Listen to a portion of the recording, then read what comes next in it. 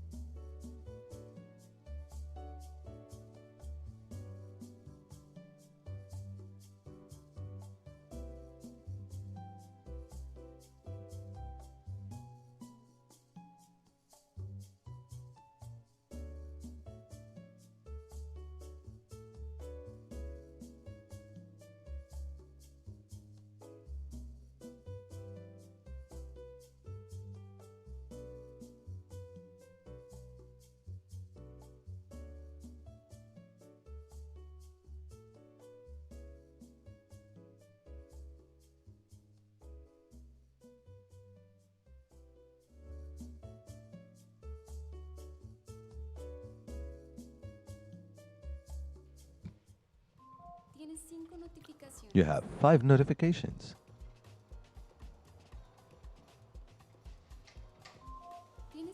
You have 7 notifications. Pablo, check your notifications. It's in your pocket.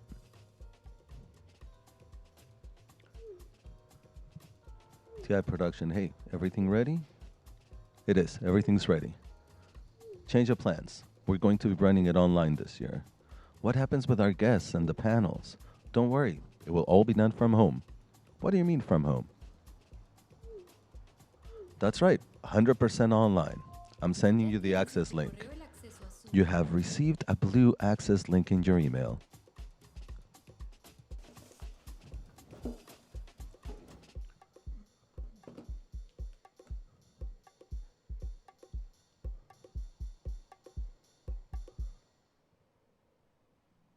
Good morning. This is Tijuana Innovadora 2020. Let's get started.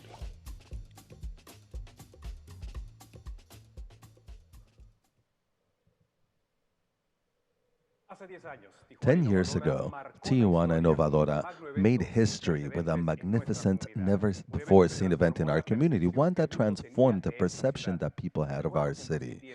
I remember in 2010, we were also undergoing a crisis, and I remember how, as citizens, we restored trust in ourselves by showing the world that Tijuana was much, much more than the bad news you saw in the press. News that were starting to impact not only the name, but also the economic future of our city. Through Tijuana Innovadora, we learned that medical industry produces and exports devices to over 17 different countries, where the electronic sector was manufacturing LED screens worldwide. That Tijuana is also a leader in aerospace, in movies, in art, food, fashion, and education. Over a decade, Tijuana Innovadora became a citizens' movement with different community programs in addition to our biannual events. In this 2020, after the unexpected global emergency, Tijuana Innovadora is present with a vision for the future because Tijuana is still here and it is thriving in this corner of Mexico as the gateway to Latin America. We are here again with the attitude that sets us apart. Moving forward, we are the brave Tijuana that breeds the future, showing that today Tijuana is the future, the largest digital event in all of Mexico, a universal reflection of the future of humanity.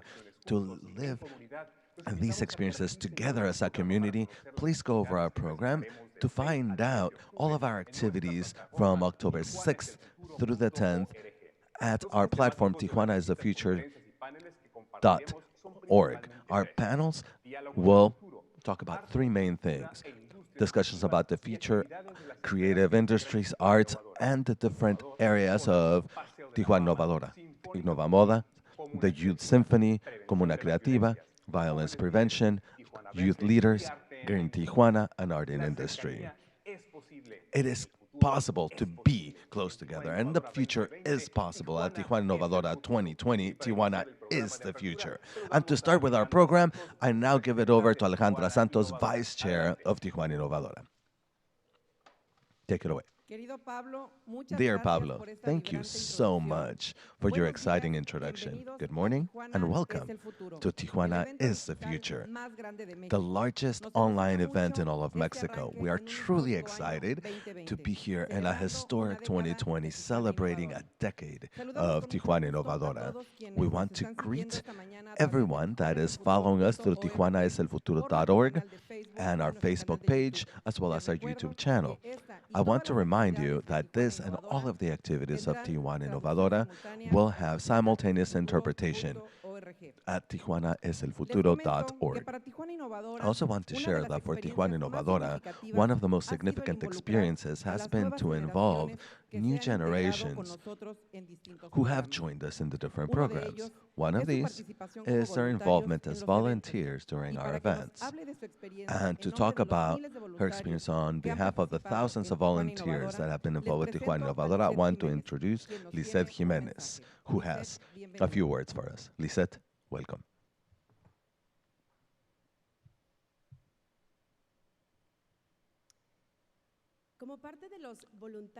As part of the team of volunteers that have participated at Tijuana Innovadora, today I can tell you that it has been one of the most motivating experiences both in my professional and personal life.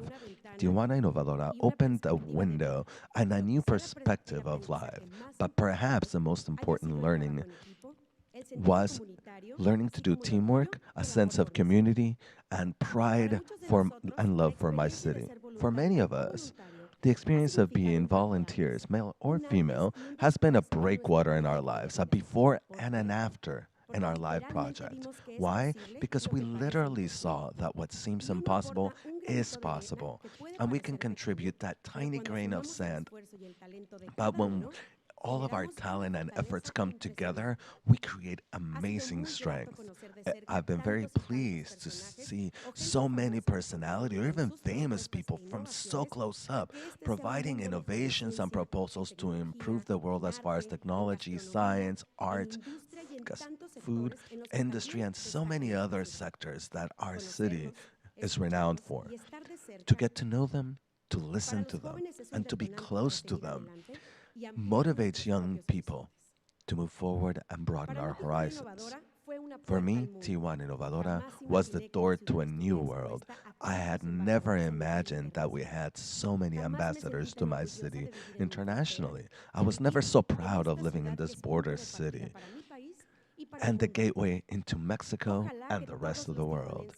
I hope that all Tijuana residents will see our city with the same love and prosperity as I see the city, as a land of giants, with events such as this that we're having online today, but still bringing us together to start these conversations.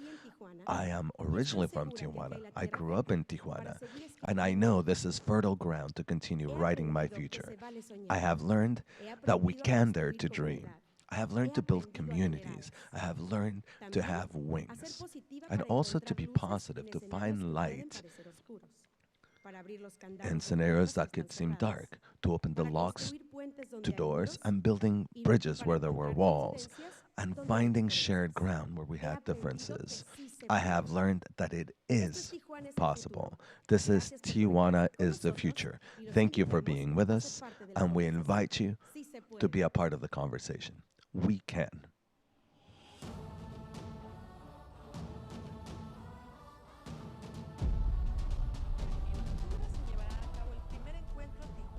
What's up? First Tijuana Innovadora 2010 within the innovation, science, and culture.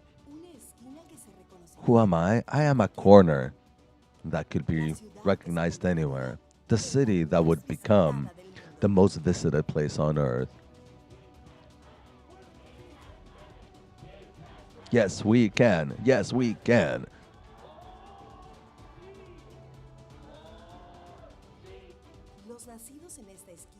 Those who are born in this corner of Mexico or who have arrived from elsewhere have shown over the years that greatness is in the hearts of people. Those who know me say that there's no better place on earth. Part of the celebration, the civic leaders of Tijuana are doing such a great job. Everyone here is so friendly, and I think, oh my gosh, I don't run into so many smiling faces and so many people that have ideas and want to do good things and are excited about life. I see a very great deal of happiness here at this event. Sporting events. Even with the taboos that were said about me, today they acknowledge that I am a city that is capable, honest, hopeful, hardworking, and innovative.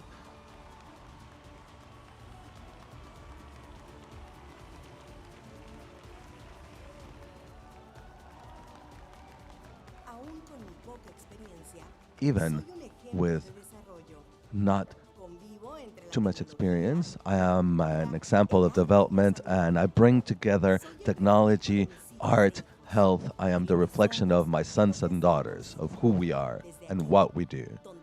From here, where it all begins.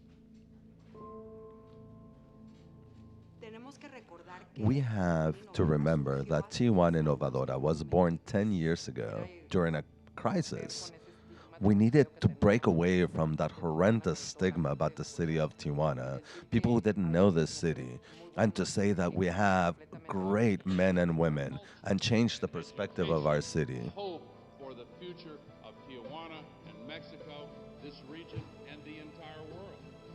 You have done a wonderful thing here, so I congratulate you. People have their own perceptions and beliefs about border cities. Borders always seem to be places of shock. And what we want to do is turn them into places of meeting, of coming together.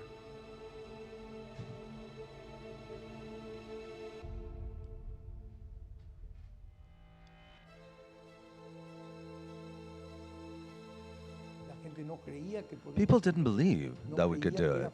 They didn't believe that it was feasible to do something like this. But with perseverance and a team and good people who believed in us, we were able to create something huge. A relation between the city and its factories, the city and its work. And from that moment on, people became proud of being from Tijuana.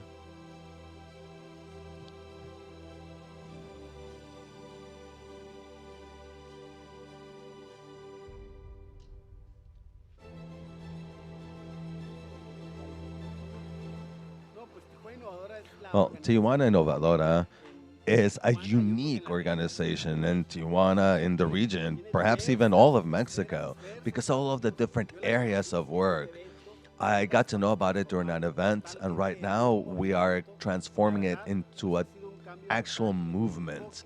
And it has completely changed my focus as to how an organization needs to exist to benefit its people.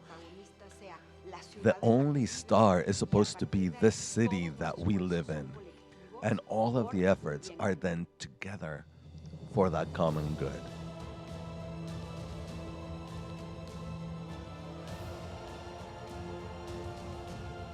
"10 years of Tijuana Innovadora, innovative Tijuana.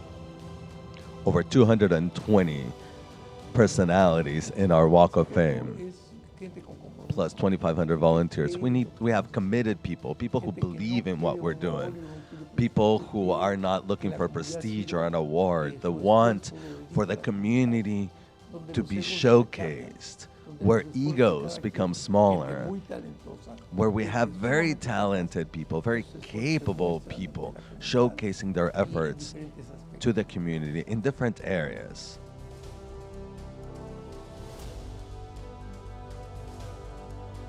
Over 6,000 families cared for in preventing violence.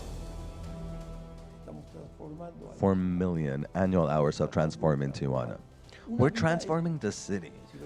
If we could transform one life, it would be great. If we do two, it'd be that much more. 10 is even that much more. We need to create that change in people's lives.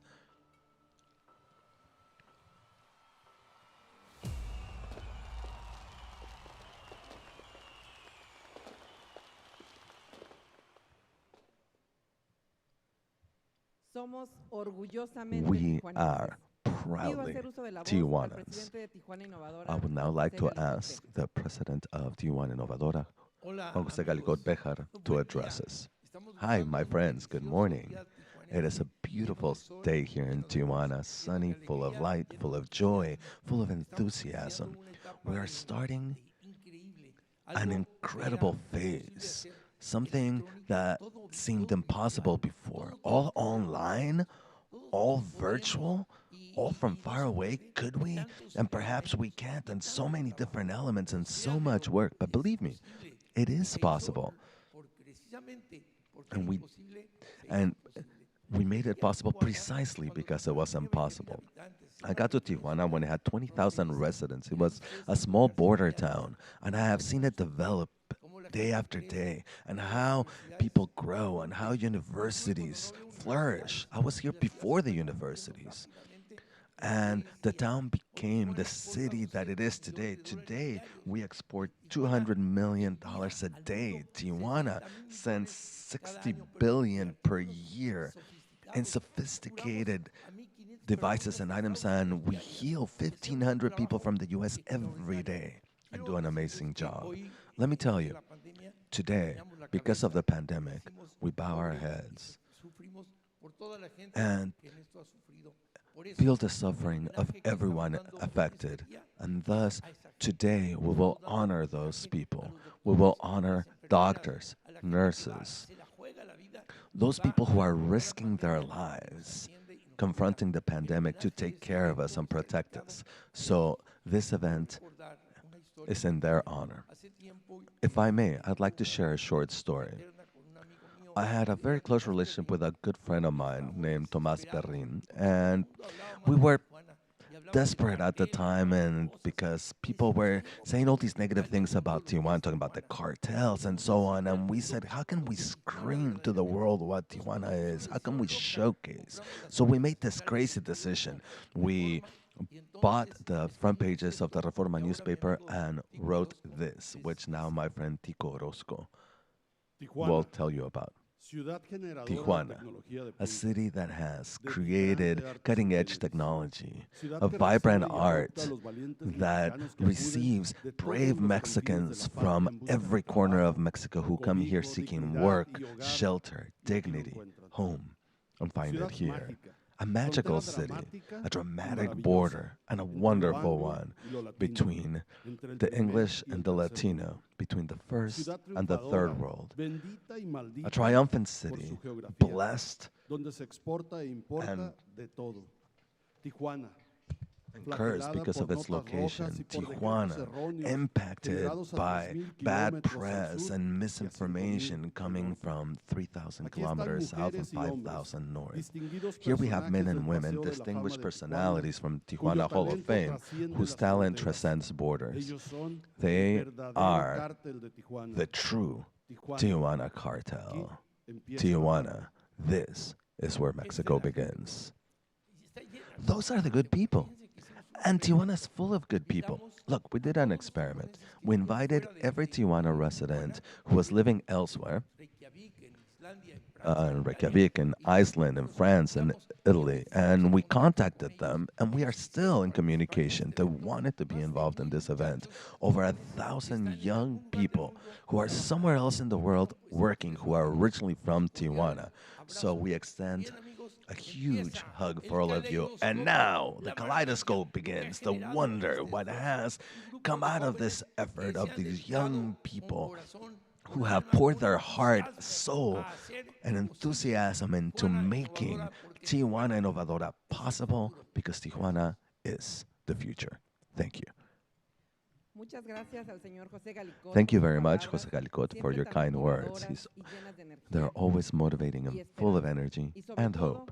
And above all, for his deep love for the city of Tijuana. We also thank Francisco Orozco, director of Casa de las Ideas, for reading The True Tijuana Cartel. For those of you who are at tijuanaselfuturo.org, we also have a message from Christopher Landau, the U.S. ambassador to Mexico, who will now say a few words. Hi, I am Christopher Landau, U.S. ambassador to Mexico, and I am very pleased to greet my friends from Tijuana Innovadora and congratulate them for this 5th edition of such an important event, as well as for the 10 years of work. Just a few weeks ago, I once again visited Tijuana, where the country of Mexico begins, and also one of the clearest examples of the strong and dynamic relationship between our peoples, the California Baja region, or Cali Baja.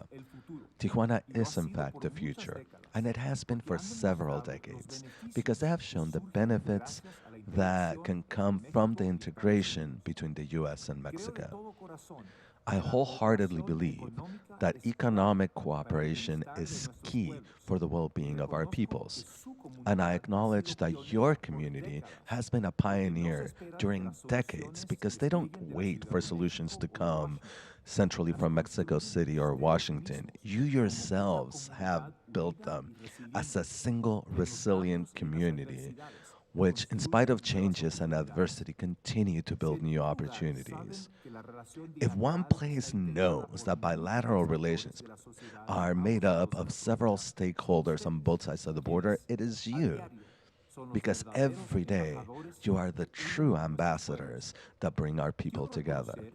I want to acknowledge the work of Tijuana Innovadora because it is a social glue that also seeks to generate transforming proposals so that the community will continue to be an example when it comes to technology, the arts, sustainability, in creative industries, in design, and in culture.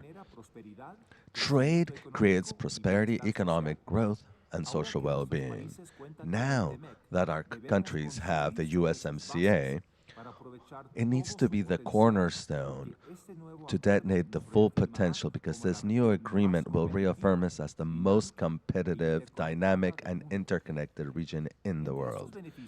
Among the benefits that come of the USMCA, it is a window of opportunity that we must take advantage of because it will not be open forever. The pandemic made it clear that we need to shorten supply chains and protect them. It accented the importance of being close to home and highlighted its benefits. This scenario brings us a golden moment to attract new investment to North America and to bring back those who had left for other regions. I will now switch to English for my compatriots that are seeing me. Estados Unidos, con el TEMEC, tiene una modernización de nuestra relación trilateral, amplia y profundiza nuestra integración. Baja California disfruta de una ubicación geográfica privilegiada, pero también una población joven y una mano de obra más baja. Muchos de estos jóvenes con gran talento y gran formación. Estados Unidos vende más a México que a China, India y Rusia en su conjunto. Ese comercio apoya empleos en ambos países y gran parte de este comercio está vinculado a Baja California, de una u otra forma. Al enfrentar este reto conjunto de la pandemia global, el TEMEC será uno de los motores que nos llevará hacia adelante para reanudar manufactura y producción y dar certeza tanto a consumidores como inversionistas para que las economías se recuperen y crezcan. El TEMEC, asimismo, nos brinda el contexto perfecto para atraer nuevas inversiones a Norteamérica. Es una situación de ganar, ganar, ganar para nuestros tres países, porque todos nos beneficiaremos de volver a atraer inversión a Norteamérica. Tijuana es el futuro, como ya se dijo, porque Tijuana está en la encrucijada de dos grandes países. Volveré ahora al español. I am convinced that trade and the favorable environment created by the USMCA will create greater opportunities for our countries. And all the more reason for it to happen in communities as integrated as yours, which shows the benefits of a bilateral culture. The young people of the Cali Baja region are making significant contributions, and we should acknowledge them because I know that during challenging times is when we most need the young people's creativity to adapt to our new normal, which goes hand in hand with technology and innovation. I wish you the utmost success in this 5th edition. I will be paying close attention to your proposals because I know that Tijuana is innovative and that Tijuana is the future. Thank you very much.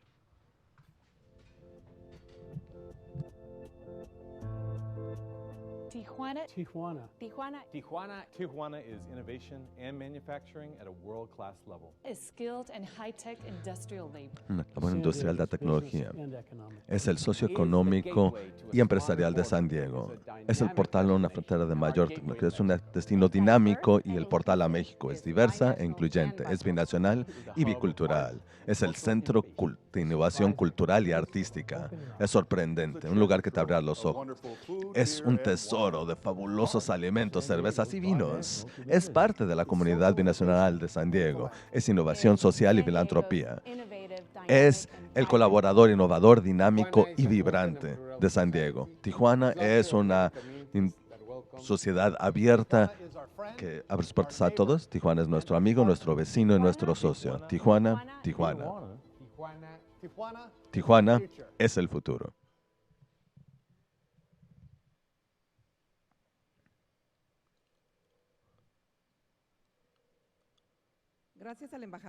Thank you, Ambassador Christopher Landau, for his eloquent message.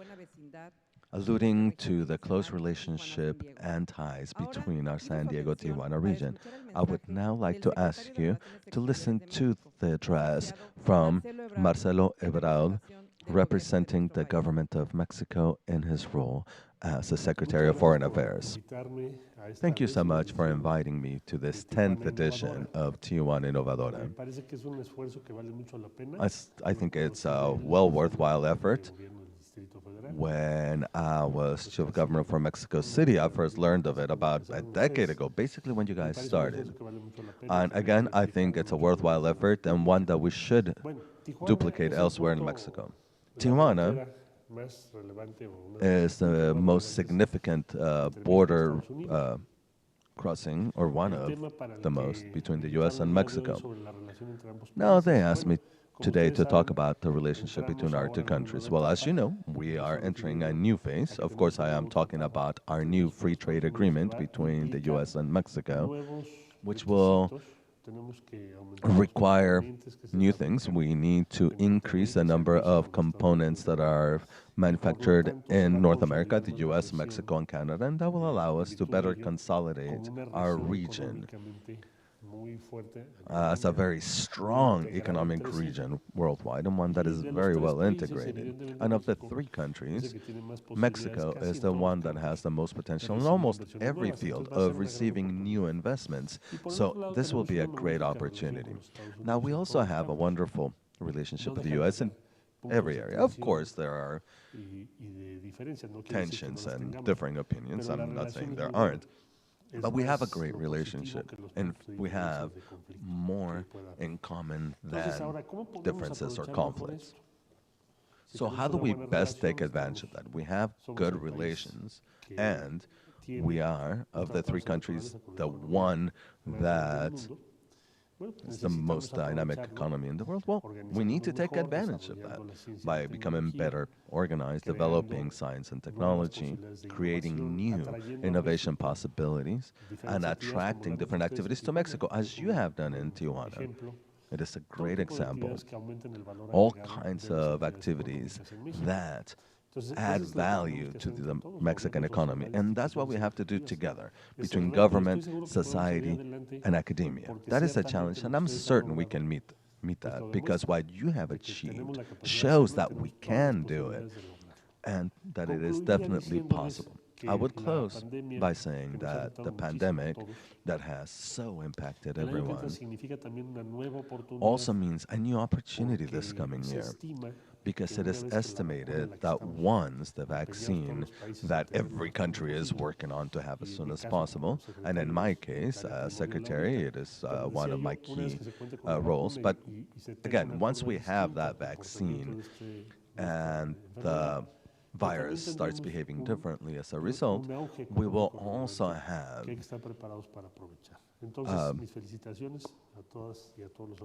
an economic boom that we need to prepare for. So I want to congratulate the organizer of the event and thank you all for your time and attention.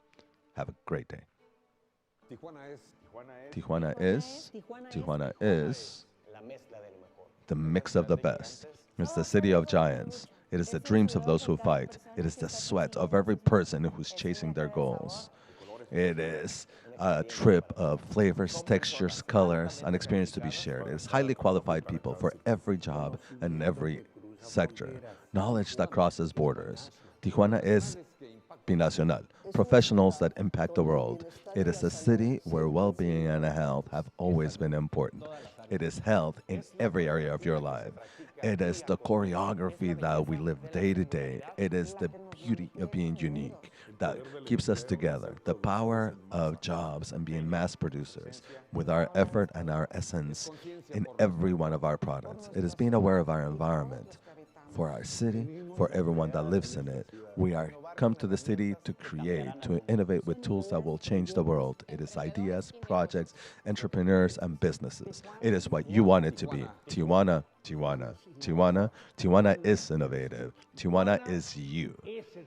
Tijuana is the future.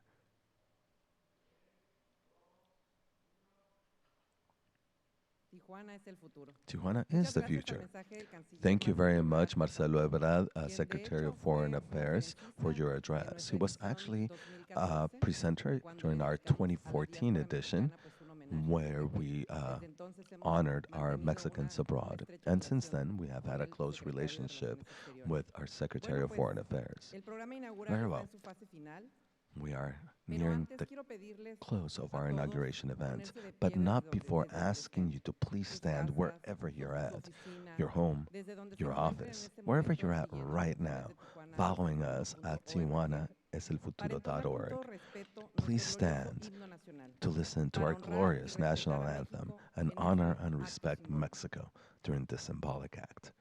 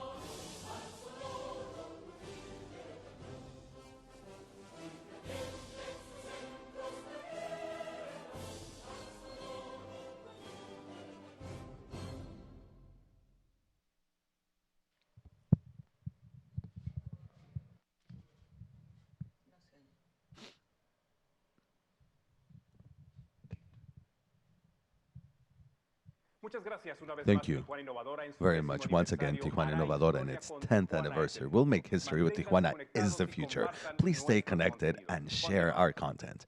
Let's continue.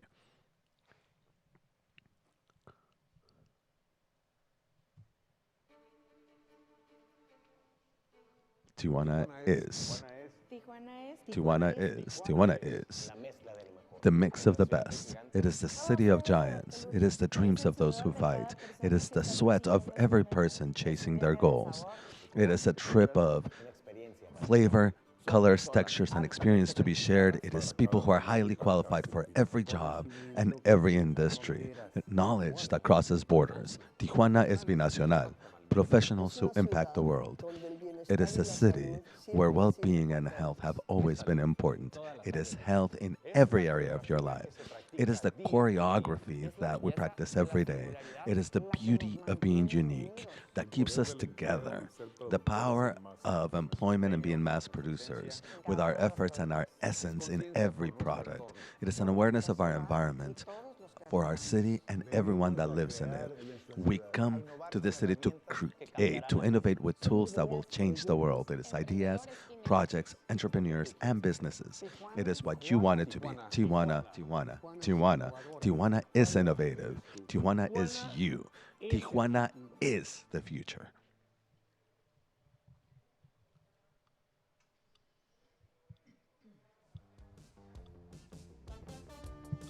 Wanted. Tijuana in the world. Do you know someone from Tijuana, whether born here or who came here permanently from elsewhere in the world? Share. And follow testimonials on our social media. Tijuana is the future.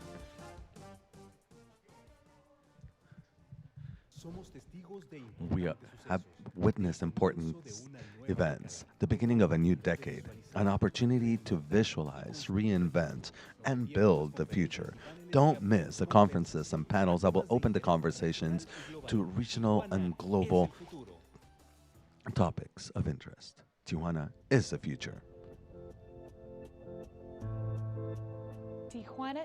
Tijuana es innovación y manufactura de clase mundial. Es mano de obra calificada e industrial. Es el socio económico empresarial de San Diego. Es el portal a una frontera dinámica. Es un destino dinámico y el portal a México es diverso e incluyente. Es binacional y bicultural. Es un centro de innovación artística y cultural. Es sorprendente, un lugar que te abrirá los ojos. Es un tesoro de fabulosa comida, cerveza y vino. Es parte de la comunidad binacional de San Diego. Es innovación social y filantropía. Es el colaborador innovador, dinámico y vibrante de San Diego. Tijuana es una sociedad abierta y plural que reúne a varias comunidades con puertas abiertas. Tijuana es nuestro amigo, nuestro vecino y nuestro socio. Tijuana, Tijuana, Tijuana, Tijuana es el futuro.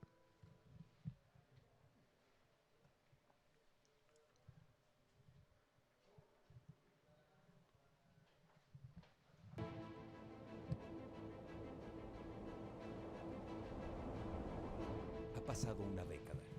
Las industrias más poderosas no son las mismas. Se fueron íconos y llegaron otros.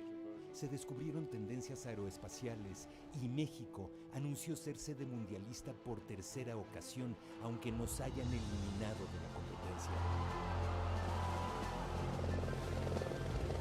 Conquistamos Hollywood y le regalamos al mundo grandes talentos.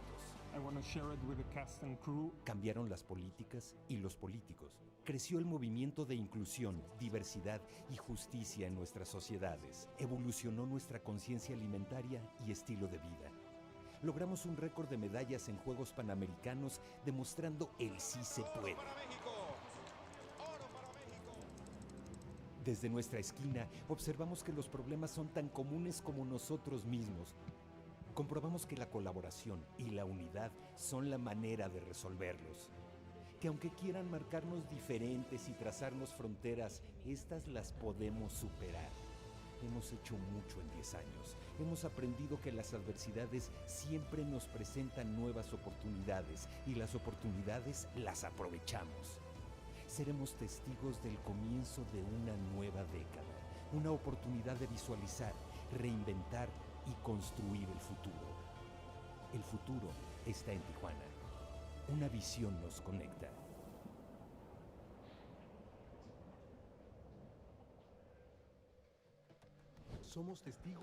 We are witnesses of important events, the beginning of a new decade, an opportunity of visualizing, reinvent, and build the future. Tijuana is resilient, it adapts, it reinvents herself. Tijuana is the future. From October 6 to 10, do not miss out on the panels and conference. We'll open conversations to interesting topics worldwide. Tijuana is the future. Tijuana is the mix of the best. It's the city of giants. They're the dreams of those who fight. It is the sweat of each person that's pursuing their goals. It's a journey of flavor, colors, and textures, an experience to share. They're people of highly qualified for each work and each circuit. Knowledge goes beyond borders. Tijuana es binacional, professionals that impact the world. It is a city where the well-being and health have always been important. It is health in every area of your life. It's a choreography which is practiced every day. It is the beauty of being unique, which keep us together, the power of labor and being mass producers with our essence. It is awareness of our environment for our city and everyone in it. We came to create in this city, to innovate with tools that would change the world.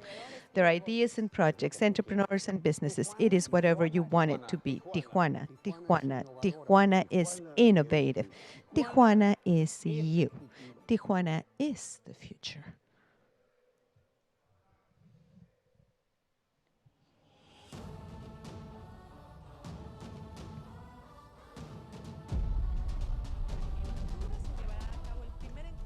We're going to have our first encounter of Tijuana Innovative 2010, which will show different topics on art, culture.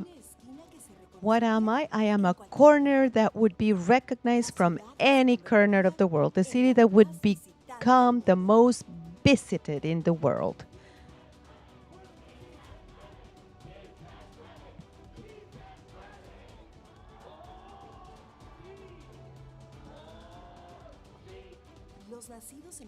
People that have been born at this corner or those who came from other places have shown for many years that greatness is within the heart.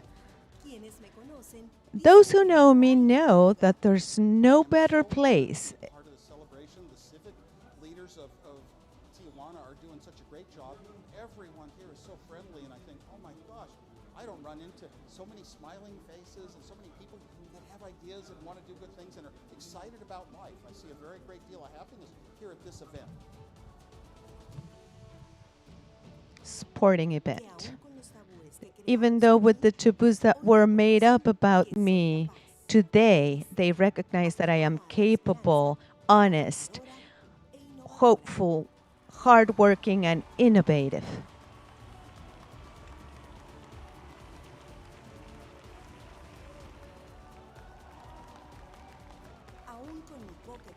Even with my little experience, I am an example of development. I live within culture, art, and health. I am the reflection of my daughters and sons, of what we are and what we do from this point where everything begins.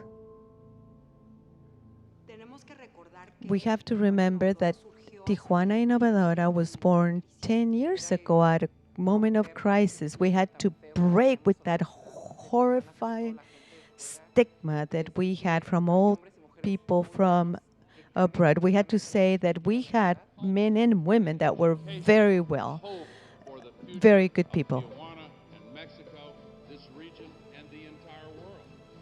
You have done a wonderful thing here, so I congratulate you. People has their perceptions and beliefs about borders. Borders have always been points of shock. And what we do is we've been trying to make them points of encounter.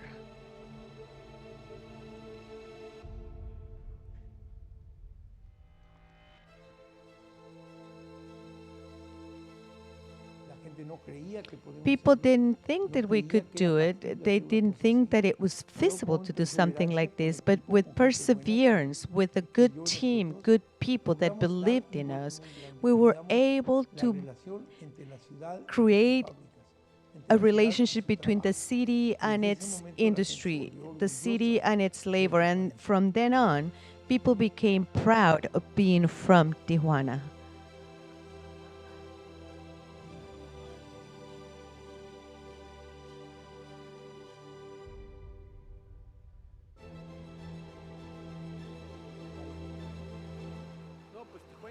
No, Tijuana Innovadora is a unique organization in Tijuana, and I think in the region or even in the country, it has different areas.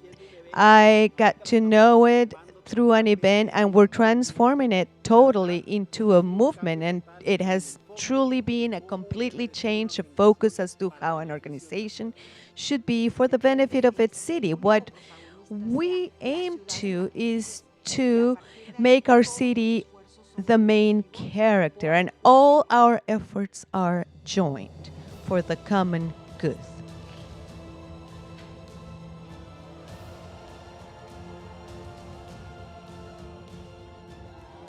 "10 years of Tijuana Innovadora."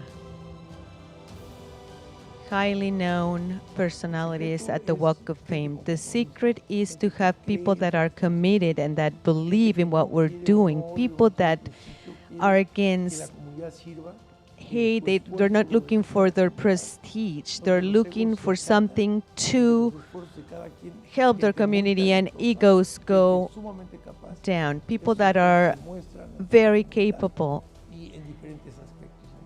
and their efforts are seen in all of the different aspects of our community.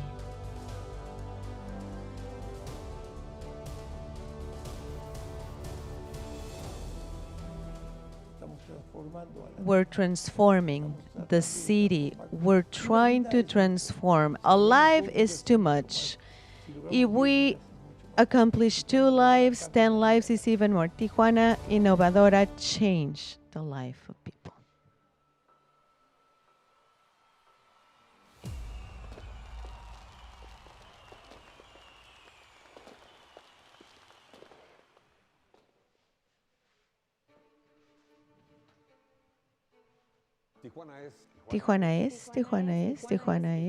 Tijuana is the mix of the best. It's the city of giants. They're the dreams of those who fight. It's the sweat of each person that's pursuing their goals. It's a journey of flavor, colors, and textures, an experience to share. There are people highly qualified for each labor and each circuit, knowledge that goes beyond borders. Tijuana es binacional.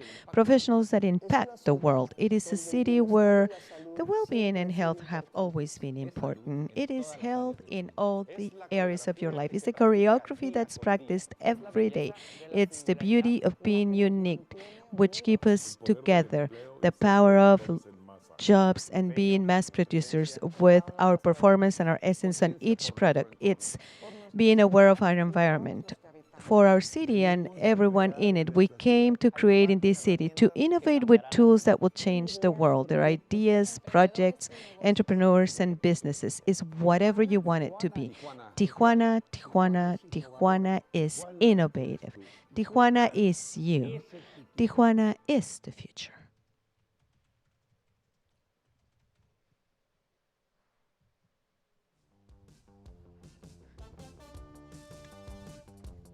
Tijuana is looking throughout the world. Do you know someone from Tijuana by being born here or who has come here? Share and register them on our social media and follow their testimony. Tijuana is the future from October 6th to the 10th. We're witnesses of important events, the beginning of a new decade, an opportunity of visualizing, reinventing, and building the future. Do not miss out on the conference and panels that will open conversations to global and regional topics. Tijuana is the future. Tijuana is innovation es and innovación manufacturing at a y world-class manufactura level. a nivel mundial. Es el socio de San Diego económicamente, es el portal a una frontera dinámica, es diverso e inclusivo, es binacional y bicultural, es el centro de innovación cultural y arte, es un lugar que te abre los ojos, es un lugar de muy buena cerveza, vino y comida, es innovación social y filantropía. Es el colaborador de San Diego. Tijuana es una sociedad abierta y plural y es el centro de una comunidad que recibe a todos. Tijuana es nuestro amigo, nuestro vecino y nuestro socio. Tijuana, Tijuana, Tijuana es el futuro.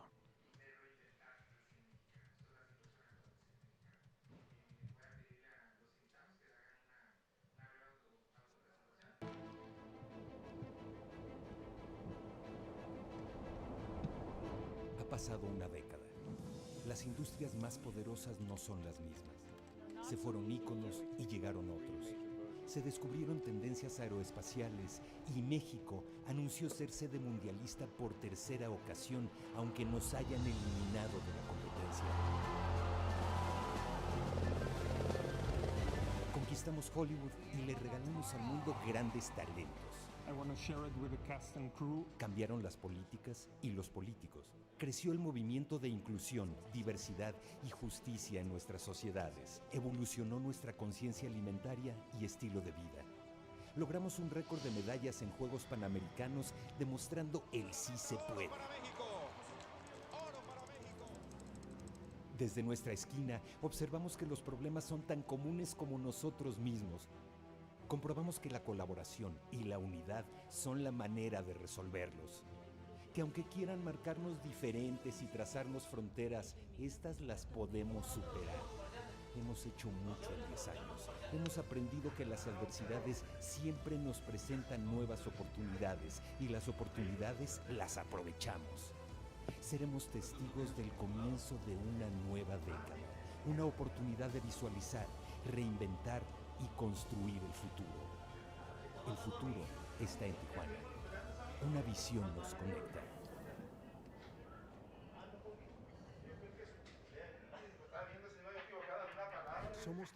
We are witness of important events, the beginning of a new decade, an opportunity of visualizing, reinventing, and building the future. Tijuana is resilient. It adapts herself.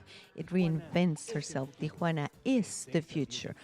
From October 6 to 10, do not miss out on conferences and panels. We will open conversations to global and regional interest topics. Tijuana is the future. Tijuana is the mix of the best. It's the city of giants. They're the dreams of those who fight. It's the sweat of each person that's pursuing their goals. It is a flavor of flavor, colors, and textures, and experience to share. People highly qualified for every labor and every circuit, knowledge that crosses borders. Tijuana is binacional, professionals that impact the world. It is a city where the well-being and health have always been important. It is health in every area of your life. It is the choreography that's practiced every day.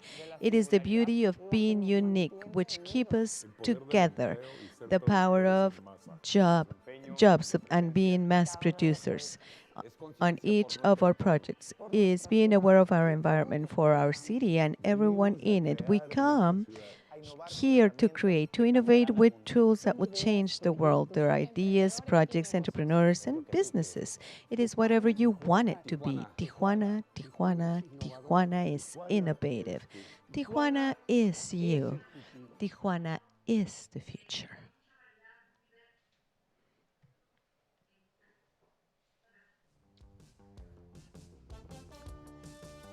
Tijuana is looking around the world. Do you know someone from Tijuana or who has come to Tijuana? Share and register them and follow their testimony on our social media. Tijuana is the future.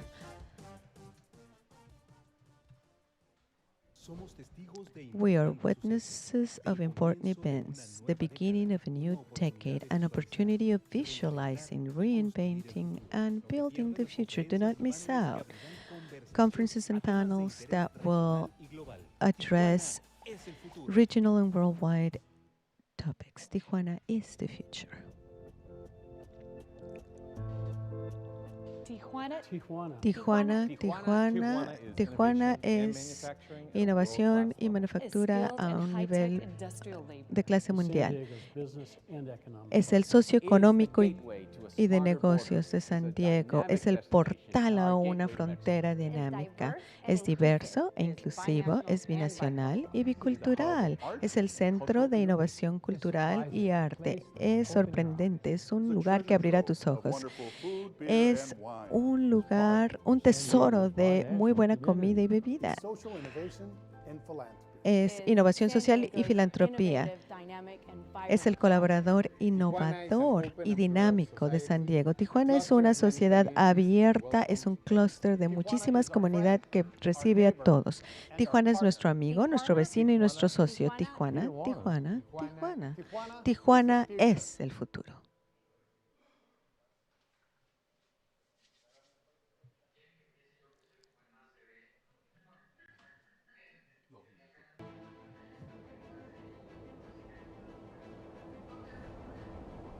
Ha pasado una década. Las industrias más poderosas no son las mismas. Se fueron íconos y llegaron otros. Se descubrieron tendencias aeroespaciales y México anunció ser sede mundialista por tercera ocasión, aunque nos hayan eliminado de la competencia. Conquistamos Hollywood y le regalamos al mundo grandes talentos. Cambiaron las políticas y los políticos. Creció el movimiento de inclusión, diversidad y justicia en nuestras sociedades. Evolucionó nuestra conciencia alimentaria y estilo de vida. Logramos un récord de medallas en Juegos Panamericanos, demostrando el sí se puede. Desde nuestra esquina, observamos que los problemas son tan comunes como nosotros mismos. Comprobamos que la colaboración y la unidad son la manera de resolverlos. Que aunque quieran marcarnos diferentes y trazarnos fronteras, estas las podemos superar. Hemos hecho mucho en 10 años. Hemos aprendido que las adversidades siempre nos presentan nuevas oportunidades y las oportunidades las aprovechamos. Seremos testigos del comienzo de una nueva década, una oportunidad de visualizar, reinventar y construir el futuro. El futuro está en Tijuana. Una visión nos conecta.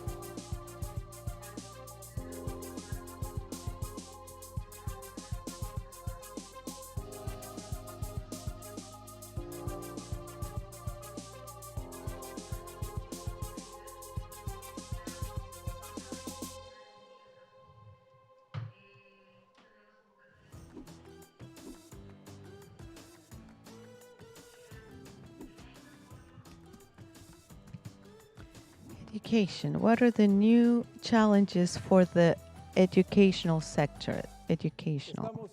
We are in Tijuana is the Future, the largest online event celebrating a decade of Tijuana Innovadora. Our next segment is sponsored by Televisa, the Development Committee in Tijuana, and UABC, the Autonomous University in California. Education will always be an important topic and a complex one. What's the answer from Mexico facing the new challenges? This is called How Were We and How Did We Face the Pandemic? And with this, we open our first conference with Dr. Enrique Graue. He is the Chancellor of the Autonomous University in Mexico. He has over 100 articles published in international and national magazines. He has 21 chapters in books in the country and worldwide. He has been speaker in many different forums in Latin America, US, and Europe. He studied at the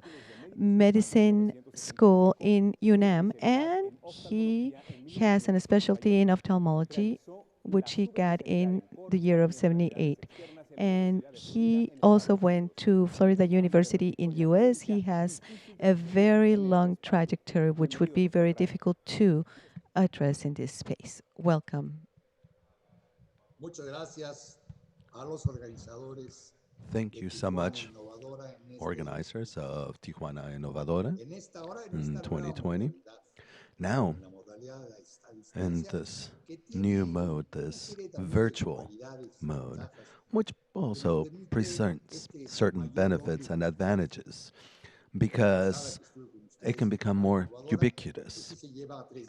The last time I was there, it takes 3 days to be there for a day, with the trip out and the trip back. But of course, then you also have the pleasure of being there in person with you. Anyway, thank you for the invitation. They asked me rather to talk to you about education and what we've been doing and what we can expect towards the future. As the chancellor of UNAM, I think that I also speak on behalf of every higher education institution in Mexico because we share all of the same concerns that I will be presenting to you today.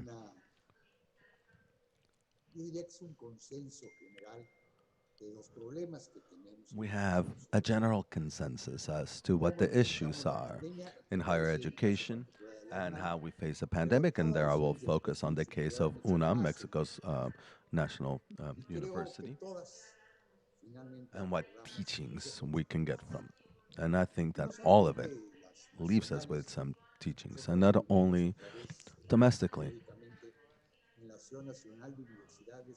We are part of the National Association of Universities and Higher Education Institutions, and we have talked several times with them as we have discussions with Latin American universities and others. So here, I'm going to give you our general consensus as to the issues we face. Now, to start talking about Mexico, I would start by saying that we are very different in different regions. There are huge differences between one region and another, and these will perhaps become more exacerbated because of the events of 2020. So, the issue is going to be how to generate social well-being by breaking that disparity. It is clear that in order to do that, we need to create wealth and better distribute it, to create job opportunities and sources. And for that to happen, of course, we need education, science, and innovation, and of course, health. Only then will we be able to have equity and justice in Mexico, which would finally translate into peace and social stability. Because there are a lot of disparities in Mexico again.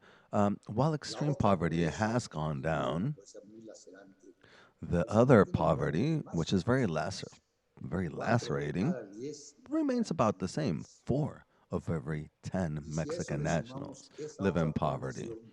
And if we add other vulnerable populations, whether because they lack social networks or because they are low income, then we find that only 2 out of 10 Mexican people live relatively well. And this, of course, is something that we have to address much more energically as a country. Uh, and this is data from 2018. And no doubt it's become worse because of the pandemic, because of coronavirus. We know about the million formal jobs that have been lost, and that 20 million more have been impacted by the loss of informal jobs. So we have to correct this inequality if we ever want to aspire to being a better country. This is what we see in the different economic quintiles. Now, look at this. If you are born in the lowest quintile, the probability of you improving your economy over the next generation is very low. In other words, very poor people become rich, and very few people who are born rich become poor. 1 out of 2 Mexican people who are born poor will continue to live poor. And this is an unacceptable reality if we actually want to have progress and growth. And the only way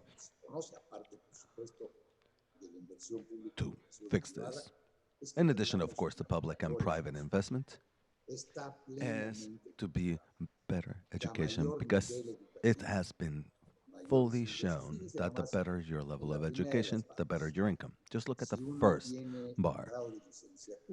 If you have a university degree, you do substantially better when it comes to income than someone who left school after elementary school or junior high school. So we need to have better trained people in different areas so that we can better develop our national economy. Now, this is a very well-known quote. Confucius, 550 years before Christ, said this quote, which I love, and says, "Education feeds trust. Trust feeds hope. And hope feeds peace." So this is a phrase that has been repeated since time immemorial. Mexico's Benito Juarez was no exception. He said, "Education is key to social happiness. It's a principle upon which freedom and the growing of peoples lies." So again, they come from time immemorial. And we have to keep in mind today, because it is a spark plug to growing the way we want to grow and create not just well-being, but also social equality. And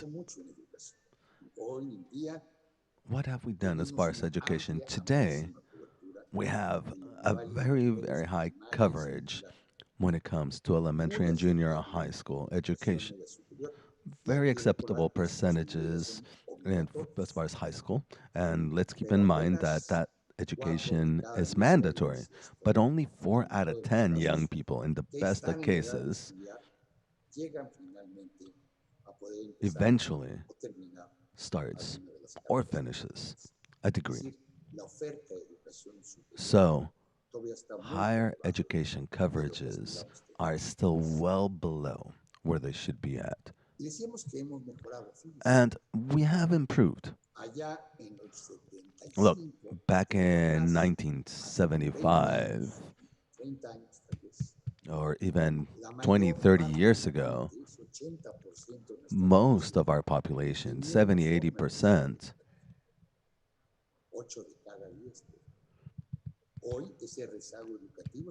didn't finish high school. It's 8 of 10.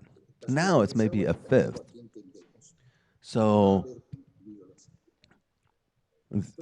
when I talk about improving our education, back then we used to measure education by measuring who finished junior high school. So we have improved, but not so much so that it allows us to grow the way we want to grow. Today, the national mean of schooling is 9.5 years. So between 2008 and 2018, it has grown about a year nationwide. Now, of course, not all education's the same. This is a national average or a national mean, but it is much more evident how rural and small towns are falling behind on education. We see a huge difference between rural and urban areas when it comes to finishing at least junior high school, which is, of course, something that must be corrected. And the fact that more people are reaching junior high school or high school education levels doesn't mean that education necessarily improved. We are all aware of our results on the PISA test, and our results haven't improved much. Now, if we compare ourselves to OECD countries, see where we're at. So we need to improve not just the percentage of people that finish high school or junior high school, but improve the quality of basic education. And of course, this impacts who can reach college, because if we don't improve that, then students arrive at a college age with a lot of missing education. There are a lot of young people between 15 and 29-year-olds who don't study, don't work, and are not being trained. Today, it is 1 of 5 young people over 17 in Mexico that are neither studying, working, or getting some sort of training. Now, regrettably, most of them, as we see in the red bar, are women. And women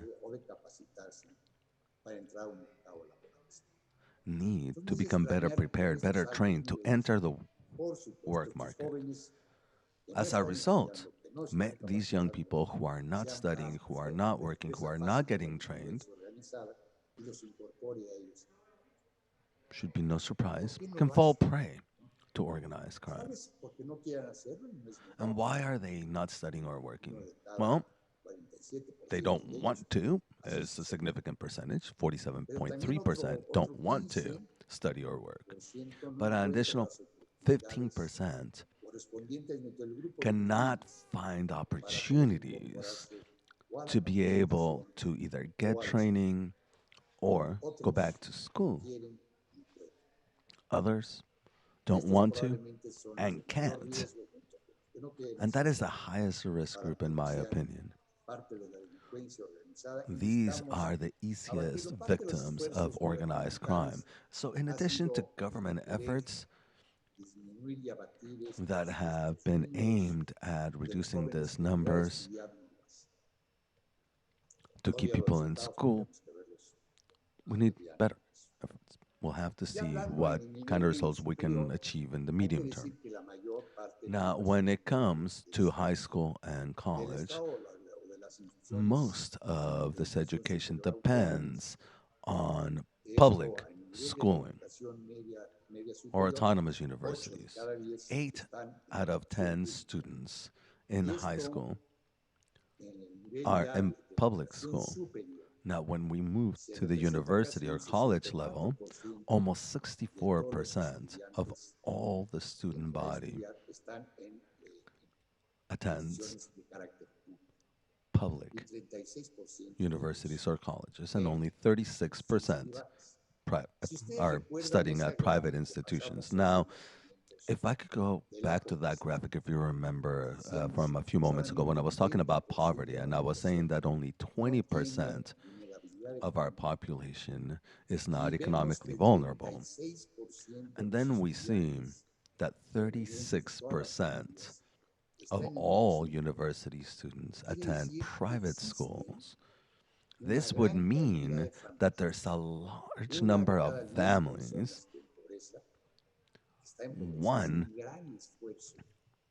out of every 10 people who are under the poverty level are still making huge efforts to have them go to private universities if they couldn't enter a public school.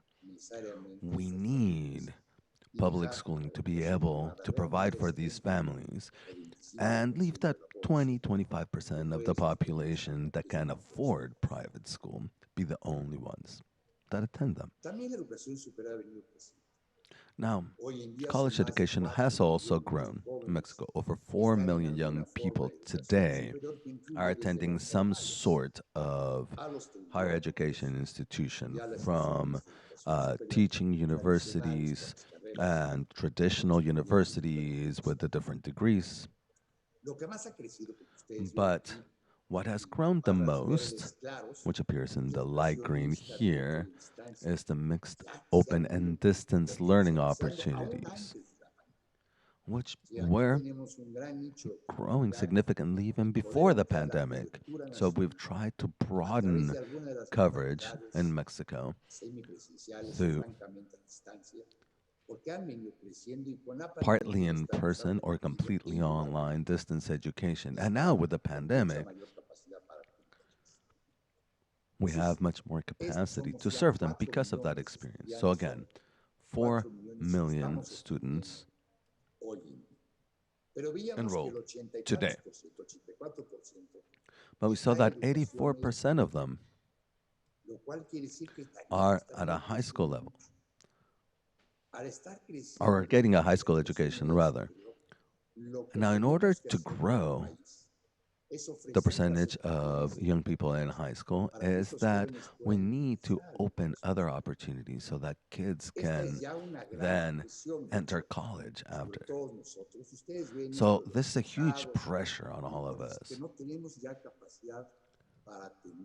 We do not have the installed capacity to serve the number of students who are graduating high school if they want to go to college.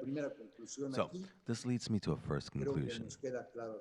I think it is clear to all of us that the more years of education,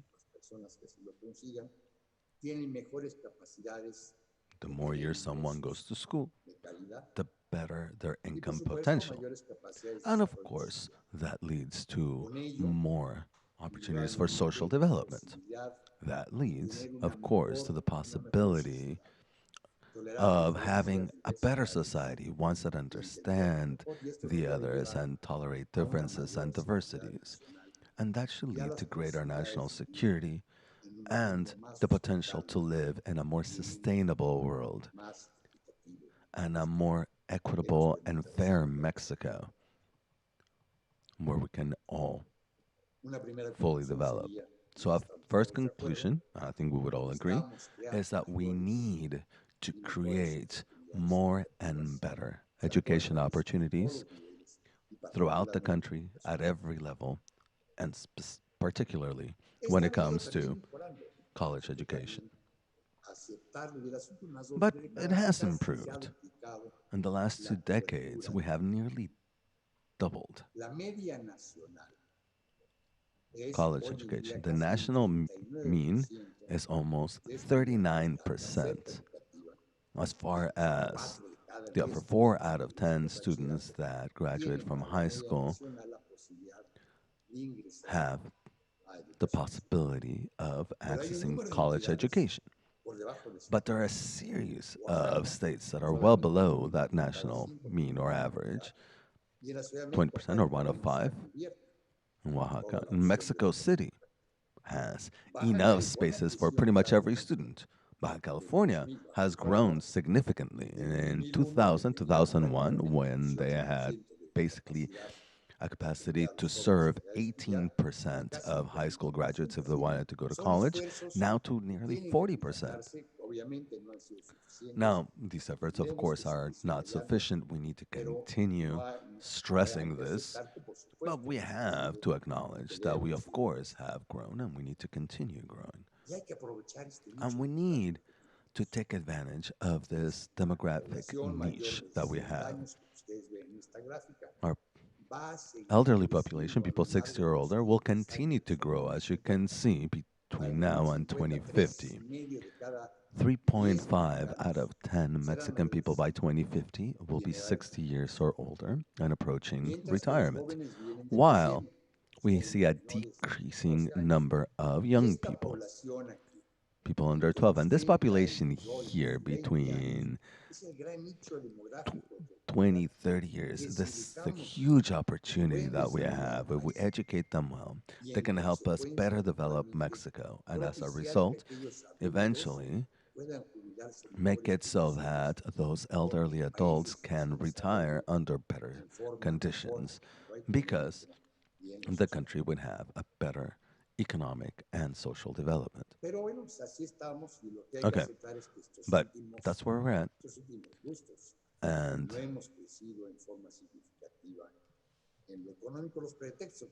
see that, we haven't grown enough. And we have all the excuse. The US dollar's gone up, economic growth has halted, oil revenues have gone down, the debt service has risen, and that creates economic uncertainty and difficulties that, of course, lead to not having the improvement in higher education be reflected in the growth of our gross domestic product, or GDP. And if we don't invest more in education, public education, it will be difficult to have quality education. These are the existing OECD countries. And see where Mexico is as far as the percentage of GDP invested in higher education. And we have the private investment in dark green and the public investment in light green. So as you can see, the investment is much, much lower to what Luxembourg or even our average countries of the OECD do. So our inequality gets exacerbated, the demographic changes, and the growth in number of high school students demand that we have more opportunities for college education, and economic conditions have not fostered proper growth, both when it comes to quantity and quality, and that will be required in order to have a dynamic, competitive, globalized world such as what is being fostered by Tijuana Innovadora. So I would stress here, we need to modernize, better invest in education, and make it ever more human and efficient. Some comments about our university, UNAM. UNAM is the largest university in Latin America. Has to be a nationwide effort to offer quality integrated education. We exist throughout Mexico City. We have teaching centers, we have cultural extension centers, we have historical buildings and museums, support buildings, health systems. But we're not present just with campuses in Mexico City. In fact, we're present in every state in Mexico. I will focus on Baja California and our presence there. As you know, in Ensenada, we have a large campus where we do research and teaching. We have the National Observatory and the San Pedro Martir Mountains, and soon, very soon, perhaps in this little corner here, the corner of the Latin American continent, the place where Mexico begins, as Lopez Mateos used to say, Tijuana, we should have a new research center.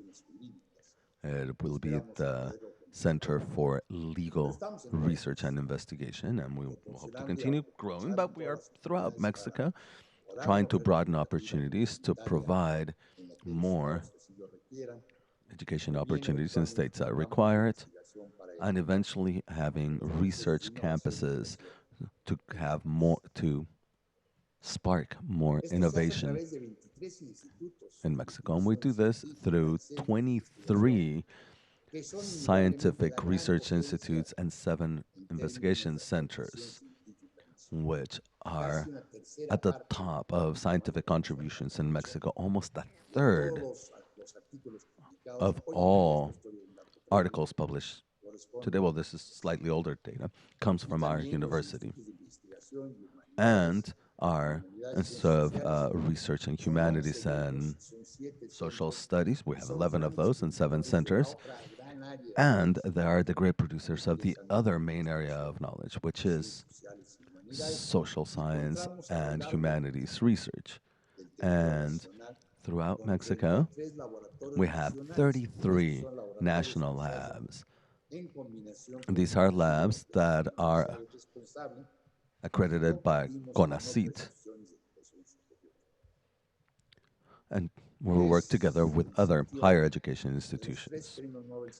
Now, Mexico's 3 Nobel laureates are ex-alumni of UNAM: Alfonso García Robles, Octavio Paz, and Mario Molina. And we also have, in our purview, a series of services for Mexico. We have the National Seismology Service, which is perhaps the best known. We have the National Astronomical Observatory in the San Pedro Martir Mountains in Baja California, which is used by all of Mexico. And from there, we look into the skies and to the depths of the universe, working very closely together with other observatories throughout the world. You should be proud and you should know, and I'll take advantage of the fact that I have the mic to let you know about it. It is one of the best places to look into the stars in the world, together with the observatory in the Canary Islands, the Hawaii Observatory, and the one on the Chile Mountains. San Pedro Martir ranks amongst these top places. We also have a national botany garden, and the National Library has a pending on us. We also have an national herbal. We have volcano observatory for Popocatépetl and other volcanoes in Mexico. We also measure solar radiation. Now, as far as culture, we have 26 museums. We have over 14,000, almost 15,000 art and culture activities per year. In 2019, over 2,420,000 people attended these activities. The image here is from the Nesa Hall, perhaps one of the best symphony halls in all of Latin America. And we also have international presence. We have offices or schools throughout the world, of course. In the United States, there's one in LA, there's another in Tucson, in San Antonio, Chicago, in Canada, we have one in Seattle, and Ottawa is in, the one in Canada is in Ottawa. We have one in Boston, we have one in Costa Rica. We have a permanent series in Montes at the Sorbonne University and their facilities, King's College in the UK. We're also present in Germany, in South Africa. We have a series in Johannesburg, another one in China. And these international series allow us to expand and present Mexican culture. And the ones that you see in yellow, we also do university extension studies for. The one in San Antonio provides education for Mexican nationals. Same thing in Chicago and Ottawa, Canada. We have over 360,000 students in high school. university and postgraduate studies, or undergraduate and postgraduate studies. And 7 out of 10 of our students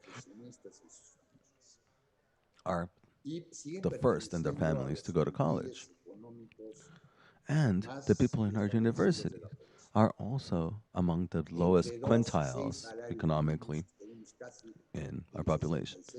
Almost 66% earn between 2 to 4 minimum wages in Mexico, and a smaller percentage is between 4 to 6 minimum wages. So again, we play a key social role, which is part of the reason for being of our national university.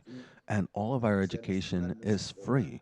We do not charge anything to students. So that is how we are facing these challenges, and everything we already had, the uncertainties and the uncertainties rather in the labor market, to update our education so that it's better organized and more pertinent in light of globalization and the changes it has led to. Have significant contextualized education, being creative and innovative in order to combat inequality, having humane education, one that is respectful of cultures and social groups, to have better diversity and tolerance of differences and gender equality so that we can combat nationalism, racial phobias, intolerance, religious intolerance. But also, and this is part of our 2030 goals, to educate sustainably so that we can have a better world for a better future. And that's what we were doing, trying to adapt all of our educational processes to key changes in knowledge and technology, in social values and culture, and to innovate and creating a new culture amongst our young people, responding to changes in the labor market by creating curricula that included what kids need to do, what they need to know how to do, how they need to actually do it, and how they need to behave. And that's still part of what we do. But while we were trying to modernize education and do all these changes, the pandemic arrived with everything it implied. With a world that became contaminated, we have over 32 million positive cases worldwide, and universities and other higher education institutions were forced to close. Over 107 had closed their universities nationwide. And today, there is still over 1 million students impacted by partial closures. In Mexico, in-person courses are still fully closed. Everyone is doing online distance education. So it's been a tsunami. Every activity came to a halt on March 3rd, and the university continued to work both in research and all the national services that I mentioned. Other than some of the services that went online are atmospheric sciences and everything that we would sign up, but it continued to work permanently. And of course, all of our supervision at our labs and our veterinary schools, and of course, our newspaper archives continued operating. And we continued to monitoring health condition. We had to do some immediate steps. We created an expert commission that has worked actively on coronavirus. We also created screening centers. We work with the Ministry of Health on creating GIS platforms so that we could measure vulnerability indexes by city and metropolitan area. We also started providing psychological services for the people at large. We designed inputs, pieces, and medical devices that were latest generation. We created an auxiliary hospital unit, and we also collaborated with the health sector in general for all activities. Now, in humanities and social sciences, we started addressing how to change the course of the pandemic to be able to safely reopen economic activities. We also presented recommendations as to what we need to do financially to the appropriate authorities.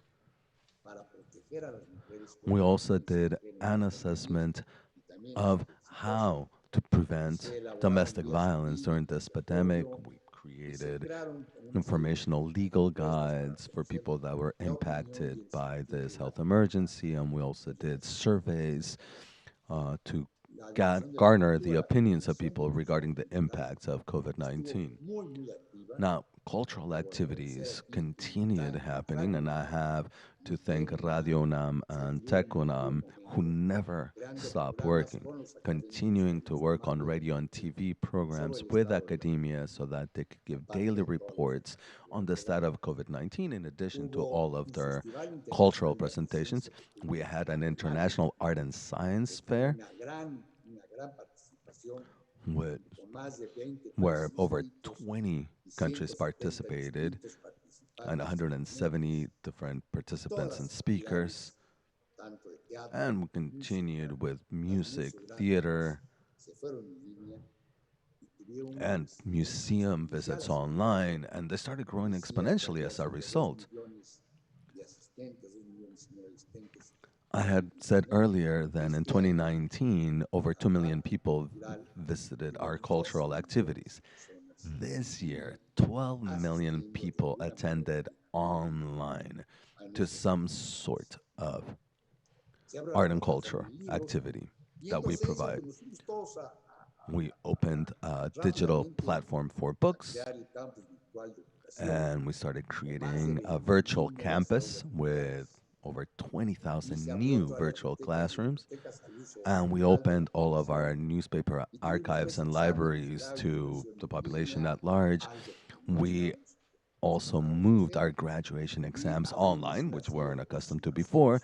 And we also opened a series of courses to train our professors on teaching online.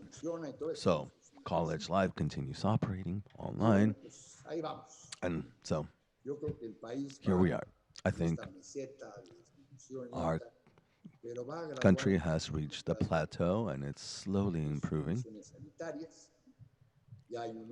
When it comes to health, there is a series of states that are already on yellow. There was a fear that some of these states would not remember they have, and as others turn yellow, we will be able to restart more activities. At UNAM, we decided that we will not return with in-person classes until we have a green light, when this health emergency is finally under control, in other words. And we will still reopen gradually, because even when we get to green, we could have a second wave if we don't do that. So first, we will open our doors to students that require in-person teaching for theory and practice.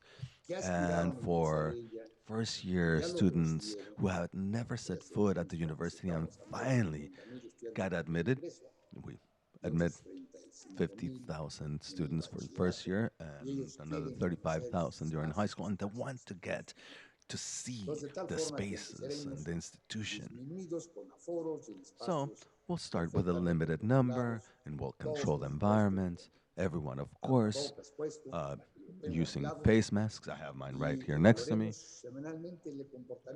And we will continue to assess it weekly.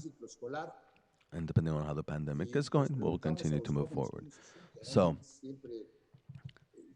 we finished an education cycle, and we asked our students how they felt because they usually get to be with their colleagues, and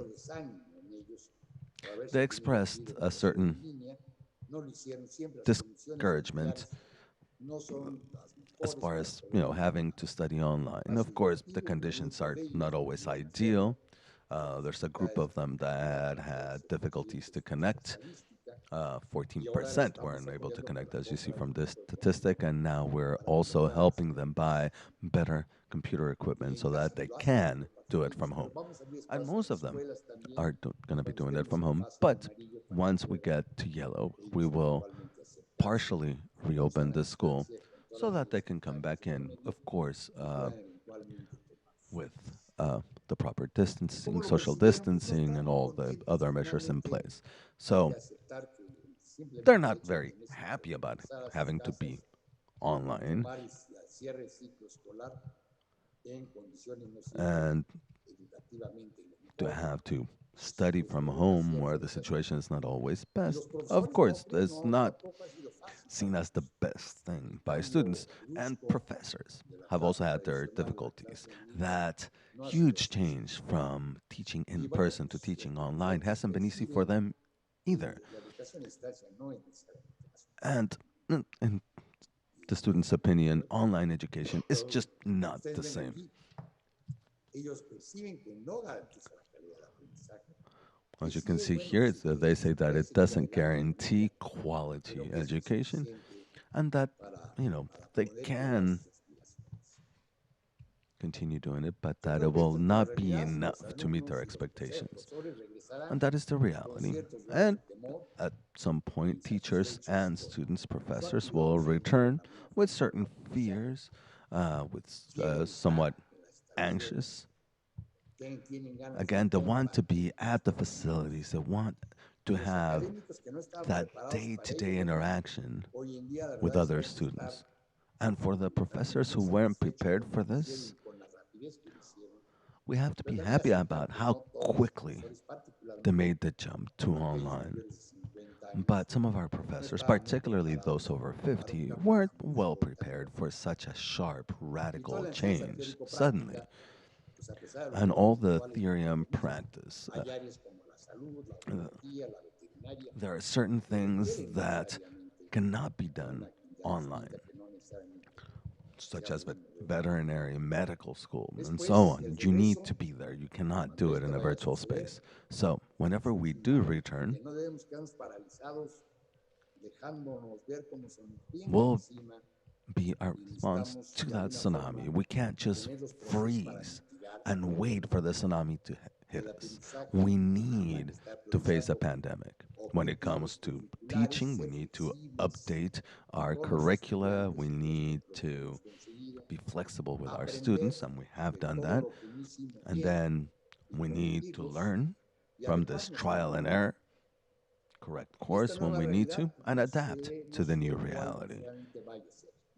And to be quite honest, I don't know what the new reality will be, but it will not be the way we did school before, without a doubt. The way we did things before will have to change. And in fact, it has changed. So we will not have either the traditional in classroom education, but perhaps we won't do everything virtually either. We'll have to move to a hybrid model so that we can better take advantage of technology and incorporate it into the day to day activities of traditional education. And we'll also have to move from being just in the classroom to more informal collaboration spaces, and also use larger multi use rooms. And that combination of things, I believe, will be the new future of university education. No doubt some places will do it faster than others, some degrees will be able to do it faster than others, but it will undoubtedly be transformed. Of course, it impacted research as well, but we didn't stop. The university continued moving forward. As we said, we worked a lot We created a series of devices. We're manufacturing respirators, face masks, sensors. Our research was very notable. We were also internationally involved with some of the vaccine development, so I think we were significant leaders in this regard. One that should be noted is a manufacturing of face coverings. We're manufacturing 40,000 a day, and fortunately, the demand has gone down, but we responded very quickly by May, together with the Ministry of Education and Technology in Mexico City. We created a factory with students, engineering students, started very quickly creating face masks that are certified by two bodies, by COFEPRIS, Mexico's national body, and internationally. We are participating in 8 international projects, and we have also been working on using technology for screening. Okay, going more quickly, why research? We research to resolve issues being faced by our community. We need to innovate and we need to work closer together with the productive sector because universities have the potential to spark economic development. Up until recently, up until last year, in fact, we're producing about 45 patents per year. We are the academic institution with the most patents in Mexico.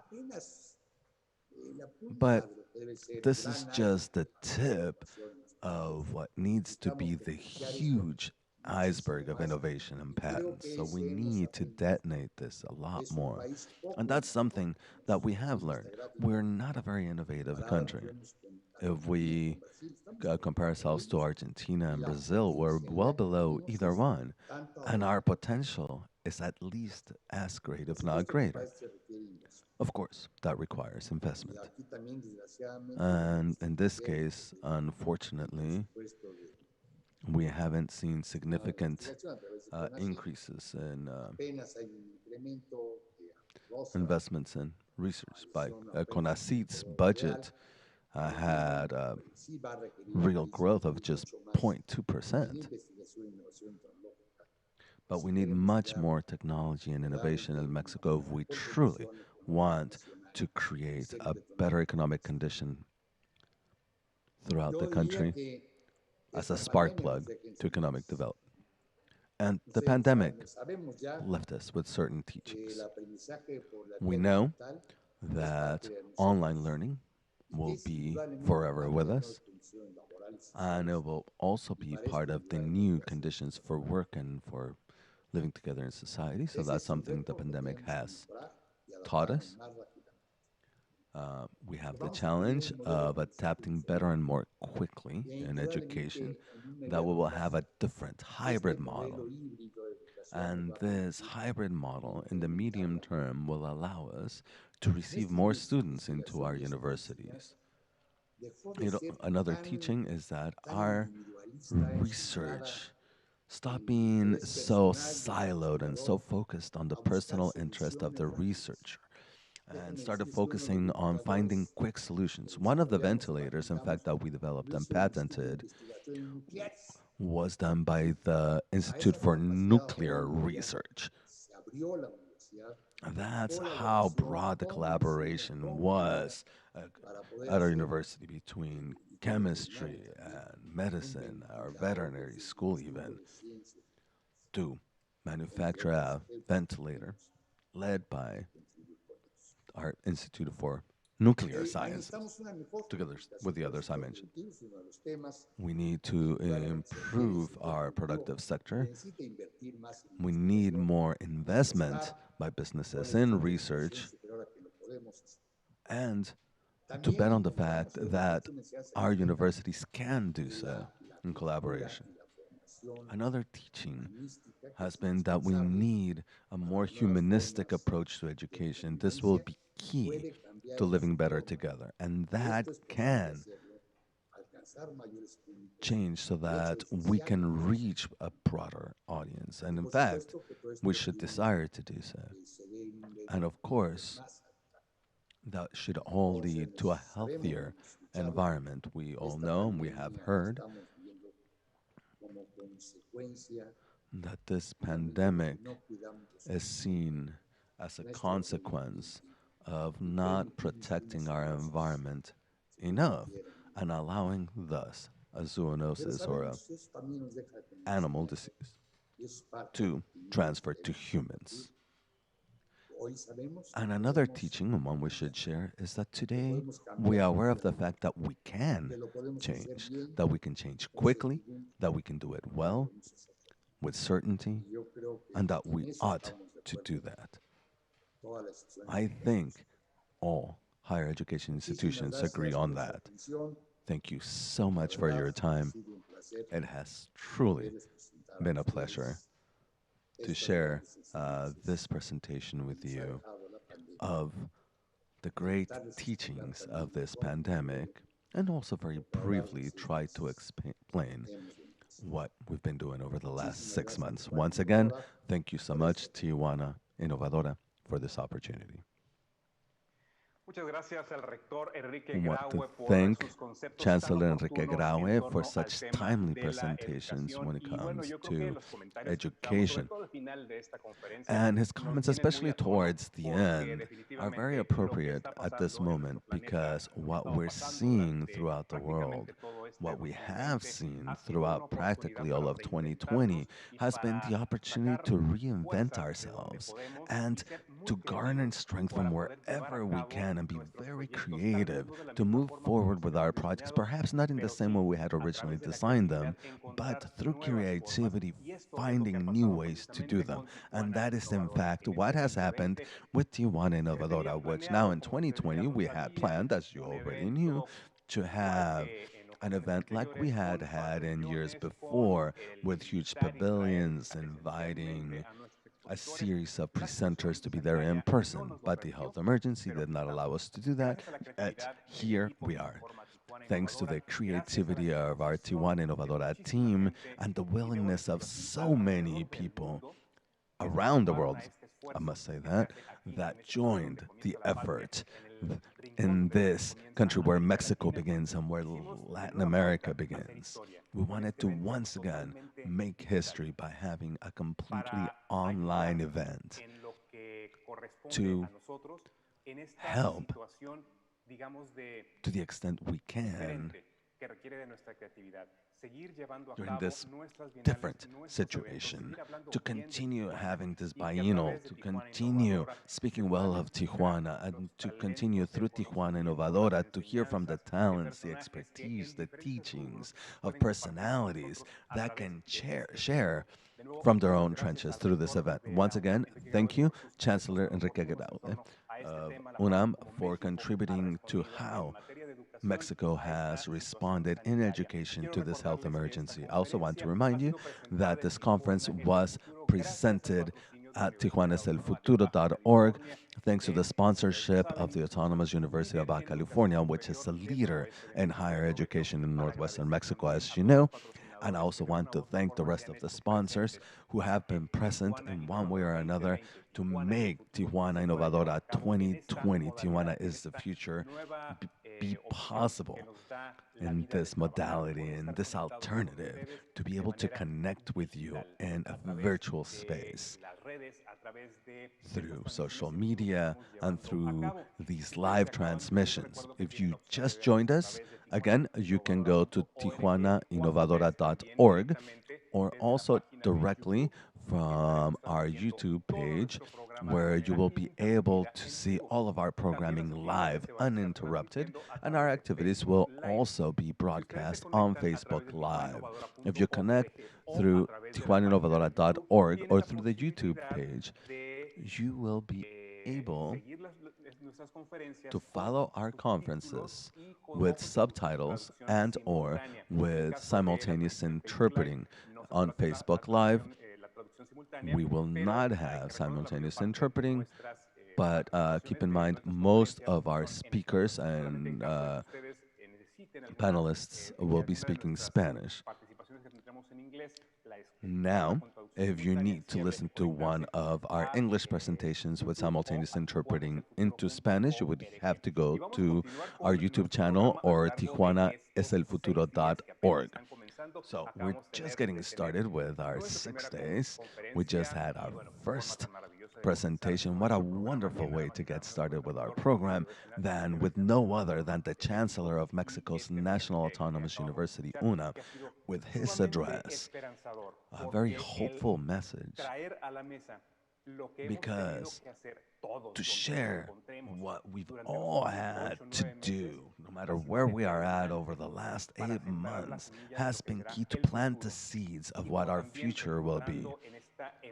And also, as we were reminded through this very emotional inaugural address, which was also different because it was virtual, and that hopeful message from our Secretary of Foreign Affairs, who spoke on behalf of Mexico's federal government in Mexico, was truly inspiring because he said in 2021, once things begin to normalize, great things will come to Mexico. We will have an economic boom, and we're hoping that will actually happen. We have sacrificed so much during the last few months since the pandemic came in, and so 2021 seems it will be better. So let's continue with our program now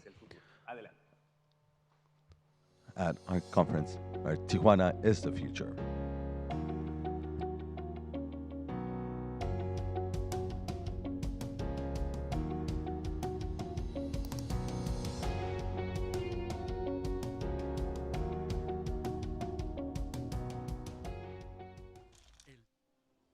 Revista Mujer Actual desde hace 13 años busca reconocer a estas mujeres y esos hombres que día a día con su trabajo logran construir una mejor Tijuana para nosotros y para nuestros hijos. Y lo traemos hasta las manos, ¿no? Después sacamos todo el carpintería. El sorbo que necesitas para iniciar tu día. Lo tenemos aquí. Te contamos lo que sucede en las ciudades de tu casa y en el trayecto a tu trabajo. Primer sorbo, lunes a viernes, por A más 21.2 y por radio, en la 800 AM de Grupo Cadena. Te esperamos.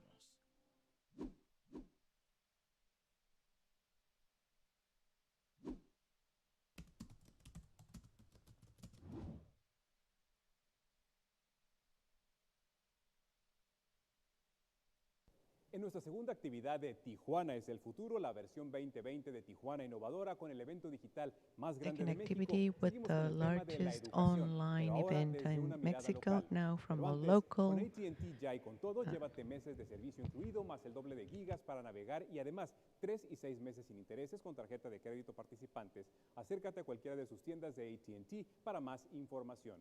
También agradecemos el patrocinio de la Universidad Autónoma de Baja California, o ABC, Televisa, Revista Mujer Actual y Entravisión. Y para abordar el tema nos acompañan Francisco Marmolejo, asesor educativo para Qatar Foundation, ingeniera Olivia Graeve, directora del Centro Francisco Marmolejo is going to be with us now, and Olivia Graeve from UCSD, Fernando León Garcia, Chancellor of the CETIS University, and as moderator we have with us Rafael Fernandez Acanches, who's the director of the UCSD Mexico Studies, who's going to begin with our program. It is a pleasure to welcome Dr. Olivia Graeve, professor of UCSD and director of the Cali Baja Center of Materials and Resilient Systems and a champion of academic interchanges.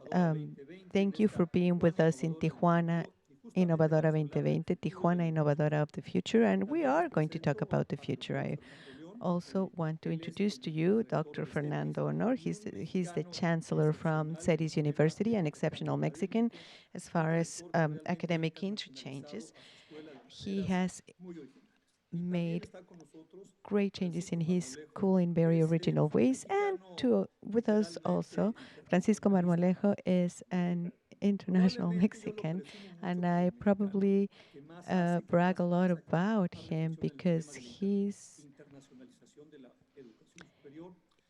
done a great work uh, with education worldwide, and he is with us from Qatar with the Qatar Foundation, and he is also a part of the Global Bank. So we're definitely with three global education champions, especially at a higher level education. And I would like to begin with something really important for Tijuana, especially for Tijuana that thinks about the future. How is this pandemic going to affect us? This closing of the universities, the work, and what is the future of higher education? I would like to ask you, Francisco, we were getting ahead, we traveled to the future due to COVID-19, or what is your opinion? Yes, when I was a teenager, I read a very scientific magazine that was called Selecciones, and there was something that stuck to my mind, and it was, when I think about the future, the present scares me. Nowadays, thinking about the future scares us because it seems like the future just got to us. Certainly, the pandemic has been a trigger factor in many different aspects, from the social factory that we have built in the world, and especially as far as especially higher education has been affected a lot. We were looking into the experiment of developing education, and this has been something really big. To think about 200 million of students had to stop going to their universities, and suddenly they had to face the reality of teaching remotely, where only 60% of the students in the world were able to somehow make this transition to remote teaching, which means that there's 40% of people in the world for whom the educational deficit is a reality. And 70% of the students, international students, had to go back to their homes suddenly. And this also represents a problem. And it's part of the 30% of students who did not come back because they were facing very disadvantaged conditions and even discrimination issues were some of the things that they had to face. And of course, pandemic has really hit us hard, and it has taught us, first of all, that we were not prepared, and it also taught us that the environment in which we were teaching higher education was a lot more fragile than we thought it was. And we also learned that the transition to remote education solved the problem at a short term. It is not a solution. It is not a long-term solution. It is something that we have to think about in our systems. We have to come up with something that goes better with this new reality. And of course, it also has taught us that it is time to question all the paradigms under which we were teaching. All of these ideas that we had as far was good or bad for higher educations are being questioned today. And from my point of view, within the frame of this problem, it represents an opportunity. We have to rebuild our higher education building in the world. We have to take away everything that we really don't need, and we have to keep what's really key for higher education. Otherwise, we would be losing a great opportunity that our next generations will probably will tell us about. Now that you are at home, do you worry about the future, or do you think that you're already living the future of higher education? How do you see this as a professor at UCSD? You were you were raised in Tijuana, and you're a champion of regional topics. And are we facing the future in education? There are certain things that are the future and certain things that are probably gonna disappear while or when we go beyond the emergency. I would like to talk about the paradigm San Francisco was saying. There are certain things that I see as very good. There are some things that are here to stay, let's say. For example, during this summer, with the situation that we could not receive students on my own institution for summer programs, for example, that I would talk about later in this conversation, because I do have a summer program where I bring Mexican students to UC San Diego for research.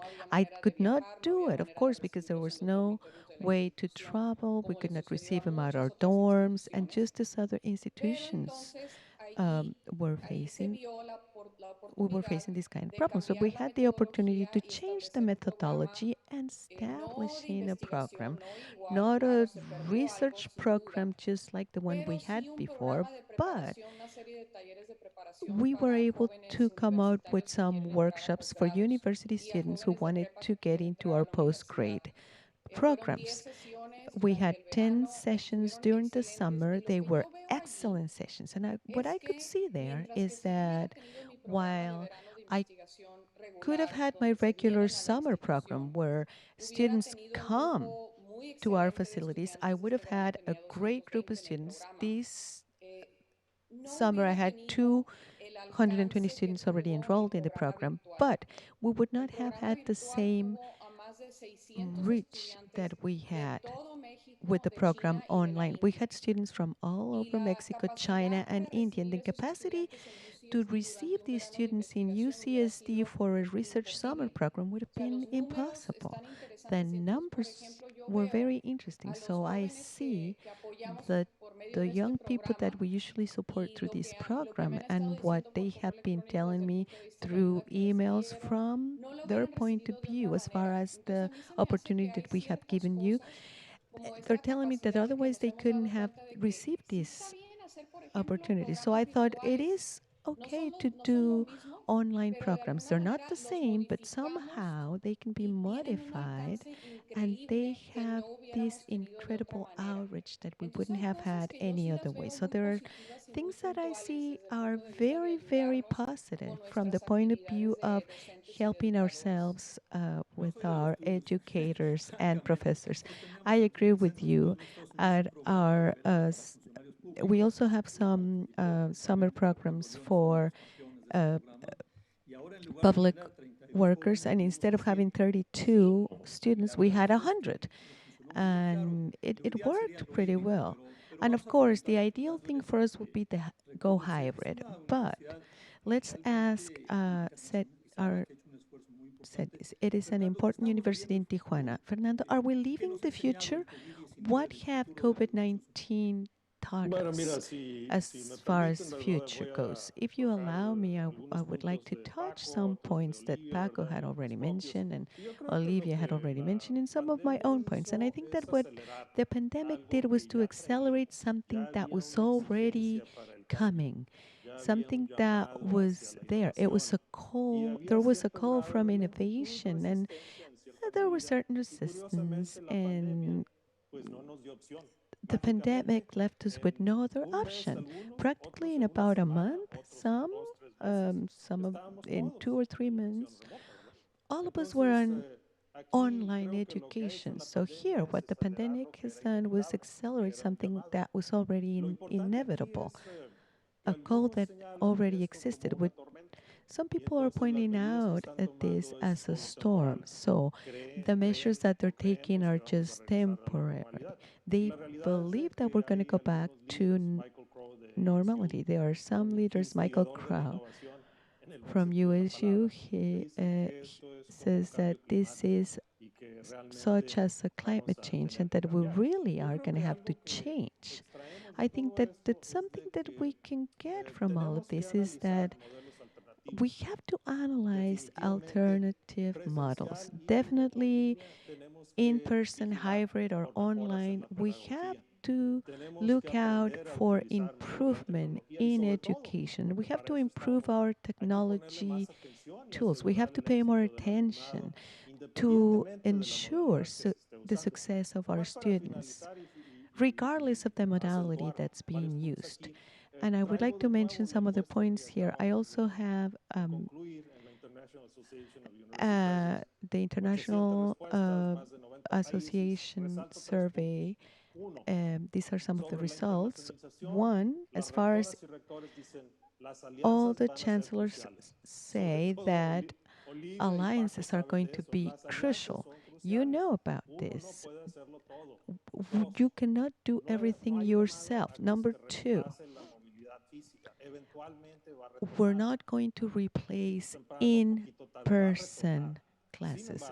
We're going to go back to that. However, we have to keep in mind that in most of the cases where there is mobility, we don't have 100% of students. There's a part of students that are missing out on this. So initiatives such as the one Olivia was mentioning, and initiatives such as the one CETIS had in Ensenada, we were expecting 12 countries and we ended up with 18 online. And third, doing what it takes at home. We were at a forum with your colleague.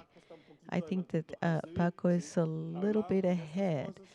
We were talking about these with the Compostela group, and doing international work from home is super important. Number two, go at the Latin American and Mexican institutions. Unfortunately, most of us are looking at this as something temporary. We're resisting the change, and there's a number of universities in other countries and in other regions that are saying, no, we have to restructure, and there is a call to reinvent ourselves.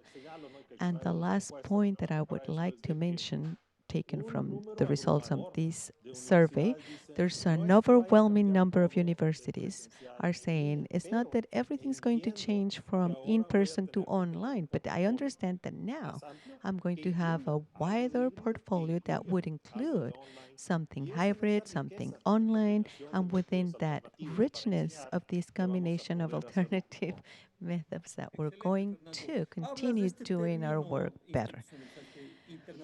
You're saying internationalization at home. I think that when I think about public universities, they're never going to have enough money so that 100% of their students can travel to other countries, not even at the border. So what does COVID-19 is teaching us as far as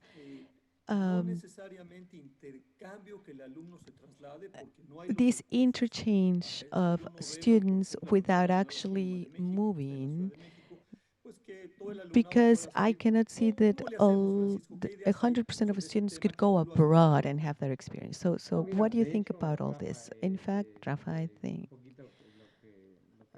a little bit about what Fernando was saying, in the sense that even with the best scenario, we think that in 1 or 2 years, some flow of students are going to participate in mobility programs, even with the trends before the COVID. We're talking about a very small percentage of students who were able to do this. From the perspective of mobility, it was just a dream. It was not possible. So the effort that we've had been doing as far as incorporating international studying within all the national universities and offering opportunities such as the virtual mobility and other technological advances that will allow imitate this idea that you can only learn going outside your comfort zone. So there has been an a series of new proposals and initiatives as, that are technical, that are moving towards that future. Now, the curriculum is the most important part of a university. So the professors have to be convinced that they have the capacity to be able to teach from the global perspective. And if professors are not completely sure of these, of course, then this is not going to go anywhere. Of course, as Fernando was saying, physical mobility is going to come back. There's no doubt about that, but it is going to come back in a very shy way, if I may say. There are places where this has become a real crisis. Think about Australia, where 30% of their students were international students. And they had them, of course, because of what they represented as far as money goes. Consequently, today there are universities that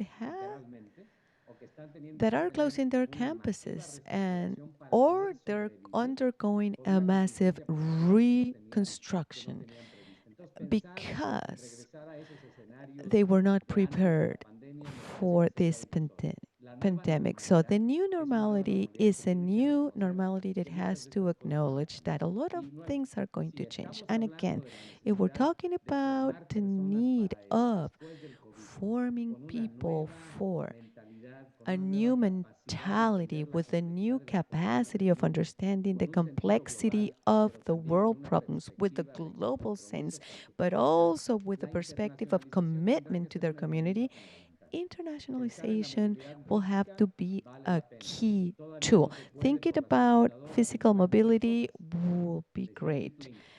Kipling was saying that the best way of getting to know a different country was to actually taste their flavors. You know, computers cannot transfer flavors or smells. So we have to be creative and we have to give alternatives. A lot of organizations are doing it. In the case of Mexico, Lampe is working on this. In Brazil, FIY, COIA, CONAHED, everybody is trying to reinvent themselves, which is, I think, very healthy. Thank you, Francisco. Olivia, what do we do here at the border? You have uh, a, you were very successful at bringing a lot of students. Now, what are you going to do? Are you going to do more things at home? What are your efforts of internationalization at home? I think that one of the values that I see from the point of view of internationalization is precisely that experience from the student, living in a different place, to have that direct connectivity with another culture, making international friendships which expand your global understanding, allows for us to have a better idea of how other people live across the world, for example. That's one of the most important values of internationalization, which also promotes peace and understanding of other cultures. So, what I see then is that if we're not going to have the capability of going back to in-person education, and we're going to be having this great group of students that are going to miss out on this experience. Why not bring this experience to them? And one of the ways that I'm doing it, and which I think is an easy way to implement it, is connect students on both sides of the border. That, in fact, is done through my research summer program, because my research summer program has students from Mexico and the US, and I put them together in research labs in pairs, with a student from each side of the border, so that these international friendships can be built. The programs that we established, such as the one that I did this summer, which online, it was so successful that I hope to continue with this online program as a second activity. I'm not going to get rid of it really because it was very successful. So it's there to stay. I'm going to offer it online. So as far as connecting or promoting connection between these students, I'm going to have it this fall again. And what am I going to do? Because I was kind of missing that part. And that's the case of many of us, probably. I'm going to try to create a strategy so that a student from Mexico and a student from Mexico, which I have them from both sides, within my program are going to connect to help each other with the tasks and homework from the program, because we do have homework. How are they going to connect in order to create that friendship? What I have always said from the beginning of my program back in 2013 is that among them, which are young students from high school and university between 17, 18, 19 years old. Within those students is our future presidents of our countries, and they've been friends since they were very young. And that for me takes away the walls at the borders. They're connected to other people from other cultures, and we have to establish the platforms in order for them to do so without necessarily having the student in the other country. I think that would be better. But if we're not going to be able to accomplish it, why not connect people? That's a value that I see under the concept of internationalizing online, connecting with the other student and becoming a global person that really understands the global needs and know what my city and my people and my family need. I really like what you say. The problem is that not a lot of students are going to be able to travel. I worked with a president of our country, with Felipe Calderon, you know about this, and I would connect with him very well when he started when studying at Harvard, because then he realized that these kind of institutions spent a lot of time thinking about how to make better public policies, and he was impressed and he really enjoyed all of that from the US, and I connected very well with them on that part. And but he was also very national, and I see two presidents now in the United States and in Mexico, AMLO and Trump, that are not looking at a global view, and they would benefit a lot from this kind of international friendship, so that they could put themselves in the shoes of the other person. So, how many students do you think can come up from these programs, and what do you do so that they come out of these programs well prepared? What's the SETI's plan? Many things. First of all, how we're impacted by what's going on right now, and it reiterates what we've been doing. First of all, understand the international system as a learning objective, which is developing a perspective which will be diverse, global, and competitive, and that will be reflected on the curriculum. And then the academy will determine what aspects and what segments of the curriculum will manifest this, where one of the elements would be mobility, but it is not the only element. From now on, what we're going to be doing is, yes, of course, we're going to promote in-person mobility, but we're going to have also immobility. We're going to offer a lot more hybrid and online programs in collaboration with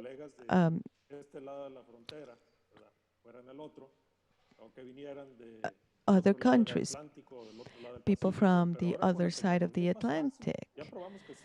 With technology, this is possible. So those programs are going to increase. Internationalization at home is going to continue. Being at the border, we have to take good care and pay close attention to added values. These programs have to be based in upskills, double grades, certificates, diplomas. All of these has to be a part of our portfolio so that degree-seeking, fee-paying students, but we also have to focus on the enrichment of our students. For us, the pandemic has helped us because we were concluding a CETIS 2020, and we were starting with our CETIS 2036 program. And what's going to accelerate this is what we were proposing for 2036. We were proposing an I campus. So it's inclusive as far as giving access to an audience that did not have this chance before, innovative, international, with research. So the pandemic is going to accelerate this concept that we were already thinking about, and we're going to be linking it with what Olivia was saying. Being at the border, there are many things that can be done that maybe if we were further away from the border, we would not be able to do it. So we have to take advantage of this. We have to take advantage of the exposure and interaction on both sides of the borders. And I would like to close with an example, because this would be the fourth interaction that we participate in. Deborah Liderman, who is a leader in higher education, has a group of honor students, and we have a group of honor students, and we call it Forts in Mexico. This is going to be the fourth time where a group from there and a group from here uses technology to have 80 or 85% of this program online, real time. But there are two visits, one to our university and one to theirs, where our students, as part of this class, has this experience, Olivia, of touching, interact, get to know, etc., which is very valuable. At the border, we have a lot of advantages that other places don't have, and technology multiplies and broadens the number of options that we have to take advantage of for the good of our students. So if you will allow me to, I would like to add to what Fernando was saying. Just when he was talking about that, unfortunately, there are many universities that are, just waiting to see that things go back to the way they used to be. That's the part that worries me. I think that a lot of universities would have to do what Fernando's talking about. We have to take advantage of everything we have, the efficiency of the academic programs that we can come up with. How can we think that Mexico could advance at a fast pace if our universities keep these rigid programs? We are still forming professionals for the past. So this is a call to take advantage of this opportunity and accelerate processes, because otherwise we're going to go back to the mediocre programs from our past, and that would be really, really sad to see. Thank you, Francisco. We're celebrating Tijuana is the future, the border is the future, and let's suppose that Mr. Jose Calicut is Santa Claus. He's the Tijuana Innovadora leader, and he could give us 3 presents to make your universities at the border universities of global class. That's what we need. We want students to be formed with values, with other languages, this global formation that would allow them to see the different processes from different views. Here in California, for example, Fernando, Francisco, and Olivia, we've been, well, the news in the last weeks have been in Baja California, the fires, the wildfires, to think about how to enhance public policy, to be prepared for wildfires. You have to be everywhere. How can we form these students, young boys and girls, for the future? What would be the three gifts or the three big changes? Budgets. I don't know. Ask Jose Galicot for your three presents so that you can make all of these work for your university, to have universities, CETIS, an autonomous university in Baja California, UCSD, at a global level. My ex-colleague and great friend from the World Bank, Yamil Sandy, who worked this famous book from world-class universities, he mentions that after observing or different universities, he observed different common elements, which are that universities of global class are the ones that are able to attract talent and retain it. We're talking about academia, public sector, etc. Two, they're institutions that have a solid governance. They have a regulatory framework that facilitates innovation, and it also establishes accountability guidelines. And they also have big budgets from the public or private sector. So they don't have this limit. And all of these has to be done in a certain period of time. You cannot say, oh, well, now CETIS is a world-class university. It is a process that takes time.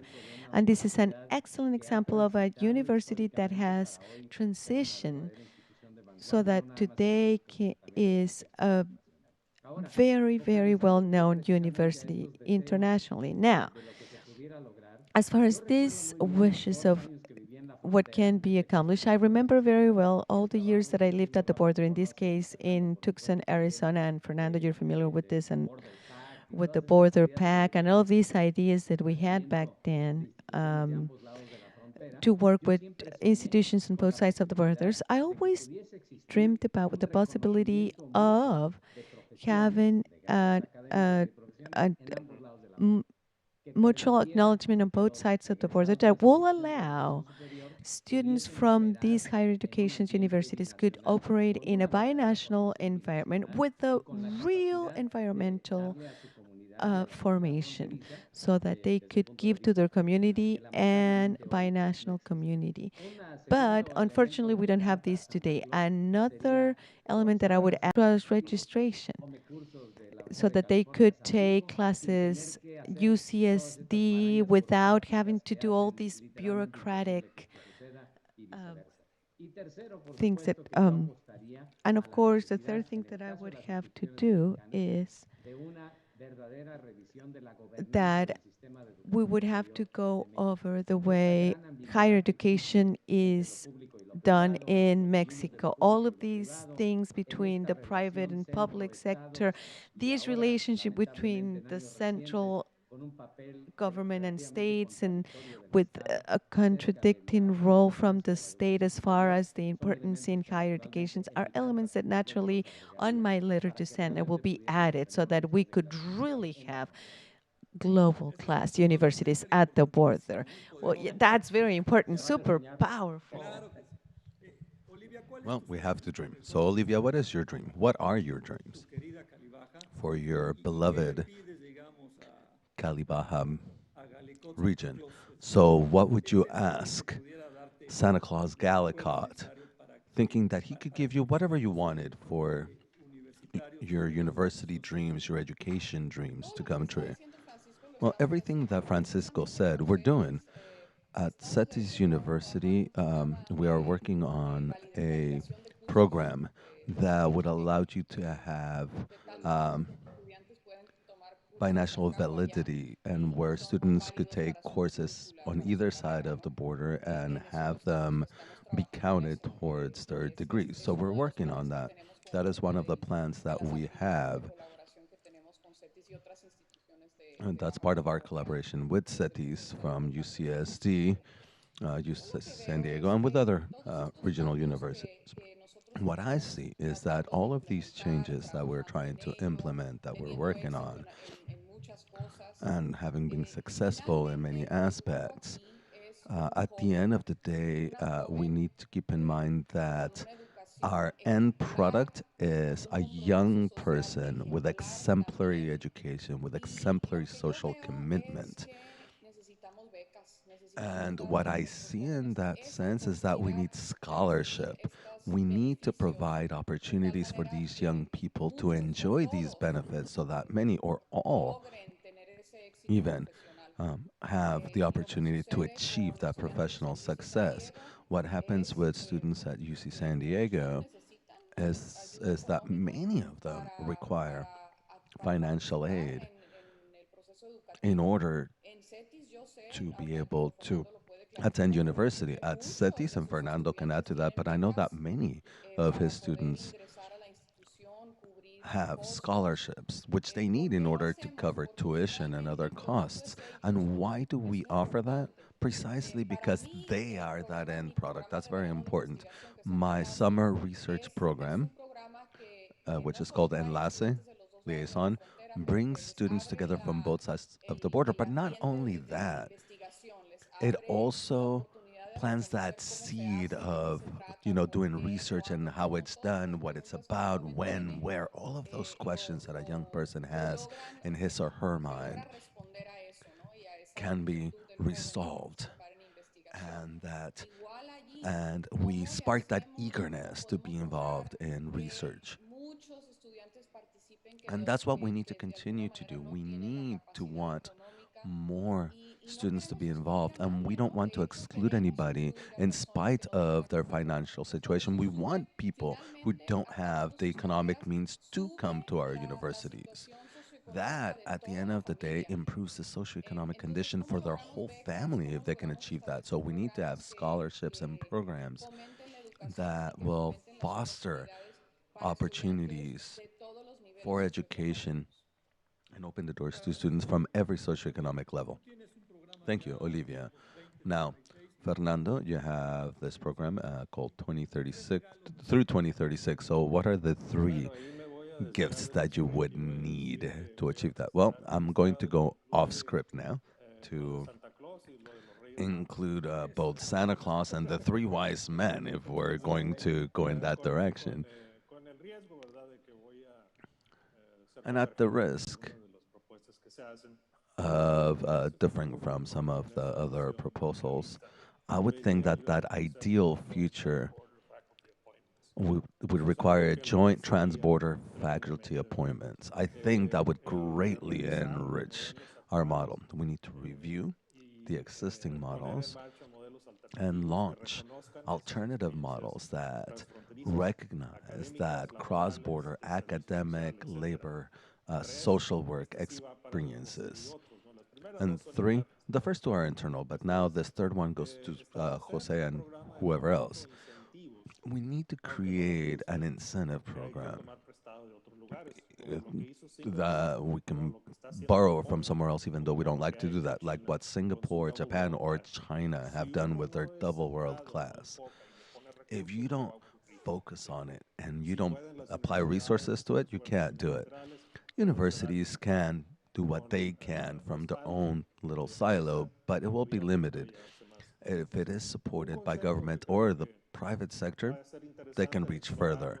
Another concept that would be interesting to explore, Olivia, would be to establish BSIs, just like we have Hispanic service institutions, to promote in the same spirit that Paco was mentioning, to have binational serving institutions with whatever rules you want. But I think the concept is clear to serve not just one side of the border, but to serve both, and that would be unique.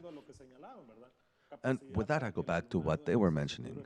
We need undergraduate and postgraduate students to do mix and match on either side of the border as they wish during their 4 or 4+1, including some postgraduate studies or even doctorates, where their studies are mutually recognized and are valid on either side. And that's something that that we need to do. And something we need to do with government and the private sector is centers of excellence, but focused on our binational region, on cross-border issues. And finally, and Paco and Olivia have already mentioned, we need for this region to be a magnet for developing world, globally competitive students. And the result, if we do it right, will be exactly that. Our region will be a talent magnet. Thank you, Fernando. Just yesterday, I found out through a panel that during the COVID-19 pandemic, 70 new international companies have come to Tijuana. There's a huge interest. And I think that Baja California still doesn't have the regulatory space that could attract even more investment. But in spite of that, Tijuana is so well located and Baja is so well positioned that companies continue to come. And so we need to develop our talent here in the region so that we can create the professionals of the future. One last one. I know, first I want to add a comment though, because all three of you spoke of this cross-border need. In that case, then, what we need is to reimagine what a border is. I am hugely concerned by Trump's border wall, and I say this now that he's seeking re-election because what we need for those dreams that we have is thinner instead of thicker borders. We need borders that are thin, that aren't as visible, and take processes further within our territory so that that line doesn't divide us. Regrettably, we're living different realities, and COVID-19 has had terrible lessons because our border has been closed, and I don't see the Mexican authorities negotiating the reopening of our borders. It is incredible that the border has been open to trade, to goods, but not to humans. That hugely concerns me. So I think we will need a new policy. You talked a lot about leadership, all three of you.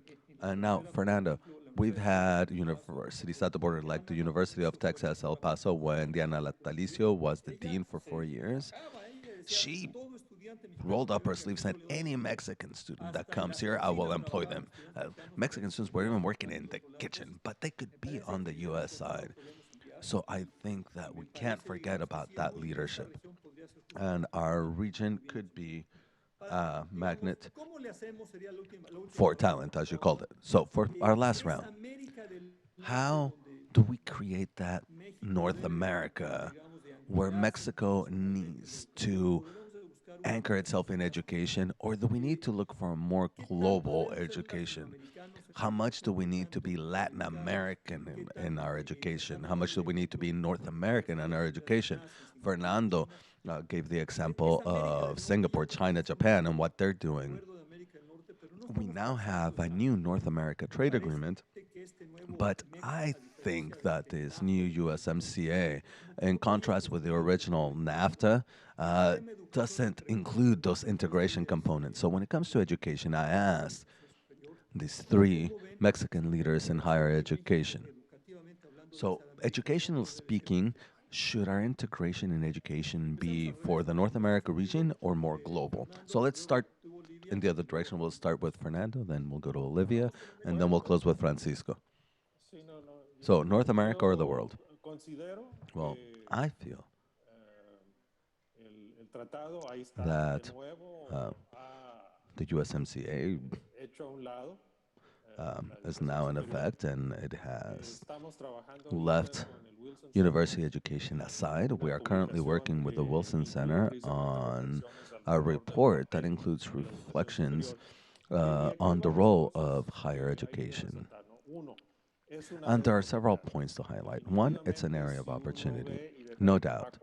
And Francisco, Paco, will add to this, no sure, but if we see what CONAHEC has done, and we extrapolate that to the question you just posed, it is definitely a competitive advantage for us to have that link, that bond, that development for North America as a whole and to present ourselves as a bloc to the rest of the world. And there's a lot of interest in that. But in order for this to be more effective, we need to ensure that the highest levels of government are involved. If we look back on what has happened since the idea first came about this trilateral agreement,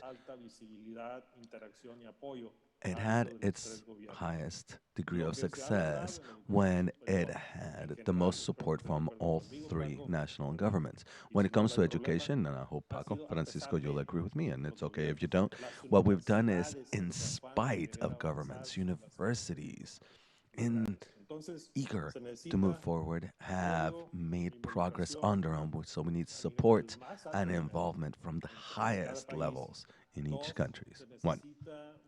Two, we need a group, which I think is already created or is about to be created, that addresses trilateral competitiveness, including the universities, and put those needs in perspective so that as a bloc we can prepare better talent. And three, we need mechanisms that will continue to foster that interaction amongst the three countries, which was achieved, but a lot of what was achieved was more traditional mobility, and it requires other things. And I'll leave it at that so that Francisco and Olivia can add their own perspectives and opinions. Olivia, please go ahead.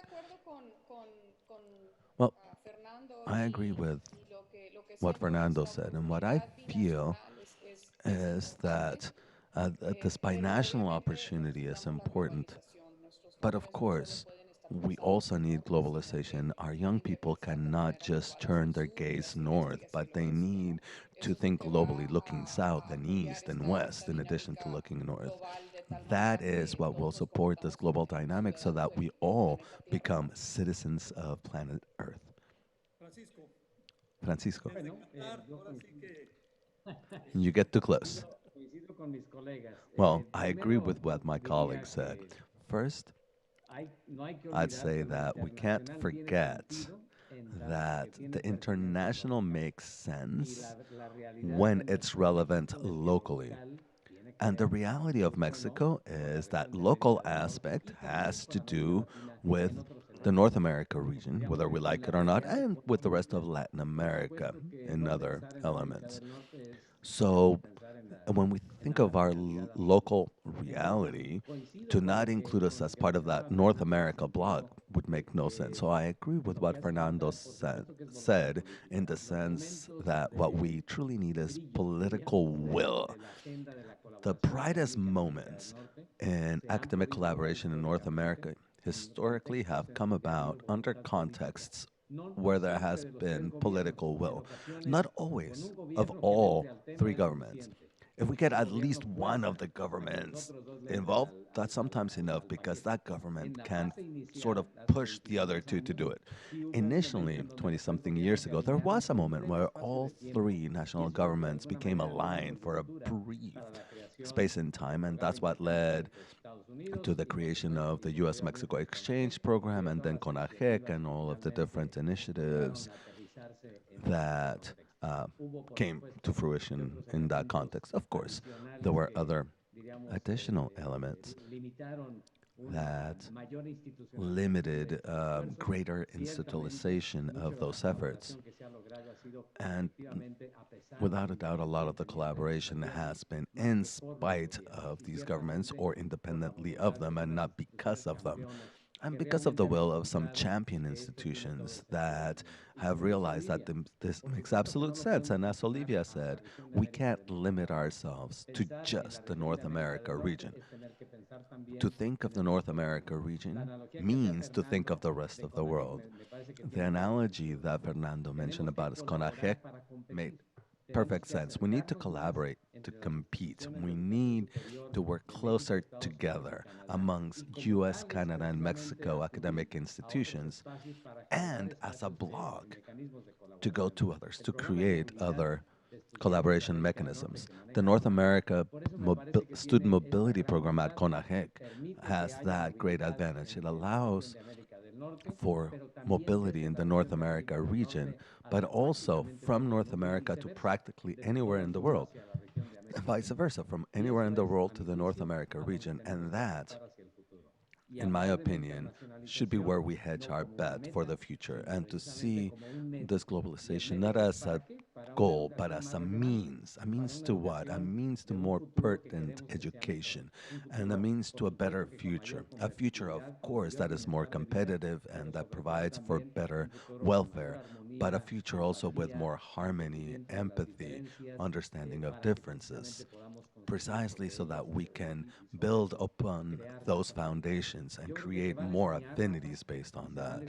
I think, Rafael, we have to dream and we have to think that despite the storm that we are in because of the pandemic and many other things around the world, including government attitudes or the attitudes of those that govern us, I would say, including nationalism against internationalism and including that idea of isolating yourself from to protect yourself from those outside enemies. Even in this very complicated context, I think that the only way out is to educate people with a more tolerant, open mind, and internationalization, of course, is key. It's not the end goal, but it's a means to do that. And what better place to see it than our borders? Tijuana's reality impacts San Diego and vice versa, and we don't see ourselves as partners, our brethren. We will all fall by the wayside. So it's not just a matter of what we like, but rather what reality is. And it's urgent. Thank you, Francisco. We run out of time, so on behalf of Tijuana Innovadora 2020, thank you so much for sharing your experiences, sharing your leadership, and for sharing your expertise with us. As you said, the border is the future. Tijuana is the future, which is the slogan for this conference. And I want to particularly thank you for, in your day-to-day activities, being those Mexican leaders that are blazing new roads and making it possible for young Mexican men and women to become global students and global professionals that have an open mind and the criteria necessary to resolve the huge problems that we are leaving behind for them. Thank you, Francisco Marmolejo from Qatar, and Olivia Graeve from South San Diego. And thank you so much, Fernando Leon. I know you are in our remote office right now, so I imagine you're not in Mexicali. Where are you at physically right now? Right now I am in San Diego. That so happens. Okay, well, great big hug to all of you from Tijuana Innovadora 2020. Truly, thank you so much for sharing these wonderful ideas that will improve Mexico's future and that of our region. Thank you so much. Our pleasure. Bye. Well, very well. We want to thank our distinguished panelists for their participation, giving us the perspective of education in our region, particularly in this global context, a context that has also led to our being very creative. This panel was brought to you by Coppel with almost 80 years in the market and over 1,500 stores. Coppel is one of the most important stores for the Mexican people that offers a wide variety of products in over 27 categories. It also provides financial and digital services created to improve the lives of the Mexican families. And Coppel offers a simple department store credit that has allowed over 44 million customers finance their purchases. And to tell us more about Coppel, we have Mr. Bernardo Basua, Director of Omnicanalidad at Coppel Group. Good morning still. Welcome to Tijuana is the Future. Good morning, Pablo. It's great to greet you and send my regards to everyone who is connected. And thank you for supporting us at Coppel so that Tijuana can become that future. What did it mean to your company when COVID-19 came in and customers couldn't go physically to your stores? Well, first, It was a huge human challenge to protect the health of all of our collaborators. Over 100,000 employees throughout Mexico was priority one, following all of the health recommendations was the first big challenge. Second, and no less important, was to protect the health of all of our customers, the customers that visit our stores, our and our couple banks or at retirement fund booths was also a challenge, providing social distancing and all of the necessary health measures to avoid having too many people in the store or long lines. So we had to very quickly reconfigure how we did things. Now, when it comes to logistics and providing for our customers, we work very closely together with the government agencies. We always have to be able to comply with everything, to implement both local agencies and federal agencies, particularly the health agencies. So we work very closely together with them so that we can continue serving the people of Mexico while protecting their health. And that led to significant changes because we had to reconfigure our stores so that we could serve our customers, whether it was for bank transactions or paying for public services, receiving remittances, servicing warranties for products that we sold them. And we also had an increase of over 1,000% in our online couple stores. And through our online platform, we were able to address all of our 23 distribution centers. All of the distribution of clothes and shoes, for example, prior to the pandemic, used to happen out of our warehouse in Culiacan. Now we opened 4 more to have 5 warehouses throughout Mexico to better meet the demand. We also created agreements with the package service companies because of the huge increase. We also improved the logistical capability at all our different routes so that we could deliver to our customers' homes. We also created different shifts. We created several improvements in our system so that Couple.com and our Couple app could be up to date and working and supporting the additional traffic. Now, through our app and our website, we also hugely promoted for people to do their payments to their credit lines online or to request credit online without having to go to the store. And as far as our banking offerings, we also improved our online presence to be able to serve our customers. So this pandemic and this new normality has led to constant increases in our digital channels. So we have to create a new balance in our stores. It's been constant work. After the pandemic, we had commercial events such as Hot Sale and Hot Fashion. Now we have so Black Friday sale, we have our Christmas sale. So we have a lot of logistics and technology and operational challenges, but there are always customer-centered so that we can preserve their health and well-being at our facilities as well as that of our collaborators. Well, time's running out, but in closing, I just wanted to ask you what you see as the future of retail.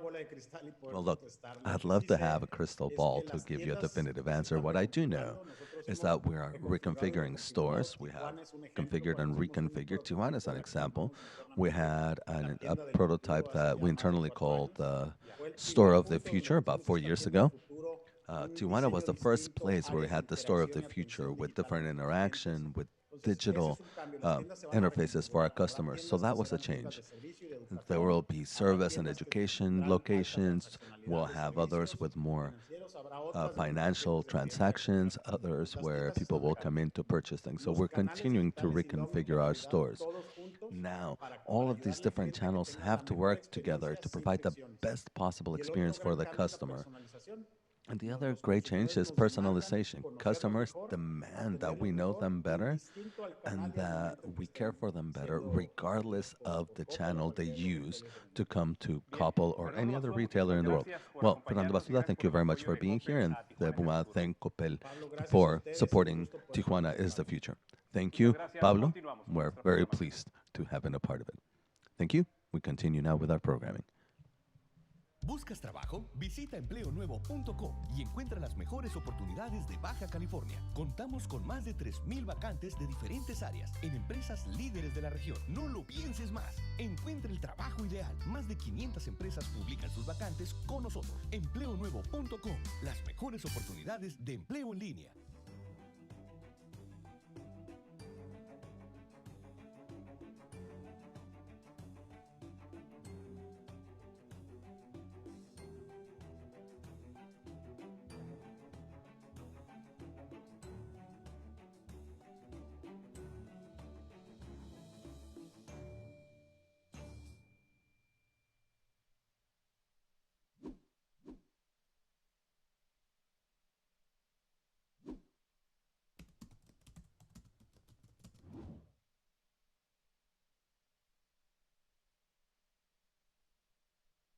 Tijuana es el futuro, es nuestro evento de Tijuana Innovadora 2020, año que nos ha permitido hacer ajustes en nuestra vida cotidiana. De una forma u otra hemos cambiado. Pero ¿qué papel juega nuestra mente? Now, what role does our mind play in this new way of facing challenges that our day-to-day lives are presenting to us? Now, to present on Your Mind and the Future, we have a guest that we hugely admire and remember so well in our city, Marco Antonio Regil, who has become an anchor nationwide. He's an international presenter, an influencer, and a podcaster. He's also host of the successful program The Wall in Spanish for Telemundo, and today he is here to talk to all of you. But before that, I have to mention who makes this conference possible. We want to thank the sponsorship of Morsant, Frontera Newspaper, and Telemundo. Marco, it is great to see you. My dear Pablo Barragan, thank you so much, my friend. It is great to see you and greet you. I send you all my love as always, as I do to all of you who are here at this wonderful event, now for the first time online, calling it Tijuana is the Future, celebrating 10 years of Tijuana Innovadora, Innovative Tijuana. For me, as a Tijuana native, it is a great pleasure to be with you for the first time. For those of you who don't know, because Tijuana has always been a city of immigrants, I was actually born in Tijuana in 1969, and my grandfather was one of the founders of Tijuana. Now, in northern Tijuana, there's a street that used to be called Avenida Michoacán, and now it's called Fernando Sánchez Ayala, and it was named after him for being one of the founders. He opened some of the first radio stations. He was the chair of the radio chamber, now radio and TV chamber. TV didn't exist back then, but he was an engineer, so he opened up radio stations.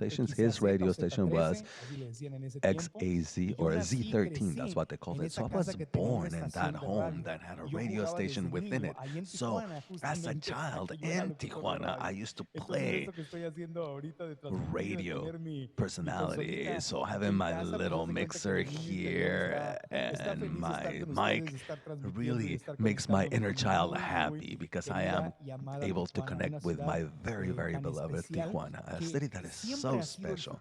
That has always been the future. For me, having been born in Tijuana made me a completely different person, and it gave me competitive advantages that I was able to take advantage of in Mexico City many, many years later. Professionally, when back in 1993, I decided to leave Tijuana after having had a radio program and a TV show, and having learned so much from doing concerts and being an MC for beauty pageants, radio shows, TV shows. And then I went to Ciudad Obregón for a little bit because my mom was working in Sonora for a little bit, and then we came back from Tijuana. At that time, I only had 3 years experience in radio, and then I went to Uniradio Group, then Radio Latina, the local station, and Tijuana's Channel 12, and then from there I went to Mexico City. And I remember that when I got there to Mexico City, I had a different chip inside. I moved to the beat of a different drum. I had a different culture, that culture that was ingrained in me by my beloved Tijuana. Having been in exposed to TV in English and radio in English and the cross-border culture. And it's a culture that is not just bilingual, but we are binational, bicultural, understand things from two completely different perspectives. In Tijuana, I learned, yes, to connect to the creativity of being Mexican because, no one can beat us at being creative. All Latinos, not just Mexicans, but as far as the systems, the efficiency, the rhythm of the English-speaking media, and that was a gift that Tijuana gave me because Tijuana to me was always the future. And those are tools that I was able to use in Mexico City. In fact, I started doing Spanish versions of shows such as the Spanish version of The Price is Right or Family Feud, which continue on air in the US, and then Minute to Win It in Spanish. And then recently, we launched The Wall in Telemundo in LA in Spanish. So I grew up seeing these game shows in the US. So I lived a block from the actual border. So growing up in Tijuana gave me a particular awareness and allowed me to see whole families or broken families of immigrants coming from El Salvador, from Guatemala, from Oaxaca and Michoacan, and from our southeastern Mexico that came to Tijuana with all those dreams, all those expectations, desperate to cross, and they tried once and again. And as a child, my experience was listening to the immigration helicopters, or La Migra, as they used to call it, like Vicente Fernandez used to call it in his songs. I used to listen to the blades of those helicopters, and I heard them saying, "Pollos, regresense a Mexico," or illegals return to Mexico. And those who managed to get across, I never saw again, unless they were returned, and then they attempted it again. But I saw the ones that failed at trying to get across, and I used to hear their stories from a time when I was very young, and the desperation, and all the things they didn't have, and that hope to cross into the U.S. or at least remain in Tijuana so they could start a whole new life. So being in that unique, vulnerable position for these people, but also one of great opportunity, is the space where I grew, with that binationality and that biculturalism of the border. Tijuana taught me to be hardworking and to be hungry for success and to see things from a perspective that was ahead of its time, even in comparison to central Mexico, where they had wonderful things. But having been born and raised in Tijuana marked me in an incredibly positive way. And I grew up seeing those huge differences, and I always wondered as a child, why so many differences between the U.S. and our beloved Mexico? And it wasn't until much, much later in my career, in 97, when I was 27, we were doing the equivalent of The Price is Right in Mexico City, where we made that phrase famous, a car, if you're from my generation. Now, if you're not, you didn't get to see it. But that's where I made my dreams come true, thanks to what I learned in Tijuana and in radio. But later on, I had the pleasure of meeting one of my great mentors, Robert Kiyosaki, the author of Rich Father, Poor Father, and all of those international bestsellers. I read his first book, then his second book, and I was frustrated with my TV career because I had begun to discover that after so many years of working hard and working hard and working hard and working hard for my money, I didn't like it when they wouldn't allow me to do what I wanted to do, when they wouldn't let me talk about what I wanted to talk about. I didn't like having 20 bosses. They didn't like that they told me, come in tomorrow and do this or do that and get orders from everybody. So I started tiring of it, and I started to discover that I had a very Tijuanan spirit, a very rebellious, very innovative, and that I wanted to be an entrepreneur. I wanted to be free. I wanted to decide what I did. And it was in that context that I met Robert Kiyosaki, the author of Rich Father, Poor Father. And after talking to him for a while, we became friends. And to make a long story short, we connected, and he said, look, I'm going to teach you how to think like an entrepreneur and learn to make money work for you instead of working for money. And I want you to teach me about your people, teach me about Mexico, Mexico and Latinos and the Hispanic market because I want to expand in that direction.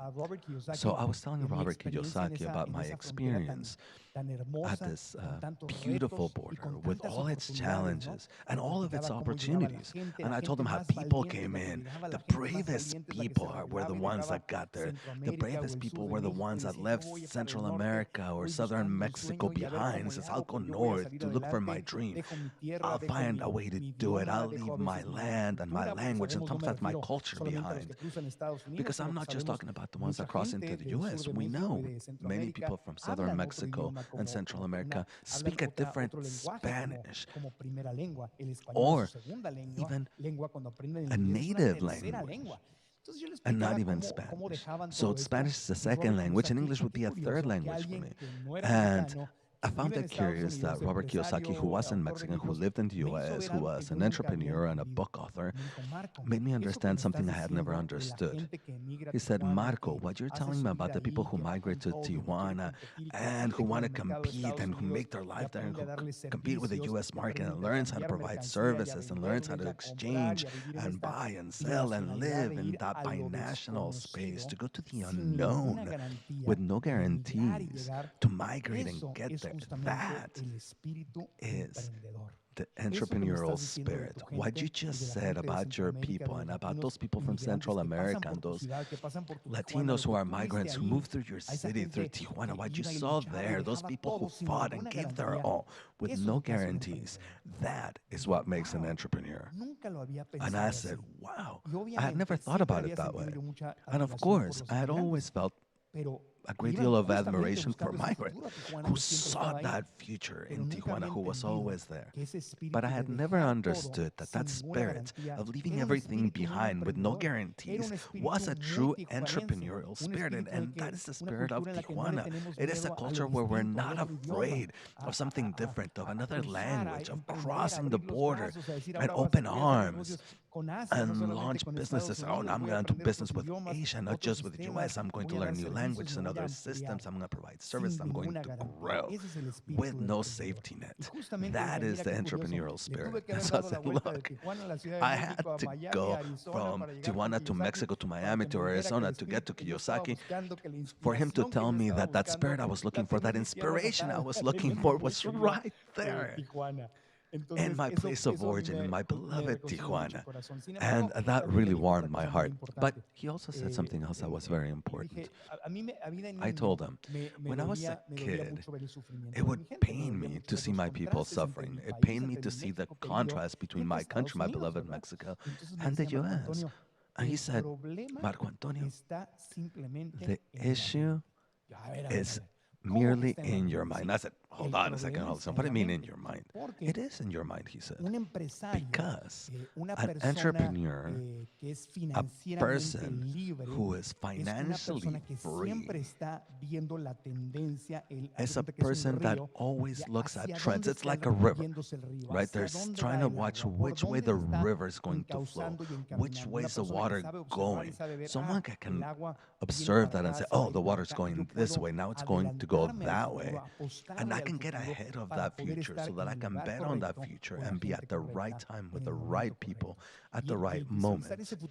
So to visualize that future, and he made references to American football, and I loved it because I grew up with the San Diego Chargers, now LA Chargers. That's a whole other topic. But you know, it applies to soccer and any other sport too. But he said, when you throw a pass, when the quarterback or your tight end throws a pass to the wide receiver, the runner, the other tight end are not thrown to where the player is at. Well, sometimes, but you throw it to that empty space, to where you know he's going to be at in a few moments. That is looking at the future. That is what successful people do. To be able to look ahead and throw the pass into that empty space, again, with no guarantees for success, looking for that opportunity. opportunity. And your teammate is running down the field and will do everything possible to move into that empty space and catch that pass. And that is where you burn the defense. You catch them in the wrong spot and you can win against them. And he said that way of thinking that we see in sports is an abundance mentality. And that is part of what your financial education needs to be. And Tijuana has always been there. Tijuana has always looked to the future. It's always been ahead of its time, always innovating, being creative, and seeing which way trends are going to go. And that is why it is such a great opportunity to live and to grow up in a city like our beloved Tijuana. So Kiyosaki then told me the main problem, Marco, of your people, the people of Mexico and the rest of Latin America, in contrast with the U.S., is that we don't have that education. What I'm just telling you that, the power is in your mind, that the money is in your mind, that your future's in the mind, that it's all in your mind. You've never been told. It's not that we're any better or worse than you. It's just that you haven't been told this. And he explained to me how in first world countries, financial education was ever present. And in countries with economic struggles, that financial education was not present. They only taught you to work hard for your money. And what you need to learn is to have the money work for you and develop financial intelligence to make money work for you. So he said the education in Mexico, because Mexico, he said, is a rich country. Colombia is a rich country. Brazil is a rich country. Guatemala is a rich country.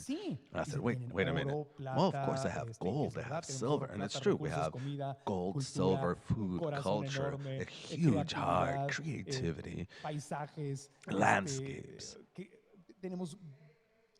We have so many material and immaterial things. We are a rich country.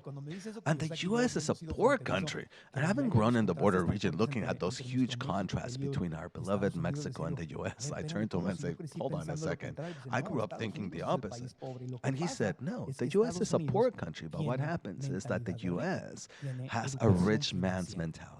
They have financial education. And Mexico, Guatemala, El Salvador, Colombia, Venezuela, Costa Rica, and so on and so forth do not have that financial education. So their poverty is in their mind because they're not entrepreneurial countries. They don't have that education. And if you were taught this in the school, and in the U.S. it's not that they teach you at school, but it's part of that mentality that is present in the streets everywhere you go, then you do much better.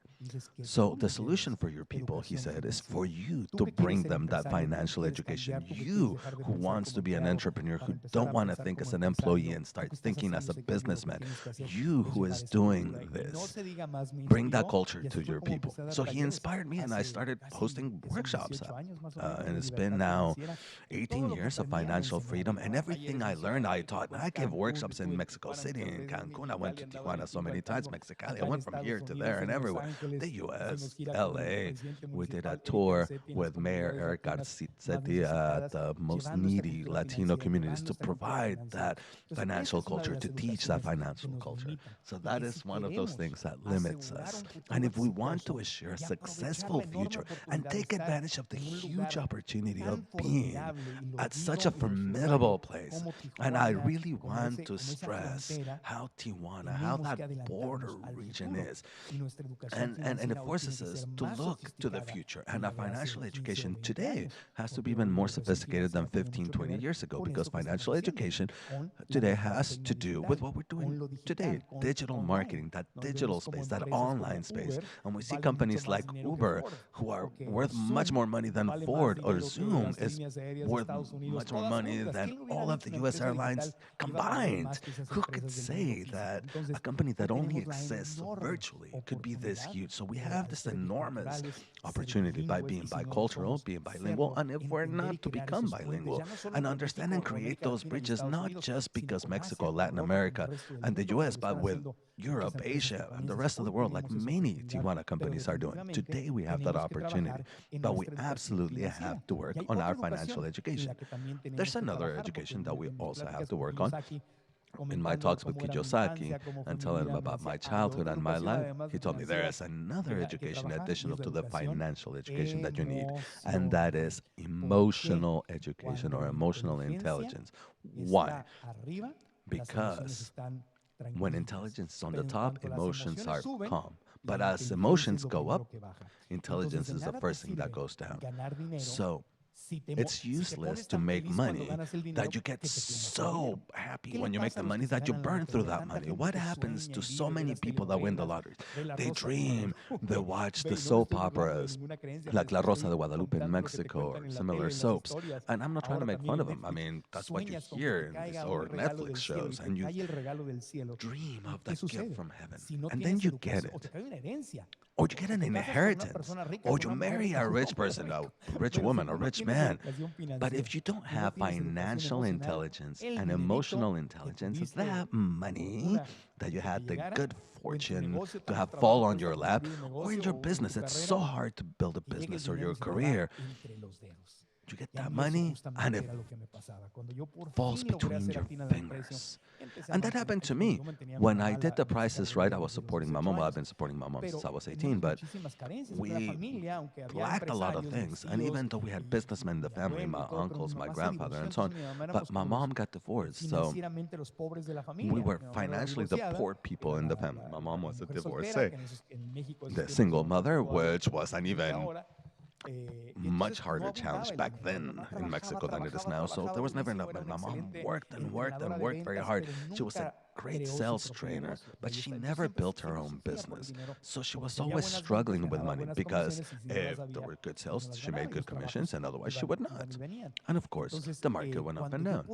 So when I finally, after so many years, I don't have the time to tell you the whole story today, but after missing so many things for so long and suffering for money and working Saturdays and Sundays and Mother's Day and New Year's Day and so on and so forth, thinking of that future and that future, saying, I want my mom to be stable. She was my stimulus. She became almost like my child. My dream was for her not to have to work anymore. And I made that. But when I started making good money in 97, when I had my first TV game show, which was the Mexican version of The Price is Right, I started making good money. I started doing ads. And since I had never had money before, and at the time I didn't have the financial and emotional education to manage my money, the money started managing me. And what did I do? I started doing what everyone that's never had money does. I spent it. So financial abundance doesn't serve your purpose unless here in your mind you have financial and emotional education. And people might say, well, being happy is a good thing. Sure, it's good. But as emotions go up, intelligence goes down. And so you're excited and happy. And what do you do with your money? You spend it. You spend it going to restaurants and trips and new TVs and computers. And of course, there are some things you do need, and if they're good tools, go ahead. But you're just burning and burning and burning through money. And all of a sudden, if you have a bad advisor, like the one I had that said, oh, no, buy another car. That way you can deduct it from taxes. You won't pay so many taxes. At some point, I had 3 cars. What do I need 3 cars for? That is mental poverty. That's mental poverty. That's what I'm talking about. So this is where he told me, Marco, if you don't have financial education, until Mexico has financial education and emotional intelligence, your people will continue to suffer. Aside from corruption and any other issues or abuses or social injustices, setting all that aside, we also have this. We're talking about when you finally make it, and you're sort of doing a good thing, you lose it once and again. It is because it's not about how much money you create, but rather what you do with it once you create it. So from that moment forward, I said, that's my mission. I will start doing those 2 things, creating financial intelligence first in myself and emotional intelligence in myself as well, because I was a very emotional young boy. I loved my mom. I loved my family. I had precious things, but oh my God, were we dramatic. Oh my God, were we emotional. And that wasn't helping my future or my present. So we'd get mad. I don't know if it's happened to you, but it used to happen to me. The worst fights, the worst ways of yelling, both me and listening, the worst worst things that I've said and that have been said to me were what the person I loved the most, Miss Irma, my mom, who passed away 3 years ago. And if I could go back in time, and I'm grateful for every lesson, but that would be one thing I would change. If I could have known then what I know now about financial and emotional intelligence, so that I wouldn't have wasted so much time in screaming and fighting and drama. Drama like we hear in pop songs and we see in movies and soap, and that we see with our neighbors or even at home or with our relatives. A family is precious, it's wonderful, but there were fights between the brothers and sisters. One Christmas, they started screaming and they were fighting, and then ended up giving each other hugs. And I'm so sorry, I love you. You made me mad. But there's no need to do that, as Juan Gabriel used to say that in Mexico. But there's no need for that. But when you have that roller coaster, that emotional up and down, that emotional roller coasters, that emotional elevator, you're wasting the energy you need to invest for your success. You only have so many hours in the day, and so much energy in a day, and so much mental space for your day. And if you're wearing yourself out in jealousy and taking everything personal, and somebody telling you fool, and you get hooked, and you start spinning around, that is wasting your time, and it's wasting your energy. And then you end up in the rumor mill, like, no, this person said and that person said, and the time just goes and goes and goes. And part of the financial intelligence that we must understand is that the most precious resource we have is our time. You can't get that back. You can't get that back. You can get many other things back, not time. And while there are people who are investing their time in things that produce income, and when I say income, I don't just mean money. I talk about other types of revenue, better health, more financial freedom, creating a business, learning how to invest, educating yourself, learning something, understanding where the world is going. Like the Giovanna Dari books, those 3 books, I don't know if you've read them, but I absolutely recommend them, and talks about the future, and talks about which way technology is going, and AI, artificial intelligence. So instead of struggling and fighting with your family, you need to start seeing which way the world is going. Otherwise, you will never have the creativity to realize I am in a privileged and unique place, this border between the U.S. and Mexico, which is a business-oriented city that is very innovative, that has companies, that has education, that has all of what our beautiful Tijuana border has. And if you're not reading books such as Yuval, and again, if you haven't read the books, read them. There are 3 great books. I just read them last year, and I said, wow, and I highlighted them, just like I used to read Kiyosaki and Miguel Ruiz and Eckhart Tolle and Warren Buffett, and people that share very different things. And I read them, and I highlight them, and I understand them, and I take workshops, and I read articles, and I am connecting myself to information that helps me understand where I am today and where the future is going. Where am I going to throw that pass? Let me give you an example.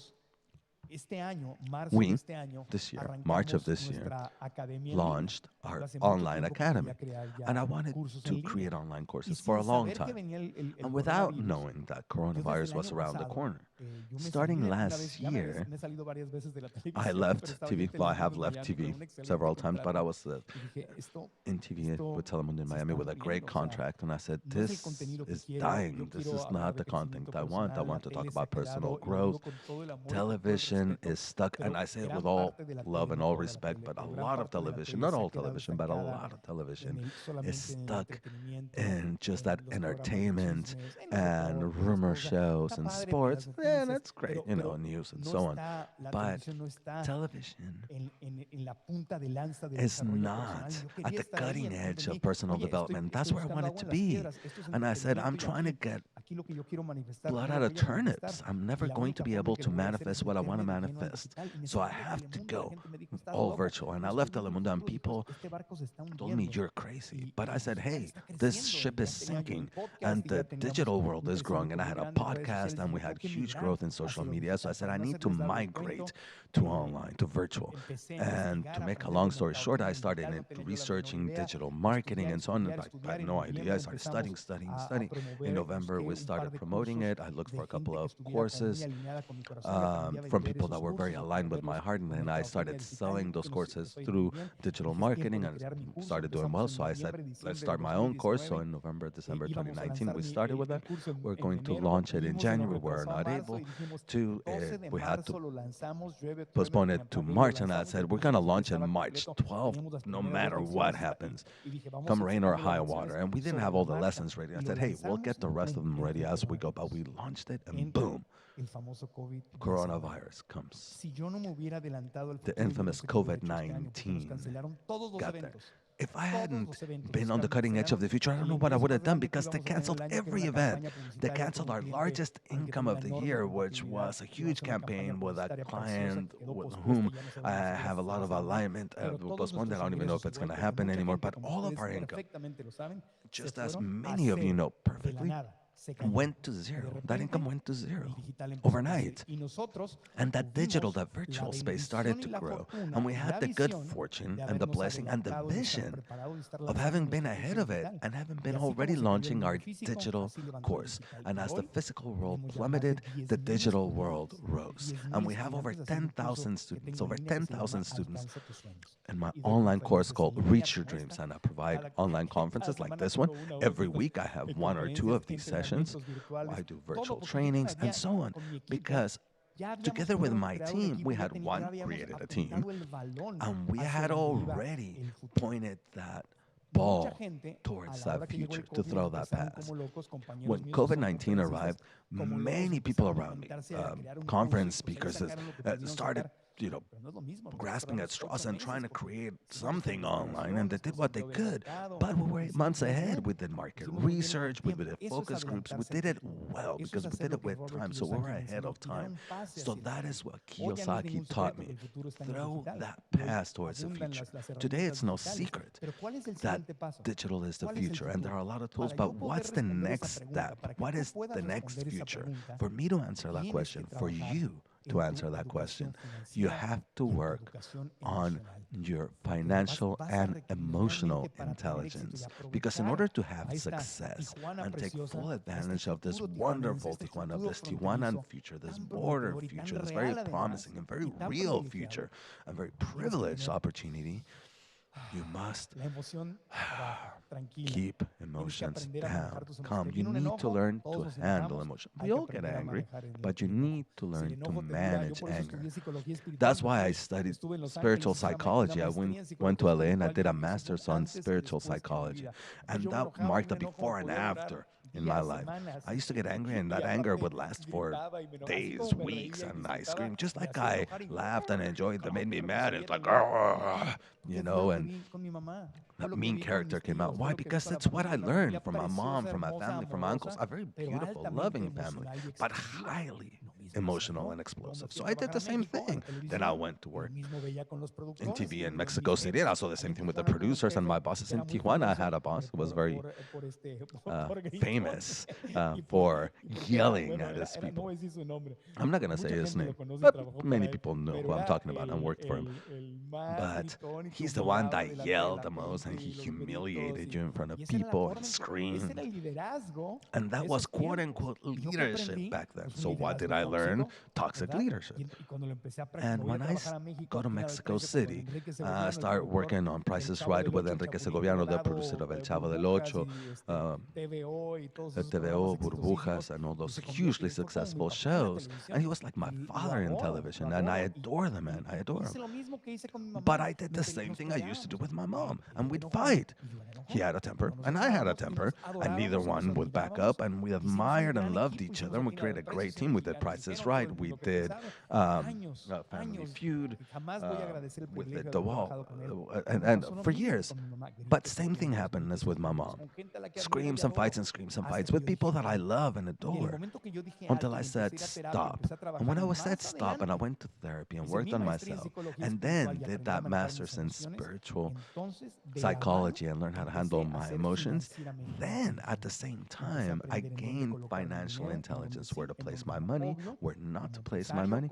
Obviously, as a businessman and an investor, if you've done it, you know there's no way to not lose money. It's part of that learning curve, and it makes you mad, but you have to get back up and build a business. And it sounds wonderful, but it is the most tiring thing to do. You work 80, 90 hours a week, Saturdays, Sundays. You don't sleep at times. It's nuts. More so when you're in the middle of the heat, that pressure. And then what tends to go up is emotions. And if emotions go up, when you're creating your business and there's still no money, and you have more expenses, and you have that pressure, and you had all these efforts, and then one person in your team does something wrong, and the whole system got disconnected, and you lost sales, and it cost you millions of dollars, the mistake made by that person, you feel like, And that's where you need to breathe in deep, and you need to use those tools. That's what Kiyosaki said. That. Look, Marcos, if you want to get ahead, learn to think as a businessman. Stop thinking as an employee. People who think like businessmen are the people who rise to the top of large businesses. They start as employees with a business mentality because you have to manage the company, so you have to have these elements. So even if you want to be a very well-paid employee at someone else's company, you need this. Or whether you have this wonderful, fascinating marathon of an adventure of creating your own business, then even more so you need these two types of education that you don't get in schools. Some schools, some universities, and there's great universities in Tijuana and Baja California, they're starting to incorporate more and more about financial and business savvy. And that's great, but you can't learn everything in school. Some things you will learn from your day-to-day life. You will learn from the people around you. So you want to be a businessman? Surround yourself with business people. Do you want to learn to see where the future is going to be? What's the future of Tijuana? What is your future? What is the future of finances and income and revenue and the economy? Financial freedom. Connect with those people who are in tune with what they're doing in the present, of course, dealing with what they need to deal with, but studying the future. Where's the future going? Where's artificial intelligence going? Where's the digital world and digital marketing going? Where are cell phones going? Digital services. How are people living? COVID-19, which has been so hard for so many people. I have friends who have lost not one of their parents, but both parents, and I've seen them cry, and I've seen them suffer, and I've seen how everything crumbles before their eyes. Friends who have had to close their restaurants, their businesses, and who went broke, who went bankrupt, and they've had moments of great despair for so many people. What COVID-19, in addition to moving the rug out from under us as nothing else could, did accelerate things because we're moving towards the virtual, the digital. We had one foot off the precipice and COVID-19 just pushed us off, and boom, we landed in the digital world. And everything changes. Everything changes. People today are moving because it's happening in the US. Why should you have to live in New York or LA if you can live in a cheaper city working exclusively in a virtual world? So those things that used to be necessary are no longer necessary. I have a work team. We have 10 people now in my team. And I initially hired all but one of them in Mexico City because I was going there constantly. I said, well, I can see them there. when I go to my conferences. And now I don't see them anymore. We started the business in March and we haven't seen each other. I saw them the day I hired them and that's it. Everything else I've spent through Zoom. So one has now moved to Cabo. The other one's thinking of going to Tulum. And said, well, Marco, as long as I have a laptop, we can do this. And I said, sure, go live wherever you want. Morelia, Puebla, Tijuana, wherever you want. And Ensenada, Rosarito, I don't know. Wherever you want. It changed the world. Consumption changed. Where we're going changed. So right now, there are people whose mind is their biggest break because they don't understand the financial culture and that you have to follow that flow and then get ahead of that flow. What new services and things need people? What can I produce, create? What advantages do I have by being in the San Diego, Tijuana region? What services can I provide? What solutions can I provide to the Mexico, U.S. market, the Asian market? What can I do? If you don't have that financial culture, you're waiting for the government to fix things. And I'm not saying that we shouldn't demand of our government, that we shouldn't ask government to do the right things. But we can't just be waiting until the day government fixes things for my life to change. Government needs to do what it needs to do to be honest and efficient. However, I can't just cross my arms and wait for the government to do something. I need to do something in spite of difficulties. In spite of problems. All of us know that there are problems in Mexico, there are problems in the U.S. right now, very strong ones. In Central America, South America, Europe, the whole world is changing. You can't wait for someone to fix it for you. That's one. And two, your second break is that you don't develop emotionally.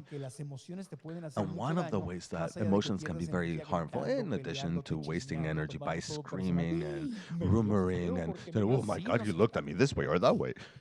And so, but that attachment, there are people who their inner voice, we all have an inner voice, and that inner voice is telling them, when things go back to the way they were, when COVID is over, then my dreams will come true. When that, you've heard stuff like that, right? Or have you even heard yourself saying, I've heard myself saying it at some point or another, when things go back to normal, my life will be happy because I miss my family. I haven't seen them. I haven't gone to Mexico City since February. I'm locked up here in Austin working from home. I'm very grateful because we've been able to move forward through the digital space, but I miss my friends. I miss my family. I have family in Tijuana. I have family in Mexico City, in Veracruz, in Guadalajara, Miami, San Diego, LA. And I haven't seen them. I haven't hugged them. And I have my friends, men and women. I've been isolated. And my mind is desperate. And at times my inner voice tells me, when is COVID going to be over so I can be happy? But that can't be. That can't be. I have to be happy here, today. And if I have to get on a plane to see them with the risks that that implies and cover myself up like an astronaut so that I don't get anything because I don't have the luxury of getting sick because I'm working day in and day out. I have to live. I have to learn how to be happy today. And I have to let go of the past to open the door to the future. So if emotionally you go up, your intelligence goes down, and you could be clinging to your past. I've been trainings for businesses, and before the conference I told them, look, okay, talk to me, what is the most serious issue you guys have in your business so I can help you to organize a conference and a training that is adapted to your needs. And the number one issue that they tell me, in addition to other business-related issues or business culture issues, the number one issue is the huge resistance against moving to the digital world. By people of certain age and younger people, that's all they know. But there are people who don't want to move to a virtual world. They want to have a physical printed catalog. This is a catalog with my products. Oh, the digital catalog's not the same. We can't do business on WhatsApp. How they're doing businesses on Zoom is not the same as in person. And they start telling themselves such limiting stories that it stops them and stops them and stops them. That is not having emotional intelligence because you're clinging to what you know to not go to the unknown. It's leaving you behind. There are people that are saying, the day this is over and we can have in-person meetings again and I can visit my customers in person again. And many people are doing so. I know. I don't live in a Pablo, I know that a lot of people are doing things depends on whether you're a parent, your kids are in school. There are people that have sort of reintegrated. There are those of us who are still more isolated, but you can't wait for the world to change for you to be happy, to express your abundance. You need to adapt to today's world. Financial and emotional intelligence. So how do I get that financial and emotional intelligence? Very simple. If you want to have financial success, start being around other people who are financially successful or who are truly committed to their financial development and success. If you're at this conference, I congratulate you. If you're at this Tijuana is the Future event, take advantage of it. We have renowned experts, and I have a huge honor of being counted among them. I want to thank every family of Tijuana who invited me to this. It is a privilege to be here. Take advantage of these conferences. You can do it from home. And this virtual platform, take advantage of it. Take advantage of YouTube and social media and online courses. Take advantage of that plethora of online tools so that you can continue to grow. Surround yourself by people who are willing to change to achieve their dreams. My mom used to tell me in Tijuana, listen, son, because I said, Mom, I want to work on radio and I want to work on TV and I want to be an anchorman. I want to do ads and I want to do voice work. And my mom said, fine, let's work on that. Because listen, son, every human being has a dream, but few are willing to pay the price to reach those dreams. We all have dreams. Just listen to that. We all have dreams. But strange as it sounds, you say, well, yeah, we all have dreams and we're all willing to pay the price. No, many people don't think there is a price to pay. There's no such thing as free lunch. There's a saying in English that says, there's no such thing as free lunch. No free lunch. Everything costs something. That is one of the laws of life. And it didn't cost anything. We wouldn't enjoy it the same. Somebody just gives you something. It's not the same as when you earn something. The satisfaction of earning something. I remember in Tijuana when I bought my first used old beat up car. I used to look at that car like I was in love. I bought that with my hard work. So you have to understand that there's a price to everything. So the question is, are you willing to pay the price for your success? And part of that price is leaving what you already know behind, unlearn what you've learned, re-educate yourself. Part of that price sometimes is to transplant ourselves. And if you are surrounded by a circle of toxic people, corrupt people, lazy people, people who are sabotaging your creativity, that every time you have an idea and you want to change and you say, look at this, they laugh at you. They don't do anything. All they do is watch football on weekends and drinking beer. And there's nothing wrong with drinking beer and watching football, by the way, but the people that's all they do. They just live to think about football. But football is not going to elevate you out of poverty. Football is not going to make your dreams come true. Football, soccer, baseball are wonderful as entertainment, but I don't live and breathe sports. What I live and breathe is my success, my career. America, Xolos, the Steelers, the Patriots are not going to say, oh, look at all the hours you invested in watching us. Here's your money. I mean, watch him on Sunday. Watch the game. But that's it. And they'll say, oh, no, I have to watch all the games. I have to watch the football games and the basketball games and the baseball games. No, that is an activity of the poor. Surround yourself with people who are financially intelligent and, of course, they entertain themselves and they take breaks and they do things they enjoy, but they're disciplined. People who believe, people that are telling you can't, they say, you can't, I'll find a way. A financially intelligent person sees a problem and says, if I can find a solution to that problem, that can bring abundance to me and to everyone I solve the problem for. Having a face mask or a face shield right now, you pay gladly for it because it solves an issue. Someone sells disinfectant gel. I mean, you pay for it gladly. And the person that manufactures it also does well. So someone who is financially abundant in their mind sees the present and the future, and find solutions to problems. And says, yes, I can, but not that just little chant of, yes, we can, yes, we can. No, but truly, people who are financially poor run from problems. People who are financially abundant, it's not that they like problems, but rather that they realize when there's a problem, there's a potential to provide a solution that will turn things around and that will create abundance both for the consumer and for yourself. And the world needs healthy environmental products that don't contribute to climate change, but rather help us revert it. Products that are healthy for our people. Mexico in the US has adult obesity, childhood obesity issues, diabetes, cancer.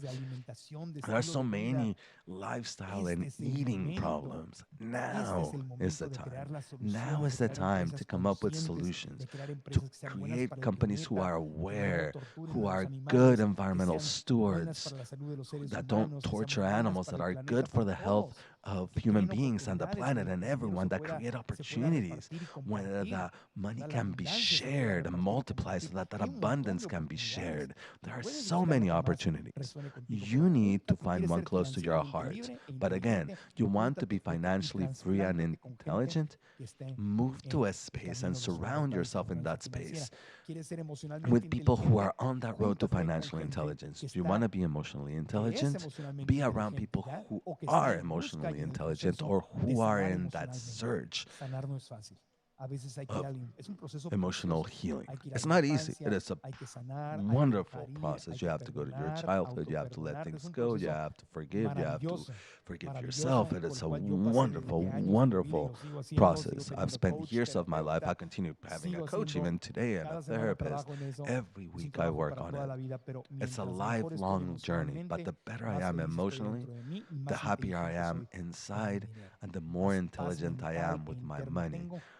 And I have more internal peace, and that allows me to see the future more clearly. That future, which in Tijuana, which is truly, literally the land of opportunity, anywhere else in the continent would die for these opportunities. And yet there are people sitting down thinking they're poor. Maybe there's poverty at home, and I'm not making fun. I'm not making it a joke. It's horrible. Maybe they don't have money in the bank. Maybe they have a very humble home, or they're renting a humble place, or they're living with a relative. So they have that physical poverty, sure.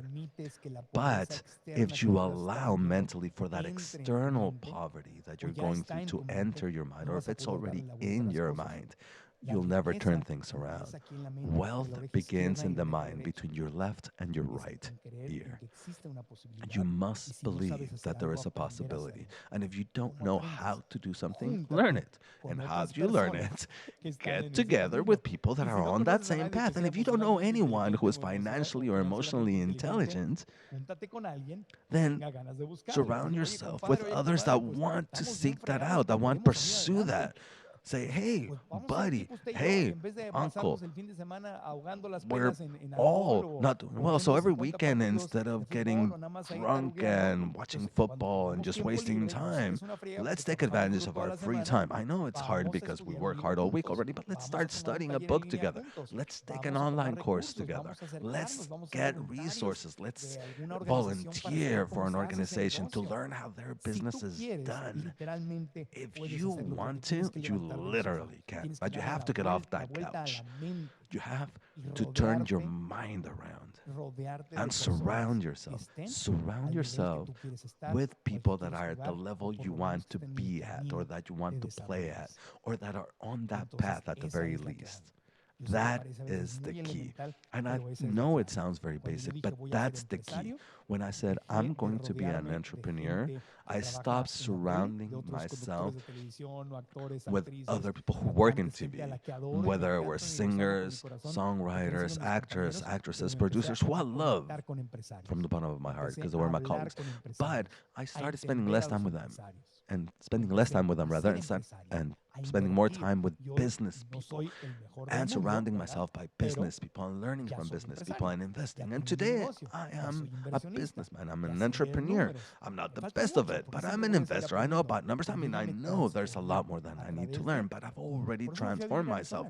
That's why I moved to Arizona. When I met Kiyosaki and I said, wow, I have so much to learn. I grabbed my suitcases. I left Miami, and many people told me, what are you going to do in Arizona? Are you crazy? You're not going to Arizona. You're in Miami with these beautiful women, from Cuba and Puerto Rico, and it's Miami.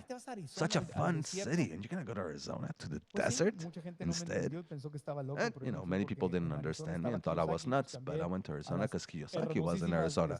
So I traded those gorgeous Miami girls and the parties and everything else Miami had for the Arizona desert, because in the Arizona desert, I found financial freedom and I learned to speak English. Well, I was never going to do that in Miami. I just started getting a Caribbean Spanish accent, but many people didn't understand it. But if I hadn't forced myself to go to Arizona and learn English and surround myself by entrepreneurs, I wouldn't be where I'm at now.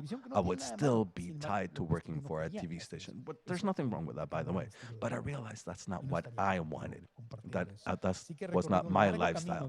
So I wouldn't be here with you today. So after this very long journey from my dearly beloved Tijuana to where I'm at, and all of the road that I still have before me, and I've been talking about online courses. So for all of you who want to learn more, let me share that this type of education is my passion. So if you go to marcoantonioregil.com/clase gratis, free class, clase gratis, CLASEGRATIS, you will find a free class that says, discover if your mind is your friend or your enemy. What story is your mind telling you? It's free, it's online, you can take it on your tablet, cell phone, laptop, whatever, and we'll get more in depth into whether your mind is giving you limiting thoughts. And we'll get into much more depth and more emotionally talk about what I learned along the way. Maybe you saw me on TV, but if you knew what was going on behind the screen as far as my emotional intelligence, go to marcoantonioregil.com/clase gratis. It is my gift to you. You can take it today, enroll today, tomorrow, next week. It's up to you. Whenever you want to take it, take advantage of it. I want to thank all of my dear friends from Tijuana Innovadora for everything they have done over the last 10 years. And I want to thank all of you for being here at this online event. Tijuana is the future. I have no doubt of that. Tijuana is the future. The question is whether you are ready to keep pace with that future. You cannot just fall asleep behind the wheel. You can never do it before, but now more than ever. And while it's uncomfortable to grow, it's not easy. I'd be lying if I said it were. But if you actually do it, you can find freedom on the other side of that struggle.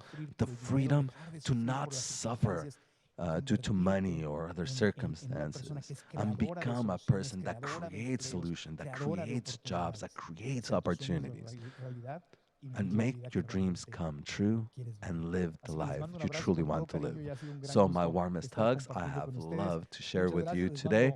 Thank you so much. Again, all my love. Go to marcoantonioregil.com. That's my website. I have a podcast. I have a weekly episode where we talk about personal development. And you can also follow me on facebook.com, Marco Antonio Regil. Thank you.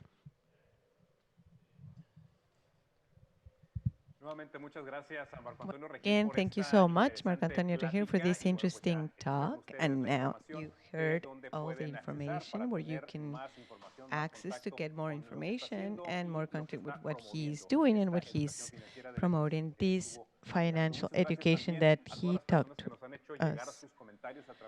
Thank you for everyone who's been participating through the different social media. We're a little bit tight on time, but I would like to mention some comments.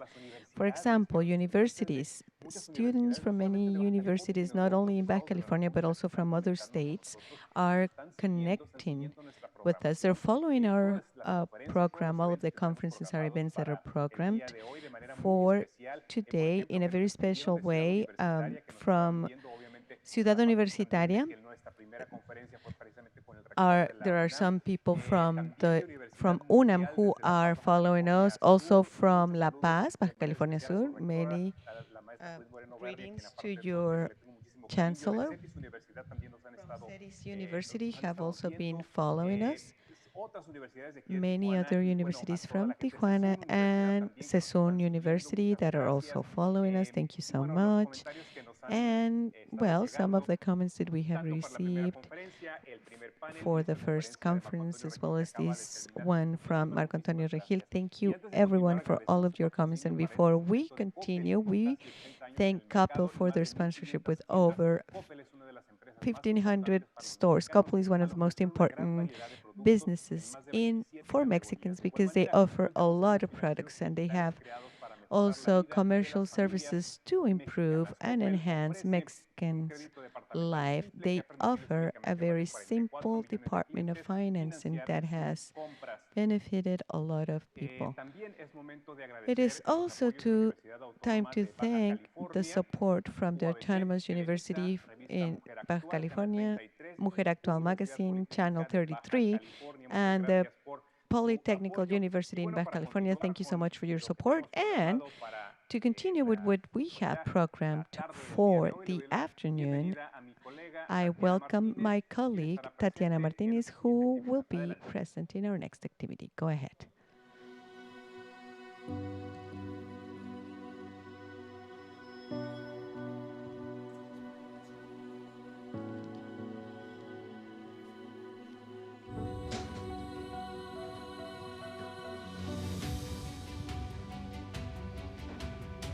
La vida es como un partido de béisbol.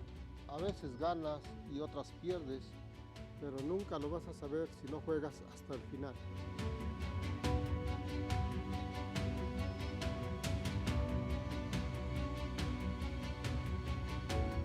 Si mi vida fuera una película, sería una de esas que tiene un final feliz. Porque así como llegan los problemas, también llegan las soluciones.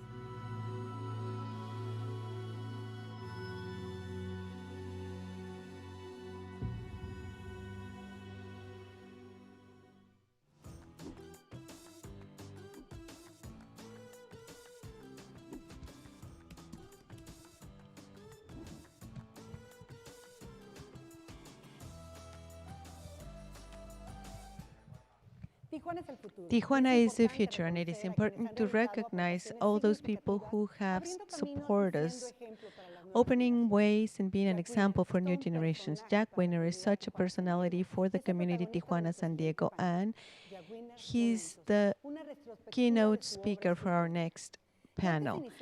Before we begin, I would like to thank TV Azteca, Periódico Frontera, their sponsorship. On this panel, as a guest, Isaid Husmek is one of the most popular artists and one of the most famous painters. His work has been published in many parts of the world. It is a luxury to have him among us. We also welcome Roxana Velázquez, who is the executive director of the Museum of Art in San Diego.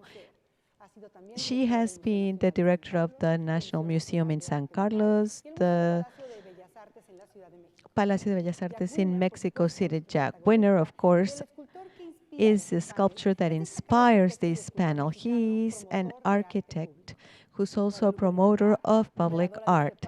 Guadalupe Ribemar is a journalist and cultural promoter. Her work has been published in a lot of different magazines and books nationally and worldwide. Welcome, everyone, and let's begin.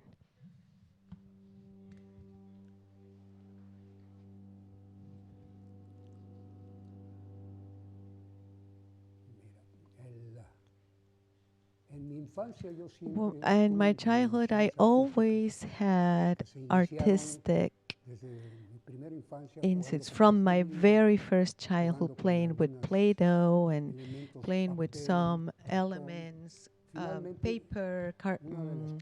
Finally, I ended up painting all the closet doors in my room. And of course, as you would imagine, I was terribly scolded because I was creating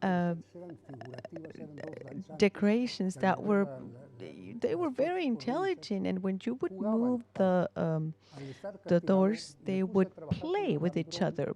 But since I was grounded and I started playing with other materials and I started creating some chandeliers that my mother finally had made in silver. And that's how I started. I went to school, to architecture school. My career is the architecture, and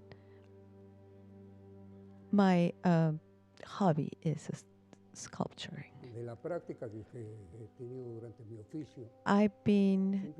I've had a lot of practice. I've always used my hands to create sculptures. From its model, I generally, everything I do is in metal. My work is basically, I don't have a particular style. I would say that when I do a little bit of retrospective, it could be, it's very eclectic. I have two important phases. One is the geometrical one, which is the one that I usually use for monumental sculptures and public sculptures. On the other hand, the figurative abstractions, I usually do on bronze, which has been reproduced, or anthropomorphic, which is for smaller spaces, has been where I started. At the architectural symposiums is where, through geometrical practice, I accomplished great formats with little materials. Practically, minimalism is what I work the most. And at the time that I couldn't have a workshop like I used to, because I have to close it down due to the pandemic, I was forced to work from home. And this has become my study. Digital sculpture is something that I've been learning. I'm not very good at or very savvy at using computers, but I had learned a little bit from using AutoCAD from my career, but I currently finishing the first monumental piece, which is going to be installed in a few days.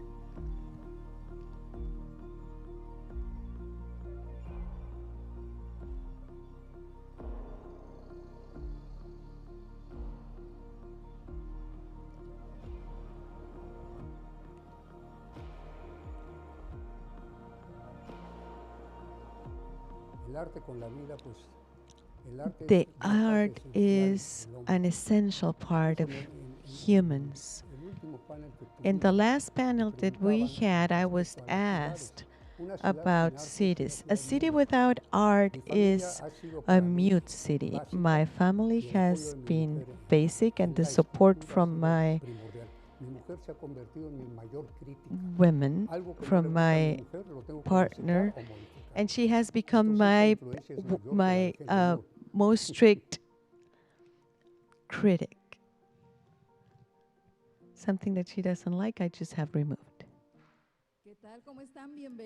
Hello, everyone. Welcome. I would like to thank the presentation by Pablo Barragan for this panel previously. And well, it is my job to be a moderator. I would like to greet each and every one of you and thank you for accepting being with us and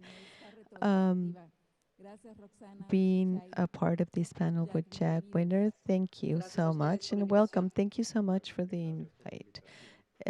Same here. Thank you so much for the invitation. Very well, then I'm going to read some fragments from Jack's biography. I would like to begin with the first segment and tell you that Jack Bender was born in Mexico City in 1938. He's a part of the first generation of the family Miner, which migrated at the beginning of the 30s to Mexico from Belarusia. He studied at the National School of Architecture, and he started the movement Bauhaus. He's been inspired by many different important artists. I would like to begin our image presentation, and I would like to feel free to have a dialogue. He's going to be talking about his sculptures that we're going to be looking at, and please feel free to comment and go ahead, Jack. Thank you so much, Lupita. Basically, the question that you have asked me, and many people more, how from being an architect now you become a sculptor? My backgrounds are this. When I was very young, I used to play. I was very ludic. My activity was with Play-Doh, with plain images. Initially, when I was about 12 or 13 years old, I painted dancing images on my closet doors, and I was scolded at because of what I was doing. But then I started working with wires, and I created a chandelier that my mom really liked, and she had made in silver. And we could see images of some of my background. This is a collage from different exhibitions that have been made on different topics, from different collections made of bronze and iron. And I would like to go to the next slide to show the chandelier that my mom had made in silver. She electrified it, which I think was horrible, so I cut all the wires off and rescued it later. This is how you can connect one with another one up to 2, 3, or 4 until you make a complete circle. This is a complete chandelier in silver, which was my beginning at product design and later on sculpture. From plain images, I moved to three-dimensional images. This is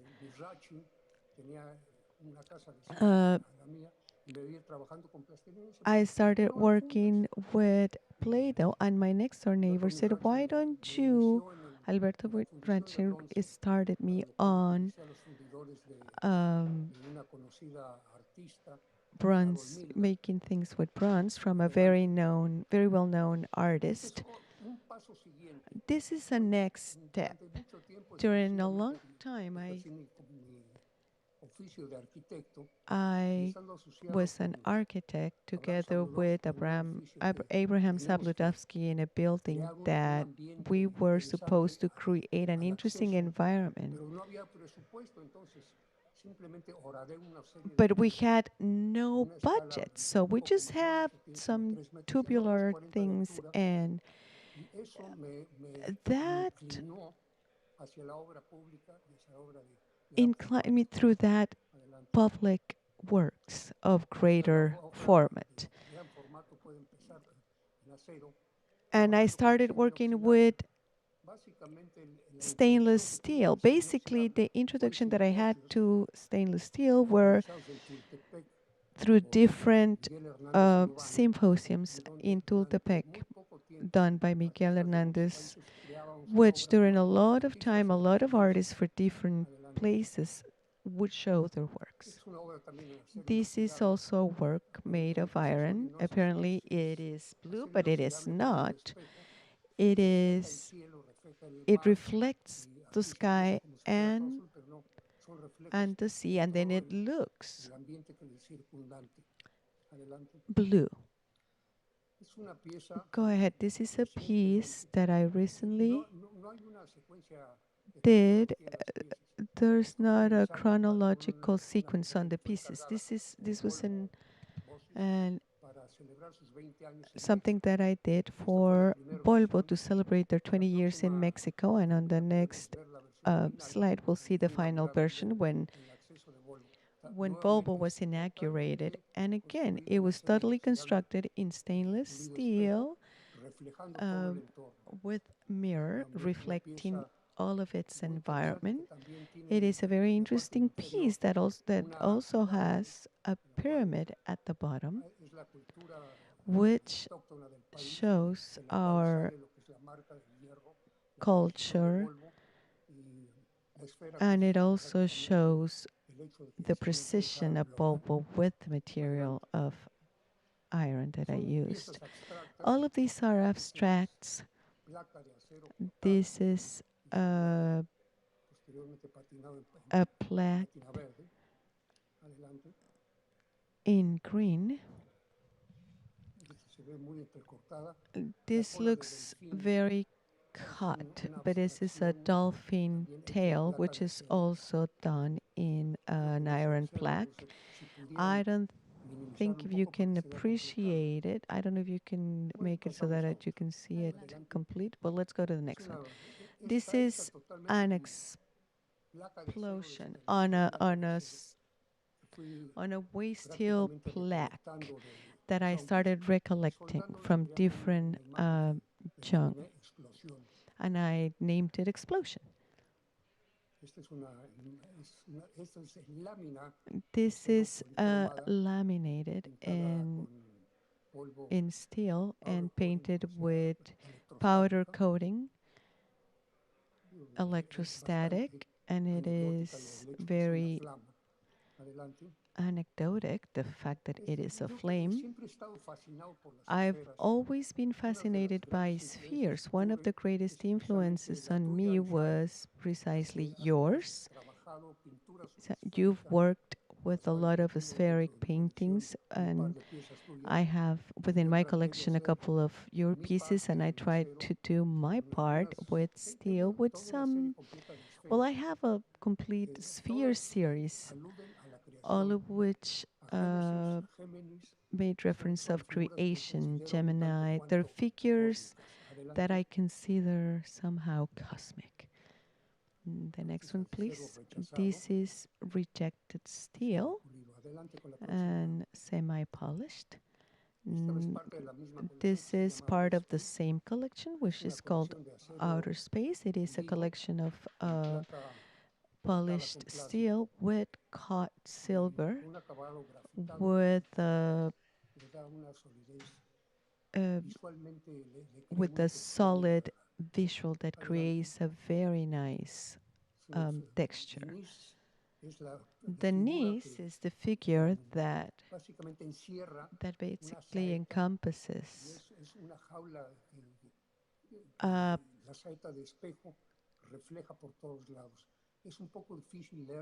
an arrows, and this is an image that makes reference,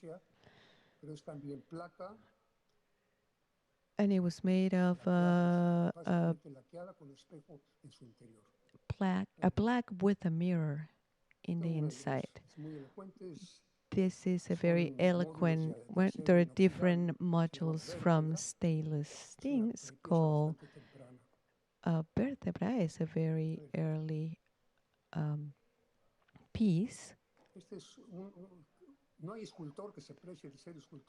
There's no sculpture that has not tried making a Jack mold, and yours truly was assigned by Don Gaston to make a Jack mold for a window at his house. And I'm sorry that I'm showing this personal piece, but I'm very proud of these. if you will allow me to add to all of these works I rescued from a magazine because of the Cultural Institute of Mexico, Israel. There are very few lines from a magazine that I would like to share with you, and it says like this: a material for which Jack Weiner gets lightness, movement, and harmony is from a proverbial hardness, steel from which he cuts black to come up with beautiful pieces with a lot of dynamism in them. Go ahead with your comments. We have seen different pieces, Jack, from the beginning. And I wanted to ask you a question. Which would you say is the relationship between the material that you decide to utilize and the topic? Is there a predisposition or thought as to how you're going to put together the material with the topic, or it's just simply a matter of inspiration, or what you have at hand, or what is a challenge for you? It's a very good question, Isaac, and I think I can answer it this way. Normally, the fact of being faced with public art topics from big formats of great format presented me with the challenge that the material had to match the work. And in order to do it with its weight and stability and the motive for which it was intended, it was accomplished using steel and black. And the fact of also being able to make it geometrical. And normally these great works of mine are geometrical, and there's a lot of contrast because my dimensions seem collective sometimes, because on the one hand they're completely geometrical, and then you have these other parts that are absolutely harmonic, biological, and I could even say organic. And this kind of organic work can be very handleable, manageable, and the kind of materials that I use for those works comes in a smaller format and tends, it has more of a human trend. But you can also see a lot of these on my public work. I don't know if that answered your question. This piece is a piece that was done in San Cayetano do Sul in Brazil. It is called Mirage. We can only see the exterior here, unfortunately. The interior part is a sphere with a mirror that on one side shows the reality, and on the other side, it's what you can perceive. So it's a geometrical form playing with the different spheric forms with some other aggressive forms, which are, in this case, the steel walls. Go ahead. This was at another symposium where we combined the geometrical aspect with the most harmonic and spheric aspect. It is the something that we did at Ecatepec at a symposium where 21 sculptures participated from different countries, and this was my version, which is at the Plaza de la Cultura in Ecatepec, Cultural Plaza in Ecatepec. The next one, please. This is also an abstract from stainless steel, which was also made at a national symposium in Tijuana, in San Diego. And that piece is now at the Botanical Garden in San Diego. It is a piece that's 360 high, but it's very light. It's very easy to move, is And as you can see, it in a very scenic way. Go ahead with the next one, please. This is a piece that's in Metepec, Estado de Mexico. It was a commission made by a developer, a building developer in Metepec, and he wanted to celebrate the artisanal work from the trees in Metepec. So we combined the cosmic part with the artisanal part, and I named it Chromosfera. And it has a part made of stainless steel, which turns around with the wind, and it's on a pedestal, but originally the piece was 18 meters high, and it was placed on a water tank. And this was in Metepec, Estado de Mexico. Go ahead. This is the piece that Lupita was mentioning. This is a piece that was assigned by the Institute of Mexico-Israel, and it resembles the friendship of the communities of the different towns, and it represents the 10 commands, and it's also done in green color. Go ahead. Within this is something that was done for a temple in Tepcamachalco, which is called Share Sharom, and it's a composition of the sacred ark where you keep all the Bibles or the scrolls, and it's in a wall that's made by the different cubes, glass cubes. Go ahead. This piece is in another temple that's called Ramat Shalom, in collaboration with Sabludovsky, with Abraham Sabludovsky and Pedro Cervantes. It is a piece that it is a chandelier, a classic chandelier from the Jewish religion, and on the left side, it is the town, which is inscribed within a book with the letter Aleph, which encompasses all of the world's literature, and it is the meaning of this town. This is an altar from which in this case is made of one inch plaques made in different modules with the transparency in the from the exterior, and it creates different stars, and it's also the Ark of Ramat Shalom. Go ahead. This is a very dramatic picture, a very dramatic image. It is part of my experience assigned by Jewish sculpture when I was doing in a sculptural park, and we did a symposium, and we did a piece as one of the pieces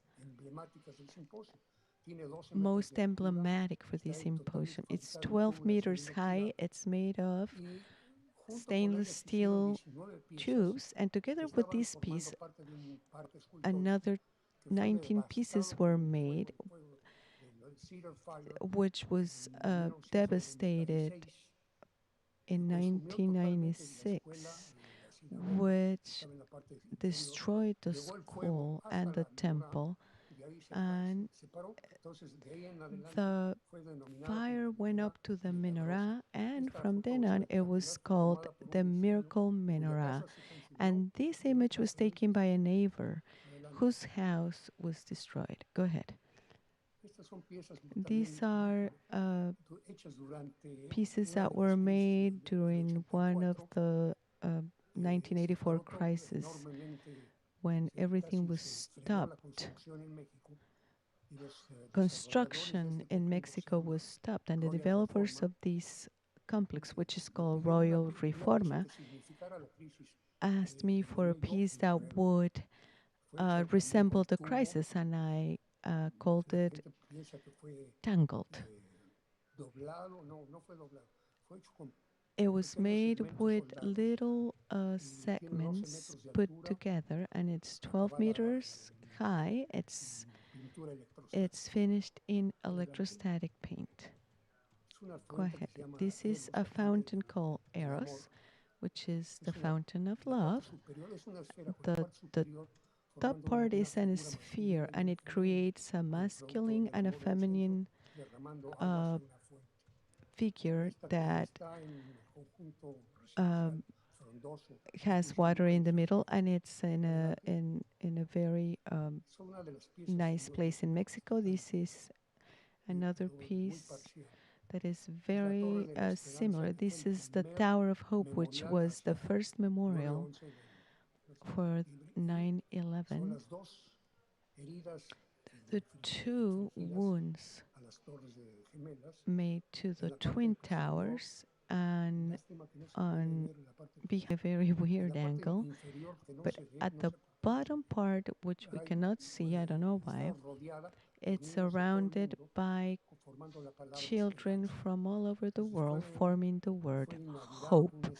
This was inaugurated with a very important show about a memorial on all of the victims from this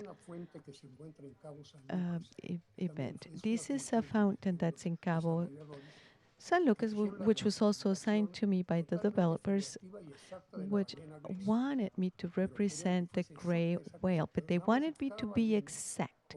So each whale, just as the human face, is completely different one from the other. So this fountain, I think, has been filmed, and it has been in many movies because it has water that comes down from the whale tails, and a whirlpool that is created by all of this water. Finally, it was it ended up at a restaurant in Cabo San Lucas, and at night with this light, it gives a very nice view. Go ahead. This is the fountain called Istrian, and it's at the Secut, the cultural center in Tijuana. And it was made at the first symposium, no, I'm sorry, at the first event for Tijuana Innovadora. Tijuana Innovadora gave this sculpture, and it's made by a piece that's made by a very thick steel plaque, and 138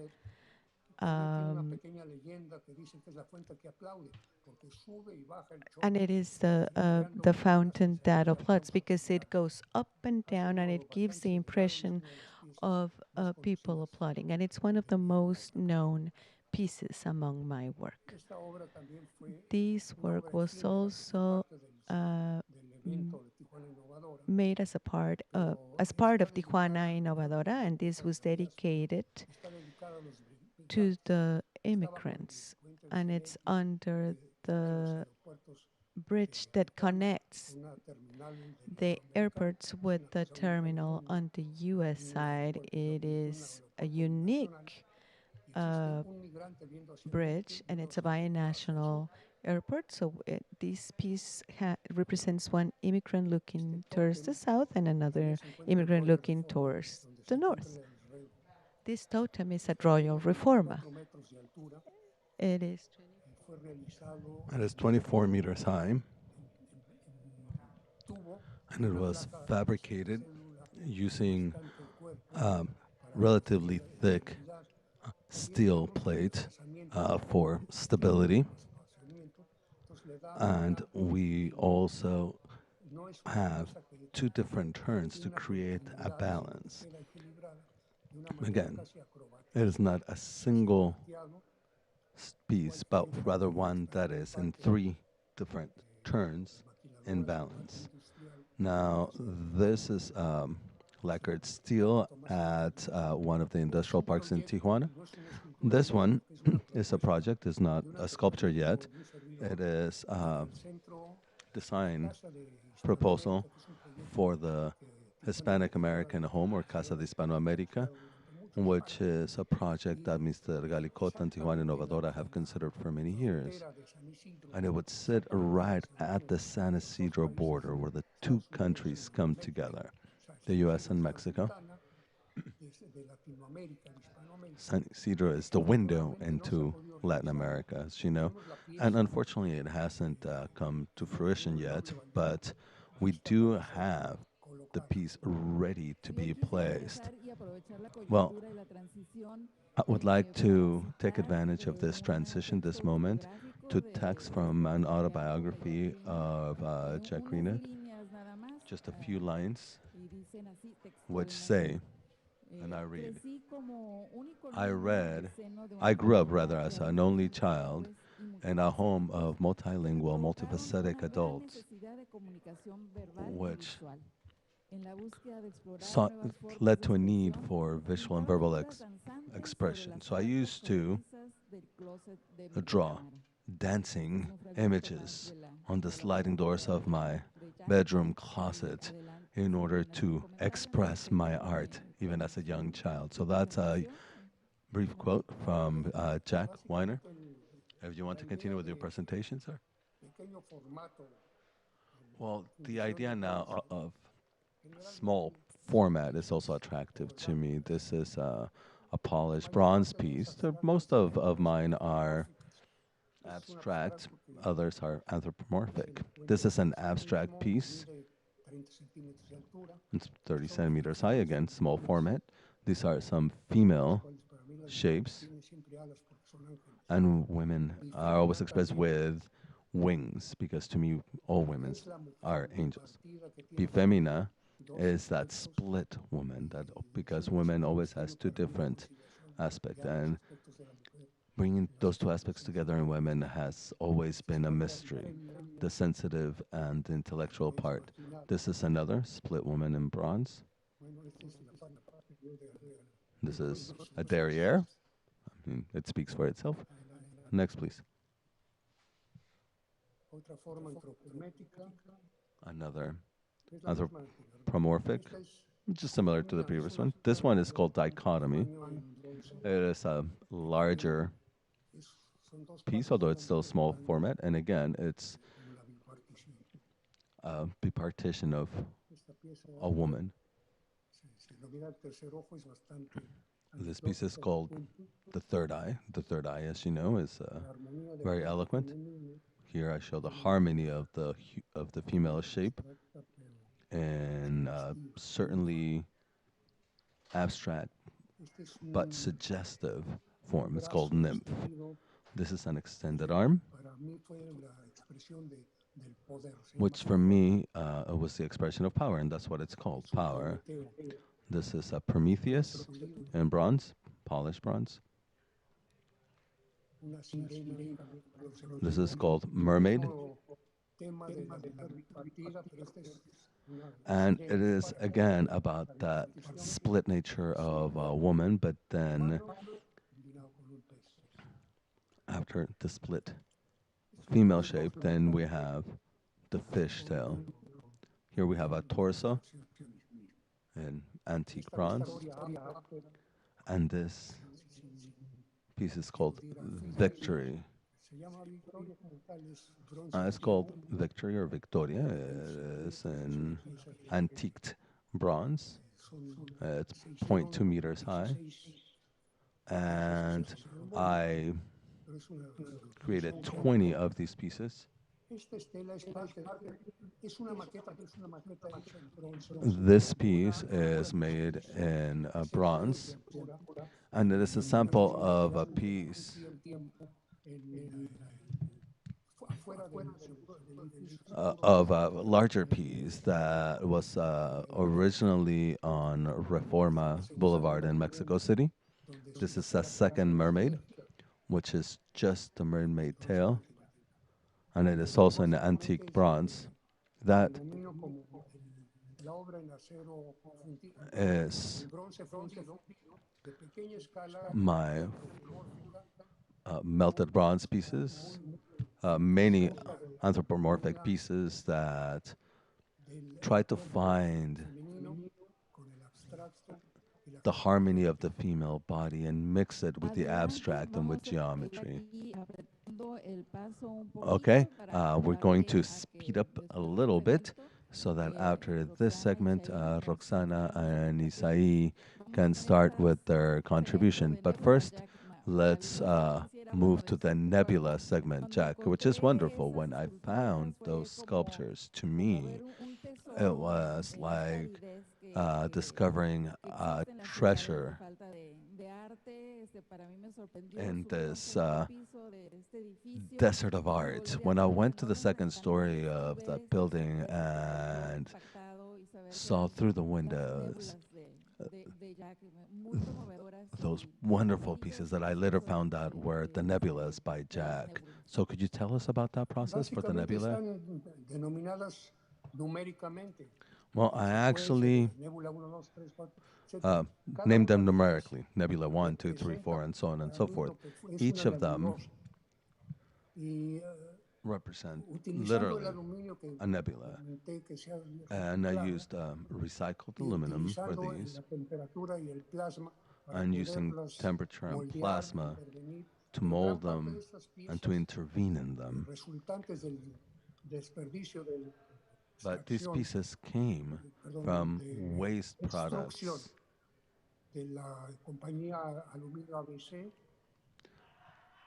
that I obtained from the extrusion waste from UBC Aluminum Company. And again, I created monumental pieces. Now, all of them were part of the expo for the inauguration of the Quartz Hotel. And with a new piece that I did on consignment, they will now be used for the inauguration of the America Tower, which is part of the Citibank or City something complex. Now, this is also part of the nebula collection, but more so than a nebula, it represents a huge wave. It's called tsunami, and it's a revolving wave that moves forward and creates a lot of movement in the aluminum.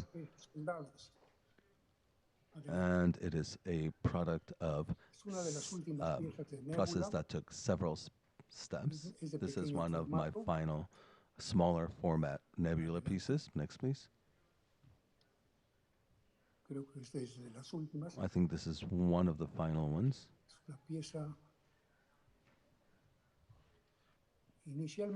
Now, for the previous piece, it was originally going to be done in goil foil, but instead it was done in aluminum, and it was just powder coated in gold color. We're still with more nebula, but in smaller versions. This one's 0.7 meters high versus some of the other semi-monumental pieces.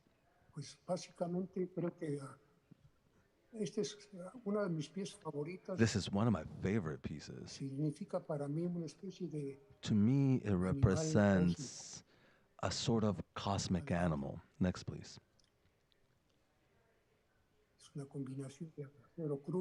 This is a combination of chromed aluminum and raw aluminum. And this is natural aluminum with no finish. Another recycled aluminum piece. Next, please. And I think this is the last piece in recycled aluminum before I started experimenting with foundry aluminum for larger pieces. This was the first.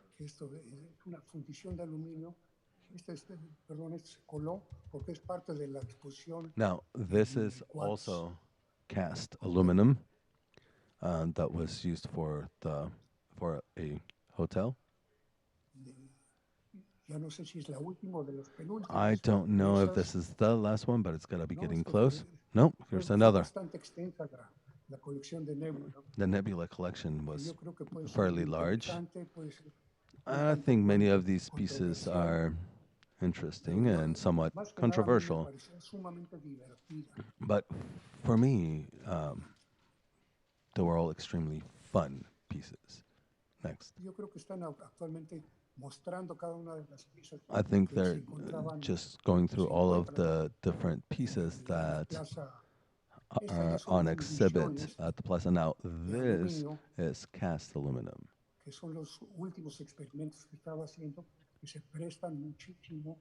And this was a more recent experiment, and then which allows you to replace bronze, and it sort of speaks a different language.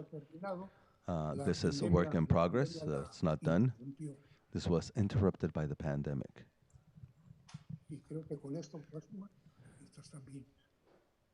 This is another cast aluminum piece in progress. Each of these pieces weigh 80, 90 kilograms, so close to 180 pounds. We're very inspired by those pieces. I would love for our guests, panelists, to ask Jack any questions they have or any comments inspired by the images we just saw. Well, look, Guadalupe, first and foremost, I want to congratulate Jack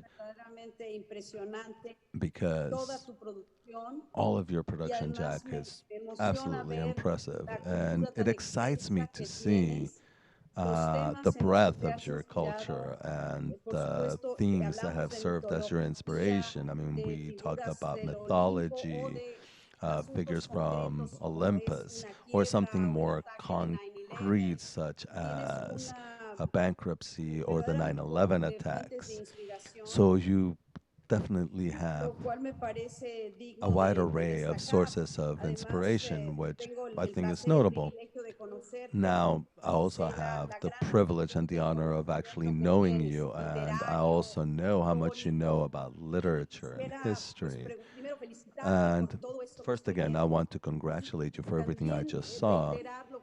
And I would also reiterate something you've already said, and Yishai already said. It looks like these were different sculptures. I mean, whether you look at it geometrically, to the anthropomorphic shapes, the female shape as a source of inspiration, and as you've shown specifically, I'm talking about the duality of the female form and so on.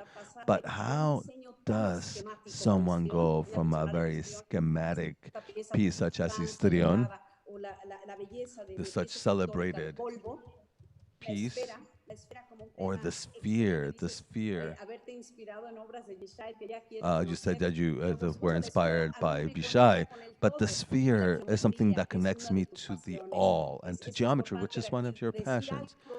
So here it's important to say something about your biography, the fact that you originally studied architecture, but that you're a great admirer of mathematics and geometry in particular. And how you play with those elements is absolutely splendid. So again, I wanted to congratulate you. And I would ask you to share something for new sculptors. You have such a breadth of experience that I think it would be exciting. There are many generations coming behind you that want to do sculpting, and I have no doubt that they won't have to go through the things you did, with people telling you that fantasy was a waste of time or was foolish. I think our knowledge of art is very different today, and that stems partly from you. So whatever you could teach would also be important. Well, thank you so much for the comment, and thank you. I am very moved by, and I love that it is so close to what I try to do. Now, geometry has a reason for me. The triangle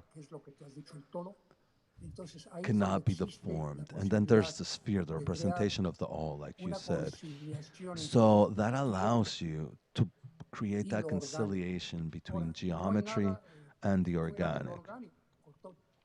Now, organic doesn't mean that it can't be geometric. It can be, and in fact, sometimes it is. But fusing them together has been part of what I do. I don't know whether that answers your question. Yes, and mostly I wanted to share, I wanted you to share with the new upcoming generations what they should study. One thing is, the subject matter and the sensuality of the material, like your attraction that you felt for plaster and textures. That's a sensory thing, as all art, and sculpture is masterful art, of course, together with architecture, which goes hand in hand. But in addition to that, as far as formal studies or informal studies, if you want, as to what's happened in the past. So where did you find sources? You mentioned Henry Moore. Everyone should know Henry Moore. But Henry Moore, of course, knows the Chacmol. And congratulations. The Chacmol for Gaston Lucan is wonderful. I'm seeing it on screen now, and I am excited by your capacity for abstraction. But younger generations might not be studying all of this. Yes, you need a certain technical expertise in managing aluminum or using your different tools. And you talked about the welding torch or the blowtorch and how much you loved it. But there's also a lot of theory and a lot of knowledge. So what would you share with new generations? Well, one thing I could say is that a great amount of discipline is required to exercise any activity. Now, when it comes to art, I am absolutely self-taught, but I did study architecture. But the fact, pseudo-student or an absent student from Bauhaus. Bauhaus is a German school of art that was founded in 1919. And from there stemmed artists and architects and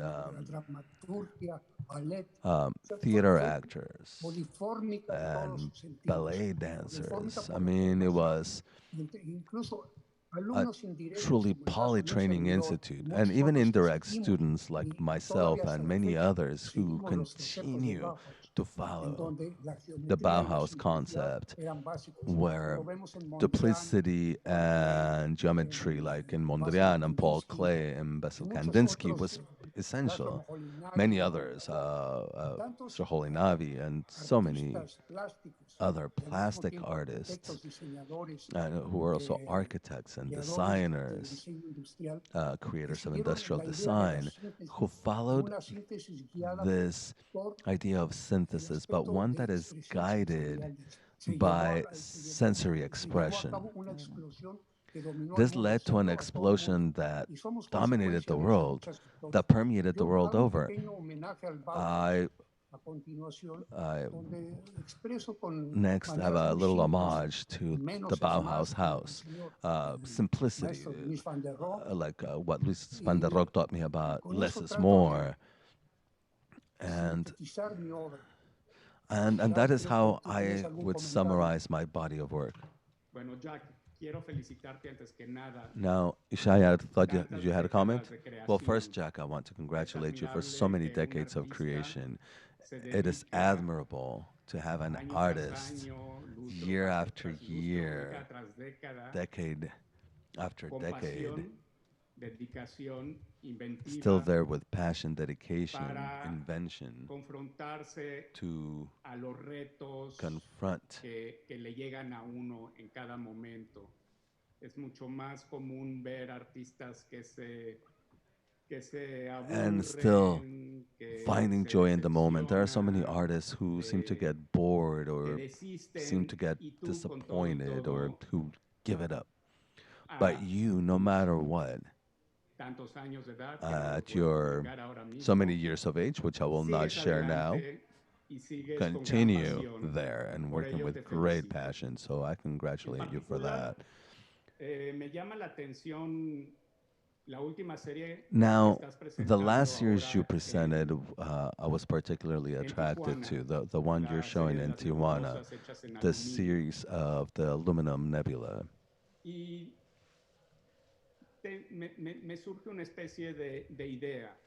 And it leads me to a sort of idea. And the idea I'm having is that your work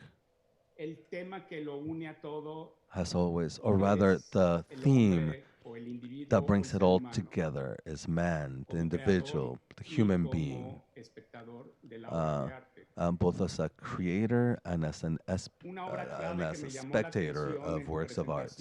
One piece that jumped out at me during your presentation was the vertebrae sculpture, which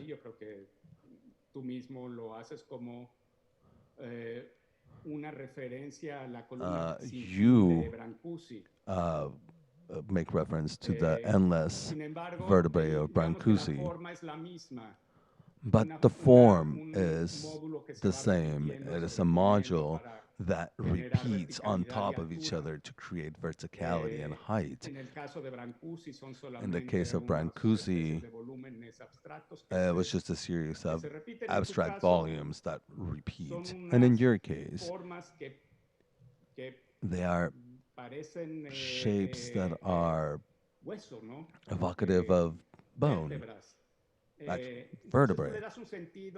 So you give it a more physical, physiological sense to what would have been otherwise pure abstraction. So I think that you don't do pure abstraction. You always refer back to the body, to the individual in your work.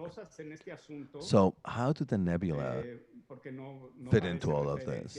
Because there isn't such an obvious reference to a human shape, a body. And that's why in the beginning I asked about your decisions as how to the material impacts the theme or the theme impacts the material from conception to the manufacturing of each piece. In the case of the nebulae, for some reason I don't know, you decided to do it in aluminum. In this case, recycled aluminum, but it's the aluminum at the end of the day. Aluminum happens to be one of the three most common elements at the core of the Earth, together with oxygen and silica. The most common material on Earth, also the lightest. But again, I say this and to the fact that aluminum has a reference to the core of the Earth, but you decide to use the aluminum to illustrate nebula, which are the lightest and most distant bodies. They're hundreds of light years away of where we are at. So how do you link the center of the Earth to something that is so far away? What is that axis? And I think that it is, in fact, Jack Wiener, that character on the surface of the Earth that decides to link the center of the Earth with some of the furthest distances of our galaxy. And in that sense, there's a tension that is generated.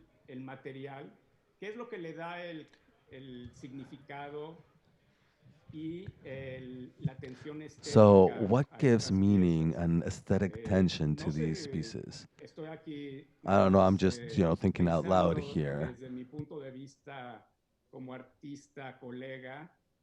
As a colleague, I'm just, thinking about these pieces, but I'd love to hear what you think.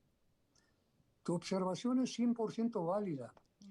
El hecho de que las nebulosas sean cuerpos gaseosos Well, ligeros, nebula, you're right, espumosos, are these pero también gas, dentro de eso light, encontramos remote en el shapes. universo But los outside in agujeros the negros universe, y la in explicación black de la hole, we have black creación de holes todos as esos well. cuerpos astrales, And the entre ellos la explanation Tierra, behind un the pequeño creation of granito all astral cuyo bodies, among núcleo them the Earth, ígneo está rodeado de as aluminio.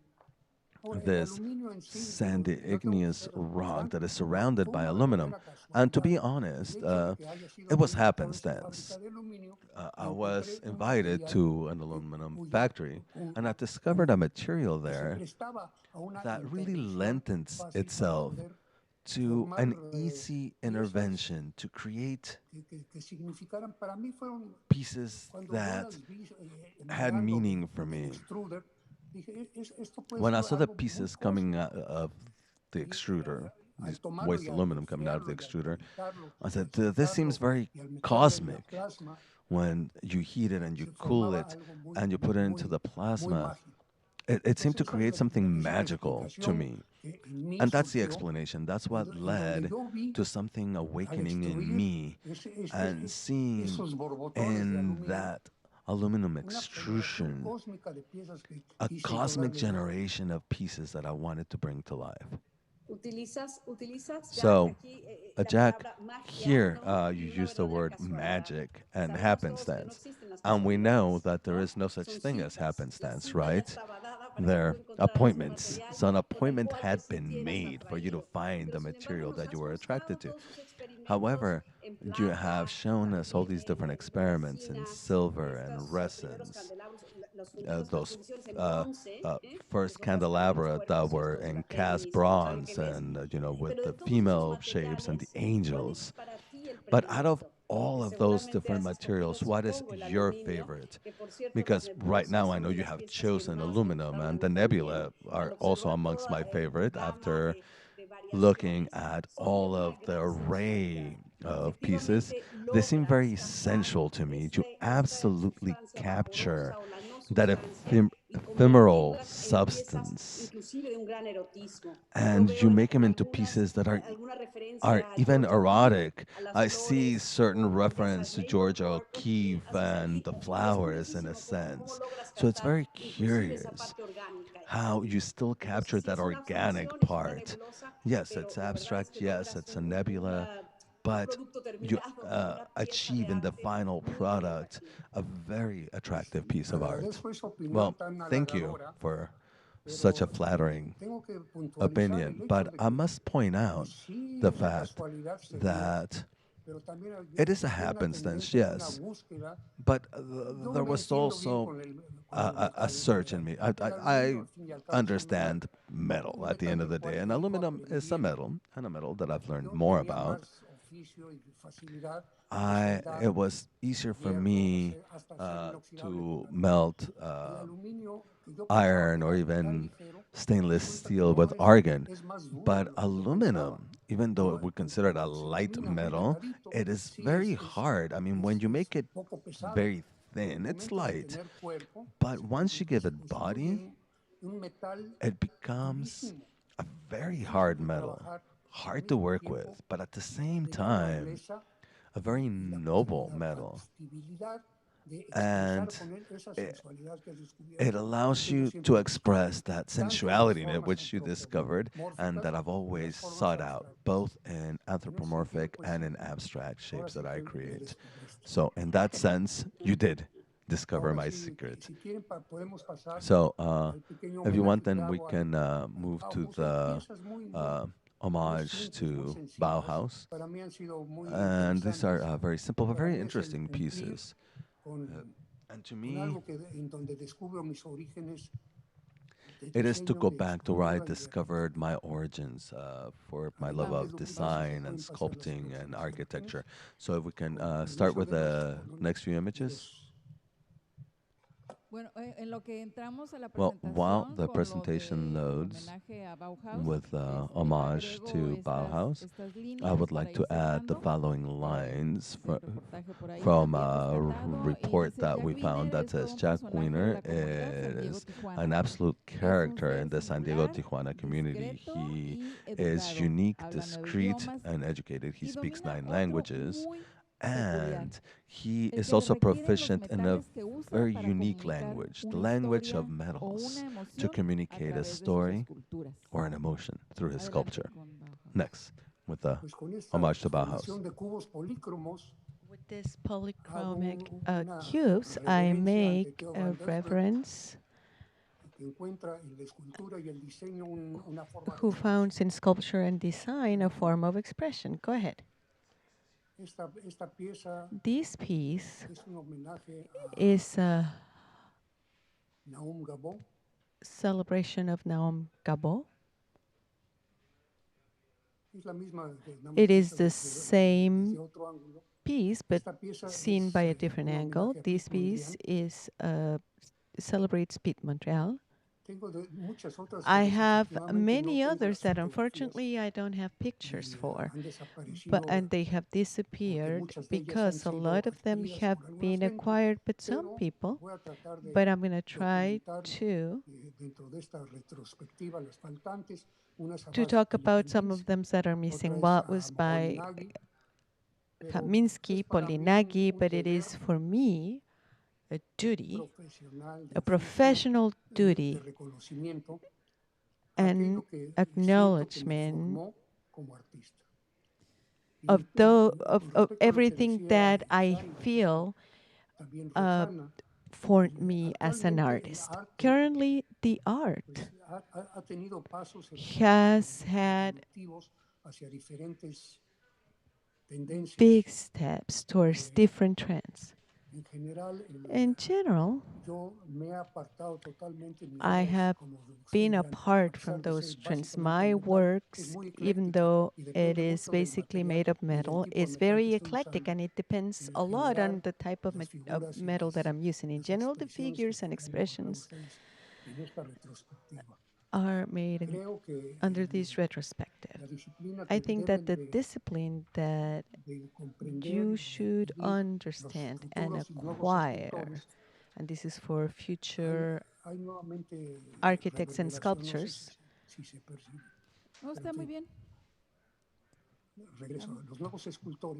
For the new sculptures, they should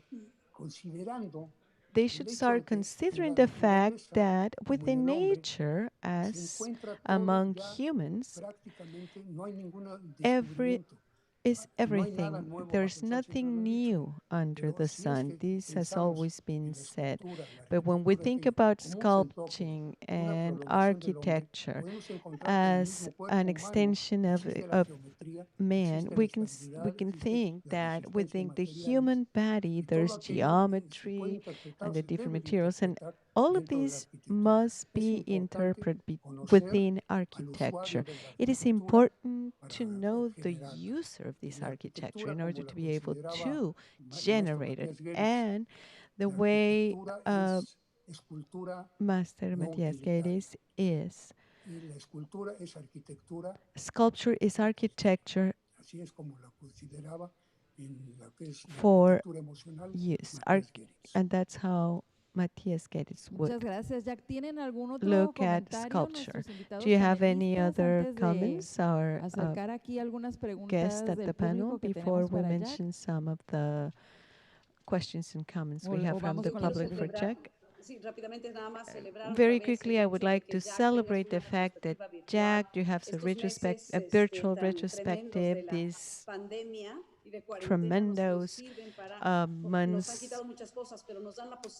within the pandemic give us a possibility to get to know your work. We have to rescue all those photographs because I think it is the moment for you to share all of these production so that we can find out about what your background has been and your journey has been of decades, a whole life, and I would love to share all of your works with all of our Muchísimas audience gracias. at the Museum No me of Art. queda Well, más que thank you so agradecerte much. tu I just intervención. want to Ha sido thank you para for mí your un honor intervention. el It's hecho been que an tú, honor, Shai, the fact that tú you and como una Shai, gran you as a conocedora great de arte y Shai uh, como un gran pintor y crítico de arte, known haya yo of podido art, compartir con ustedes el the haber tenido opportunity of la sharing everything retroalimentación de with sus you and opiniones para mí having muy, your muy válidos. opinions is Muchas very, very gracias. valuable. Y Thank you también so much agradecer, again. And I would also like también to agradecer a thank Tijuana Innovadora Tijuana esta Innovadora oportunidad de for poder the expresar opportunity y of tener expressing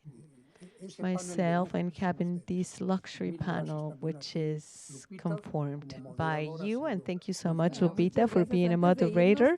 And before we leave, we have a couple of questions that were made, and one of them was answered as far as the message for young people. But I have this question.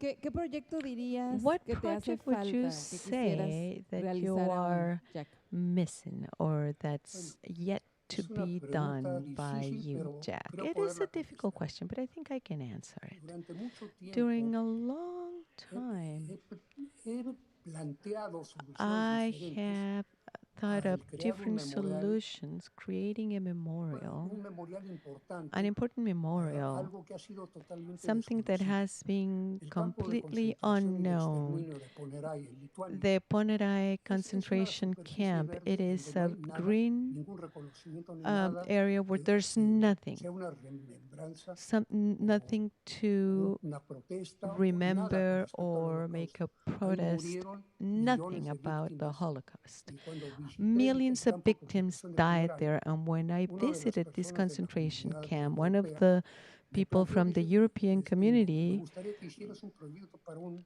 mentioned memorial this. del I would, holocausto de Ponerai. this person O sea, said, I en would caso de Ponerai, love en for Ponerai. you to make a Hice work esta propuesta en Croquis, to en Maqueta, in memory envié, of, pero of, of desapareció. the Holocaust. I made a La proposal, persona que me lo encargó dejó de estar but the person siendo who miembro assigned this to del me Parlamento de la Comunidad Europea. Pero was es no uno de longer a los part of pendientes que the tengo. Parliament of the Me gustaría European muchísimo, Community, and siento that's one of the frustrado things de no that's haberlo pending. podido realizar. This is something that Ojalá- really ojalá se pueda frustrates me. concretar. This is something that I really want to do. Isaí, Well, I ¿tienes hope you can comentario? do it. Say, do you have a comment? Yes, I would like to ask you, Yak.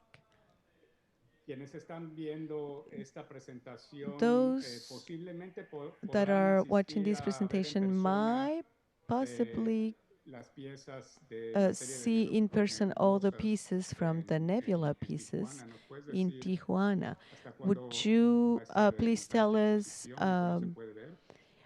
where they can see it and how long it's going to be showing? It is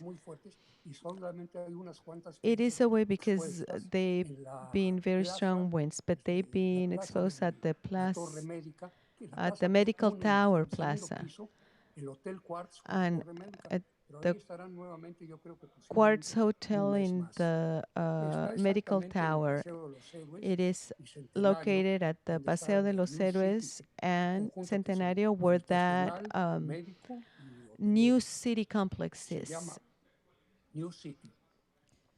Una última pregunta A antes last de question before cerrar, we close would be, ¿por qué es why importante is it la obra pública en las important? ciudades?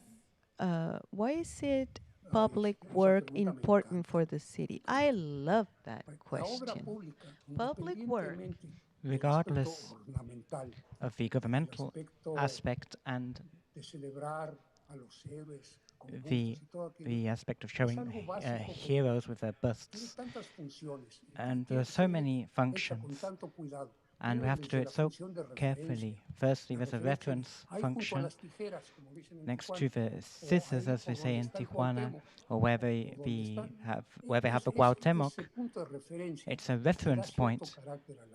It gives the city a certain character, and it gives a voice to the city. I think a city without art is a silent city.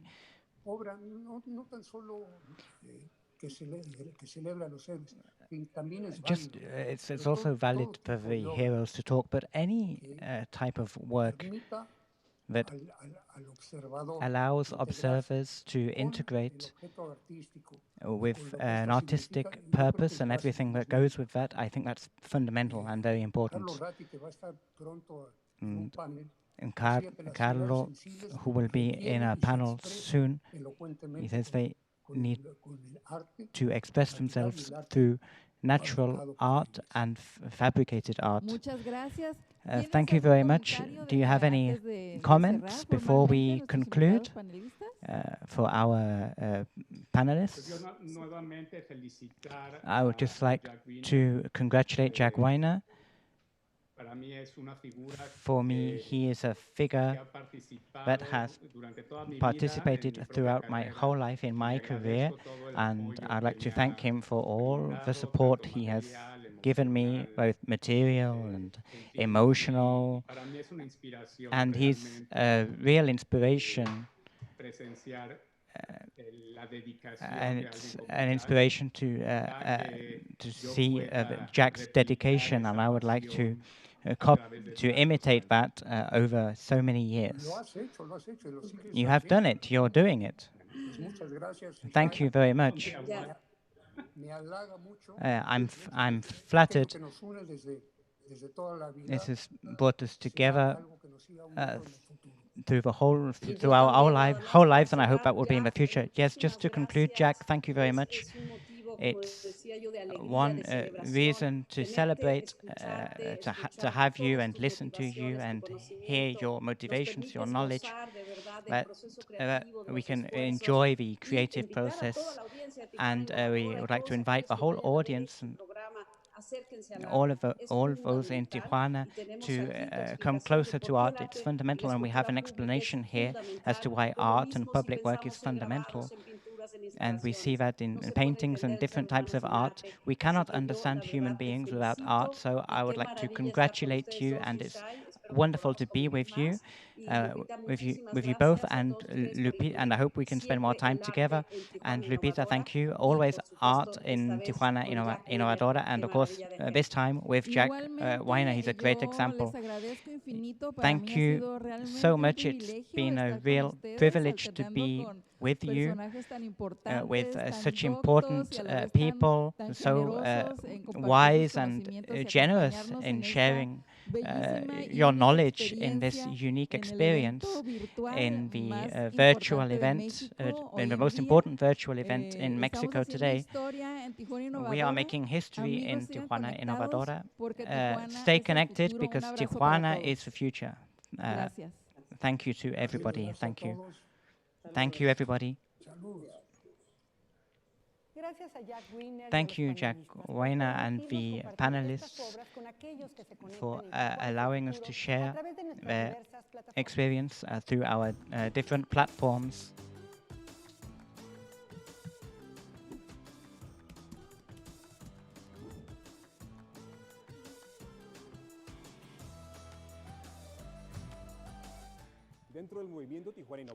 As part of the Tijuana Innovadora movement, there's art in the industry, which is about bringing together different pieces of art from different spaces, so that spectators, without having to go to a museum, are able to enjoy art from their workplaces or studios.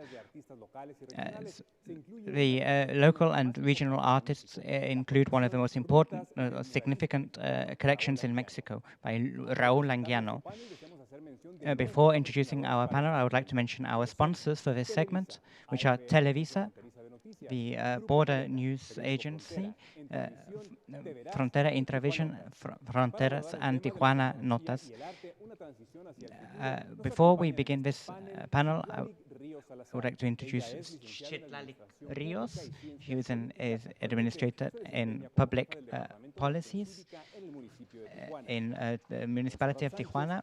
Montserrat Sanchez is the coordinator of the House of Culture in Tijuana and is the director of international events in the Mexican Cinema Institute, and also part of the Diego Rivera Study House, among other places. And Mariano Aparicio is a photography director, and his work has been published in different international publications like Time and Newsweek and Dallas Morning News, among others.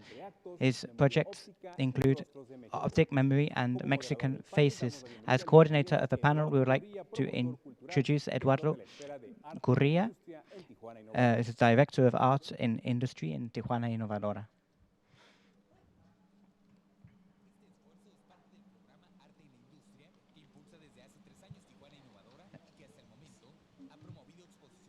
We have promoted in 20 school campuses and other institutions. We have 13 art collections mainly.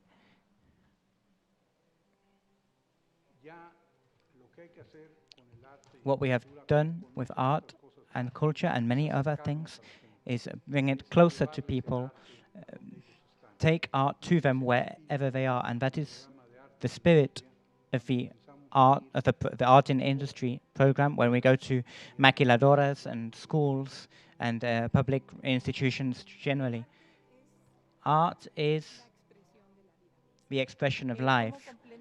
How it complements, how art complements life is it takes you out of your daily life and allows you to think about other topics, other considerations, and there are few opportunities for reflection, and having this space for reflection is what art permits, and that is what is enriching for the life of any human being. One of the latest exhibitions that they have taken is Mariano Aparicio's exhibition, Faces of Mexico.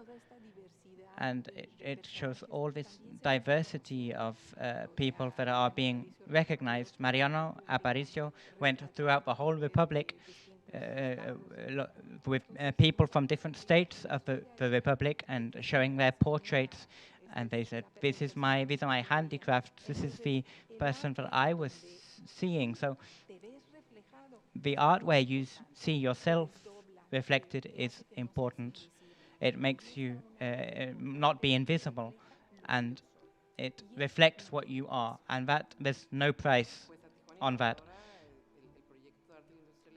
The art in industry is a great reflector in the sense that it raises our awareness as an association by going towards the community and going to places far away, spaces like schools where we can bring these works closer to people and talk to people and raise our awareness, because thanks to Eduardo Gurria, we have a real community project. The dedication of all the people in the maquiladoras and the students in the schools where we have gone, mainly with our exhibitions. It's always been very positive. The reception has always been positive, and it has been, frankly, they have owned the presence of the exhibitions of paintings and sculptures and photographs that we have taken, and we feel that that is because the presence of art will always be well received. There is a need to bring a product closer to the population, a population that is not necessarily familiar with it. The most important thing is to educate people, because educating is not just learning to count and read. We need to give human beings something that will allow them to grow as people, and this meets this requirement. The world has changed, and art is not an exception. I think going to a gallery with people is maybe in the past, and maybe in the future is virtual galleries, and the industry we are working on a similar project now in the industry. The need for art is very important. It's very important for our city to be known, because sometimes it comes across as a violent city or for bad things. There are many expressions: art, music, cinema, theater, and all of that benefits our society in a way that is very productive. The future of these exhibitions is worth analyzing because many artists have lost their space, or because people have been isolated, they haven't had this opportunity to get to know these beautiful projects. We are looking for a way, maybe a virtual way, to ensure that they can continue to visit this once this area, once this stage finishes, continue to visit these spaces.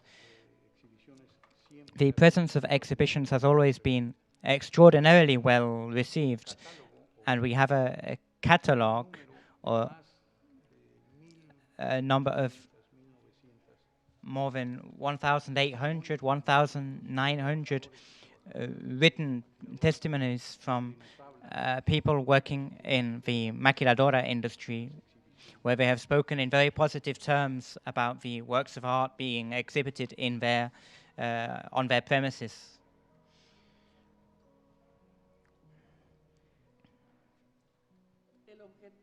The objective is to bring artwork closer to the community that cannot go to galleries or museums.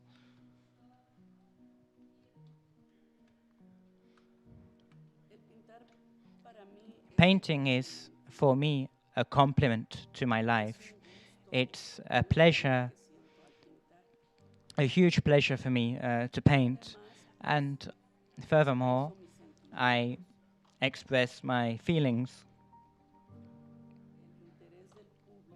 and the public's interest is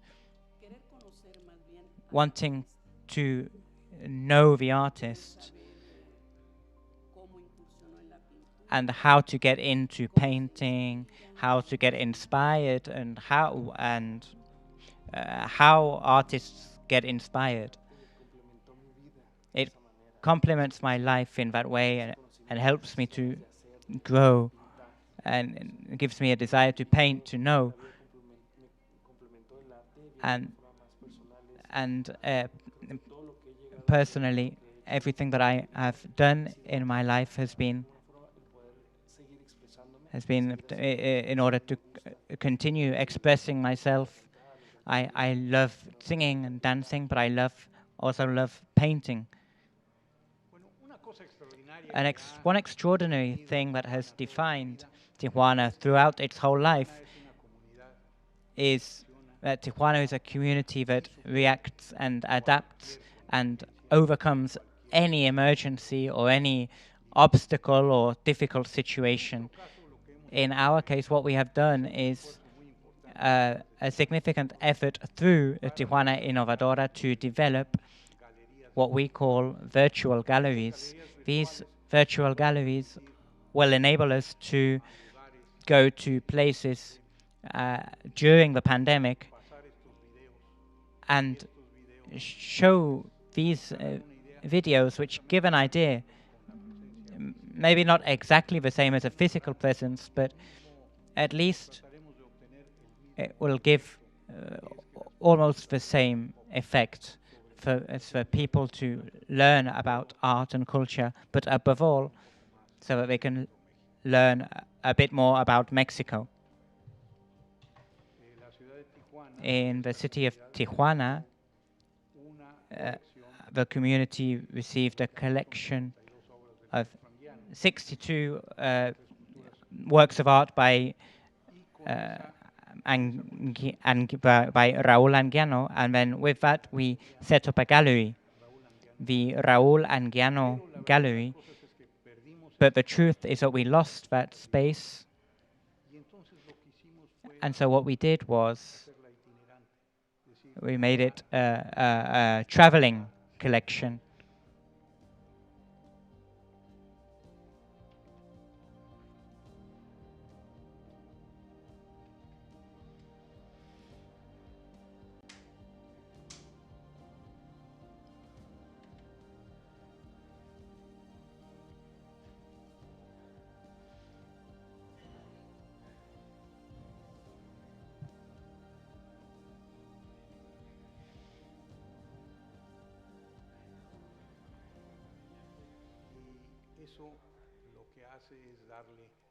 And what that does is give our events a much greater quality of life, and in general, to our whole lives.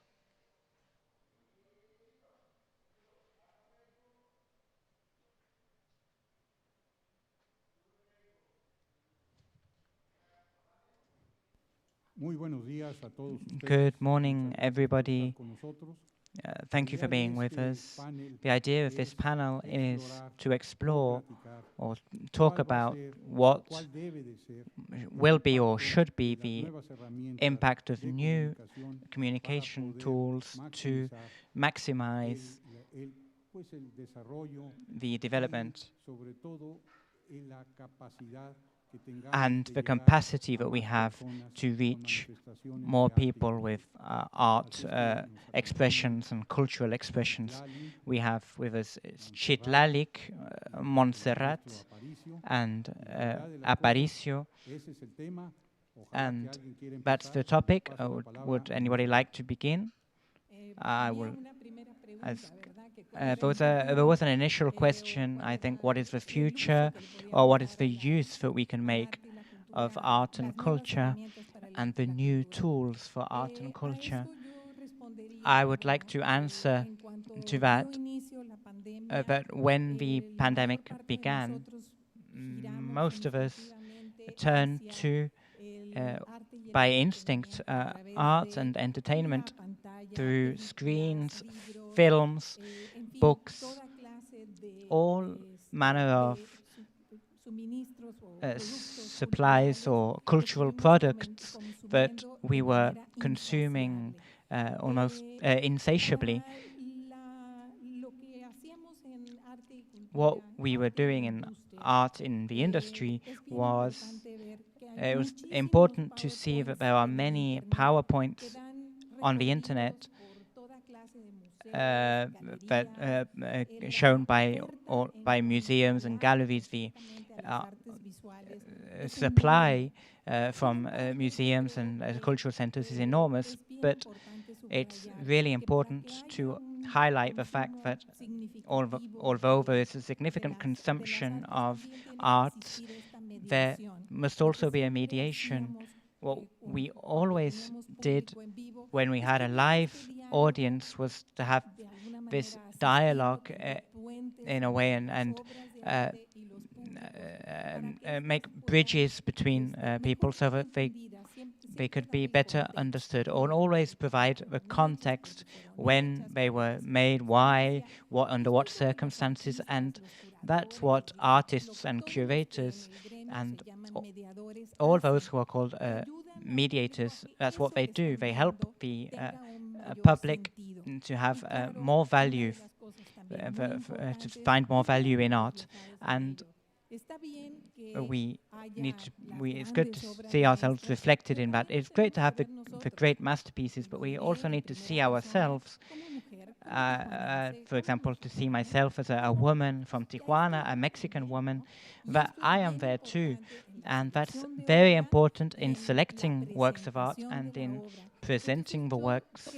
And so I think that to better use the tools and platforms, the best thing is for there to be dialogues between artists, to talk to the public, so that it can be more personal, so that it's not just a screen.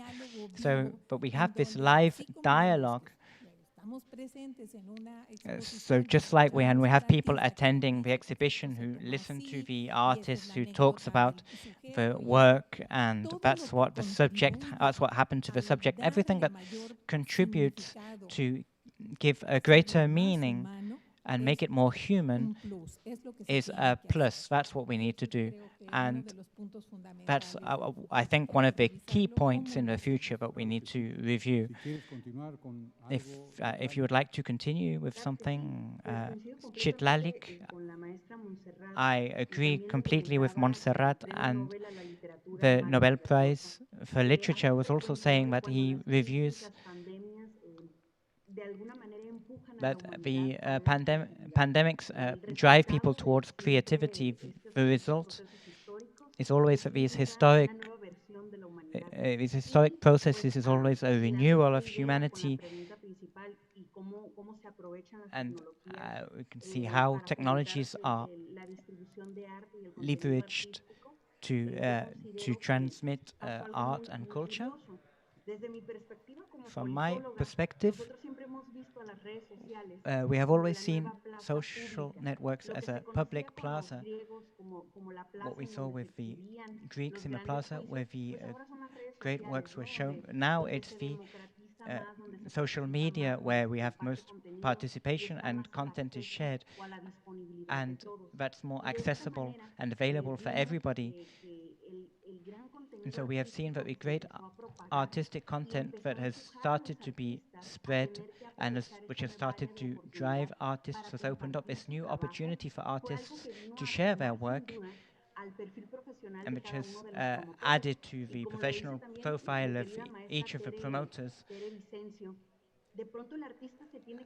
And suddenly artists have had to become their own promoters, and I think that's something that has always been an area of opportunity, and in this pandemic artists have been able to make the most of that. And Mariano, what would you like to add? The technological aspect, because we are experiencing a pandemic.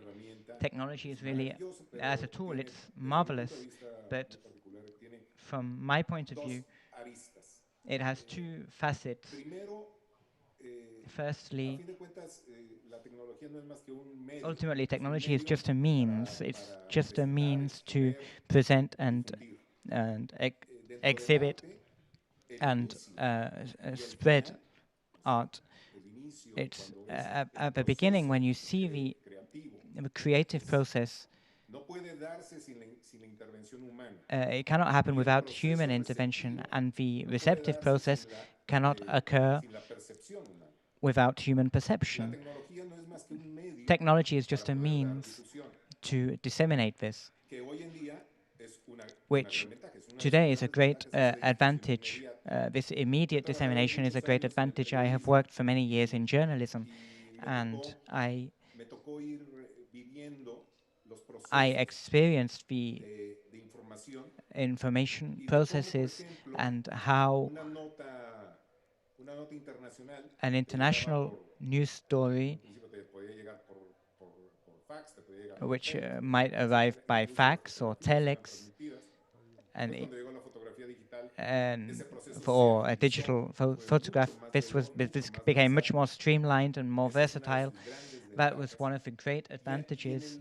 And in the sense of the social networks, for example, in Facebook and Twitter, it triggered everybody became it helped everybody to become an art critic or a journalist or a philosopher, and they don't even have any shame. And Instagram helped people become potential photographers. And in fact, this is a boom that has generated so much information. Fake news, which is what we are seeing now. We have so much information that is fake or false. But here we have a little detail, is that it's not necessarily technological, but it's human, and that's ignorance. And so long as we are unable to overcome that and reduce ignorance in the population, for there to be a critical analysis of the information that we are receiving, the path will be closed. Chitlalic was quoting Vargas Llosa, and during the International Book Fair, I heard Jose Saramago, who was saying that I cannot cry to the screen of a computer, but I can into the pages of a book. And so it's that human reaction. The process cannot stop being human, both the beginning and the end. We have a great we have a great technology and everything that enables us to disseminate work. I would like to ask your opinion about how we can leverage new technologies, and at the same time that for you to tell us how we can take care of and preserve quality and truth in these new forms and these new technologies, above all with reference to art and expressions of art and culture. You mentioned the media, and I think it's really important to highlight that the medium used imposes rules and conditions. You mentioned journalism and social media. They have this immediate quality. So there's a series of conditioning factors, which is like a straight jacket that only allows you to play within certain parameters, and you have to understand that, and you have to work with that. Otherwise, it would be very difficult. If indeed the human aspect is the most difficult to compensate, technology allows you to be at a distance and to take care of yourself, but there's a lack of human aspect. So we have to understand that that is the thing that we need to work on to compensate for that. The level that it's directed at, how the interaction occurs, how the spectator can provide his or her own response and make it his or her own, because otherwise it doesn't have any meaning. So we need to understand the means and the media and understand their limitations and try to compensate for those differences, because each medium has its own aspects. When television happens, there will be something that disappears in television and in books, but nothing disappears, but things add to each other, because each medium has conditioning factors. But it's good for something, and we need to find that, and we need to make the most of that and compensate the other aspects. And the human aspect, yes, we are right. That's what we need to work on, the human aspect. Chitlalik? In that same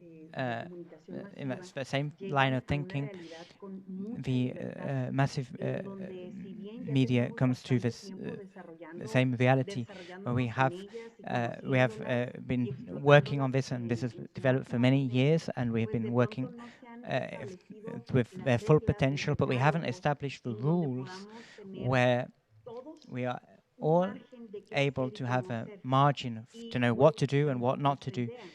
And I'm going to explain this idea a bit. When you select content, you have a reference and you have a demand, and you want to generate demand. So what generates interest in social networks? What generates an interest in having a connection with people? Controversies. And unfortunately, it's that and other visual aspects which are not necessarily positive, which are going to bring about a reaction in people and bring up feelings and thoughts that they want to share. So by distributing content, we are conditioned by certain rules, because all of us here, we surely use some form of a page online. So if you share intellectual content, it doesn't have as much of a reaction, so it makes it more difficult to be a mediator. So there are moral recommendations for distributors of content. We need to concentrate on plagiarism and think about when we distribute content, so that make sure that it doesn't lead to misinformation. And the third aspect is that we know that content is biased, and there's always some sort of bias to generate some sort of general vision. But that doesn't necessarily mean that the content we share limit vision. So, it doesn't generate divisions. This is a fascist publicitarian advertising strategy, but it shouldn't lead to divisions. Mariano, just to finish, I think there's a confusion.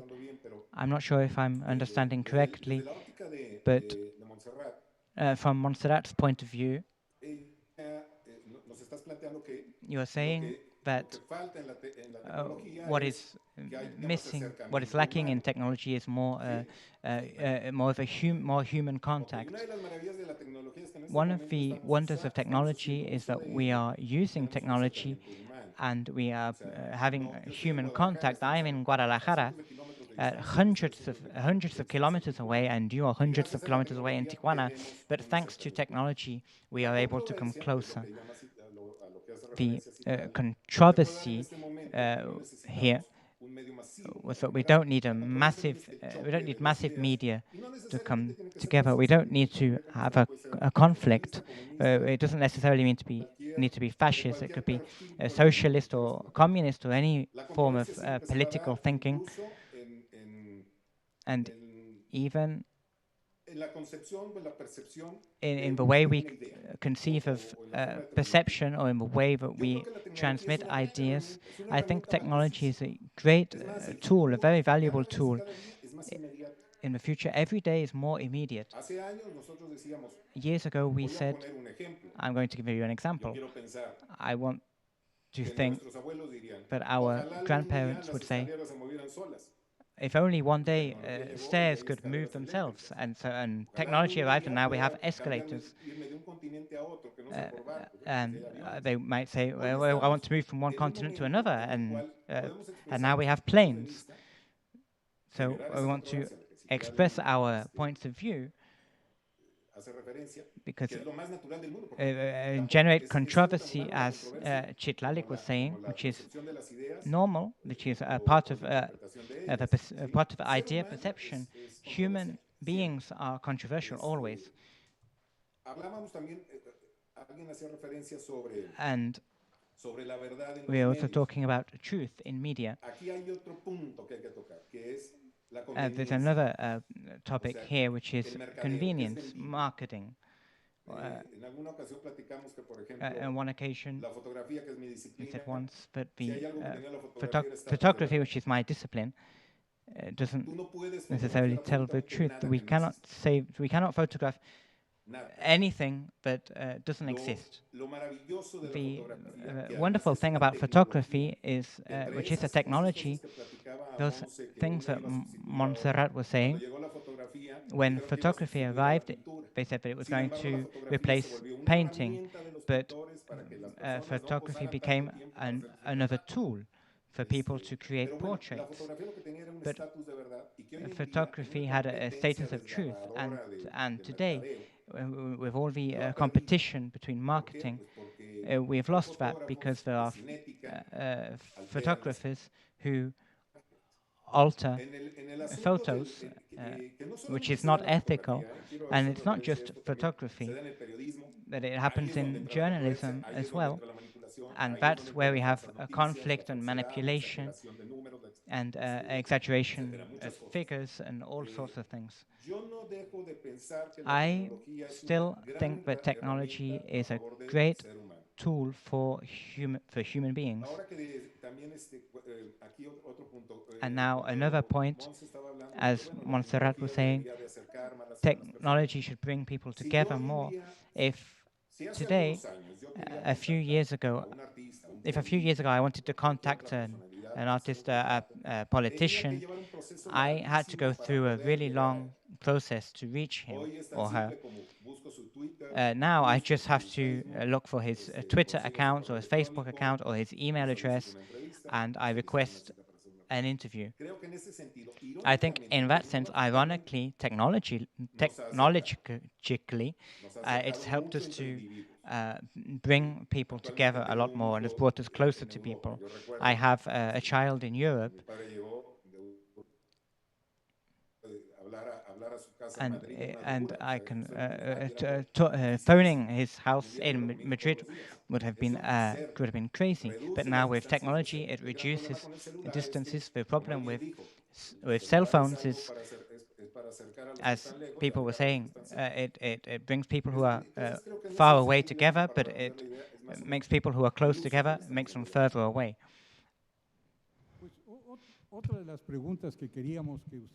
Another of the questions that I wanted you to comment on is that we feel, or we believe, these new technologies are such that perhaps they allow us to do things with less money and enable us to get to more people. Yes, of course. Let's see. Having understood, of course, what you're saying, Mariano, is fundamental about people.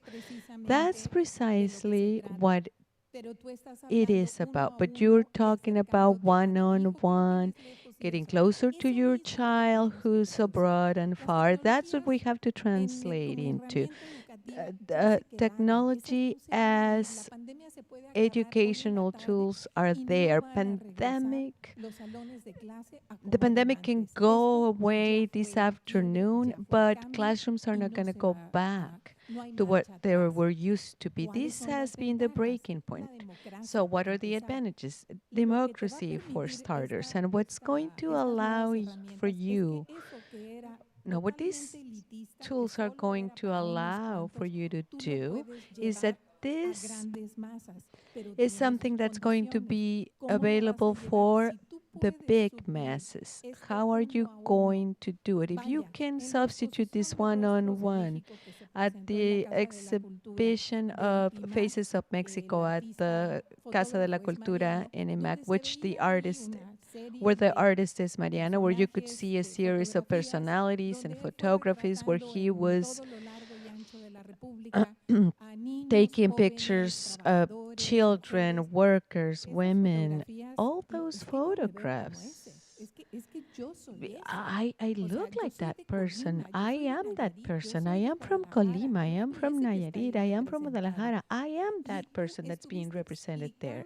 And you were explaining and telling us the stories behind those photographs. If we could translate that dialogue from an exhibition such as yours to a broader audience, that would be a treasure, because you wouldn't have to be there that day at that time, where what we're going to be trying to do is take it to maquiladoras, factories, and to people who normally don't have the time nor the resources to go see those exhibitions. But that mediation, that telling those stories as to how the picture was taken, under what circumstance, and what you talk to these people about when they sat to be photographed, help us, make us a part of something. That's what we're referring to. The means for doing this is there. Now we just have to enhance it, make it better. Citlali, yes, well, that opens the doors for this question, because we're at that breaking point and we're transitioning into somehow finding the advantages that are there and are obvious, but the change is challenging and it scares you. I like the vision, and I think that we're moving towards the conclusion that we need for this to become more human. But from my institutional perspective, this part of this, from the public administration perspective, it tells me that this is going to benefit all of the artists and maybe all the different sectors to promote their content, to be more democratic, to promote all kinds of different markets, in this case, the art. from the part of public agencies, I think it is important to highlight. Before this, I was checking the content at the Ministry of Culture with looking into giving or providing technological infrastructure. So within different agencies, whether it is cultural institutes, they already had this vision of promoting this technological infrastructure because the change was there. So it's interesting how through this process, which is not a process that we wanted, it was due to something external, the pandemic. We were forced to really go to give these institutions with infrastructure, give all the tools needed to be able to communicate and undertake this crisis. So if the question is who's been getting a benefit from this, I would say that everyone, and it's a new modality, but that there is a part that that we still have to work on, is that public agencies have to materialize these advances. We're probably 3 steps behind, and we're just using what we have at hand. And just as the public policies, we're just, facing what we find on the way, but we have to find a balance. That's what we have to do. Mariano, you want to conclude? I agree with what Monse was saying, and I agree to what she is referring to that closeness between the artist and the public, for example. And when you mentioned the example of Faces of Mexico, yes, it would be a lot more fun to have the people close to you and tell them about the stories, and that, for the communication to be immediate, because a series of different questions come up, and then another question, a question leads you to an answer, and the answer leads you to another story. And that's the human factor. That's something that's not going to be lost. I mean, at the end of the day, as much as technology may advance, and I go back to acknowledging that it is wonderful, well, at the end of the day, the finger that's going to press the start button is human. So now with the pandemic, this has generated a new normality, which I always question what normality is, because we had a dialogue about this, and I don't want to get into details, but certainly now classes for kids, for children, would be, at least, we don't know if they're going to stay like this, but they're going to continue being online. We don't know if they're going to go back to their classrooms, and certainly this is also going to generate for this new normality to become, in a very short period of time, an old normality, because it's going to have to be developed more, and the process of evolution of humans is still being generated. Now we depend on machines. Machines allow us to work. I think that the golden dream for many at the beginning of the 20th century was to work from home. Now we have accomplished that, and that's part of the new normality. And I totally agree with what you say. Human contact is very enriching. I would much rather be having coffee at a round table with each one of you next to me, but that's not possible. Instead of just, taking turns to speak, because that human behavior is not normal.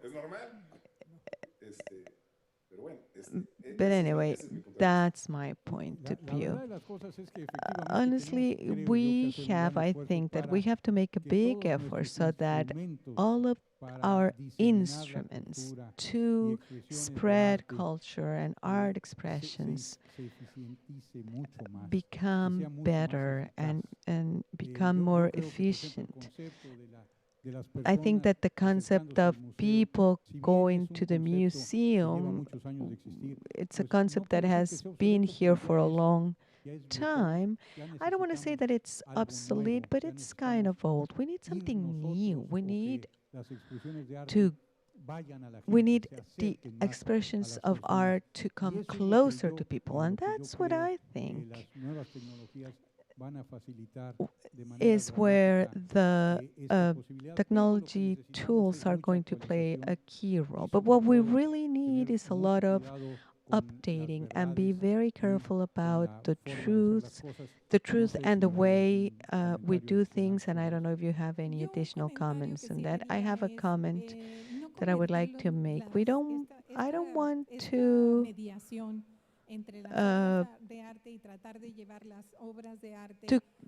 make these artistic expressions that some of them are easier to get closer to people. Visual arts are easier to get to people through technological tools, but plays at the theater are completely different, because those of you who have had this experience know that this is a collective experience. But visual arts do not have to become an entertainment, and it's not boom, boom, boom, one image after another. We have to give them time to see, respond, analyze, do what it takes, and then think about what they're looking at. It needs to still follow every step of every other artistic experience. So we can try to enhance and make it a better technological tool, but it cannot become an entertainment tool, because then we would be utilizing art expressions for something that has no sense. So there's a point where people start understanding that art is entertainment, and that's not completely true. Art goes beyond that. That's definitive. Now that you mention theater, theater is a discipline, as you were pointing out. The audience leads it. The way on which the audience reacts makes the core of the play. And it is not the same watching a play from your house. And if we compare a theater play with entertainment, then we would watch works from Jose Bardina. And as far as what the engineer was saying, I would like to point out something else. We're getting a lot of information, and in the sense of art, every day there are new painters, new musicians, new singers, and this does not mean, because we confuse quantity with quality, and that's a point that I wanted to mention. As when I mention ignorance, we have to tune our senses a little bit more and be a little bit more perceptive. The fact that we cannot go to museums, I hope that does not change, because I like to go see a painting. I like the fact that I can sit down and observe each stroke. That's something that technology does not give me.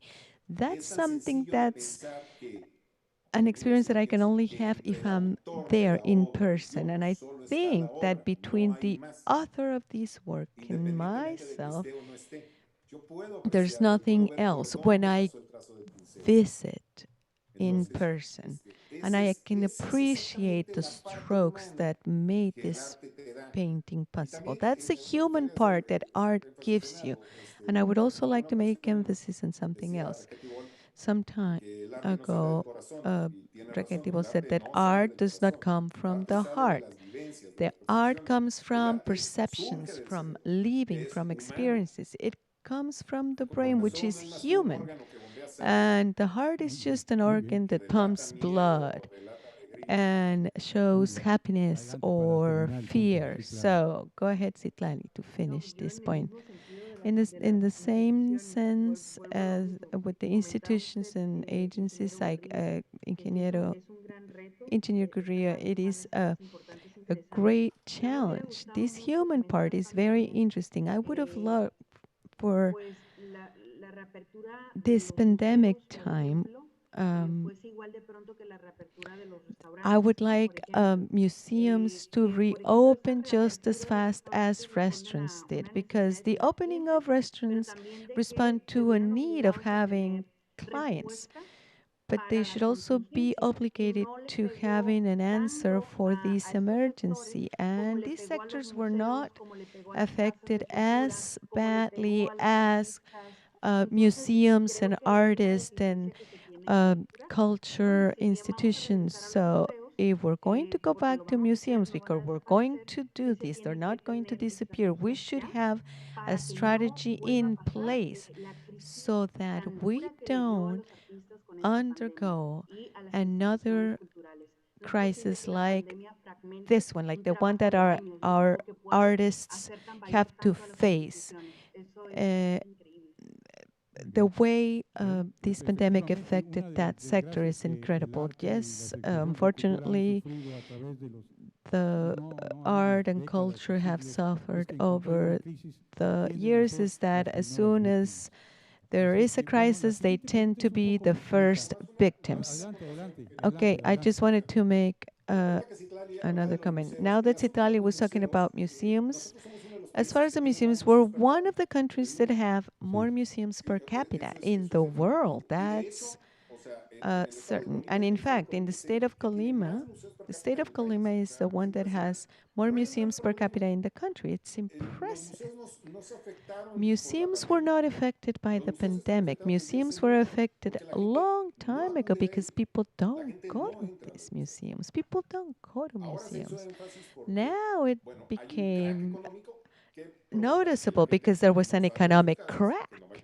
People were not going out of their homes, they were not visiting restaurants, and of course, they were not visiting museums either. But within the list of important things for the common individual, museums is not on the first place. The number of people that visit museums in Mexico are foreigners. Now, as far as arts goes, that is a crack for artists. They're not in they're not doing well if they don't have a good sponsor behind them. All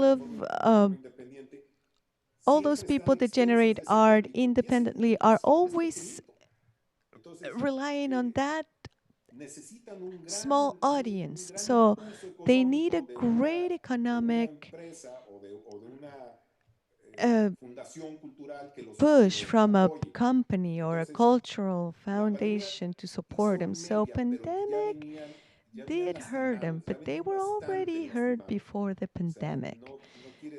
This does not mean that our country, the culture, and art are so solid that the pandemic hurt them. No, it was something that was already hurt. The pandemic basically just dealt a final blow. Any final comments? Well, as a response, what I wanted to add is that while in fact museums aren't that visited, except of course for those large exhibits, those marquee exhibits that attract people, when they get done through Ticketmaster and so on and so forth. But cultural spaces, museums, do get artists to be able to get curators and do projects. So institutions are mediators. We are the ones that do all of the fine print to make it all happen. After that, they'll all spread out. But of course, we still have behind the book, the brochure, the catalog, the film. All of these things are left behind that bring it back to life again and again. And that's what we're consuming now on TV, right? Or on our tablet. That's what, we're swallowing whole. Is this type of content. But some institution created that script, did that creating, created those texts, gave those explanations, and that is done by institutions. So they do provide an added value to the art. but we don't give it its due value. It is something that at the end of the day, when there's budget cuts, no one values it or gives it its due value at least. So it's very difficult for us to see it because we know what's needed and we know that if there weren't that back work, the artist just by himself putting his pictures at some park or like San Jacinto or anywhere else where they sell art are not really going to get that far. That is the big difference. Now that you touched upon budget cuts, the solution is very simple. And you're telling me I'm right, basically. When the government decides that they need to cut, what's the first thing to go? Culture, always. Culture is always the first cut. Everyone knows we're going to start budget cuts with culture. They always ask who's next. Health is next, that's another thing. But culture is not something that you hesitate to cut. And I agree that institutions absolutely support the artists, no doubt. With few resources, and I've seen institutions that do actual miracles to broadcast or to present the work of an artist. But I also know institutions that all they are is this mob where only the friends of the director and so on and so forth are the ones showcased. And then the director also serves as curator. He's the one that decides whether something should be exhibited or not. So there's all kinds of institutions. But the cultural budget item is the first to go. Budget cuts, culture is the first to go. Sure. Something else to add, Citlali, or can we move to the next item? Now, a few minutes ago, Montserrat brought up something else that we wanted to ask you about, which was, with the new technologies, what phase of art or what art specialty do you think could more easily or more quickly could be implemented or with less cost to be able to disseminate it more massively? So we'll start the same way. Oh, we'll start with Citlali, said Montserrat. Well, I don't know nearly as much as Professor Montserrat, but I just want to point out a little bit of what I think you'll agree with. When it comes to dissemination, at least on social media, anything visual can work. People, especially the younger generations, will become people with a completely visual intelligence. We're already seeing it in our work, where if you have a two-page description, it doesn't really go. It's better to have a layout or an image that tells me or summarizes the content. And I think that in that sense, visual arts are somewhat gaining ground in this race. But I think that it will be an area of opportunity for all of it to better disseminate any of the fine arts. But I think visual arts are at the lead. Mira, en el asunto de las artes visuales, ahorita que toca Citlali, que las nuevas generaciones van a ser about visual arts and Citlali saying that visual arts are in the lead. We've always been visual beings. Well, me not so much. Well, of course you are. If I say the word house, you don't think of the word house, you think of a house. We are visual beings and we describe everything as images. But my point is that since an image is such an immediate medium, that is how we can immediately understand something. You don't need to know how to read or write to understand an image. That's what's important. And because of that, and because we have this technology, these screens, monitors, and what's most exploitable through these screens are images. What I do, however, believe that images, well, plastic arts will be hugely affected because, let's say, photography. with social media like Instagram are oversaturated. So there's so much that you don't know what to pick. And 90% of them are manipulated and altered. One of the disciplines, or two of the disciplines, that I think will be most benefit through technology will be literature and music. Because now, all an editorial needs to do is to upload the PDF of a book and sell it. And it costs the same as a printed book, but they're avoiding the cost of the actual printing. And when it comes to music, piracy back in the day actually benefited music. People were downloading illegally so much that now you can buy, for example, Spotify. You pay a subscription per month to get the service. And of course, that provides royalties to the author, which was impossible when you could just illegally download a DVD, or rather a CD went out and it was copied, and the authors basically got jacked. So, in my opinion, literature and music are the two arts that benefit the most. Now, I'm not so sure about literature. Our publishing houses are going through a crisis right now, and I hope they'll find a way. When it comes to music, I wholeheartedly agreed. They basically came to the right price. You pay a monthly subscription for the platform you mentioned or any other platform, and it gives you access to all of their music, and you can find what you like, then absolutely it works. When the platforms were first launched, it used to cost you that per song. So it has driven prices down, which is hugely important. Technology has driven prices down, and it has helped music in particular to be charged for and to have royalties for the authors and to make it affordable. And now piracies or illegal downloads are not as attractive. And same thing with movies. You buy a monthly membership and you can watch whatever movies you want, and that greatly helped with piracy. Unless you're looking for something you can't find on any of these platforms. Now, I don't know any about those. Every movie, we should pay for. But it has benefited.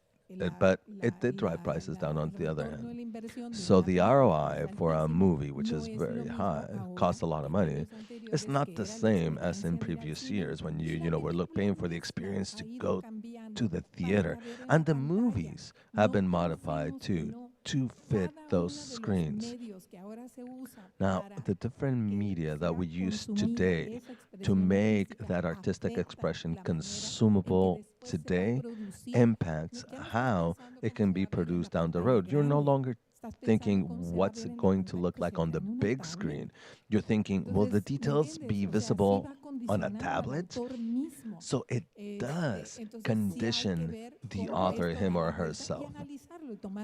And so we have to see how they has turned and take it into account. But we can't deny that, the movie looks wonderful in your living room, or you can share it, and you're captive for as long as it takes, and it can even be a cathartic experience because it's part of an experience that is different to what theater used to be.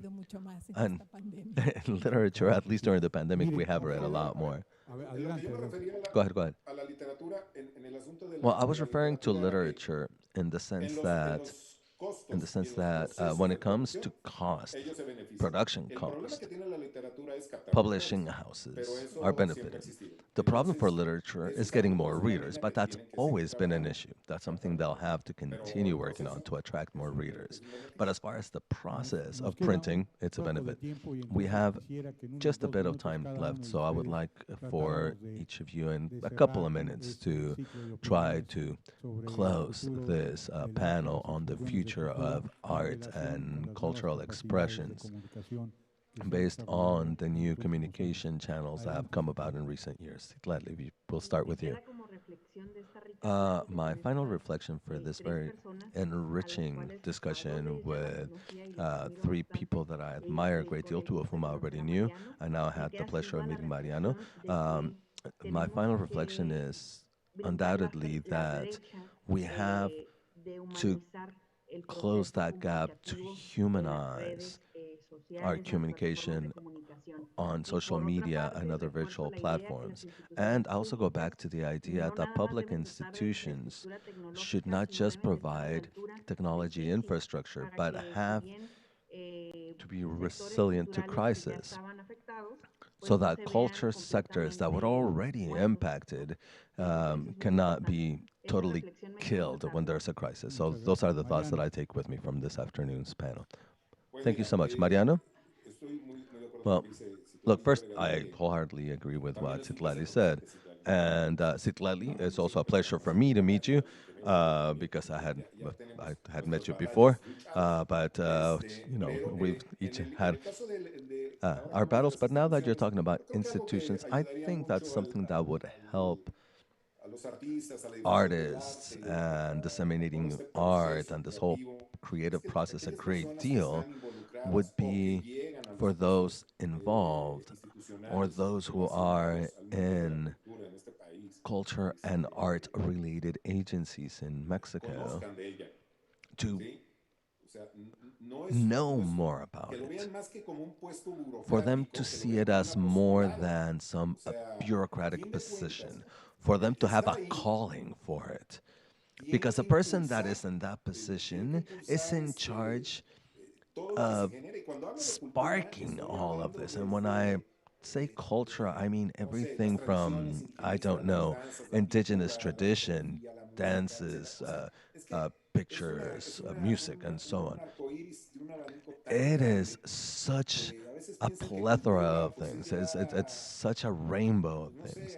Sometimes I think that culture Limón, means tocar en la plaza bringing pública Banda no, Limon or o sea, no es Metallica, por ahí let's say, necesariamente. Entonces creo que debe haber más, to give a free se deben concert. involucrar más y But se le that's debe not hacer it. They need to be more involved, tenga and the people convicción in y el charge of these conocimiento para agencies hacerlo. have to have the conviction and the Es mi knowledge to lead those agencies. Montserrat, That's my opinion. para cerrar nuestro panel. Montserrat, Híjola, yo, something mi to close the reflexión panel? se iría un poquito para otra parte. Well, Yo creo my que thoughts sort of diverge a bit. definitivamente el I consumo que hemos hecho de las think expresiones that artísticas demuestra su we necesidad y su how much we have consumed presencia artistic inminente. expression ¿Cuál es show el how problema? important they Que el are and that they dinero need no to be le present. The llega a los problem artistas. is that Hay una money never devaluación reaches en el those proceso artists. There's y a en todos los, devaluation of the en todos process. los, And tanto presupuestos como whether consumo, it's con todo, hay budgets una or consumption, devaluación and at every y step no there's se a paga lo que vale devaluation. y So we sigue don't pay circulando de what manera it's worth. gratuita And many y things tiene are que still haber un circulating free of reordenamiento, una charge. reflexión So we need bastante más profunda to al have respecto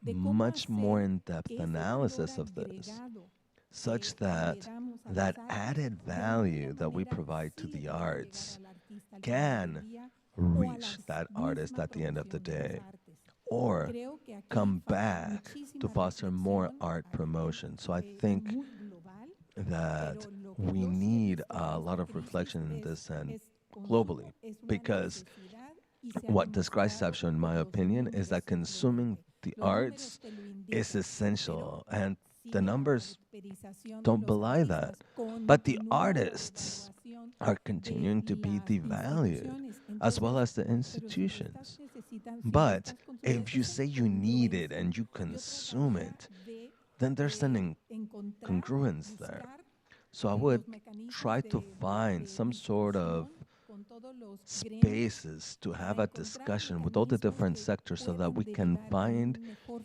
the funcionamiento de means algo que so ya that demostramos que necesitamos. the system can work better, Muy bien, because it has muchas been gracias. shown that we Pues actually miren need it. ustedes, estamos a punto de All right, terminar. so we Tenemos are about un poquito too más de un close. minuto y We sí, have about a minute efectivamente, left, necesitamos and encontrar we do, in formas, fact, maneras, procedimientos find para have to que find ways, estos cultures, beneficios procedures, le lleguen so that sí, a these muchas personas, a muchos benefits grupos can humanos más reach amplios, pero a también lot beneficiar. more people, Yo creo que including el the país ha artist. dado algunos pasos hacia allá And I think the significativos, country has importantes. made Ahora some ya tenemos significant una steps in Secretaría that de direction. Cultura. We now have Esto ya tarde o a temprano Ministry empezará of a Culture. permear So de alguna sooner or forma later, it's y creo got yo to que start lograremos permeating algunas somehow. And I mejoras think sustanciales, pero we'll achieve some substantial siento improvements. que la However, tecnología I nos feel debemos de that apoyar we need to use technology. Any of us who are interested in promoting the arts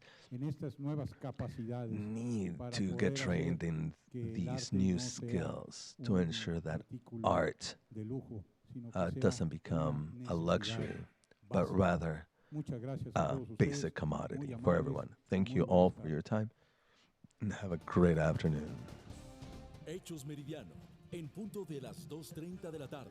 Entérate de lo más relevante de la región, el aquí y ahora de lo que acontece en Baja California, los hechos que marcan la historia del día a día. Hechos Meridiano, 2:30 de la tarde, Azteca 1. En CESUN sí estudias preparatoria ahora incorporada al sistema Cobach, donde además te enseñamos cómo crear proyectos innovadores que impacten a la sociedad y aprenderás japonés además del inglés. Todo en un costo accesible. Inscripciones abiertas. CESUN Preparatoria, donde innovar se convierte en tu estilo de vida.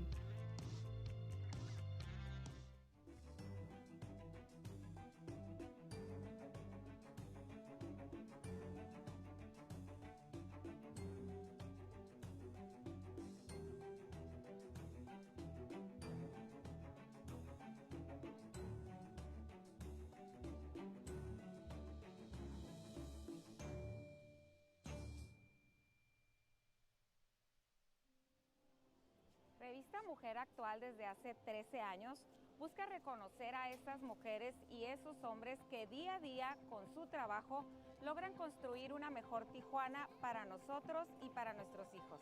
Y lo traemos hasta las manos, ¿no? Después tocamos todo el carpintería.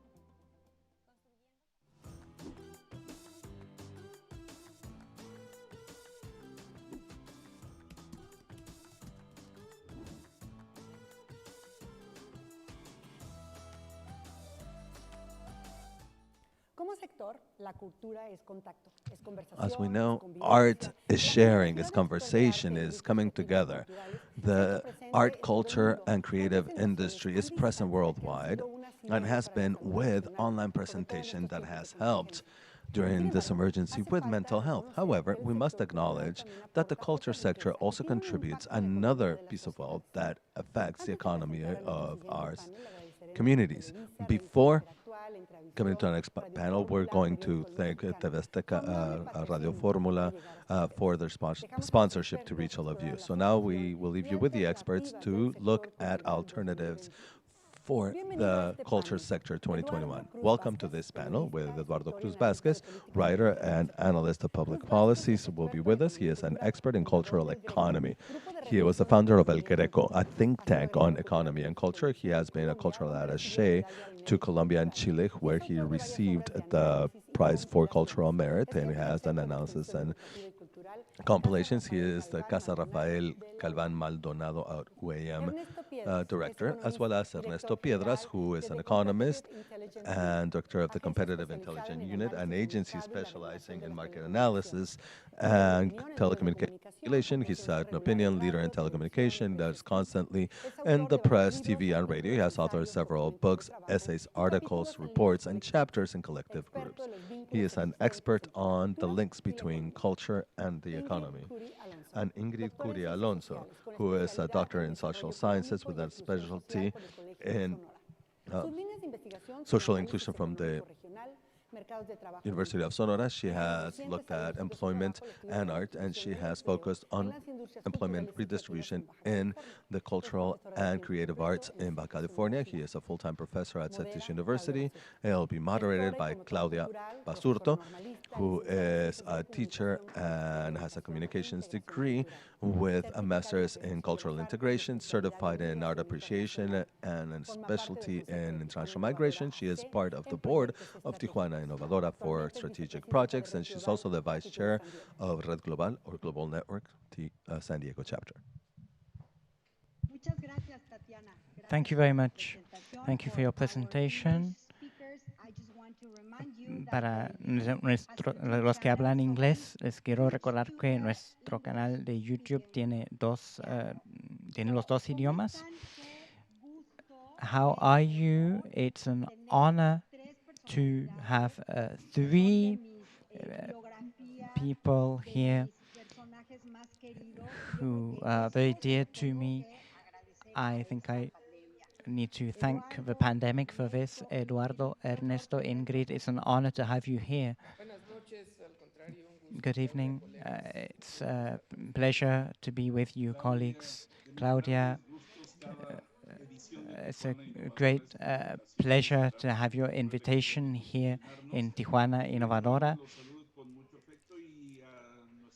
And I'm happy to greet you and to greet the audience and begin the discussion. Good evening. It's great to greet you and my colleagues in this discussion in Tijuana Innovadora. These are people who are always concerned about the cultural aspects. We're going to discuss the current state and alternatives for the cultural sector for 2021. Each of our guests is going to put forward his or her position, what you see, the alternatives that they see, and then we're going to have a question and answer session so we can continue talking and our audience can also participate. So we'll start alphabetically, so I will start with Eduardo Cruz. Thank you very much again for this opportunity. And I would like to say hello to the community of Tijuana. And Galicot is the lead of this whole Tijuana Innovadora process, and all those interested in the cultural sector and the economy in Tijuana and the possibilities that these platforms offer across different parts of the Republic. For my participation, I would like to begin by talking about a medium which is Paso Lead. This initial reference is fundamental because throughout these 6 months in this perspective of this perspective of the crisis that is COVID-19, we have had a very special coverage of the whole process throughout these months. And in this process, as you can see, my dear editor Paso Libro, Mr. Mendoza, we have a site which is dedicated to information in the cultural sector, and we have tried to follow step by step what is going on and add other aspects like as a background. So we have added another section which is called we added another section which was for the coronavirus, and in this context we started discussing how we experienced the influenza in 2009 and how we have had other aspects of global crises and how the cultural sector had behaved and how it had recovered or how it had tried to get ahead over the months of this terrible process, which has really impacted us. But of course, the first major element was that we reached the conclusion that in April and May in 2020, we realized it was nothing like the previous experiences. So we want to discuss what we think could happen and discuss alternatives for next year, 2021. And throughout all these months, reviewing the data given by INEGI, it's important to think about the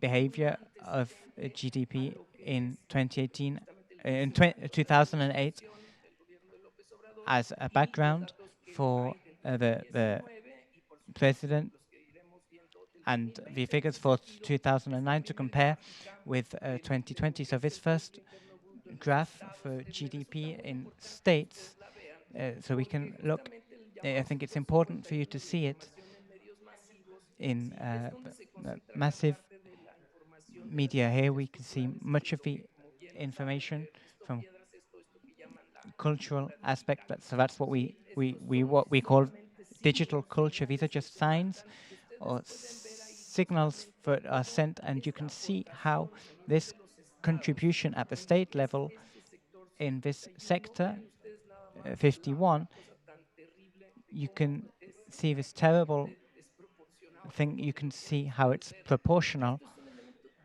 And this is a very interesting aspect because when we have very much more detailed figures for 2019 for 2020 and 2021, we can understand what happened in the cultural sector in this great, this major health crisis process. So this is very important.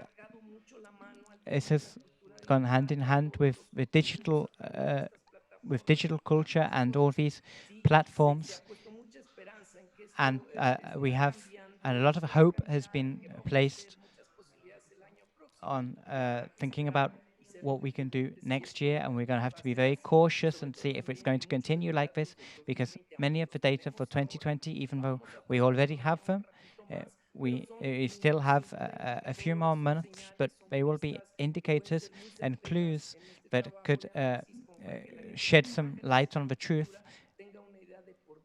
and so that people working in the cultural sector know where to move.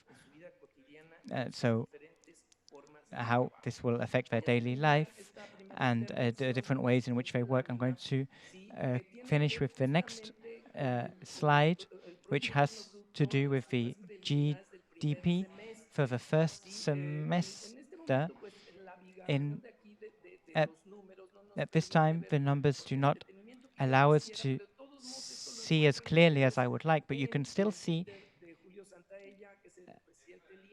the president of INEGI showed you can look up the GDP for the second quarter of 2020, which was promoted by INEGI. But we have to see various sectorial behaviors that have to do with the integration of the cultural sector and the dynamic of how this first semester of the year has how we have experienced this.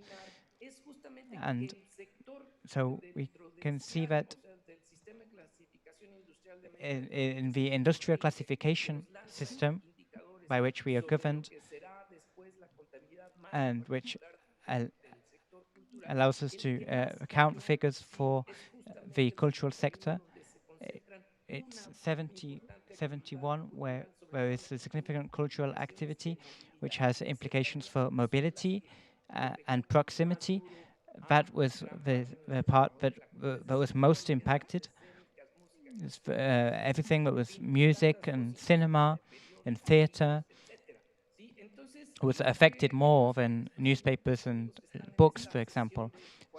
So for those of you who are joining us today, I would like you to see what I'm showing here in my presentation. I would like to show you the importance of looking backward and understanding these numbers, and so that these can act as a framework for your own scenarios, so you can see these possibilities for development in 2020 and 2021, which we will discuss in the discussion to follow. So I would like to wrap up with that. Thank you. Thank you, Eduardo. Ingrid. I'm going to share my screen. Thank you for the invitation again, and I would like to stress the situation of the cultural and creative sectors, especially in Baja California. I have been working with Francisco Sanchez Jofres, trying to understand how the creative economy moves in Baja California and what the importances of this economy, we need to put forward the importance of this industry and look at it so we can seek out alternatives for 2021, which is what I have been discussing with my colleagues. Part of the economic importance of these cultural sectors is focused on the economic development of our region. On the one hand, we have this supply which drives competitiveness and employment and strategic sectors, and on the other hand, demand, and we want more consumption and better experiences. So we have these have a global reach in this case, and we also promote social values and culture, obviously, which plays an important role in this sense. And some of the aspects that Claudia shared was I want to take a look at the situation in Baja California and the possibilities for next year. For all of those who are joining us, Baja California is a beautiful, productive state in the northwest of the country.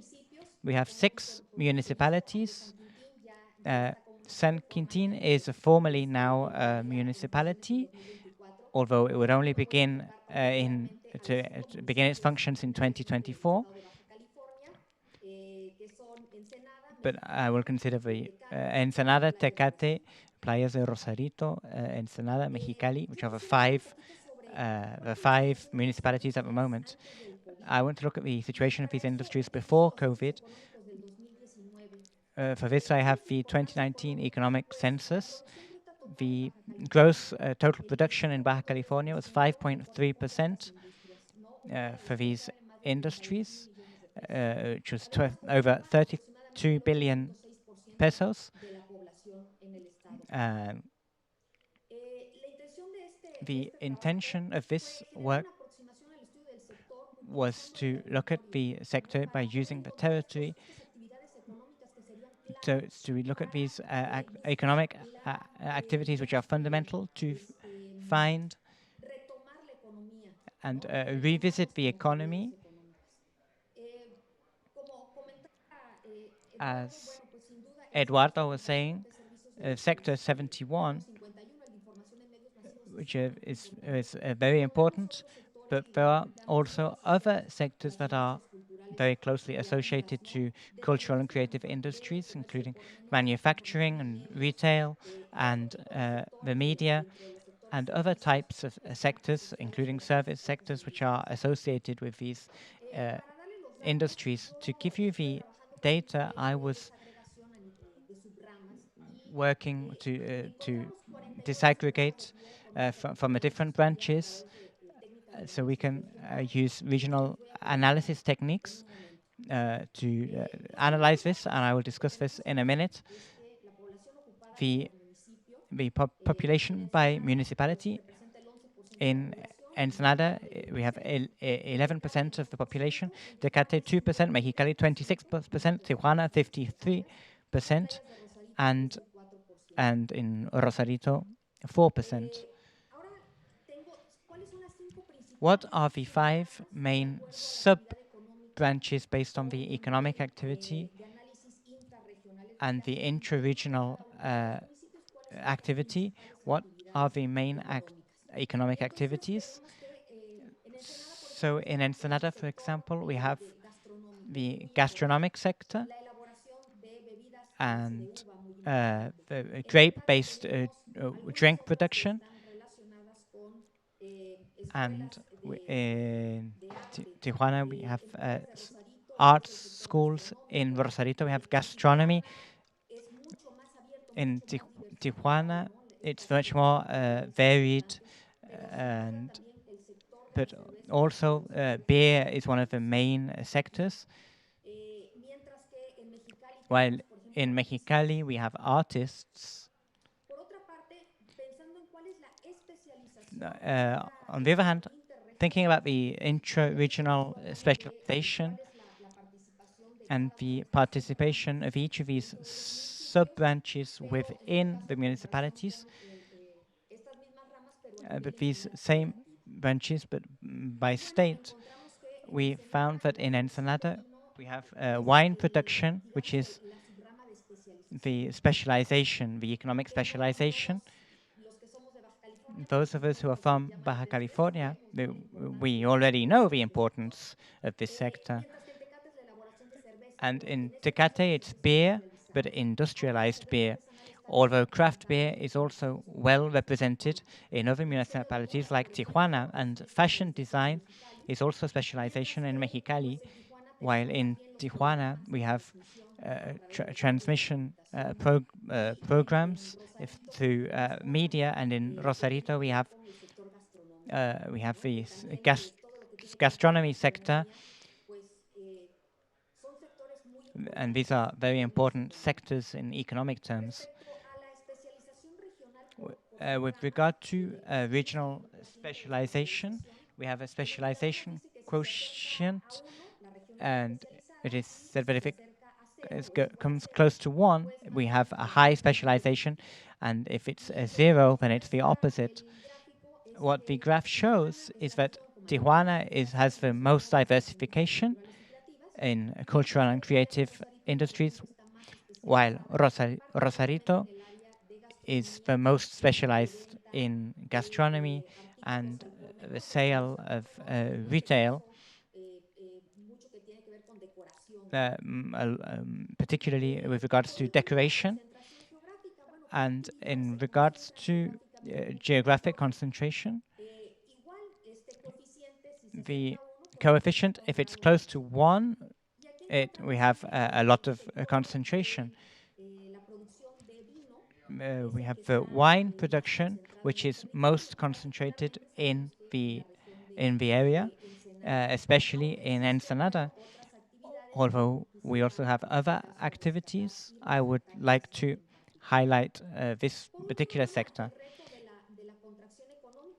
The economic concentration, which Eduardo was talking about with the figures that he showed, I think that we need to identify the strategic sectors, and I think the figures allow us to identify these. To support digital technologies allows us to boost these activities and promote the identity and boost the production chain and the consumption in the new normal, and attract human capital, because these figures I'm showing you are focused on the active population, and shows where the population is working in these industries. We need to adapt and create and learn, and that is what will be very important as we head into 2021, and that is how I would like to finish. Thank you, Ingrid. Ernesto, thank you. As we can see in this first slide, and this is something I've argued for a long time, here we have a distance connectivity, and this pandemic, this global health crisis has caught us in a situation of hyperconnectivity. 11 or 12 years ago, when we had swine flu, we had cell phones and we had broadband, but not with the degree of connectivity that we have today. We have over 50 million broadband connections in Mexico, 109 million smartphones, millions of laptops, smartphones, tablets. So that gives us different capacities. So we are able to hold Tijuana Innovadora virtually and educate virtually and own digital content, and these capacities come out with this pandemic. In the next slide, we can see is that in addition to these millions of lines, we can see here in the connectivity ecosystem in the country, we have entertainment like video games, we have streaming services, audio and video streaming, and we are using them more and more. For example, mobile navigation was used to be only for people with a contract, which was 18% of those who had cell phones. But now the prepayment users surf the internet, and in 3 years, data consumption has increased over 3 times. So this is a very important topic, but we need to highlight the new information technologies have a democratic bias. It's all socioeconomic levels have adopted them, but mobiles, we find them today in all households at all socioeconomic levels. So we can continue to build this X-ray of the pandemic. 3 years ago, 5 out of every 7 smartphones did not have memory extension. The camera was of very poor quality. The battery was of poor quality too. The processor was very slow, were a very low range. And now, today, 7 out of every 10 are medium or top of the range. Why? Because with this navigation, the users, even with a relatively low spending power, they know that they have a memory, and a processor, and they have all these resources, and they invest. So if we look at this, we look at the statistics on national accounts from the economic censuses, we find that we are investing more and more in connectivity for better connectivity, especially in this pandemic. Those who had less than 10 megas in connectivity, and now they have maybe 30 or 50 or 100, because it's essential, because we have brought schools and universities and offices and shops into our homes. So we are working at home. And there are approximately, on average, 4 people per household in Mexico. And before, whereas the broadband was only used for entertainment, and so we do not tolerate interruptions anymore. So we need more capacity. So I do think that this culture associated with connectivity has been a kind of vaccine in this pandemic. What do we know about COVID and the pandemic? We don't know much. We don't know when when it's going to be over. We don't know what it's going to be like when it's over. We know that going back to a new normal. It's not a new normal. It's a new abnormality. Because it's not normal not to hug each other. It's not normal to kiss each other when we greet each other. It's not normal to not be able to be close to other people. It's a new abnormality that we need to construct. And the early spaces, the galleries were closed, the cinemas were closed, the theaters were closed. So in the short term, the creative and cultural supply was cancelled. We brought it home, but the model for monetization at home, it doesn't exist. It's not very well developed. So I'm worried about my designer friends, my musician friends, my painter friends, who have lost in the short term their livelihood. And so that's the supply in the short term. How will it be in the medium and long term?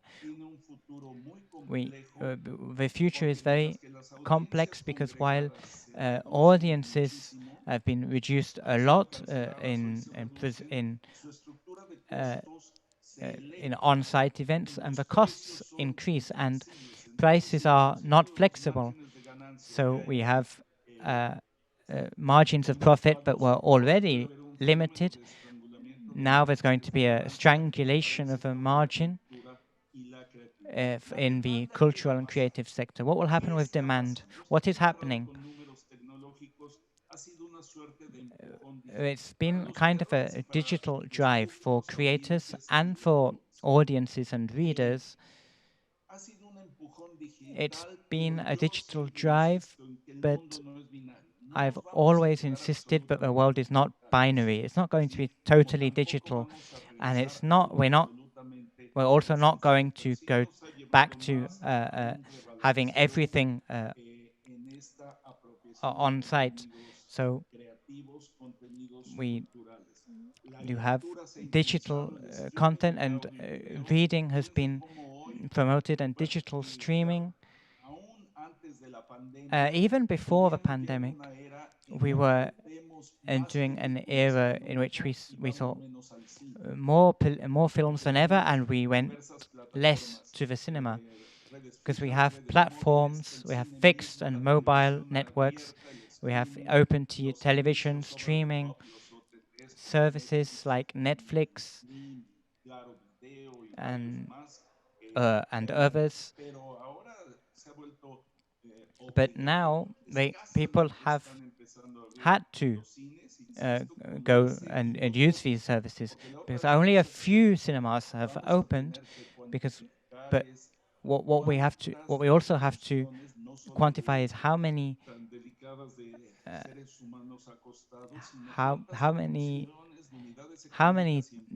deaths there will be in companies in the cultural sector. It has been calculated that about 30% of economic units in culture and the creative sector will not be able to operate again. We will have to see how deep and long-lasting this health crisis is. To finish, I would like to say that creativity and culture, what will happen in the future? Those of us who live in seismic areas, we know that we have a simulation every year to know that we do not forget about the risk. And so when we go back, will we have to have lockdowns and stay at home once a year? Maybe it's a possibility because we are saying that this could come back again. But I want to insist that culture and creativity, our cultural goods and services on technological platforms have played the role of a sort of vaccine. Without these, it would have been intolerable. With those, we have been able to we access our information and entertainment much more easily, and our our productivity and spending time together. Let's ensure that we all have these same capacities for connectivity as is shown in our political constitution, which says that connectivity is a basic right. Thank you very much. Thank you, Ernesto. Well, a little, let's say that the common points where we're talking about the lack of equity as far as resources. We've also talked about culture and art as essential. Now that the border is close to us between US and Mexico, and it is considered that telecommunications are essential and that health is essential, and that we're all looking for a balance as far as balance art and creative industry with a great demand. Well, you are bringing to the table that it is essential, but it is not recognized as essential. What are we lacking as a community in order to keep pushing for the recognition of this topic as an essential factor? You have already given us some numbers. There are indicators that show the importance not only at an international level, but also national and regional. Why haven't we recognized this? And what are we lacking in order for this to be recognized as it should? I hear your opinions. Okay.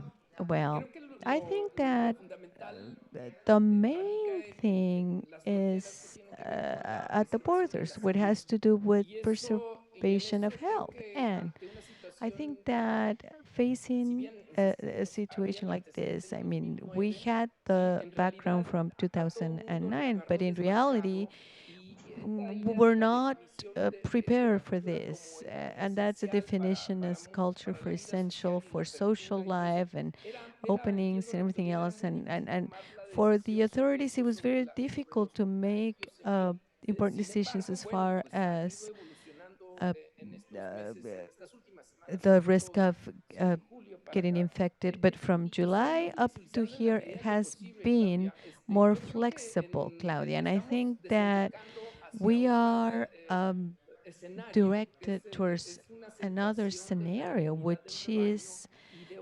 accentuated with immunity. And I think that what's at play is the attitude from different people covered by all public policy. And this is what's going to define great part of what's left of these years, or they're calling for this forum in 2021. And I would like to close my comments with this. I, ha- I have gone through three different scenarios which define the cultural sector, matching the public, the social, and the private sectors. As far as public sector goes, all the cards are dealt with. I don't see any way we could modify any of that as far as essential, non-essential, and the the the NGO card is basically the same. We're waiting for the report from the fiscal exercise from 2019, which will give us some signals as to what's going to happen next year. There's probably going to be an important contraction in 2021 as far as taxes, private um, um, from the beginning of this administration by López Obrador. So that sector is also with very clear structures as to what the trend will be, not only for the rest of this year, but also for the year 21. And then we have the market, the cultural market, and that's where we are practically all expecting. We don't know what's going to happen with what happens with this market next year. What's going to happen with the attitude of people that consumes these services? And I would close it here, trying to answer your question. And now I would like to hear my colleagues' answers. Ingrid, please go ahead. Thank you. I would like to start from the closing comment from Eduardo and another one that was made by Ernesto. I consider that to begin with, in order to have a projection as far as where we are headed, it is very complicated to know for sure, because with this pandemic, It is uncertain. That's what we have. Uncertainty. Little by little, all of the activities that are associated to these creative and cultural industries have been opening uh, uh, step by step over the months. I would like to take Eduardo's point as far as the market goes. And in that sense, as consumers of services and goods within the art and culture industry. A case that I was showing you as far as the numbers in certain economic sectors in Baja California. I think that one fundamental point for the closing of this year and facing next year would be local consumption, consuming locally as far as cultural and art industry goes. On the other hand, I would like to point out that there are some economical activities that are highlighted in our country. The production of wine, alcoholic beverages. We should explode those. If those are our strengths, we should, as a market, a way to help these sectors. On the other hand, there are sectors that are going to end up being a lot more hurt. Ernesto was pointing out that we would have to see these other deaths from these economic units, from these businesses. How many are going to die on this path over the pandemic? Because as important branches of these sectors are the ones that are independent technicians, that are economic sectors that are many times forgotten from public policy. So we should look into this, see what we have. And some of them might be, despite their falling behind, and might not be the, we should look into the ones that we believe that we as consumers could keep on thriving so that we can push our economy with this within these sectors in particular. Thank you very much. Ernesto, it is your turn. Thank you. Look, the the cultural sector does not have a crisis. It has three crises, at least three that I can count. One is a pandemic crisis that which closes the spaces. It hurts their operational part. Then the economic crisis, which is going to uh,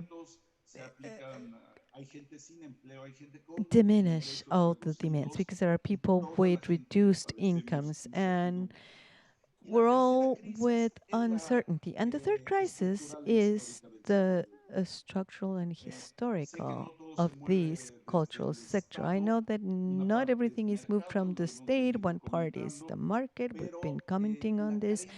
But the lack of budget, the lack of transparency, and the lack of leadership within the sector have generated a lot of confusion. Therefore, with this, I see this triple crisis, and I don't really like to be optimistic without a base for it. But, uh, but Ingrid mentioned it. I mentioned it. We don't know what's going to happen. They say, well, it's in a form of a U or a V or a W, and I would think now that the World Wide Web, I see many W's put together. We really don't know how long this is going to last. So I do think that in this crisis, from the public and social sector, there's an area of opportunity so that the structural crisis we could give for it new models of monetization, less dependency on public budgets, different attitudes from the private and social sector. Because I always say, we always criticize our governors and our legislators. We should continue doing it because they do a horrible work. But we also do a horrible work. We don't get more services and goods from the cultural industry, and from the academy we also have some limitations as well. I don't understand how all the people that participate in culture have not gone out to give voice to this sector, saying stop to this crisis and this lack of attention. But the three demands launched a budget to help with this sector. British people also came up with this real big monster budget to give to galleries, culture, museums, art. And as far as the support from our government, we have two free books at certain libraries. So again, I don't want to be optimistic without a reason, but this cultural crisis is a good time to find a solution to it. I see it very, very difficult, Claudia. I mean, if you will allow me um, to close this and leave you with a lot of worries. I don't know, Ernesto, if we could do this. This is a proposal from this panel. Let's say what could be done to push these economies. It was this panel was really good because it gave me a lot of data on Baja California from some time ago. You were talking about local consumption, and there are different things. And how can we inform people as to how to decide if they should continue watching Baja California channels or Netflix? Or then some people say we shouldn't depend on public budgets, but we have a tradition. A little bit about I wrote about the lack of cultural state, and I think that Tijuana Innovadora has done a lot to try to help this sector. I think that the proposal in that sense, I don't know what you think, Ernesto, Ingrid, Claudio, is what I've been said is that this is a great opportunity within this new restructuring.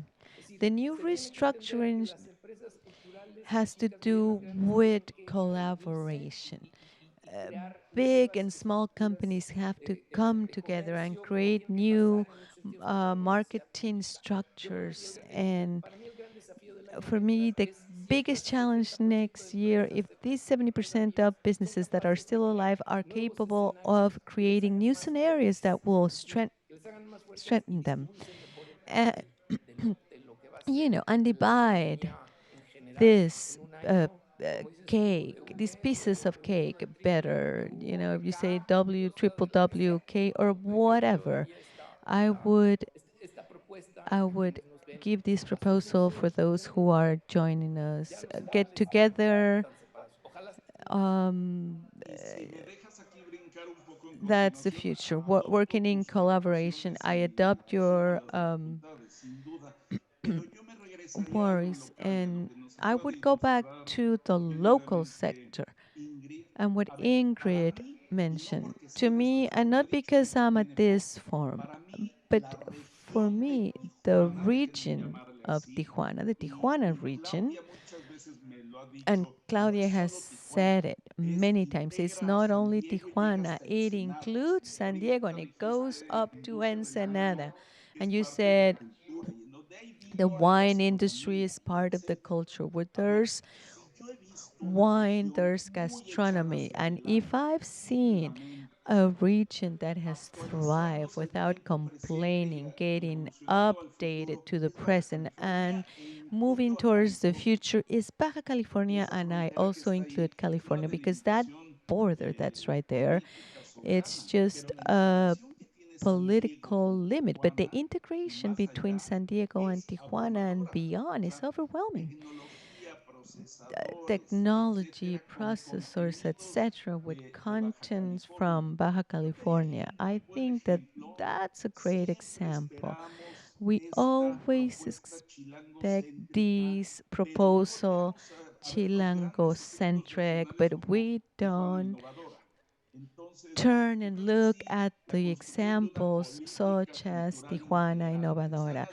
So we need to construct a policy that does not have to come from the center of the country. I take this example of what Tijuana is doing. I see very impressive things in Puebla and in Yucatan with innovative centers.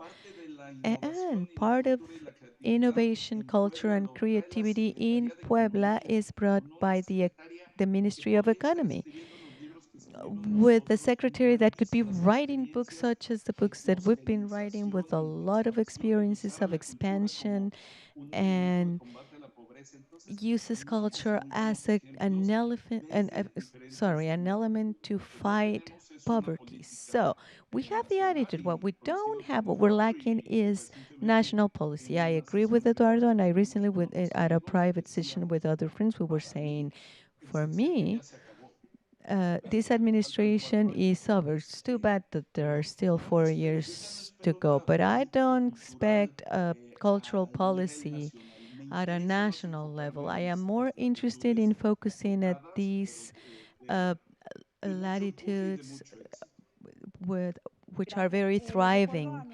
And I remind all those people that are joining us from the different social media, please write your questions because our panelists will answer those questions in a written form. I agree completely with the comments from Ernesto and Eduardo and Claudia, and I think that uncertainty, all the other uncertainties that we are facing are real as far as what's to expect. We cannot just wait for someone to come to the rescue to any of the regions in our country. We have to think locally. And what Eduardo was saying, as far as getting all the sectors to work together, to get them to be unified, I think that's an excellent proposal. And in this region, we have seen that. I always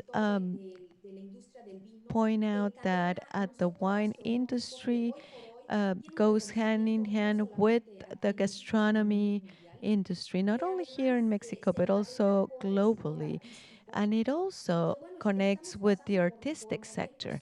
And now that we're facing complex moments, there is certain resilience on behalf of the sector, but we've seen that a lot of spaces have been opening little by little so that we can start interacting again with the health measures that are uh, required. So we're opening this sector, we're accomplishing this, and they're getting together with other stakeholders from this ecosystem, from the creative and cultural industry. For example, the beer producers that are in the area of Rosarito and Ensenada, where you can not only go taste the regional wine with local products, but you can also listen to music, see local artists, and I think that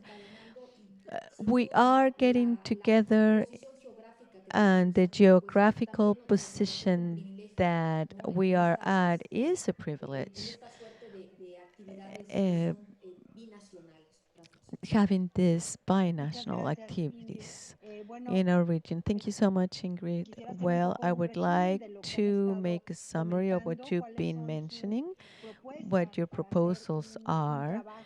to uh, work on looking towards 2021. So if you will allow me, that would be local consumption, rebuilding, starting on the private, then the social sector, because on the public sector, let's say we are optimalistic, if you will allow me to say that word, and we have to also work with all the pieces from the puzzle. New entrepreneurs, meaning finding new ways of participation within the economy because of the damage that has been suffered from this pandemic that we are still facing. I would like to uh, thank each and every one of our panelists for sharing all your years of experience, and with all uh, my love and heart, I would like to open the forum now for you to give your closing remarks in alphabetical orders, please. Well, I would just like to thank everyone. The possibility of participating, the production team in Tijuana Innovadora. I know there has been a lot of effort to all the people that's watching us. Of course, I have to tell you that I hope that you keep following us in Paso Libre, www.pasolibre.greco, because we're convinced that the best way of facing this and what's ahead of us is with a good amount of information and assessment of what's going on in our cultural sector, and we keep integrating more and more voices from different states of our republic, of our country. We've been doing this for many years, and I insist that just being well informed in general, our cultural sector is many times very emotional. We have to make sure that information uh, gets to everyone, but that it is also true. And I think that's fundamental to face next year. And as Ernesto was saying, it's an administration that's already over, but we still have 4 years to go. And I agree with him, but we have to understand that this pandemic, as well as this form of government, at least until now, I wish we could change this feeling, but this calls us for this capacity of being self-sufficient. So thank you, Claudia. Well, there's nothing left for me but to thank Tijuana Innovadora for opening this space in order to be able to join you and Eduardo and Ernesto to bring to the table such an important topic that has to do with cultural and creative in the industry. To everyone who has joined us today listening to our forum, I would like to invite you to consume, to make local consumption. And in our particular case, I insist we have to renew our identity with all these sectors that are so unique from Baja California, so that we keep on thriving these sectors. Thank you, Claudia, Eduardo, Ingrid. Again, very impressed with each edition from Tijuana Innovadora. And if there's a disruptive place that has that has turned around and from being one of the places with the worst images in the world today, now Tijuana is one of the most disruptive places in our country. And based in culture and creativity, we must remember that we have talked about the least important thing, which is the economical factor. But culture and creativity are well-being. And when you put together well-being and economy, then we have thrive success. And I share my email, epiedras@epiedras.net. If you want to write to me, I could gladly share some of my books and materials. Once again, congratulations, and I hope to see you in the new normality pretty soon. Thank you so much, everyone. Good day. Thank you to our panelists for bringing to our table the economy, the cultural economy. This is Tijuana is the future, the biggest online event in Mexico. Once again, we want to thank our panelists that just participated in this talk, which was so interesting. On the cultural sector, looking towards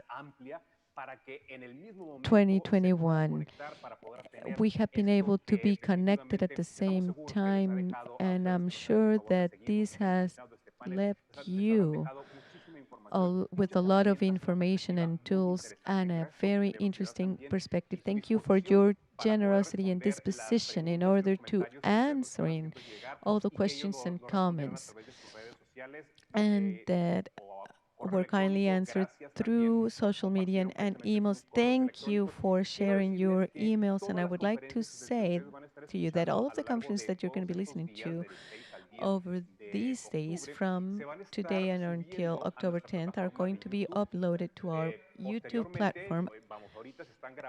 After this, well, now all of this is being recorded and they're going to be uploaded to YouTube so that you can access to them again whenever you want to. And again, we would like to thank Ernesto Piedras, who has just participated on this panel on the alternatives for the cultural sector towards the 2021, because he shared some slides that we are going to integrate to this video with this panel when it is uploaded to YouTube, which are going to help illustrate what he was trying to share with us through his participation in this panel. We've been streaming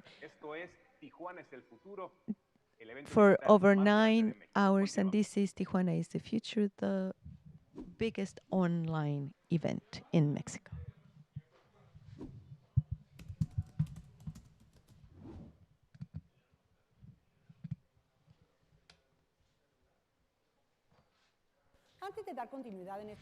Before we continue in this forum, that is Tijuana is the Future, I would like to thank UABC for sponsoring this segment. I would also like to mention the support from FEDETE, Fusion, Carimax, TV Azteca, Frontera, and TV Notas. The reflections on art and culture. As part of this, we have a panel, What Can We Expect from Public Policy? To discuss this, we have Minerva Tapia, who has a dance degree and a doctorate degree in critical studies. She founded Minerva Tapia Dance Institute and is director of the Art and Culture Institute in Tijuana. We also have Pedro Ochoa Palacio, who is the Secretary of Culture in Baja California and was director of Secut, and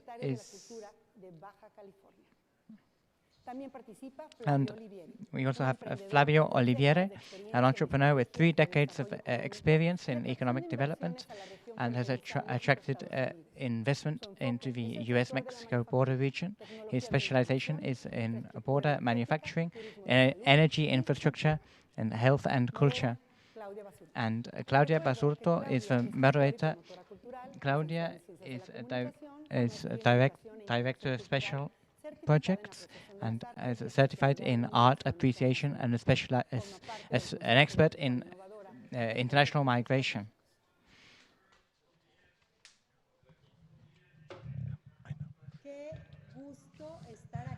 It is a great pleasure to be here, Tatiana. Thank you for your your introduction. Just look at what luxury we have. We have our dearly beloved Pedro Ochoa, Secretary of Culture, Minerva, the director of the Municipal Institute of Art and Culture, and Flavio Olivieri. What a great pleasure to have you here today. Good afternoon. Good afternoon, and thank you, Claudia. Good afternoon, Claudia, and thank you so much for this opportunity. As you said, this is a table with many friends, starting with you, my dear Claudia. A pleasure to greet you, and I'm also very pleased to see that culture is part of the concern of Tijuana Innovadora. I'm very pleased to hear that. Yes, of course, Pedro, it is, and it has been a concern, and it has to be something we do. Okay, what we're going to do.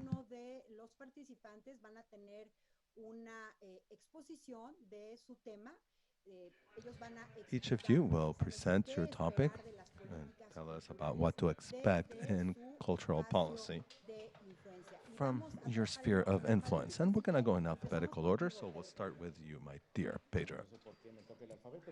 I don't know why I go first if it's in alphabetical order, I guess last name, but thank you very much. When I got this invitation, and again, as always, I was very pleased to be involved with Tijuana Innovadora. And when they told me what our presentation was going to be about, it is obviously a title that is attractive and that leads you to think about what to expect when it comes to public policy. So once again, thank you, Claudia, of course, Flavio, Minerva. Great to be on this panel with you. And of course, my thanks to Mr. Jose Galicot for his initiative, which is Tijuana Innovadora, which continues to bear fruit and great results. Very well. Cultural policies are a series of interventions done by civil institutions, organized community groups, and the state in order to develop symbolic developments so that people can have a broader sense of themselves. So, in other words, when we talk about cultural policies, we're talking about a set of people. And now this was done by Nestor Cantu, which is an expert. And who is involved in cultural policies? It is not just public agencies that are involved. We need artists to be involved, the community to be directly involved. International entities are always an important referendum as well. And government entities are, at the end of the day, the ones that design and execute a legal framework and state programs and regulations. But we also have the private sector with production and distribution, more and more so in Mexico. We also have NGOs as well as academia that through public and private universities and research think tanks also make significant contributions. A lot of the landmark work and research about certain cultural movements can be found at some of these aesthetic, historic, linguistic schools of our country. Okay, now there are cultural entities internationally that come up with ideas and provide a framework and so on. The main of these being UNESCO, which is part of the UN, but we also have regional organizations such as the Organization of Iberian American States, but UNESCO is the keystone. And that is why we constantly use UNESCO's definition of culture. And this one I will read almost verbatim because it's the basis for all this work.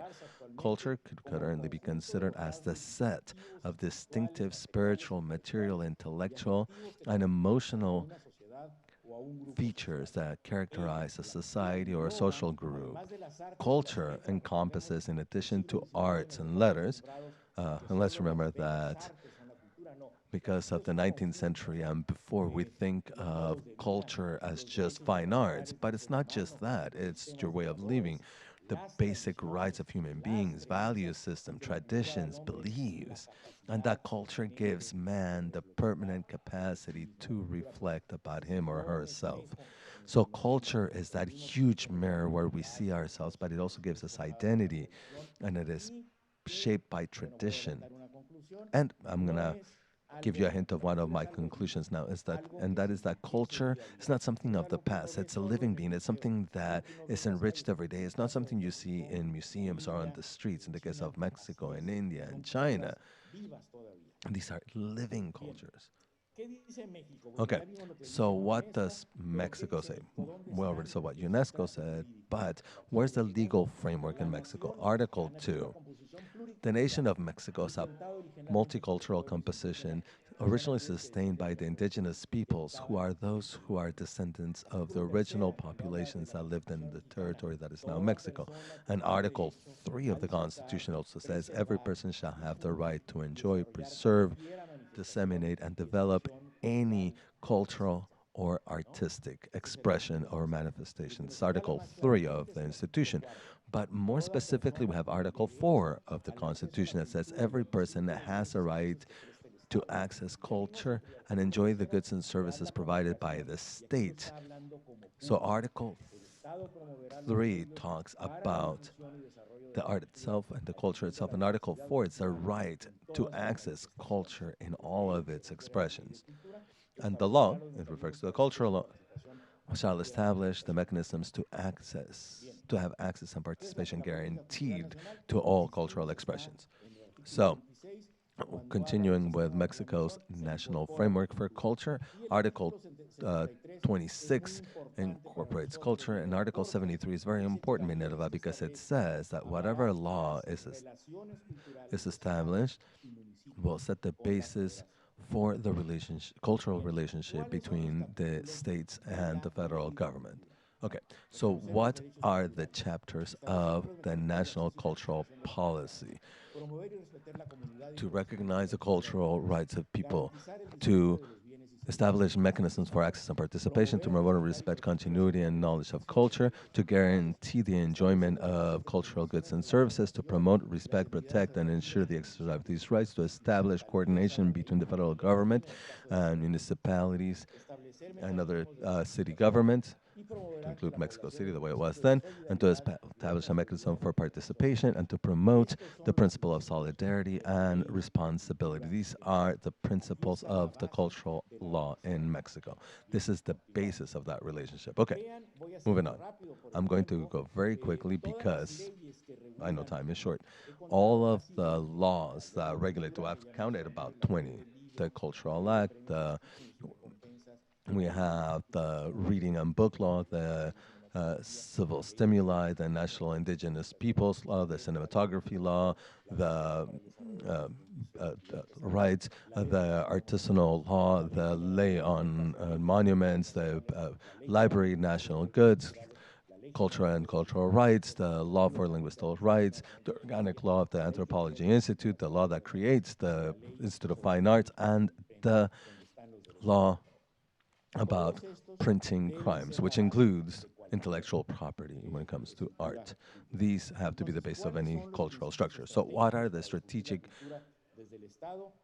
approaches to promote culture? Culture is a human right. We need to have an inclusive and for the community to be involved, distributing cultural wealth, culture for peace, cultural economy, the economy of culture, the digital agenda, youth, and creative life.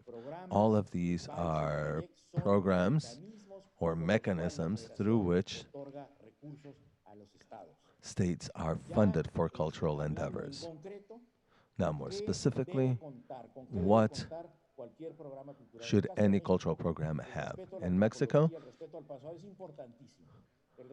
respecting anthropology and the culture of our native peoples, all scenic arts and visual arts, stimuli for creating art, culture and media. Remember, the Mexican government has INER, Channel 11, Channel 22, which are cultural channels.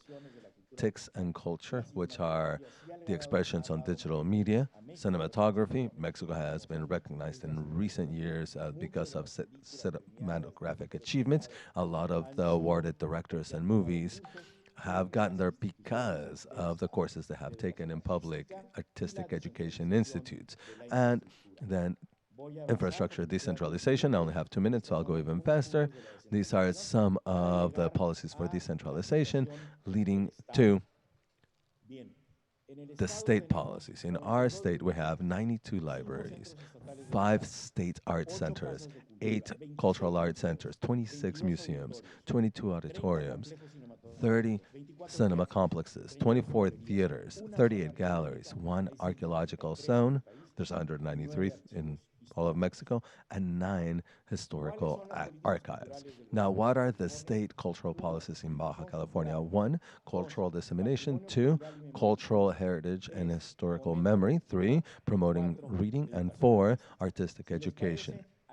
Now, I will pause here, if you don't mind, to allow Minerva and Flavio to continue, and then I'll come back to talk specifically about what we are doing in Baja California. Thank you so much for your time. Thank you so much, Pedro. What wealth you're providing to people, because when you ask yourself, what do you do? How did you start? You need to know both the federal policies and the state policies. So, Minerva Tapia, let's get to know what happens at a city level. She is the director of the Municipal Institute for Art and Culture. Well, thank you for inviting me to be at Tijuana Innovadora, and I'll be very pleased to share with you, Pedro, Claudia, Flavio. And I'll start with this. The pandemic made us rethink the importance of art and culture in our society. This pandemic made us rethink about the vulnerability of arts and culture as a sector.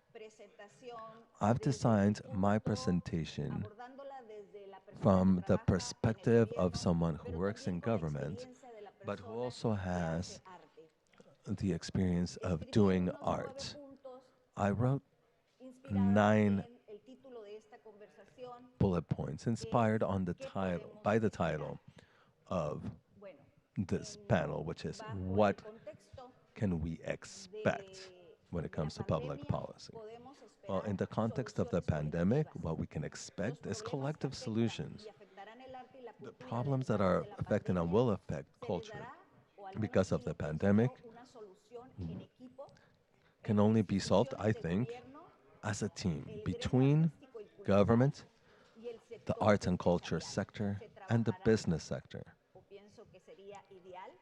We need to work, I think, more cross-cuttingly. 2, we can expect a paradigm shift. The pandemic has changed how we spend time together socially. We will have hybrid and better controlled workspaces as well, a mixture of the in-person and the virtual. We'll also have to redefine expos, exhibits, discussions, fora. In recent months, we have started consuming art through a screen. And in doing so, the traditional appreciation of how art should be consumed have changed. As a result, once we're back to a world where we can be in person without using face masks, it might change how we relate to culture in that space. 3, people who work in art and culture will become better prepared to promote their arts with and without the support of institutions, although ideally, as I stated, we should do this as a team. Art institutions need to work on discussion fora, analysis, workshops, so that they can be able to wisely intervene on the topic. Thus, the importance of fora such as this, Tijuana Innovadora. 5, we should anticipate that government agencies will implement better technology to better do their tasks in a world where online communication is of key importance. We can expect new questions to guide our efforts. Perhaps how to maintain mass events, cultural centers, museums, it's all post-COVID, how to keep book fairs and congresses and so on alive post-COVID. And the true challenge is how to maintain things that were planned and constructed under the old normality, the pre-COVID era. 7, some of the traditional resources will have to be relabeled for anything defined under the parameters of the new normality. I'll give some examples, but we'll get into that later. Number 8. Locally, municipal agencies will require greater autonomy to seek out funding and to work together with the private sector. Now, as far as public agencies, they need to review what is understood as art and culture under this new normality and revise mechanisms for funding, grants, and taxation. So all regulations need to be restudied and adapted to the new normal. So I wrote this from two perspectives, from the perspective of an artist and the perspective of someone who works at a government institution. This is something that did require negotiation within that person. But that internal negotiation, I think, will also be needed between the artists and the public servants.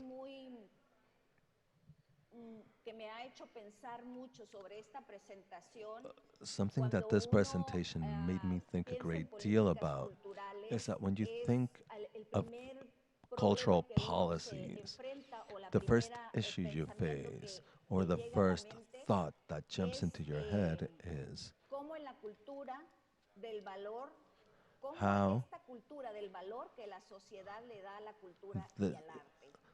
how to change the value that people assign to culture and arts. During a pandemic, this pandemic, it was very easy to see what people feel it is important to support and what is not. And I think that since the beginning of the pandemic, art and culture has had a lot of support worldwide for the well-being of their people. And then second, what is our culture when it comes to caring for our own bodies? And these two questions is what I base my work at the Municipal Institute of Art and Culture to help the community at large, and specifically people who do arts and culture. Well, wow, thank you so much, Minerva. So we now move to Flavio Olivieri, coordinator at Fusion, bfusion.org. Thank you. Pedro, Minerva, thank you, Claudia, for the invitation. Thank you to Tijuana Innovadora. Now, I want to a perspective from the private to the public, how as people we can better organize to also become promoters and lobbyists for cultural public policy. So the focus of my talk will be how we can use public policies to foster creative industry. And this includes, of course, culture and art, but with a broader view, one that brings in the private sector. And in some cases, we have realized that in order to lobby for public policy as citizens, first, the people have to come to an agreement, to find a consensus. What is best is to have initiatives and projects that are submitted to the government entities, but in a consent way. And in order to do that, we need to start creating that collective platform and involving all of the stakeholders and all of the investments or the joining of funding of the public and private sector to that end. Now, we have some success stories. For example, I had the chance to visit Buenos Aires and Santiago, but specifically in Medellin, Colombia. There's this whole district, this section of the city that have an emblematic space that they call the N route, which is now the new creative district of Medellin. It is the innovation district of the city. And it is a series of urban planning and creatives that work together with the universities to create space that will foster these creative industries and serve as a spark plug for them. So if we take this example of having both the public spaces, the urban design, and public policy can come together to produce. Now, in Baja California, in January 2020, the state passed a law on economic regeneration districts. And that allows public and private funding to come together in order to improve the urban landscape to detonate growth. So if we use this advantage that had its first economic regeneration project at the El Chaparral or San Isidro neighborhood, which is right next to the actual port of entry. So using that tool, and because we are binational, that makes us unique, and we have extraordinary comparative advantages as a result that allow us to leverage funding from both sides of the border. And when I say resources, also human resources like technology and build capacity together. And since we are so closely linked, beginning with the physical space for our two cities and countries, we proposed the creation of a creative district, a district that would foster creative industries. And year before last, we had the opportunity to work with an international institution or the most renowned urban planning entity, which is the Urban Land Institute. And we tasked them with coming up with a project, a binational project for urban regeneration that included not just the Mexico side of the border, but also the U.S. and this landscape surrounding the port of entry to promote this binational creative district. And we reached the conclusion of promoting certain sectors. Some, of course, naturally work very well together in the region, such as medical tourism. But also during earlier panels that were talking about cinematography and digital media. And to that we could add video games, software, digital marketing, and a series of other creative activities that are born of culture and urban art and other types of cultural expressions. So what we're proposing is to have a community participation process for collective action to come up with specific proposals for the managing of this creative district as a way to create public policy from the ground up together with the private sector. To do that, we created a website called bfusion.org, and we're inviting the users of this binational space, whoever might be interested in being involved in the planning process, to join us through this website, to give us proposals, have a discussion, get involved, and start creating that consensus from which public policies will stem, and so aid the government in creating a space that can truly help all of the creative industries with that binational leveraging. So again, the invitation is for you to get involved and be there through our BFusion website and start building these public policies. And I will leave it at that for now, and I will open it to Q&A. Thank you very much for this time and for the opportunity to participate here with you. Thank you, Flavio. I see some shared things that you all mentioned. One is to have it be cross-cutting. All of you talked about working collectively and working as a community. Something else that I see is the incorporation of technology, whether, as Pedro said, calling it the orange economy, or with the communication industries. Minerva talked about the need to include technology, and then, of course, the district that Flavio was talking about. And I also want to add that in spite of having so many laws, and in spite of these efforts, there are no fines, no consequences for not providing that support. So I will ask each of you, I don't know if you want to answer individually, what you are looking for to have technology work together with the work of businessmen and the artists communities or nonprofits. Well, very well. I think that one example of such teamwork, bringing together government,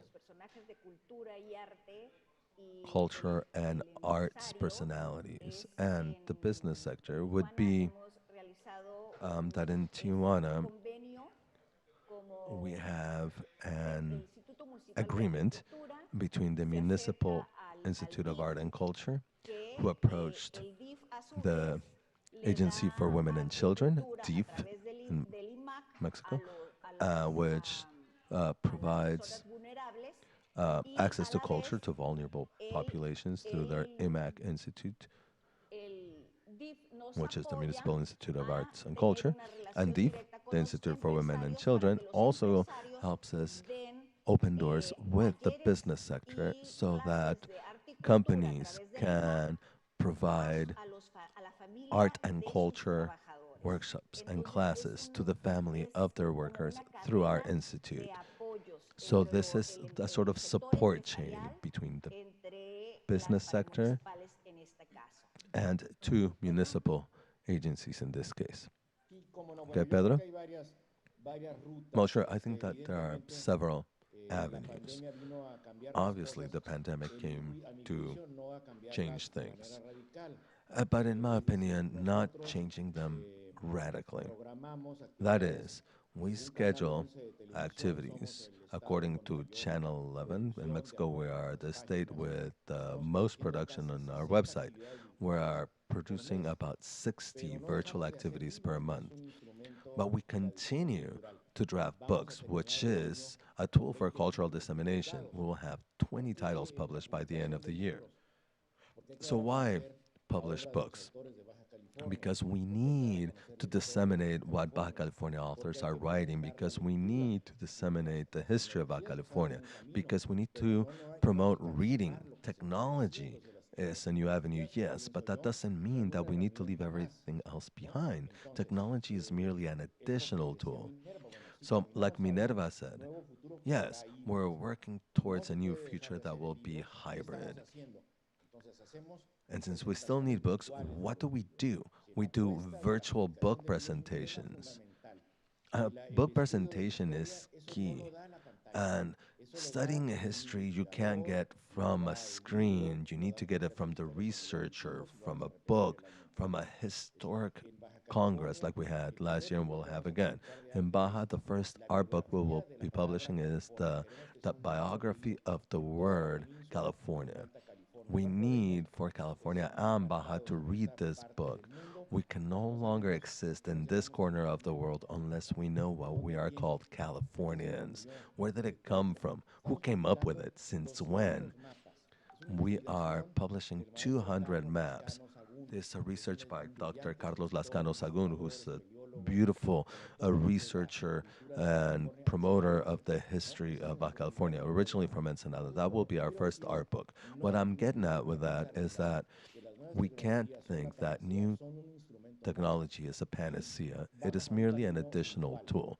And yes, we will have a virtual path. But scenic performance, is what is more complicated. Theater, dance, music, and going to those concerts that we loved so much in the past, that is what's at risk. Something else that hasn't been brought up yet is artistic education. And technology has actually served a purpose here. We need to continue promoting painting and music and theater classes and technology is a great tool for that. And professors have been wonderful. Professors have turned their living rooms and their dining rooms into classrooms using their own equipment, their own power,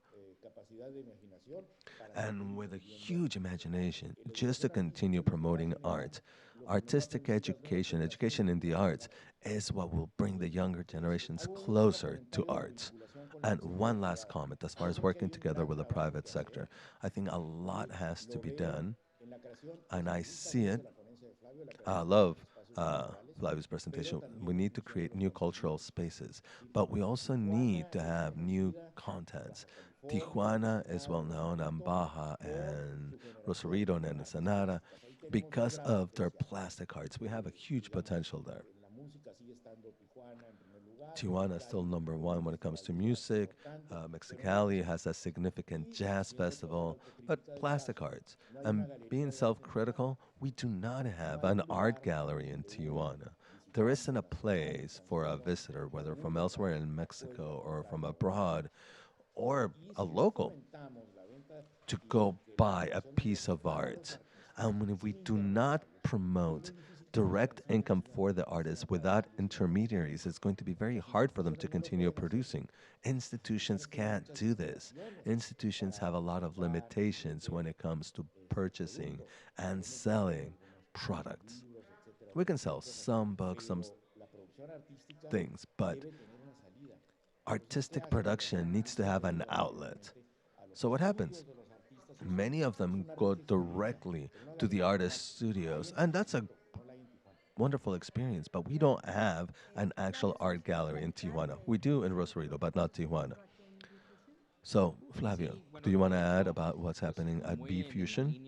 Well, actually, it's very aligned with what was already said. How to bring all of those different capacities together that we've developed as a state to produce cultural content that are internationally renowned when it comes to music, plastic arts, dance, literature, and using that showcase, using that window to project all of those capacities and link them also to building an economy. So in these districts that I have seen and that we see in some of the most important cities in the US and Canada, where the old urban centers are reinvented and reestablished and become artistic districts where they promote culture, but also where they produce a lot of art and culture.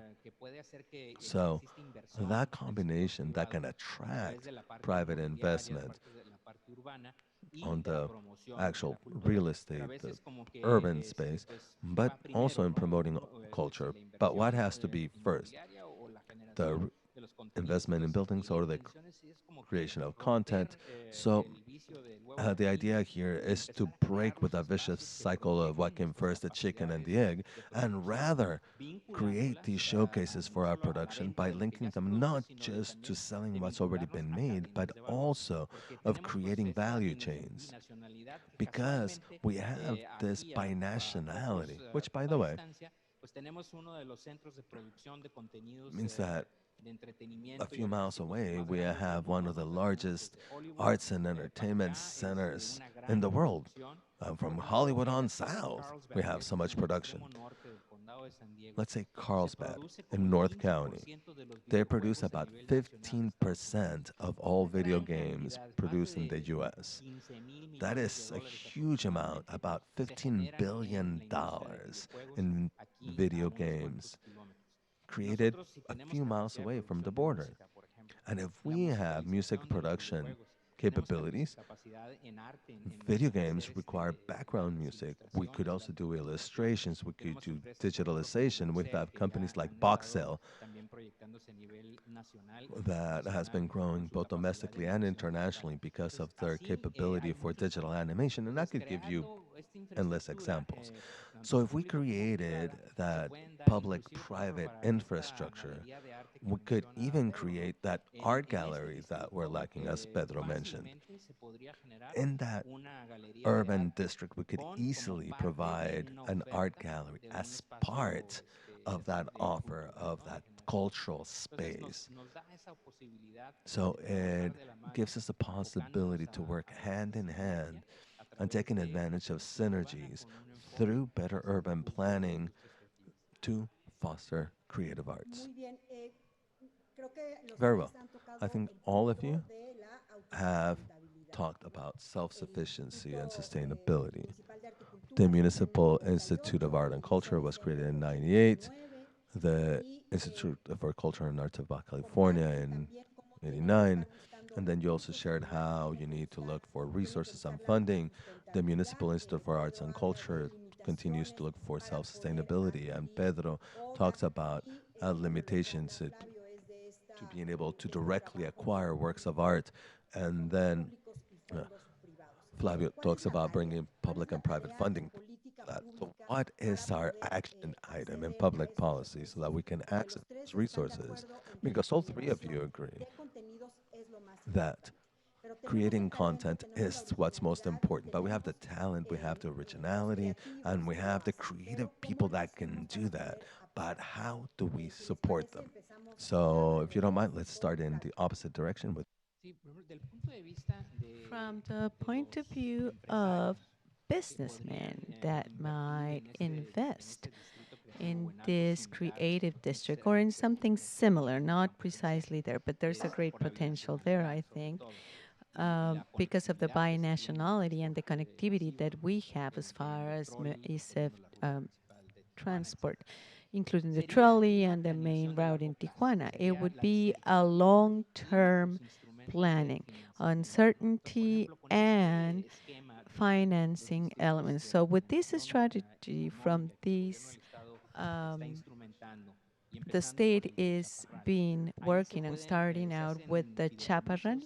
That's where you attract funds, and there's a way of combining public and private resources, and so that the use of land is compatible, so that the spaces for sale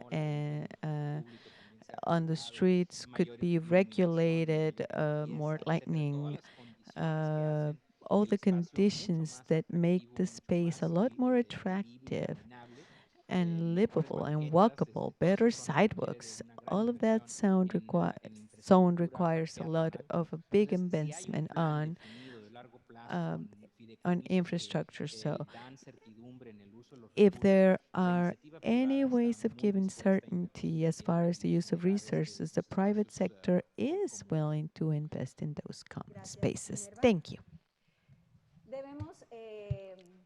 We must maybe think about how we should support individuals and civil associations so that it's not seen as something that is trivial and superficial. I think we can do a lot of things, yes, but we need to work with the imaginary. When we look for support, the first problem is that most people who may be able to vote for us or who may agree with us on in a city or a country, the importance of a cultural setting. So I think that would be the basis to establish agreements or manage structures, support structures. So an occupation that continues to be seen as something trivial, that arouses our critical sense. So policy makers, we need to pressure policy makers so that cultural projects can continue to be supported for everybody. And in the cultural sector in general, as I mentioned before, and promote consumption of art and culture within the government. Within the Municipal Art and Culture Institute, we have carried out several projects that support artists directly. For example, Tijuana Tiene Arte, and which we do two things specifically, which is promote and remind people these artists exist and promote their work. And so we add sales of works without having an auction, but the structure of the program encouraged the sale of artworks. Working binationally is also very important because Tijuana is a border city, and bringing together binational efforts has managed to achieve, has helped and ensured artists that if from Tijuana can sell in San Diego and vice versa. And now we have a project with the front in San Isidro where we have painted murals on both sides of the border. And so there's participation by the community, communities that are coming together from both sides of the community to promote culture and art. Thank you, Minerva. It's difficult to summarize this in just a few minutes and give solutions. First, we need to think about the audiences. Minerva talked about cultural consumption. The audience is key here, not just institutions and artists. The audiences are what makes the idea. It's the audiences that go to the exhibitions and go to the shows.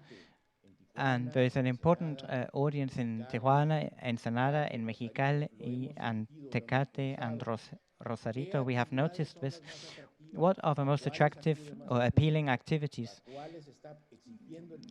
What activities do the audience want? They want quality activities, activities that they don't see normally, those that enrich programming and those that enrich spiritually, those that those that give you a teaching, those that give a connection between something that you heard or something that you thought or saw. If you had a remote reference, for example, Tina Molotti. When has Tina Molotti been in Baja California? So that was a beginning, but that name tells you something. But creativity of cultural promoters means generating programs for young people, for children. We need to talk about the different artistic expressions, and so that is a work that cultural promoters can do. In Ensenada, we all know the Riviera. On October the 30th, it will be its 90th anniversary, and we have a collection of murals there from a great Mexican painter, Alfredo Ramos Martinez. They are not declared as heritage, they're not especially well known, and it's an important artistic collection, which is within the Riviera, which is a municipal space, but it is declared as heritage, but it needs an authorization, so we can go and take the photos. That's an emblem, that's a way of rescuing heritage and making it known to all. The public schools of art in Mexico, and Siqueiros' work was known there by everybody, and he had references in San Diego and in Coronado and in Los Angeles and San Francisco. Because of family and personal reasons, he spent a long time in this region of the country, in Los Angeles and in Ensenada. And he left a lot of work that is very rich and not very well known by us, and he was from Baja California. And this is a challenge for us to enrich the heritage that we all have. These are examples of how we can enrich the cultural programming and go towards this audience. Unfortunately, we are running out of time, and I would just like to go back over some of the ideas that you have shared. There are international and state laws that defend and protect cultural rights, and the country's obligation to promote this.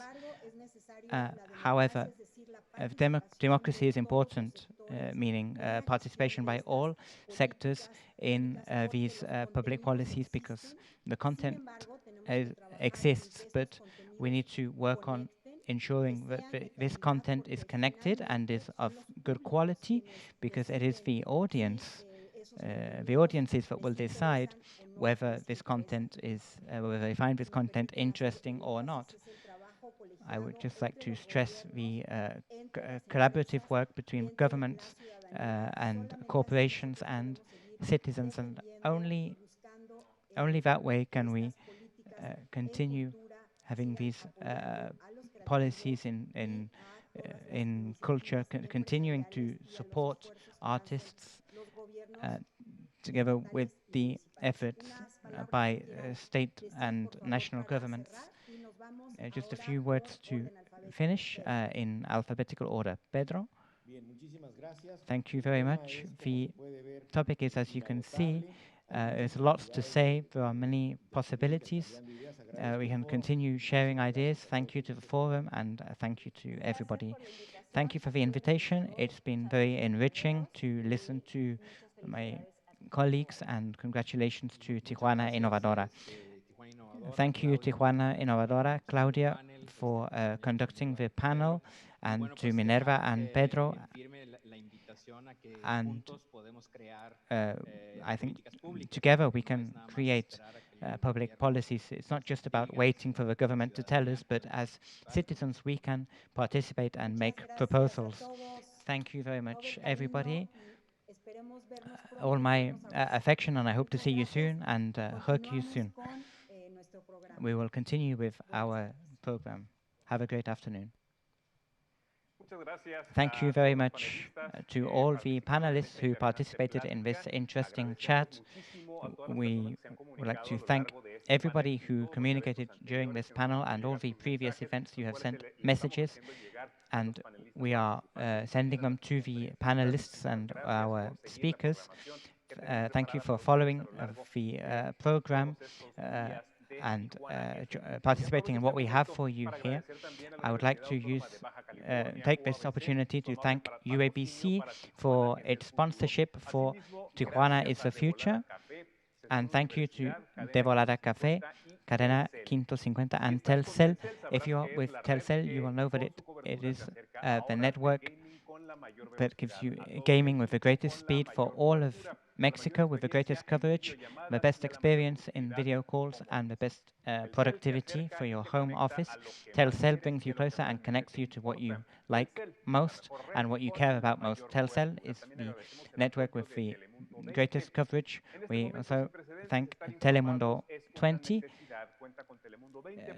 You can use Telemundo 20 for full coverage of what is happening in our region, in Tijuana and San Diego, from Monday to Friday, and now weekends too.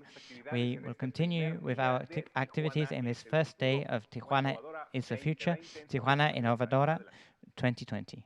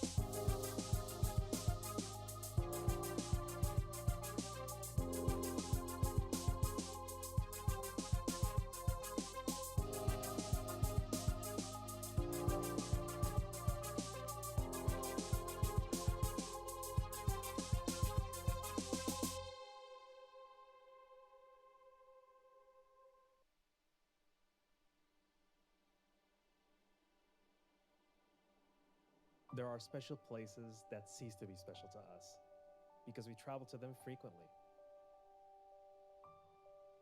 Has it happened to you?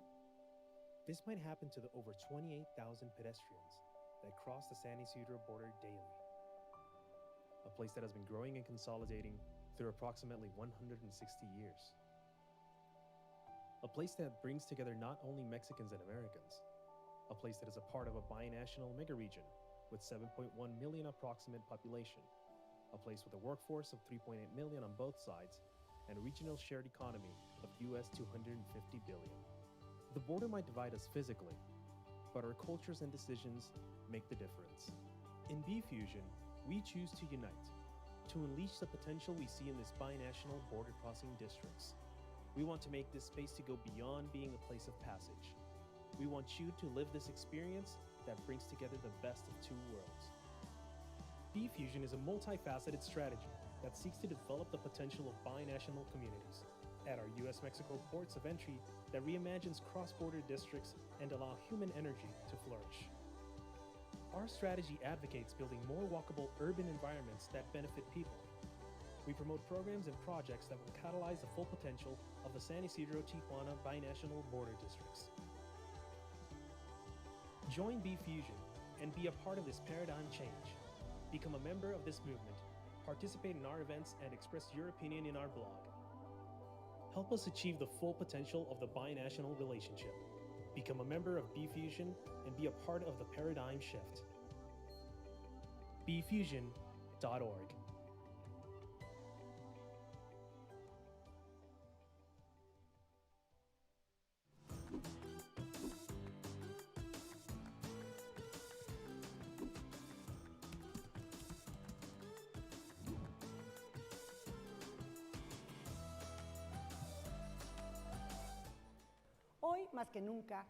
Today, more than ever, we can see that relevant topics are not distinguished by, not separated by borders.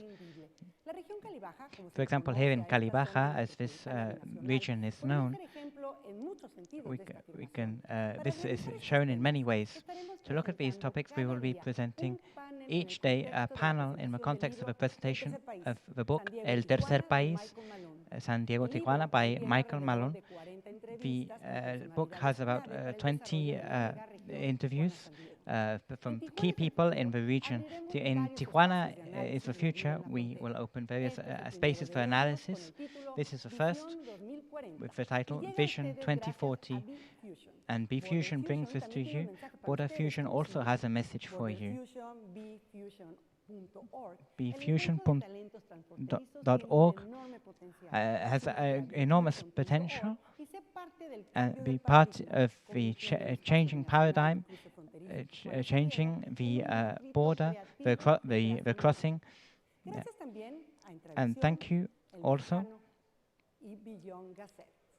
to El Mexicano and the Gazette. I would like to introduce the panel members. Isaac Abadi, founder of innovative projects for medical tourism in Mexico, for example, New City Medical Plaza in Tijuana, and the Hotel Quartz, which also has a medical tower. Abadi studied finance and economy in the University of Boston. Hassan Ikrata, executive director of SANDAG. SANDAG is the leading agency in research, planning, and transport for the San Diego region. Mr. Ikrata has more than 30 years of experience in this field, both for the public and the private sector. Malin Burnham is from San Diego and is an industrial engineer from the University of Stanford, and from is a CEO of Burnham Real Estate Services, and he is trying to recover the community spirit of our community. Michael Steep has been a leader in over the last 30 years and Digital Cities program in the University of Stanford, the author of First Light of Day, a cautionary tale of our future. He discusses artificial intelligence, and he lives in Silicon Valley. we will give the floor to Christopher Wilson to begin the panel. He's the member of the International Woodrow Wilson Center for Academics, and he produces reports, for example, on economic ties between Mexico and the United States, and among much more. Muchas gracias por unirse. Soy director del Instituto Woodrow Wilson. Me toca trabajar en toda la frontera de Estados Unidos y México, pero tengo que decir que la región de San Diego, de Tijuana, siempre ha sido para mí un ejemplo de lo que puede llegar a ser la frontera. Tanta energía, tanta organización para construir una visión para el futuro, construir esa visión y hacer que sea una realidad en esta región. Todo el talento que tenemos en la frontera, eso es muy impresionante. Me alegra ser parte de Tijuana Innovadora y de ser parte de este panel que está lleno de estrellas, de personas que han estado trabajando en la región y que han estado viendo el futuro de esta región durante muchos años. Voy a presentar brevemente a mis panelistas, a mis invitados. Luego vamos a tener presentaciones breves, vamos a ver unos videos de los proyectos en los que están involucrados y luego vamos a entrar en un diálogo y platicar sobre el tema del panel, que es una visión para la región de aquí a 20 años, para el 2040. ¿Cómo se debe ver esta región de aquí a 20 años? Voy a presentar a mis panelistas. Primero, Isaac Abadi es el director ejecutivo de New City Medical Plaza, es experto en el turismo médico, ha desarrollado diferentes empresas en la región y lleva aquí trabajando muchos años.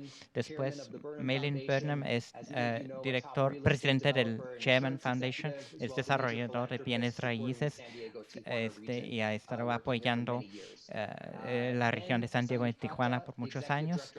Luego, Hassan Ikrata es director de Sandiag, que es la Asociación de Gobiernos, Agencia de Transporte para la región de San Diego, y el experto de transporte con estudios en planificación y mucha experiencia en el desarrollo de proyectos de infraestructura en California.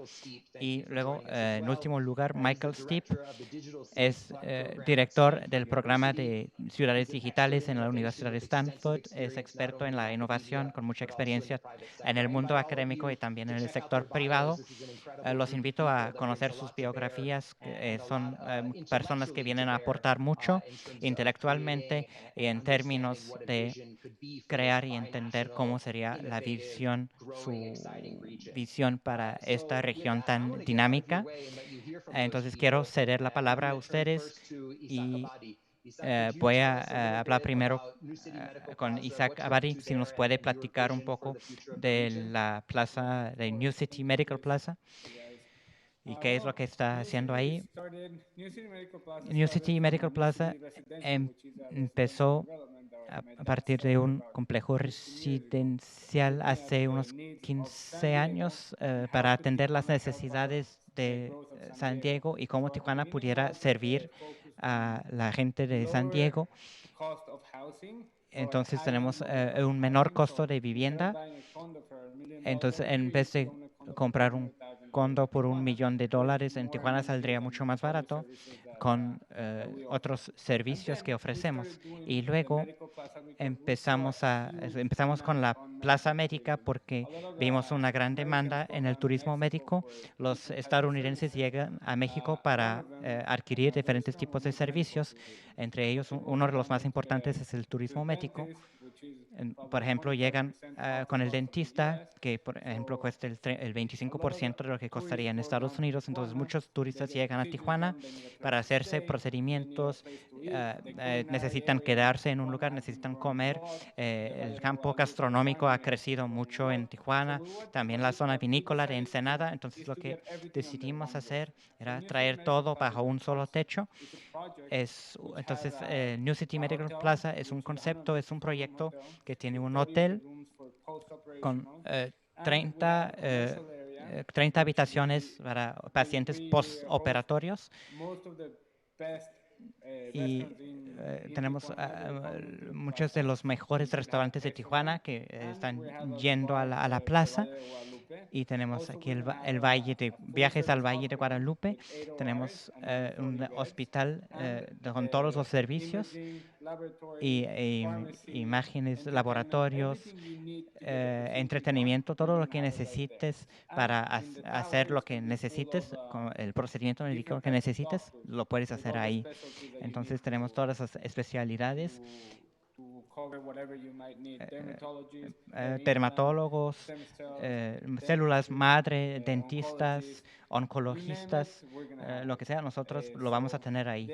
Entonces la idea es que llegues a Tijuana, que te quedes en un hotel de lujo, tengas una excelente experiencia con un hospital certificado que va a permitir que el paciente se sienta seguro, como si lo estuviera haciendo en Estados Unidos, con los mismos protocolos, y finalmente vamos a buscar acercarnos a las aseguradoras para que envíen a los pacientes y que paguen la mitad debido a los costos que tenemos en Tijuana. Así que esa es básicamente la idea para la Plaza Médica New City, y para la región consideramos que Tijuana puede ser un centro de servicio para la región de San Diego, lo cual hace de San Diego un lugar muy atractivo y ayuda a Tijuana a seguir creciendo mucho más que el resto de la República Mexicana. Muchísimas gracias, Isaac, y ahora creo que vamos a reproducir un breve video del proyecto. Plaza Médica American New City. patients do not have competitive cost in relation to health services. Therefore, they seek out countries like Mexico for savings of up to 70% on medical procedures. New City Medical Plaza, located just steps away from the border, is the first project with international scope that will offer first world quality, reliability, and service.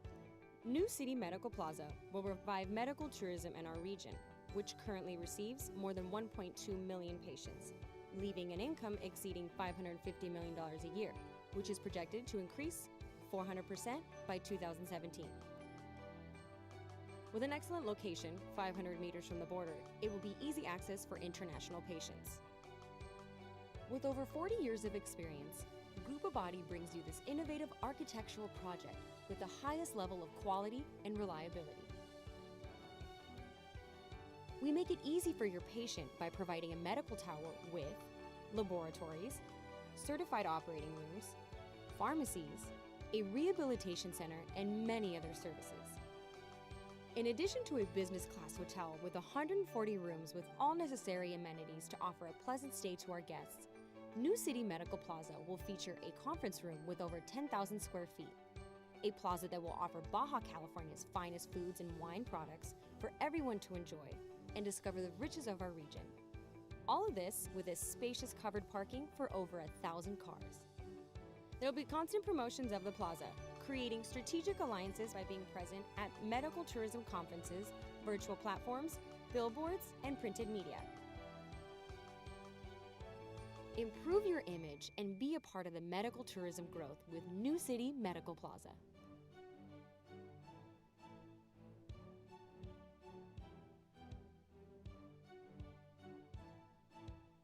Medical tourism will revolve around New City Medical Plaza. We invite you to be a part of this competitive world. Take advantage of our low financing plans. Invest in yourself and stop paying rent. Contact us so we can personally assist you.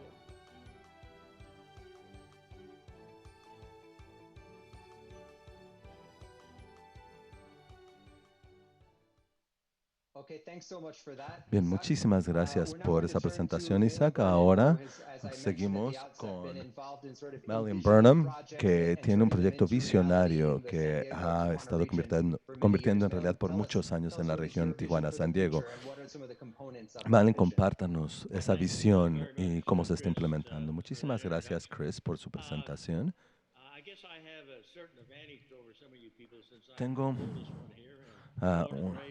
Muchas anécdotas porque soy oriundo de San Diego, aquí nací, me crié y he pasado mucho tiempo en México, incluyendo ah, Los Cabos y el resto de Baja California.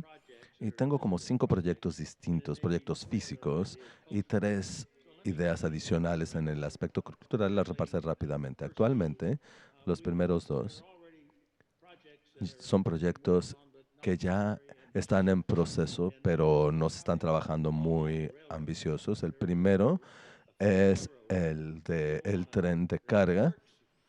Hay un tren de carga que opera entre Tijuana y Tecate, México, pero al cruzar la frontera ya no puede operar. Y la idea es reconstruir este aeropuerto, perdón, esta vía ferroviaria en los Estados Unidos que entonces se conectaría al sistema transcontinental de los Estados Unidos ferroviario. Gran parte de la producción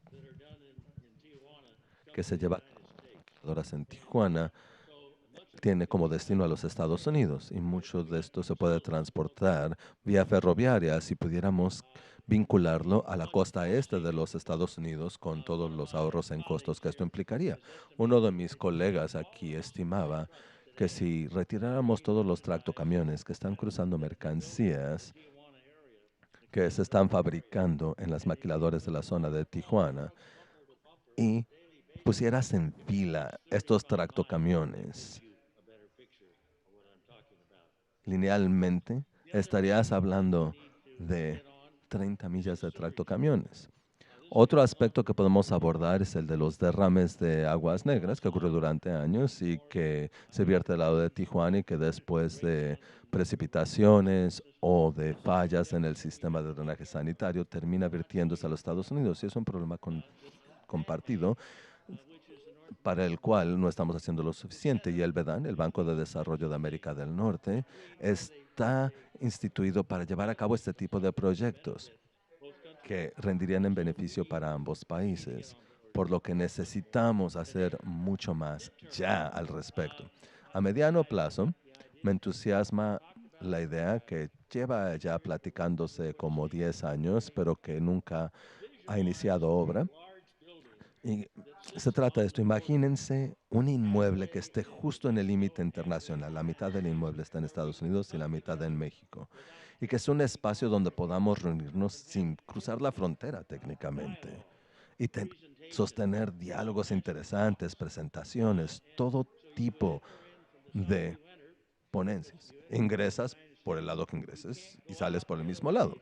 Es decir, si ingresas del lado de Estados Unidos, tienes que salir del mismo lado de Estados Unidos y viceversa para los mexicanos. Imagínense la gran eficiencia en caso de grandes reuniones o pudiéramos tener también una serie de oficinas para reuniones donde personas de ambos lados pueden reunirse, hacer lo que tienen que hacer y regresar a trabajar sin dedicar el tiempo y el esfuerzo necesario para cruzar la frontera en sí.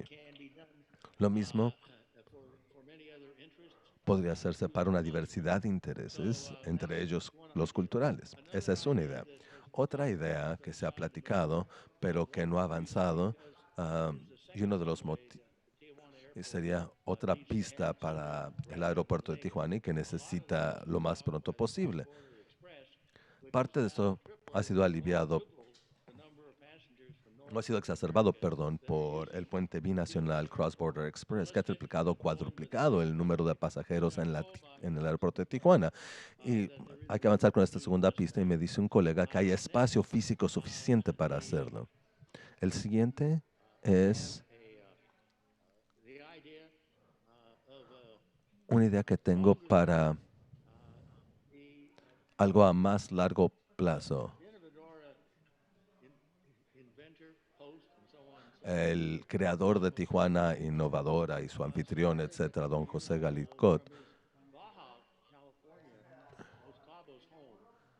desde su hogar en Los Cabos, en Baja California Sur, comenzó a auspiciar lo que denominaba Cabo Talks o diálogos de Cabo.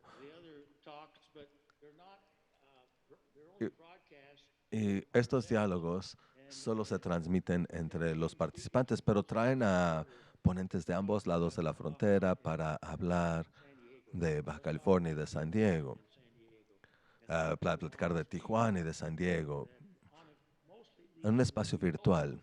En la mayoría de los casos se trata de oportunidades culturales para las dos comunidades. Asimismo, actividades culturales, presenciales, de conciertos, a todo tipo de otras actividades podrían realizarse en ambos lados de la frontera. Baja California, con los años, ha venido haciendo más de este tipo de eventos que los que se han realizado en San Diego. Y también celebraciones públicas conjuntas en los que las dos comunidades de ambos países se reúnan y convivan y hacer este tipo de actividades de uno y otro lado de la frontera. Esas son las ideas que tengo a corto, mediano y más largo plazo para nuestras dos comunidades. Muchísimas gracias. Es un listado impresionante de ideas y algo que nutrirá el diálogo en este panel. A mí me parece que todos esos proyectos verdaderamente se basan en la premisa, el hecho de que Tijuana y San Diego son más fuertes juntos y se trata de fortalecer esa comunidad binacional y buscar formas creativas de volverlo realidad a pesar de ese límite internacional que divide a esta única región, que es la región Cali-Baja. Así que volvamos a algunas de esas ideas y ver cómo podemos vincularlas. Y creo que es de no pasar ahora con Hassan, que es el director ejecutivo de la Asociación de Gobiernos de San Diego, SANDAG, porque algunos de estos proyectos de infraestructura en los que ha participado SANDAG, y según entiendo, tienen algunos proyectos en la cartera sumamente entusiasmantes en los que ha participado la Asociación de Gobiernos de San Diego para la Garita del Futuro, etcétera. Le cedo el uso de la voz entonces, Hassan, para que nos hable de su labor y su visión para el futuro de la región. Gracias, Chris. Un placer estar con todos ustedes. Agradezco la invitación. Y Chris verdaderamente me preparó el terreno para lo que voy a compartir. Si hablamos de Baja California y San Diego, estamos hablando de una única región de 7 millones de habitantes, con lazos enormes, independientemente de lo que dice la gente externa. Hay grandes lazos económicos, culturales. De hecho, es casi imposible no verles como una sola región. Al igual que indicaba mi colega Burnham, debemos verlos como una sola región. Y para detonar esa importancia económica necesitamos infraestructura. Eso será la clave. Aquí en la Asociación de Gobiernos de San Diego, SANDAG, donde inicié en mis funciones hace como 20 meses, se me encargó crear una visión para la región San Diego. Y muy pronto me di cuenta de que esa visión no podía ser independiente de una visión que incluyera de manera importante la infraestructura fronteriza. Hace un par de semanas, de hecho, creamos un plan a 2050 que va a costar 277 mil millones de dólares en las próximas 3 décadas. Y cuando escuchamos esa cifra, la gente dirá, uy, es muchísimo dinero. Y lo es, pero el costo de no implementar esta infraestructura sería mucho mayor para la región. Si me lo permiten, muy rapidito les comparto que en breve me di cuenta que los proyectos en la frontera eran importantes. Hablé con Malin y con otros líderes de la región. Y una de las cosas que estamos haciendo al respecto es que estamos proponiendo una nueva garita de punta de lanza, que sería la garita de Mesa de Otay 2, que eliminaría prácticamente todas las demoras, tanto para vehículos particulares como de carga, para aquellas personas dispuestas a pagar una cuota. He visitado Ciudad de México ya 3 veces para platicar con nuestros colegas al sur de la frontera sobre la importancia de este proyecto. Ya invertimos 500 millones de dólares en Estados Unidos y nuestras contrapartes en México, según entiendo, están haciendo lo propio. Estamos listos, dispuestos y somos capaces de construir esta garita con tecnología de punta en ambos lados de la frontera. Y el impacto económico que tendrá es inimaginable. Y segundo, y mi colega Malin lo mencionaba, tenemos un aeropuerto con una sola pista en San Diego y así será por cierto tiempo. Y cuando llegué la gente me decía, hay que buscar que alguien más construya otro aeropuerto. Y yo les dije, no, no es necesario, porque a 19 millas tenemos otro aeropuerto, TIJ, de Tijuana. Y si los vemos como sistema, podrían manejar lo que maneja el Aeropuerto Mundial de Los Ángeles. Y con un tren de alta velocidad que les conecte, podrías transportarte de un aeropuerto a otro en menos tiempo que trasladarte de una terminal a otra en el aeropuerto de Londres Heathrow o de Denver. Así que un tren rápido que conecte el aeropuerto internacional Tijuana agregaría capacidad a ambas regiones, tanto a California como a la región de San Diego. Y entonces la gente dice, ¿cómo lidiamos con la cuestión de aduanas? Pero tenemos el puente internacional CBX aeroportuario. Yo lo he utilizado y en unos minutos les mostraré un video de la forma en que esta nueva garita, vinculada a las demás, logrará que la región Baja California-San Diego, como una región única con una sola visión, incluyendo crear mucha infraestructura desde vías ferroviarias ligeras, trenes de carga, conexiones aeroportuarias, detonará nuestra región. Uno de los conceptos que surgió en nuestra planeación fueron nuestros centros de movilidad. El principal estará cercano al aeropuerto y el segundo, la garita de San Isidro, Puerto México. Y cuando hablamos de dos regiones que comparten un mismo destino,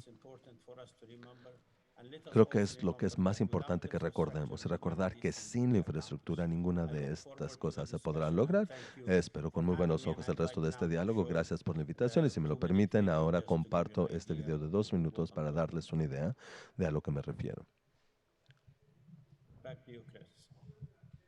Chris, volvemos contigo. Muchísimas gracias, Hassan.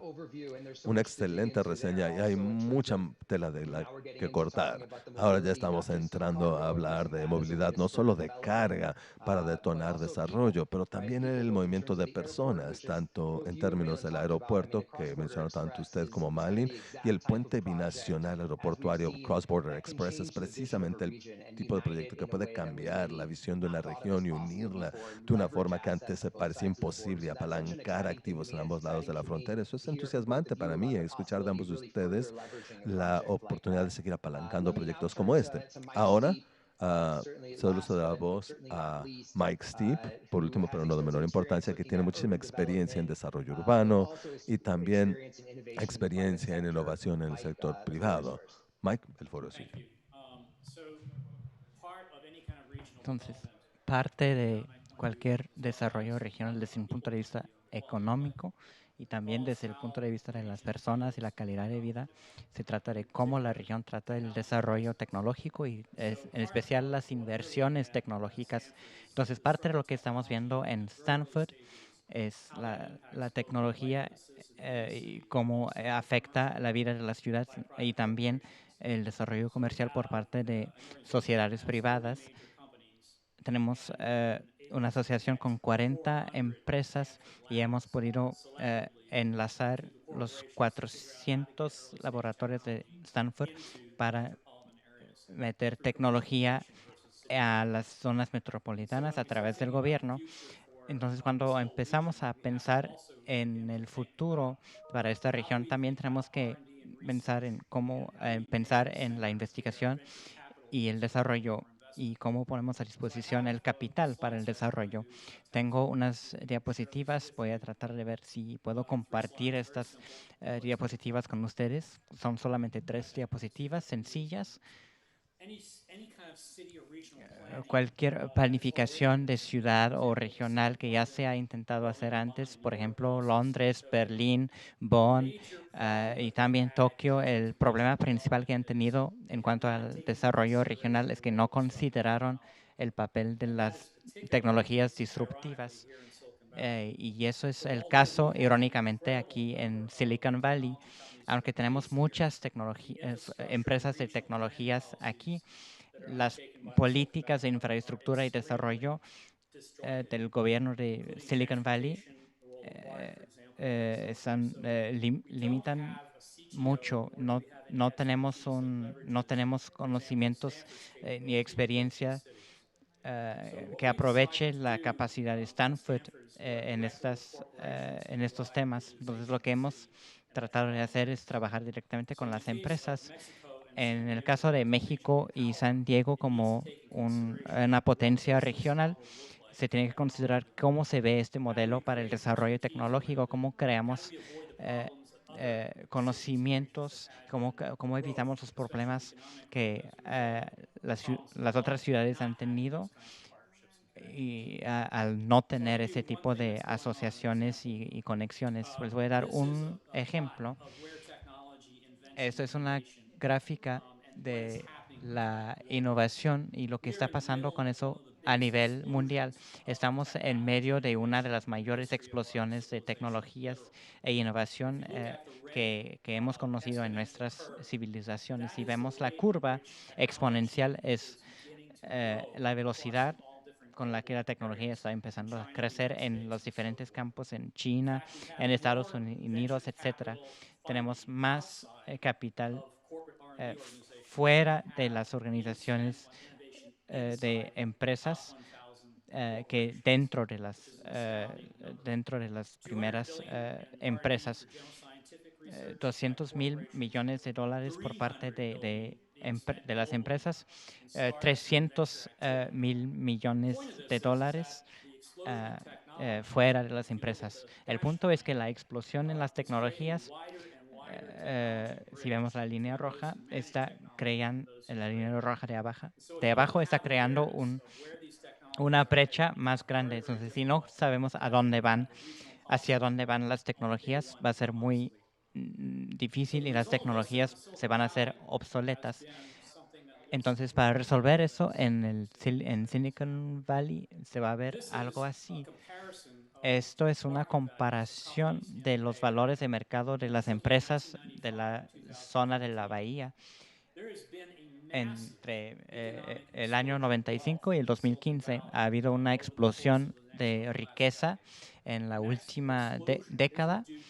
Y eso no se debe a la investigación y desarrollo de las empresas, sino más bien las inversiones en el capital de empresas emergentes. Entonces, eso es lo que está impulsando gran parte de la riqueza y del beneficio económico del valle. Eso también está generando problemas sociales importantes en cuanto a cómo distribuir esa riqueza de manera equitativa entre la gente.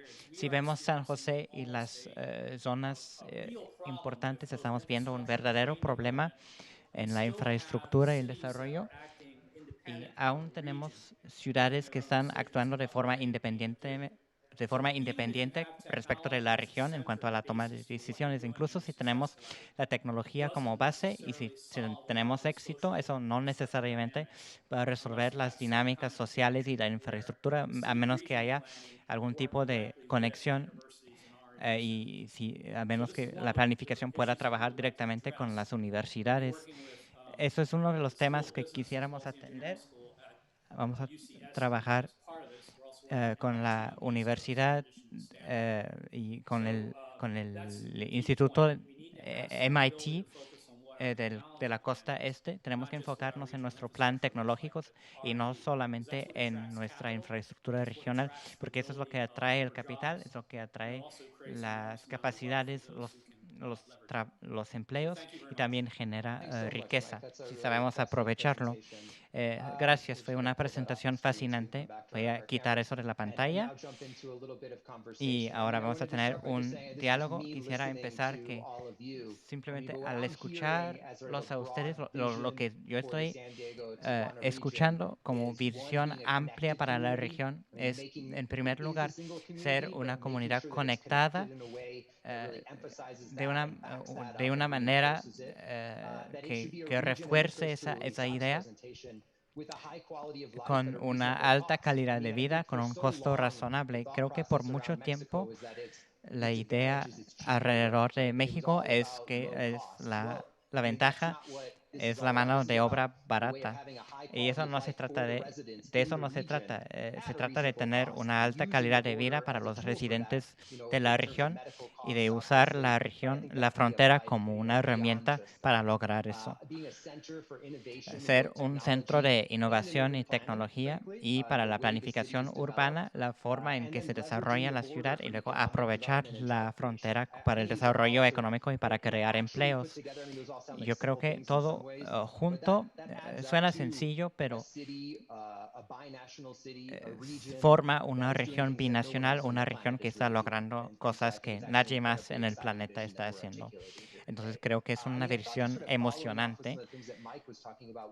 Quiero dar seguimiento a lo que estaba diciendo Michael.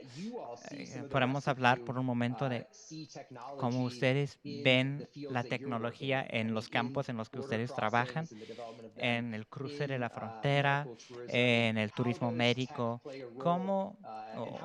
¿Qué papel desempeña la tecnología y qué papel pueden desempeñar ustedes en el desarrollo de la tecnología a través de sus campos y sus proyectos respectivos?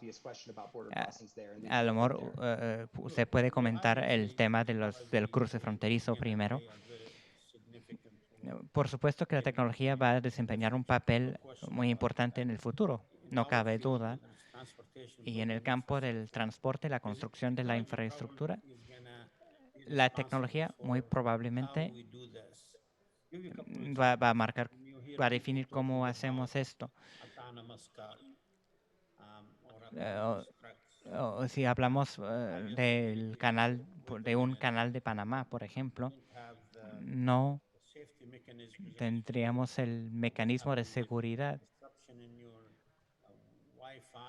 o problemas de Wi-Fi o de banda ancha. Si vemos cómo la tecnología se ha evolucionado en los últimos 2 decenios,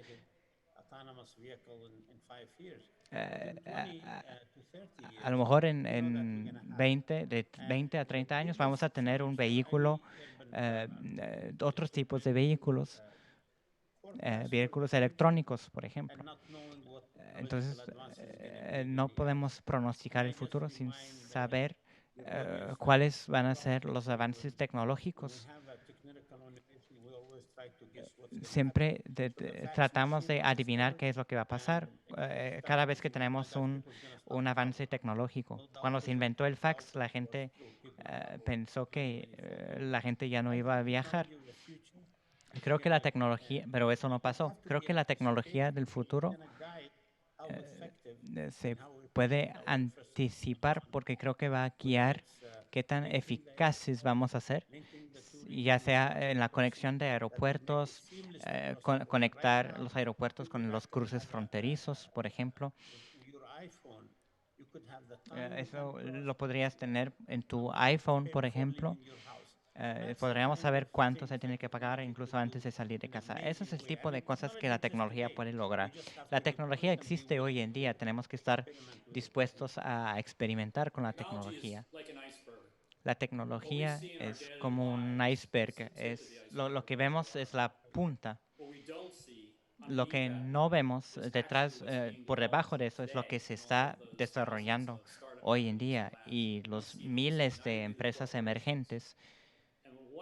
Y uno de los motivos por los que nuestro programa tiene tanta demanda es que las empresas, es que no se ve eso. Y por eso hay esta alteración.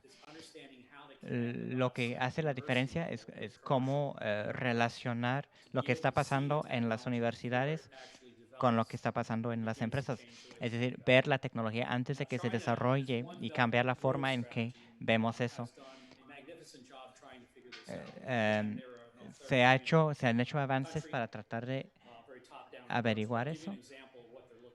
Voy a darles un ejemplo de lo que están viendo. Están construyendo 2,000 millas de carretera solar.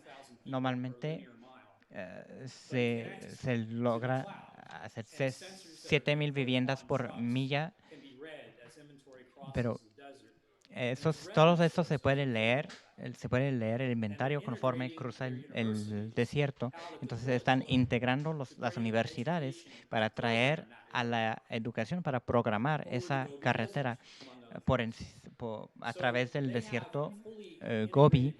Entonces tienen una vista integrada que va mucho más allá de lo que nosotros pensamos cuando pensamos en la tecnología y en la infraestructura. Y eso está pasando a lo largo de la frontera, ya sea en infraestructura o en ciencias para la medicina o en otros temas. lo que vemos ahora se basa en lo que pasó hace 4 años.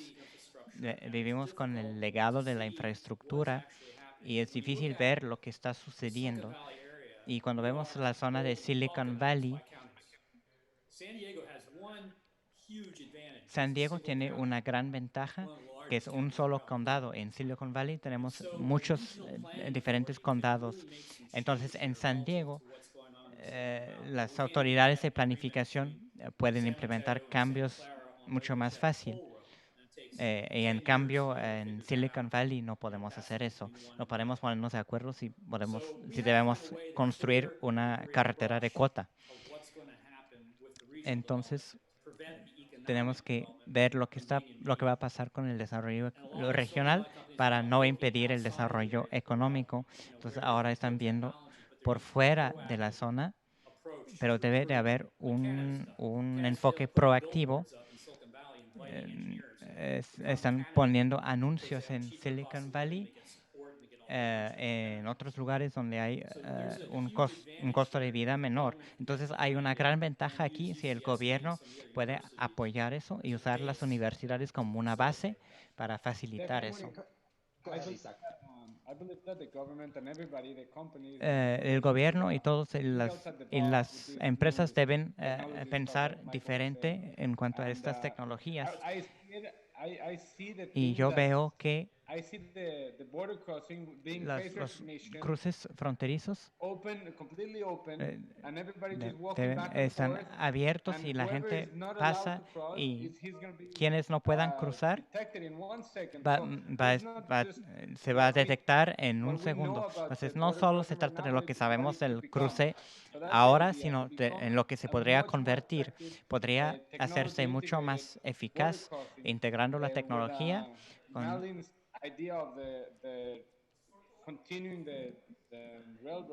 para continuar la vía férrea, que va a ser genial, va a facilitar el comercio y reducir los costos. Y la tecnología, con nuestra situación médica, podríamos integrar los expedientes médicos y compartirlos entre los países. Una de las dificultades de estar en la frontera es que el gobierno federal no siempre es el mejor cuando se trata de prever y anticipar las nuevas tecnologías y explorar las posibilidades que nos dan. Entonces, cuando se trata de hacer que los cruces fronterizos sean una versión del futuro, se requieren personas como usted para impulsar esos proyectos para que sucedan. No sé si ustedes tienen experiencia en eso. Tienen durante muchas décadas, ¿cómo podrían impulsar a las diferentes partes interesadas y a los gobiernos en algo emocionante, pero también arriesgado? Pienso en el Cross Border Express. Al principio yo trabajaba como mensajero. Yo fui mensajero, yo lo traje a la zona de San Diego y yo traje a las personas para que sucediera, y luego yo me salí. Y el Cross Border Express es una terminal aérea construida del lado estadounidense de la frontera para los pasajeros del aeropuerto de Tijuana. Y es un ejemplo de esfuerzo conjunto que antes de eso, por cierto, pasas de la terminal aérea del lado de San Diego, cruzas un puente y llegas al aeropuerto al otro lado, dentro del área de seguridad. Son este tipo de cosas de las que yo quisiera hablar un poco aquí. Alan Birdsam y yo hemos terminado de pulir un nuevo libro que se trata, que es el tercer país. El nombre del libro son dos países, dos ciudades, una sola comunidad. Y la comunidad es la comunidad de San Diego y Tijuana. Y uno de los principales motivos es la industria de las maquiladoras, de la que todavía no hemos hablado. Pero es una situación especial cuando estamos viendo cómo manejar estas cosas. Son los diferentes obstáculos de cada lado de la frontera. Tenemos que ser flexibles, pero básicamente se hace toda la manufactura del lado de Tijuana. Fabrican televisores, fabrican tuberías, piezas de aviones, dispositivos médicos, pero toda la ingeniería, las ventas, todo el negocio se hace del lado estadounidense, básicamente en San Diego. Entonces, cuando hablamos de esas operaciones, en primer lugar tenemos una gran ventaja con respecto a otras ciudades porque tenemos estas dos partes y estamos aprovechando la situación. En México tienen la mano de obra es muy competitiva. En Estados Unidos tenemos tecnología que tomamos de Stanford y de otros lugares del país. Eso nos da una gran ventaja. Antes de dejar este tema, creo que Mike simplemente abordó algo que representa un gran reto. ¿Cómo lanzar tecnología? Porque muchos gobiernos no creen que esto es lo que va a dirigir nuestro mundo. Se requiere una mente brillante, porque no somos un gobierno al estilo de China. Nosotros somos una democracia. En una democracia, ¿cómo convences a las corporaciones y a los gobiernos de la misma manera para invertir en algo de lo que no saben mucho? Creo que ahí es donde está el problema. Entonces, no podría estar más de acuerdo con Mike. Tenemos que hacer algo a ese respecto y tal vez convencer al gobierno de invertir en este tipo de proyectos, porque ese va a ser nuestro futuro, porque simplemente si observas en lo que ha venido sucediendo en las últimas 2 décadas, te darías cuenta de que es hacia allá nos dirigimos. Acabas de hacer la pregunta de los 64 millones de dólares, pero lo que hacemos, primero que nada, la mayoría de los sitios corporativos no están al tanto de cómo la tecnología va a impactar sus negocios y tienen que comenzar a pensar, porque se ha estado desarrollando, porque hay muchas cosas que se están desarrollando afuera de su corporación que no lo ven. Entonces, lo primero que tenemos que hacer es que los traemos y hacemos que se den cuenta y que lo vean. Y es un periodo en el que entran en shock, sobre todo a 18 meses de comercialización, porque primero ni siquiera sabían que eso existía. Dos, les contamos sobre la tecnología, pero la tercera cosa y la más importante es el impacto económico que representa, la oportunidad que representa como impacto económico. Entonces, lo que los chinos están construyendo es un generador de ingresos enorme porque lo hacen a un precio exageradamente bajo. Entonces, tenemos que encontrar cómo obtener lo mejor de nuestras inversiones. El gobierno chino lo hace a través de impuestos, pero nosotros tenemos que estar conscientes. Ya no se trata de una pregunta de lo antiguo, la conexión, Wi-Fi, todo se está moviendo a un paso tan rápido que al menos que estés adelante de la tecnología, vas a perder. Tienes que unir los puntos y tienes dentro de nuestro programa abordamos 3 diferentes industrias y luego tienes que abordar el problema de la cultura, porque si no entiendas lo que está sucediendo, aun cuando no conozcan el modelo de negocios, pero si están al tanto de la problemática, entonces tal vez pueden pensar, va a ser muy difícil convencer a quien sea de que tengan que cambiar algo. Tienes que tener una experiencia muy cercana a la muerte para que quieras cambiar la manera en que gestionas tu corporación. Pero ¿qué es lo que va a hacer que el desarrollo económico sea una prioridad desde el principio? Vamos a tratar de hacerlo pensando en qué es lo que va a tener el mayor impacto económico de todas las opciones que tenemos y comenzar a trabajar en ello. Y también tenemos que pensar en cómo encontrar socios corporativos para trabajar con ellos y buscar un centro donde podamos contar con la gente con la que queremos colaborar. Y eso nos va a poner en movimiento. Y me parece que obviamente la región de Tijuana, San Diego, valoran eso y han encontrado maneras de conectar con la comunidad y lo han hecho en una manera transfronteriza, no simple y sencillamente llevando a cabo un diálogo en San Diego o solamente en Tijuana, pero hacerlo en un centro que va a hacer que se construya pensando en la frontera, donde las mentes más brillantes se unen para compartir ideas. Estás hablando de las vialidades inteligentes en China y luego tratar de implementar eso en una frontera como Tijuana sería fabuloso y eso sería.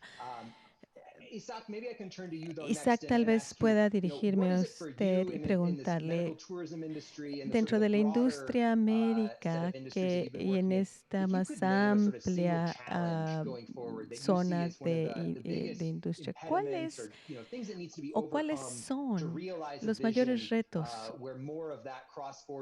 donde podamos, para poder tener mucho mejores experiencias transfronterizas en lo que se refiere a servicios médicos? Yo creo que sería como ya lo había mencionado antes. Simplemente cruzar la frontera de regreso. Si eres ciudadano americano, debería de haber un carril especial para ciudadanos americanos. No tiene nada que ver con tecnología, simplemente tendría que ver con la estructuración de los carriles para cruzar la frontera. No estoy juzgando, simplemente es una idea que se me viene a la mente. Contar con toda la información y que los doctores se pudieran certificar a través de un diploma conjunto válido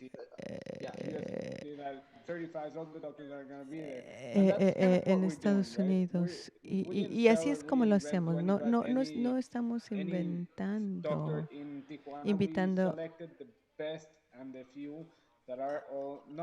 a cualquier persona. Nosotros escogimos a los mejores doctores certificados para que el paciente americano tenga esa confianza en nosotros, para que se sientan seguros de la institución a la que van a estar acudiendo y para que les agrade la infraestructura a la que van a acudir y la seguridad al viajar hacia México. ¿Nos podrías hablar en cuanto a cuáles son algunos retos para implementar algunos proyectos como los que nos mencionó al principio? ¿Cuáles son algunos obstáculos que tenemos que afrontar? Primero y antes que nada, el gobierno americano. Ese es un reto porque no están acostumbrados a trabajar de manera transfronteriza. Es una situación de la que tenemos que estar conscientes en cuanto a cómo dirigirnos a nuestras autoridades. Nuestra experiencia ha sido que una vez que colaboras con estas personas, con la autoridad, y obtenemos buena cooperación. No podemos simplemente saltar a estas cosas, tenemos que tomarnos nuestro tiempo, pero así es como se logró el puente transfronterizo en la terminal internacional del aeropuerto de Tijuana, San Diego, se logró. Y se llevó a cabo el proyecto se llevó a cabo en menos de 10 años, realmente nos tomó alrededor de 7 años desde que se inició. Otra idea que no mencioné que no mencioné antes, junto al puente fronterizo, del lado mexicano están haciendo lo mismo con transporte de carga. llegan al aeropuerto y luego les toma un par de días para cruzar la frontera. Pero ¿qué tal si los ponemos en unos contenedores, como los contenedores que se utilizan para enviarlos y que cuentes con algo que los levante, los lleve al otro lado de la frontera y los coloque del lado estadounidense? Esto es algo muy, muy factible. Ese es el tipo de cosas que debemos hacer para contar con mayor eficiencia, pero tenemos que trabajar con nuestra gente del gobierno. Son esencialmente gente muy buena, pero que tienen que seguir sus normas y reglamentos y tenemos que colaborar con ellos y ser pacientes y trabajar con ellos constantemente para hacer que esto trabaje. Tenemos que invitarlos a la cultura binacional de Calibaja para que realmente lo puedan sentir y lo puedan ver, para que puedan entender el mundo tan diferente que se vive aquí en comparación a cuando están trabajando en Washington, D.C. o en la Ciudad de México. Es un lugar distinto, es un tercer país, como el título de su libro. Y es algo que no es intuitivo para la gente, a menos que no hayan vivido o tenido la oportunidad de pasar tiempo en la región fronteriza. Tienes razón. En la frontera son muy cooperativos, muy colaborativos y entienden que muchas de las propuestas que hacemos tienen sentido, pero tenemos muchas veces que obtener autorización de DC. Y hay muchas cosas que tenemos que tomar en cuenta. La tecnología juega un papel importante, pero no puedes decir simplemente vamos a abrir esto el próximo mes si no ha sido autorizado. Algo de lo que no hemos hablado mucho aquí es el capital humano que trabaje para desarrollo, asegurarnos de que contamos con el talento. Mike habló de la necesidad de conectar los sistemas universitarios para agregar al sector privado y tal vez cada uno de ustedes nos pudieran decir o compartir maneras en las que el capital humano pudiera jugar un papel importante en la región San Diego y Tijuana. Definitivamente mucha gente de la República Mexicana se están mudando a Tijuana y hay muchas oportunidades aquí desde los trabajadores de la maquiladora hasta los ingenieros, los desarrolladores de software, gente de todas partes de la República Mexicana que vienen aquí porque hay muchas oportunidades aquí. Hemos conversado con muchos doctores mexicanos, no necesariamente de Tijuana, pero que se han mudado a Tijuana porque tienen una mejor oportunidad aquí que en cualquier otra parte de la República. El capital humano en Tijuana está creciendo, el desempleo es prácticamente nulo, no ves desempleo en Tijuana. Es muy difícil para las empresas el contratar a la gente porque la economía en Tijuana está creciendo en pasos agigantados y mucha gente dentro de la República Mexicana está mudándose aquí. Muchos de mis directores no son de Tijuana, han venido aquí para unirse a la empresa y mucha de la gente que viene a Tijuana no se quiere ir. La mayoría de la gente dicen que cuando pruebas el agua de la presa no te regresas. Nunca vuelves a tu pueblo de origen. Entonces hay mucha gente que se está mudando a Tijuana, por lo que contamos con un aumento en el capital humano y me parece que estás hablando de nuevo de oportunidades de negocios y también de atraer capital humano y también calidad de vida para poder mantener este capital humano, porque la gente quiere vivir aquí no solamente porque tiene un buen trabajo, sino porque tiene la oportunidad de ir a Valle de Guadalupe, de disfrutar de nuestros restaurantes y otras oportunidades que existen aquí. Hay mucha gente les encanta vivir en San Diego y trabajar en Tijuana o simplemente ir el fin de semana a San Diego con su familia y pasar el día en la playa, en el parque, lo que sea. Y esto es algo que no te brinda ninguna otra ciudad en México. Nos quedan unos cuantos minutos. Cualquier comentario de cierre que quieran compartirnos sobre su oportunidad. Ok, en Silicon Valley hay alrededor de trabajadores tecnológicos para el área que son por cada trabajo tecnológico que presenta un promedio de $160,000. Para darles una idea,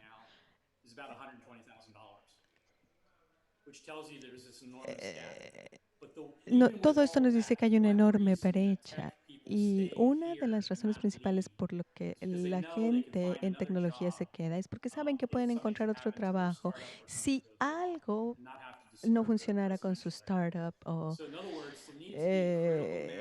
en otras palabras, tenemos que contar con suficiente gente experimentada que pueden garantizarle a la gente que pueden venir a la región San Diego, Tijuana, sin miedo de que si pierden un empleo o su startup no funciona, ya no van a tener más que hacer. Tenemos que contar con los expertos necesarios y tenemos que contar además con el apoyo necesario por parte del gobierno. Aquí mucha gente le gustaría salir de aquí y poder vivir en un lugar donde el costo de vida sea mejor.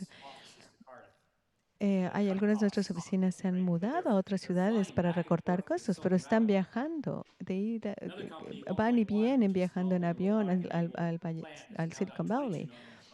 Ahora hemos contado con un fondo de 22 millones de dólares para trabajar en desarrollo urbano y a ellos les encantaría trabajar en San Diego, pero yo diría que abran una oficina aquí y salgan de cacería, literalmente busquen compañías startups y traten de traer a los expertos. Eso es lo que muchas empresas estaban haciendo en Silicon Valley. ¿Por qué no ah, hacer que los gobiernos locales hagan lo mismo? Y vayamos de cacería. Hay muchos lugares y así podrías obtener alrededor de 100,000 ingenieros que quisieran mudarse a San Diego. Esa es una idea fabulosa. Creo que Dinamarca tiene un consulado en Silicon Valley precisamente para buscar expertos en tecnología. Entonces, que México utilizara sus consulados en el área de la bahía para Tijuana sería una ventaja. ¿Algún comentario final antes de que cerremos esta sección? Me encanta haber estado con mis compañeros de este panel. Creo que voy a cerrar diciendo que obviamente hay grandes retos, pero hay muchas oportunidades para la región de San Diego y Baja California. Y como muchos lo han mencionado, el mayor reto es que tenemos diferentes esferas de gobierno. Y nos va a tomar mucha más colaboración y coordinación para lograr lo que queremos. Pero quisiera cerrar con esto. Las mejores oportunidades para esta región, la región de San Diego y Baja California, es que pensemos en esta región como una sola región y nos conduzcamos de esa manera y aceptar lo que Mike mencionó antes, que la tecnología va a jugar un rol muy importante en cualquier proyecto que queramos emprender. Y de nuevo les agradezco por invitarnos y espero y les deseo a todos ustedes y a sus familias que estén bien. Muchísimas gracias a todos por estar con nosotros. Ha sido un diálogo excelente. No podría haber dicho algo mejor que lo que el director de Sandac dijo, así es que agradezco a todos y que tengan un buen día. Bye. Thank you so much for accepting, sharing your ideas in Tijuana is the Future. And I remind you that you might find the book Tercer País, Two Countries, One City, One Community in Barnes & Noble. And with this, we advance on the program on the first day of Tijuana is the Future. Thank you for all the participants under this segment. Thank you so much. We continue with Tijuana is the Future, the largest online event in Mexico. And with us, Flavio Oliver is the CEO for Border Future. Welcome, Flavio. We have a few minutes for you to tell us why B-Fusion is participating in Tijuana Innovadora. Well, B-Fusion is a platform of social activation focused on developing, supporting urban development from a binational perspective with the intention of promoting economic activities of great value, mainly creative industries. And you can include among this medical tourism. BeFusion.org wants to participate with our opinions, our recommendations, and suggestions. We want to create a dialogue that would link us with the urban planning agencies in the U.S. as well as in Mexico. It is a binational effort. And linked to the panel that we have just heard, where I am totally in agreement as far as having to connect the geographical space towards key points to create a better mobility. And if we could create a high quality of life environment, all of this would facilitate the attraction of talent and the investment in sectors of great value, such as software, multimedia, video games, movies. In all of these sectors of creative industries can grow if we link both sides of the borders. We were mentioning the person that comes from Stanford, the possibility of connecting those talents from San Francisco to the Silicon Valley to connect all these opportunities, just like Thermo Fisher has done, which is a company that has presence in San Diego and has developed software of first level in Tijuana, a few minutes away from the border. Now imagine if this would be at a pedestrian environment, nice, with cultural spaces and social interaction. That's what Fusion is. We have a common vision with Tijuana Innovadora. We are sure that Tijuana is the future, and that together with the participation from the community, we can actually make this vision of future a reality. And as you said, it's just one more way to show that Tijuana is the future. Thank you. I'll see you at bfusion.org. Thank you so much to Flavio Olivieri. Please stay connected. We still have the conference Touching Alive with Amir Kirshanovich, and then Chronicles of the Day with Tijuana Innovadora. Let's continue. El libro que es Corazón de Tijuana Innovadora 2020 es el tercer país, San Diego y Tijuana, dos países, dos ciudades, una comunidad. Este tercer país fue creado por gente cotidiana de ambos lados de la frontera, inspiradas por las fronteras y las barreras que han implementado ambos países. Y hablan del aspecto transcultural. That reimagines cross-border districts and allow human energy to flourish. Our strategy advocates building more walkable urban environments that benefit people. We promote programs and projects that will catalyze the full potential of the San Isidro-Tijuana binational border districts. bfusion.org.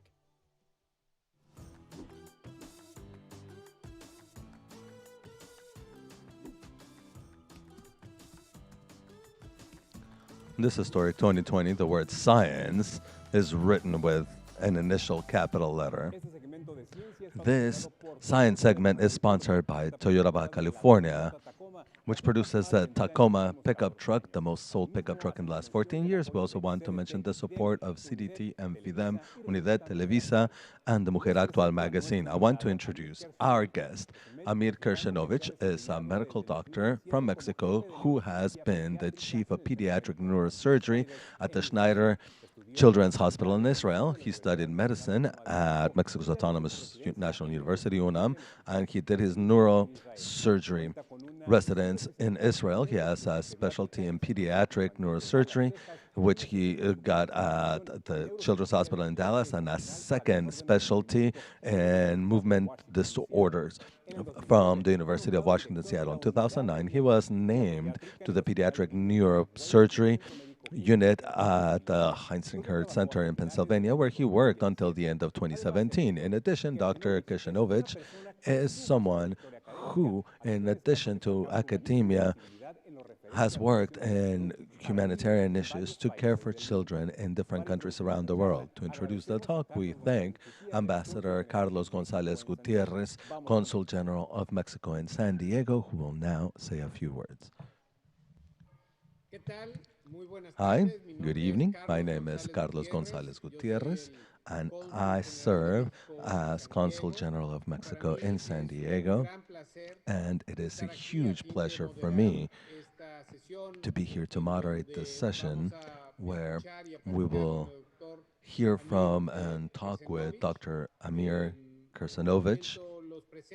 I will introduce him in just a moment, but before I do, I wanted to share how pleased I am to, to have been invited by Tijuana Innovadora to be a part of this forum.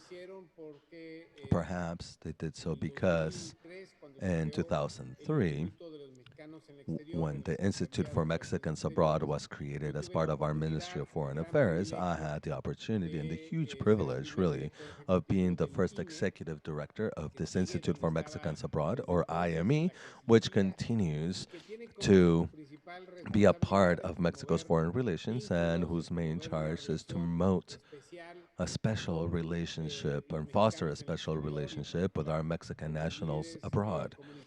And of course, with community and opinion leaders of our diaspora.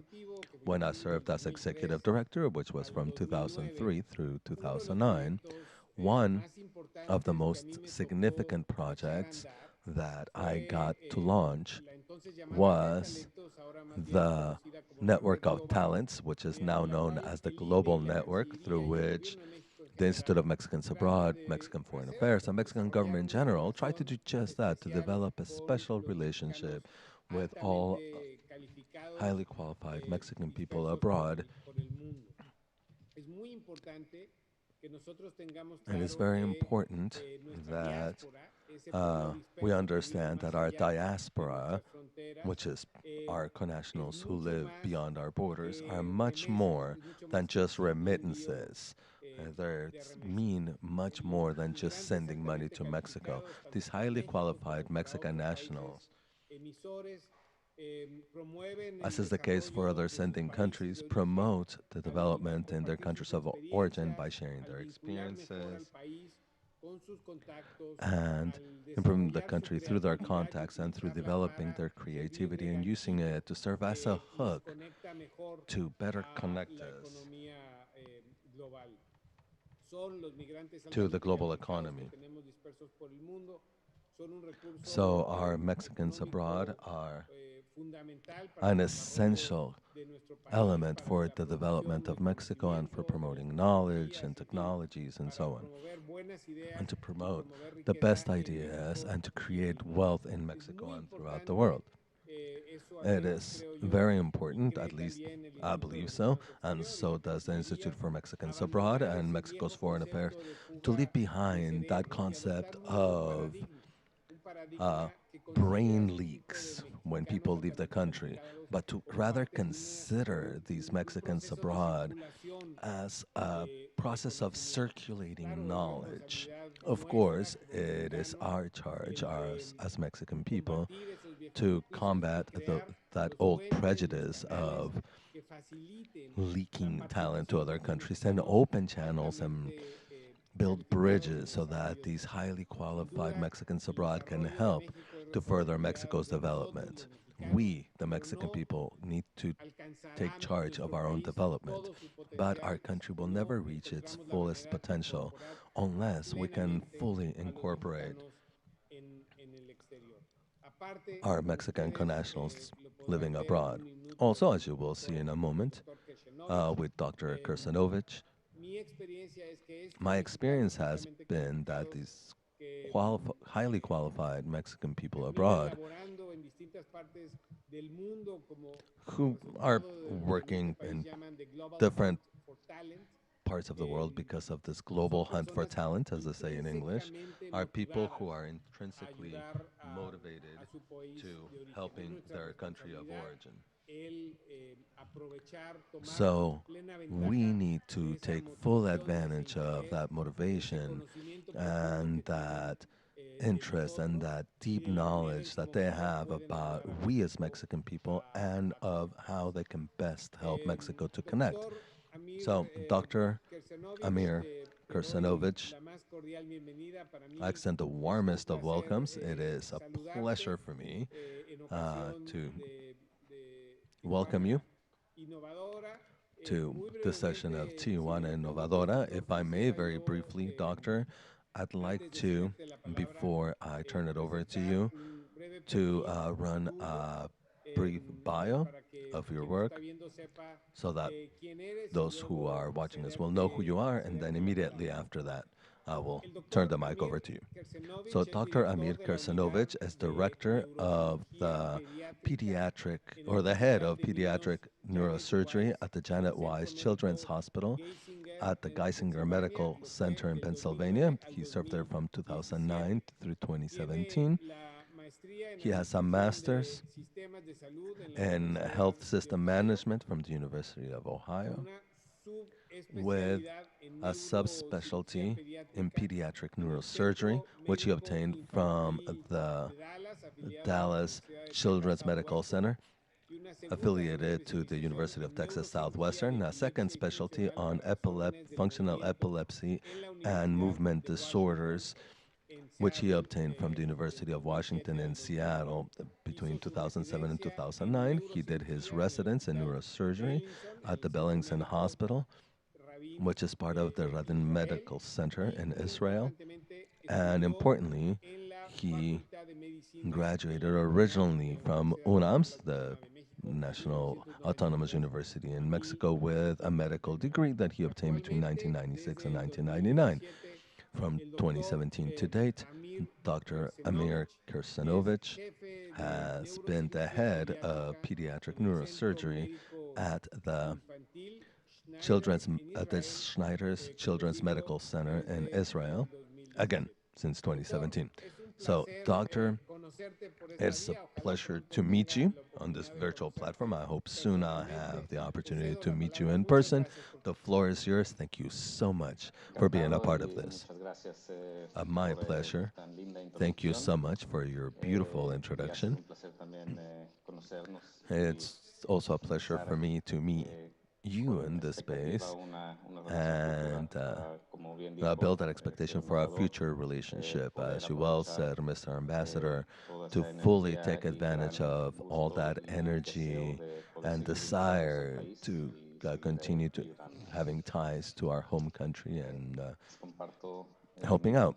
Let me now share my screen so that I can begin my talk.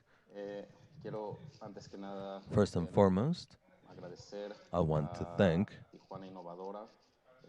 Tijuana Innovadora. It is a huge honor and a huge pleasure to be able to be here and share with you some of my experience and expertise in this area of pediatric neurosurgery. So, let's get started. The presentation is entitled Touching One Life, and I hope that you enjoy it. So I will talk to you about congenital condition, which is called myelomeningocele, which is part of a condition called spina bifida. And I'm not going to give you a medical talk here, but rather I just want to use this example to start talking about many of the values shared by Tijuana Innovadora and yours truly when it comes to innovation, resiliency, perseverance, globalization, teamwork, and so on.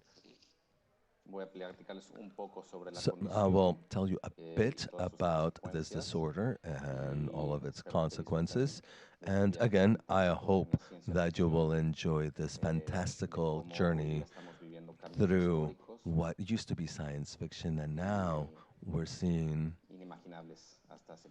changes that are truly historic and that were unimaginable until a short time ago. So I'll start with some provoking questions, beginning with the word future.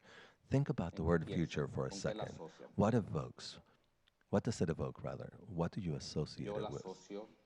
I associate it with the word children. If you think about it, children are the most palpable thing we have about our future. They are the future.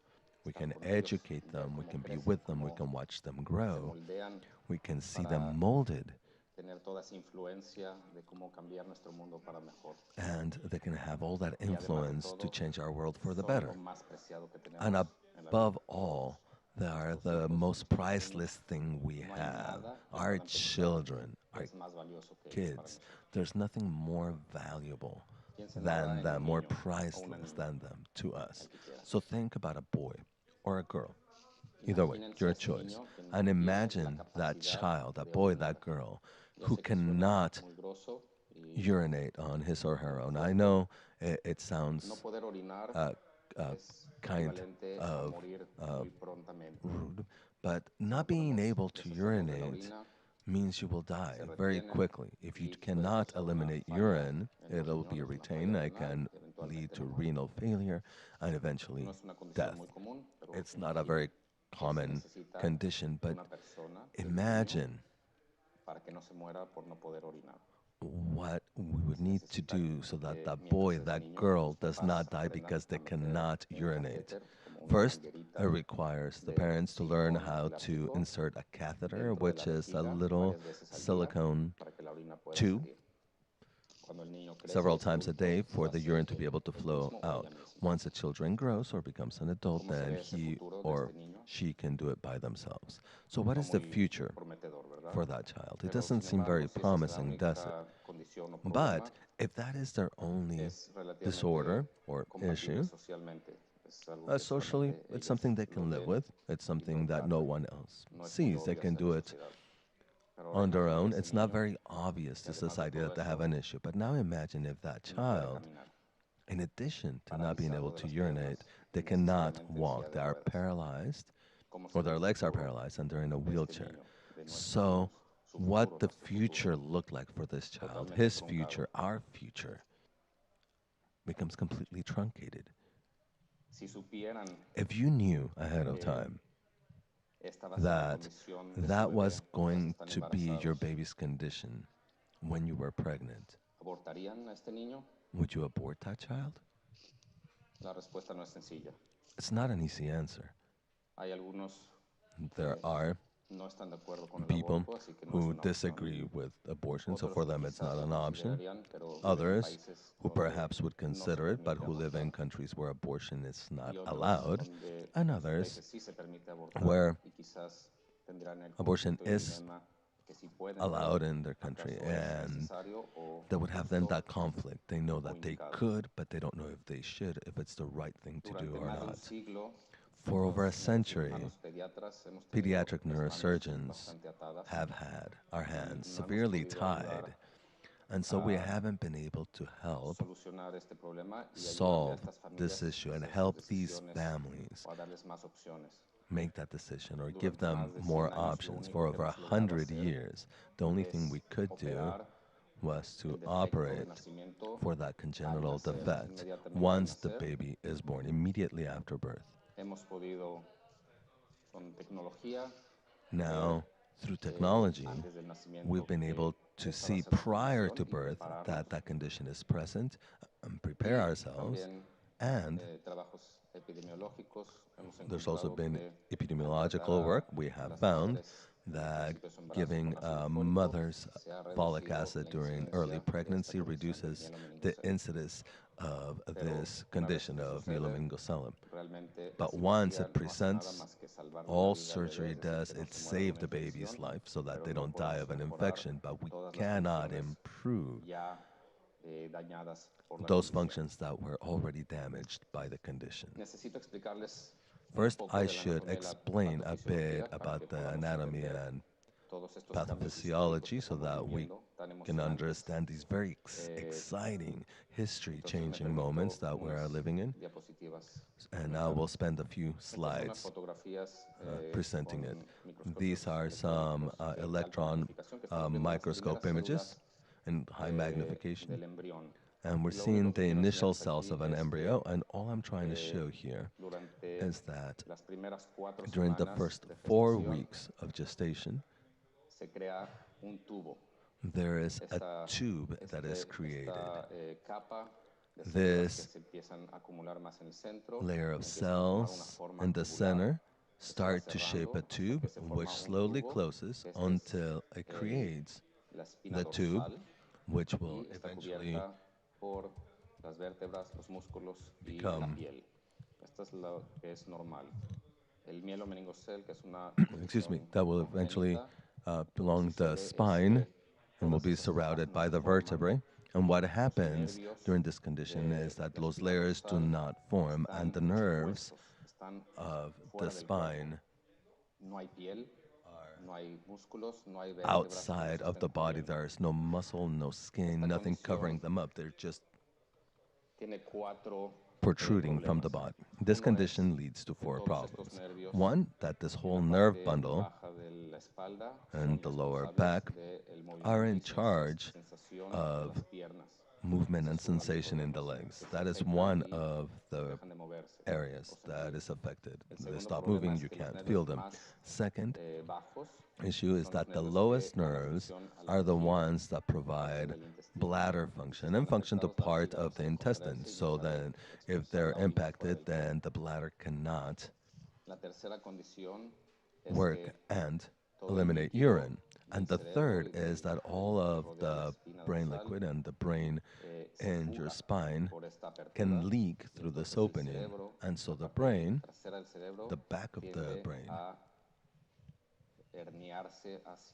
tends to herniate down beyond the skull, which leads to an obstruction, which in turn causes a fourth condition, which is that all the liquid that is created in the brain and needs to surround the system starts accumulating because it has no way out. And this is a condition called hydrocephalus, where the cephalorachidal liquid accumulates in the brain. Imagine that this is obstructed by this myelomeningocele. These ventricles then start becoming larger. And when they become larger, they can compress the brain, and if left untreated, the person can die. The most common way of treating it is by installing a valve. It is a silicone tube that takes the brain liquid and brings it to the peritoneal region or the abdomen region of the body for that liquid to be reabsorbed. And these people depend on that tube their whole lives. If the tube, like any other tube, becomes obstructed, then once again, at that moment in life, they are in danger of dying once again, and they require emergency surgeries. As I had explained, these lines are nerves that come out of the spine, and if these nerves are outside of the body, depending on their level, they can affect different parts of the legs. So we have a myelomeningocele that is very low. It will affect less nerves, usually the ones on your foot and your bladder. If it's higher, then it can affect other parts of the legs, and then it's more difficult to walk because there are more parts of the legs that are paralyzed. So in summary, the issues caused by myelomeningocele is that it can cause leg paralysis, it can cause problems with eliminating urine. There is hydrocephalus, which can risk people's lives. And there is also a risk of intellectual disabilities, and although many of these children have normal IQs, half of these children can never become fully independent. And they live in constant danger of requiring another surgery, emergency surgery, at any moment, or one to prevent further deterioration throughout their life. Here you can see the frequency of the condition. 1 out of every 2,000 to 3,000 births, plus another 30% are aborted, so we never realized that they existed. So now, do we understand? So let me tell you my story. tell you how I got on the train of history. It excites me quite a bit to talk about this. This is a topic that seems like science fiction. What we can do today that has changed the 100 years of more of being stagnant is that today we can operate these children before they are born, while they are still in utero. And this story brings me back to all those values and ingredients that we share with Tijuana Innovadora. Innovation, resiliency, persistence, leadership, collaboration, and of course, a bit of luck, which in my specific case, you will see how luck was also in my favor, and that's always a good thing. In this image from 2019, we see these two people who are very important part of my story, Dr. Denise Lata from Brazil and Dr. Yuval Yalchinsky, my colleague. Both are OBGYNs.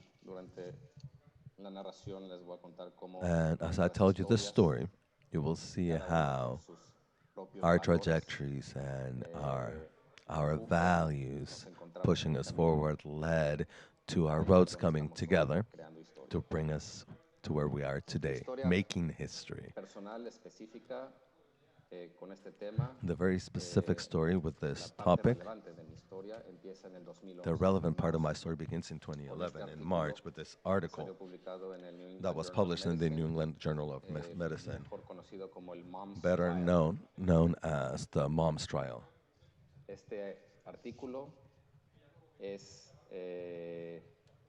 This article is a recopilation of a very serious study that was done at 3 medical centers in the United States between 2003 and 2011. And these are the comparative results of having done open in utero surgery versus postnatal repair. And the results were so astounding that the study was halted. The trial had to be halted prior to its end because they felt that it would have been unethical to continue with a randomized trial of patients without telling them that the effect of this prenatal surgery were much better than waiting until after birth. A bit of history behind the study is that from the end of the 90s, beginning of the aughts, many places were already doing prenatal surgery, in utero surgery, but uncontrolled. And when they saw this in the United States, they decided to shut down all surgeries everywhere, except at 3 medical centers. So they concentrated all of these surgeries to 3 medical centers to have better control, and they made the commitment that during those years, these would be the only ones doing the operations to achieve the desired results. And in 2011, in March, I was at my office reading this article, catching up on the latest trials, and the results were in summary as follows, just to give you a better understanding. The children that had prenatal surgery in utero were able to walk in many more cases than those that had postnatal repair. That is, those that had postnatal repair, 21% of them were able to walk independently, and with prenatal operation, it went up to 42%. That is an amazing number. It's double the percentage. And as far as the need for the derivation valve to drain the brain, 82% would need that valve to drain their brain if they underwent postnatal repair, so nearly all of them. And with the prenatal surgery, only 40% needed that valve, that drain valve. And now if I talk about numbers and costs nationwide, they're talking about hundreds of millions of dollars a year to treat children with hydrocephalus. So reducing that also gives a positive cost-benefit result. Also, very quickly, since the 90s, some of these in utero surgery were already being done. And in addition to the open surgeries, which were the ones in this trial, people originally started with endoscopic surgery or laparoscopy, that is, without having to pull the uterus out and open it up. They didn't have good results in the beginning, and several patients died, so it was abandoned. And what started gaining more ground was open in utero surgeries. So the uterus is brought out, the uterus is open, and then the back of the fetus is brought out of the uterus. The operation's made, they're sewn up, and then they are put back into the uterus and back in the mother. But in parallel, there are people like Dr. Denise Lapa who did not give up and who continued to believe in the idea that the surgery could be done less invasively, laparoscopically, and continued to work from the little trenches in silence. Now, in my opinion, that March 2011, after reading the article about the trial, to me, it was like the cartoon you're seeing. That was how I felt. I could not believe what I was reading as I was reading it. I had no idea that that trial was taking place, to be absolutely honest. And I immediately decided that I agreed with the results and that this meant a new paradigm and that it was time to change things and to roll up our sleeves. And so I went to my immediate superior at the time and I told him about it. And I said, I want to be a part of this. I want us to do it. I believe in it. This is a historic change. And since my boss was always in favor of change, he supported me. What I didn't know was that obstacles weren't going to be like this with me smiling as I jumped over them. Instead, what I came across was not this boulder, but this boulder's mom. The details about all the obstacles are unnecessary to share today, but they can be summarized, as is many times the case, as bureaucratic issues, financial issues, political issues. Now, for a long 6-month period, I tried to just push the boulder without success. I let my guard down a little because at the end of the day, it was a relatively new surgery that was only allowed in 3 places. And it so happened that I lived 2 hours away from one of those hospitals. And then comes 2013.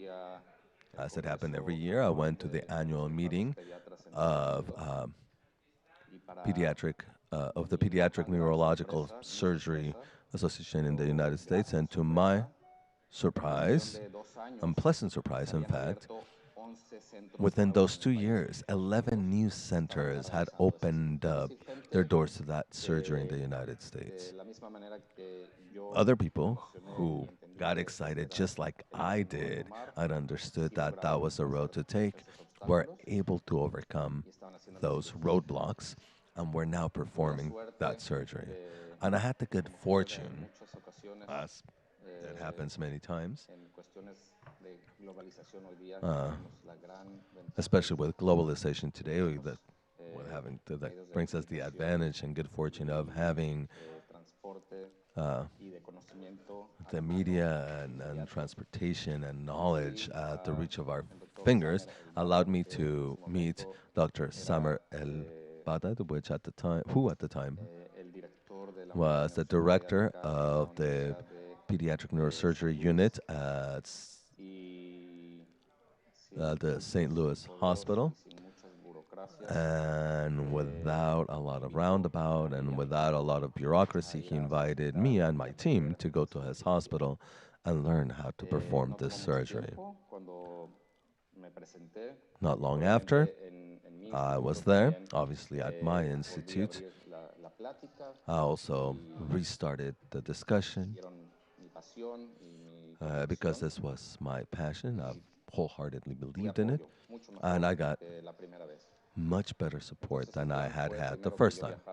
So the plan was first for me to travel, which was the simplest thing, instead of organizing that whole 10-person team, which we had decided was the ideal, to be able to start performing that surgery at our institute.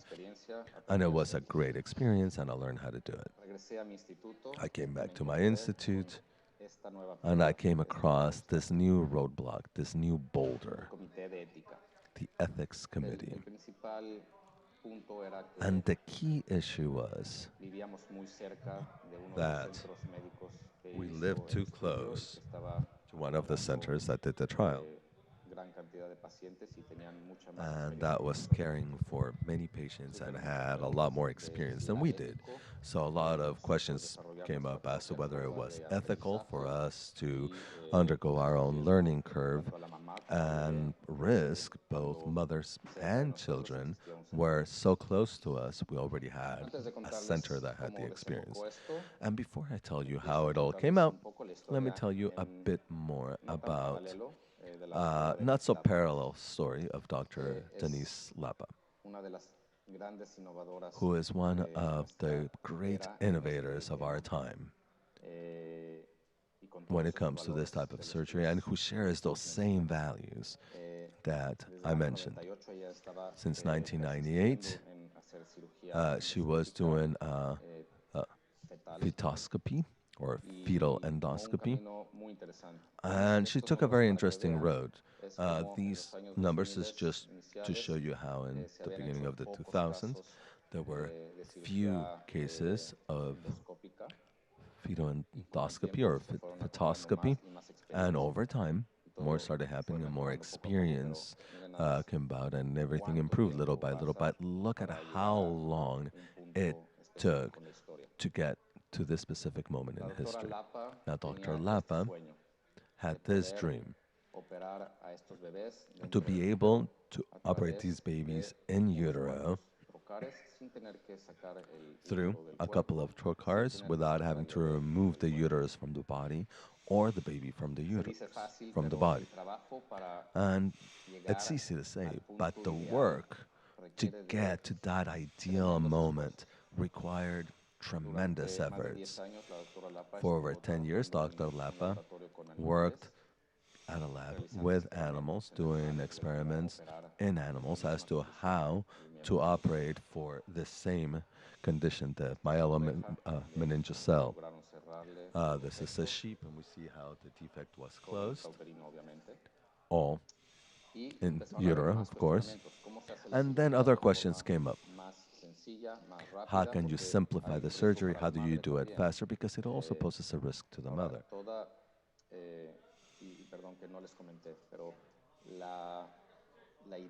Now, and I'm sorry I didn't say this before, but the idea to operate in uterus comes from a theory of the fact that the malformation can have its consequences on the one hand, but there is a second wave of destruction or damage that occurs because of the time that those nerves are exposed to amniotic liquid.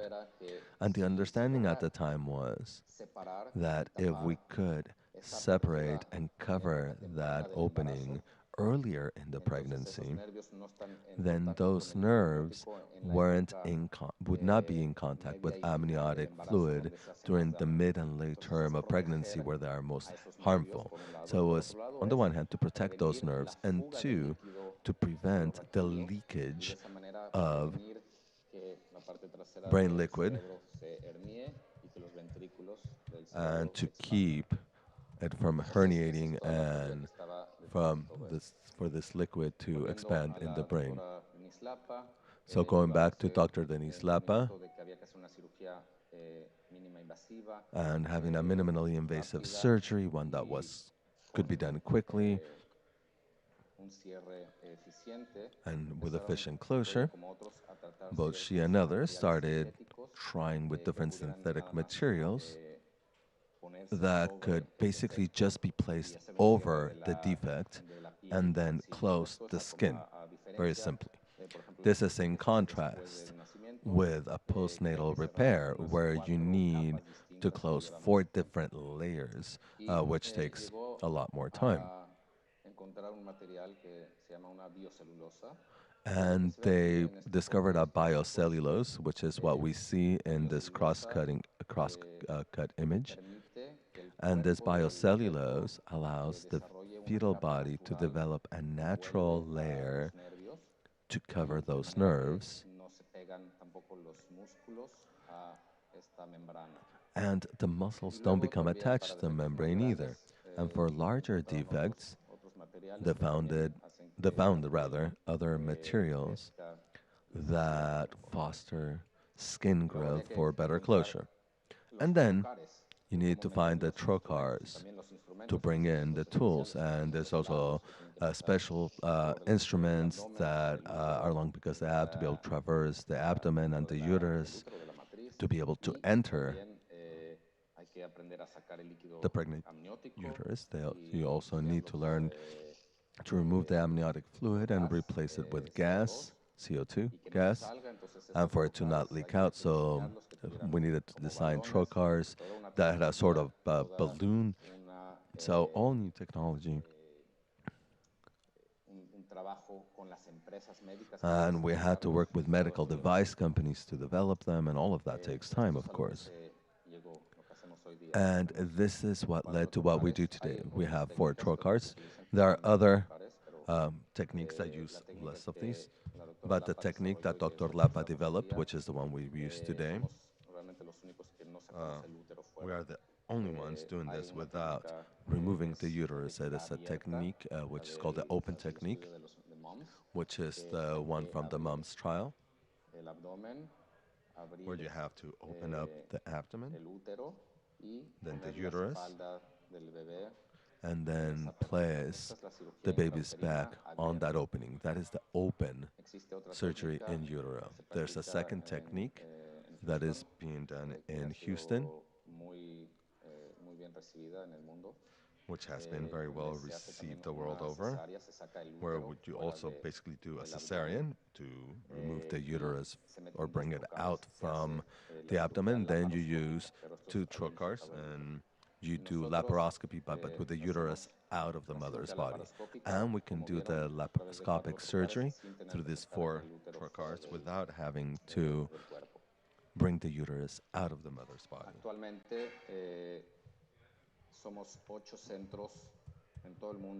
Right now, there are 4 centers around the world that can practice the surgery. Dr. Lapa has trained these different teams and visited Brazil at one point or another, and then Dr. Lapa has gone to their countries. The first surgical center to be trained was mine.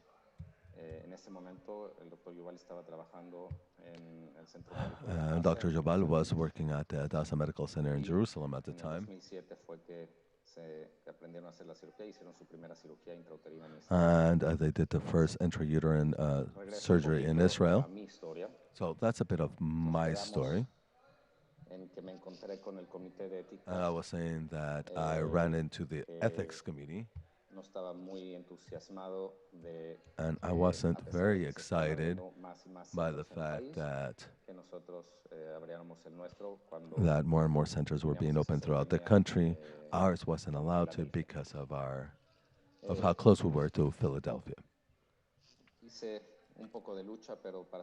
was a bit of a struggle, but to be honest, we're talking about 2016.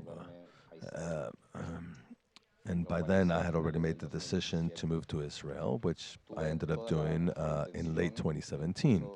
I had the best of intentions as far as leaving my successor at the medical center where I worked, everything on a silver platter.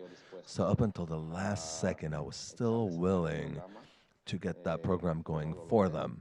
I wasn't able to, however, and so I had to go.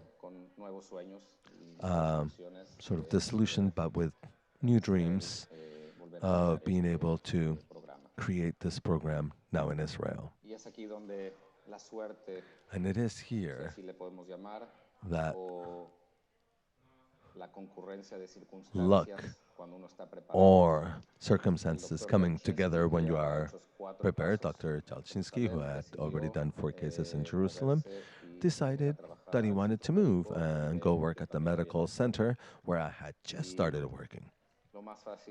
And after so much struggle, so much work for so many years, there I was with him, who had already gone through this effort and had achieved it. And our discussions were very easy because I already understood it. I was already well versed with open surgery.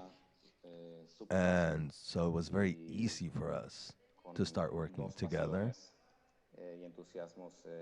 And with both of us being passionate about continuing to make history. Again, going back to the values of Tijuana Innovadora, Innovative Tijuana, it is always extremely valuable to be open to change. I have to admit that it wasn't difficult then for me because all I had heard until then that open in utero surgery was what worked best, to leave that aside and start working on promising changes.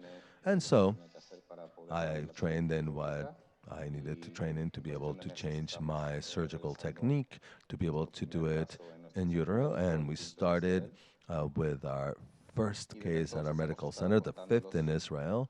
And since then, we've been counting up. This was our 8th. So far, we have had 13 interventions, all of them very successful, fortunately. And the next thing I came across, once I was already on that innovation, history, and science fiction train, was that since we are few medical centers anywhere in the world that use this technique, we were then invited to Alicante, Spain in 2019 to be part of a consortium which is this big. They'll fit in one room. And every laparoscopic surgery leader in the world comes together to share laparoscopy techniques, and so that in an international global forum we meet to share results for the best interest of children and discuss what would be the best steps to take towards the future, learning techniques one from another, sharing knowledge without ego, without drama, although there's always a bit of that. This picture is incredible. Here we have 4 leaders,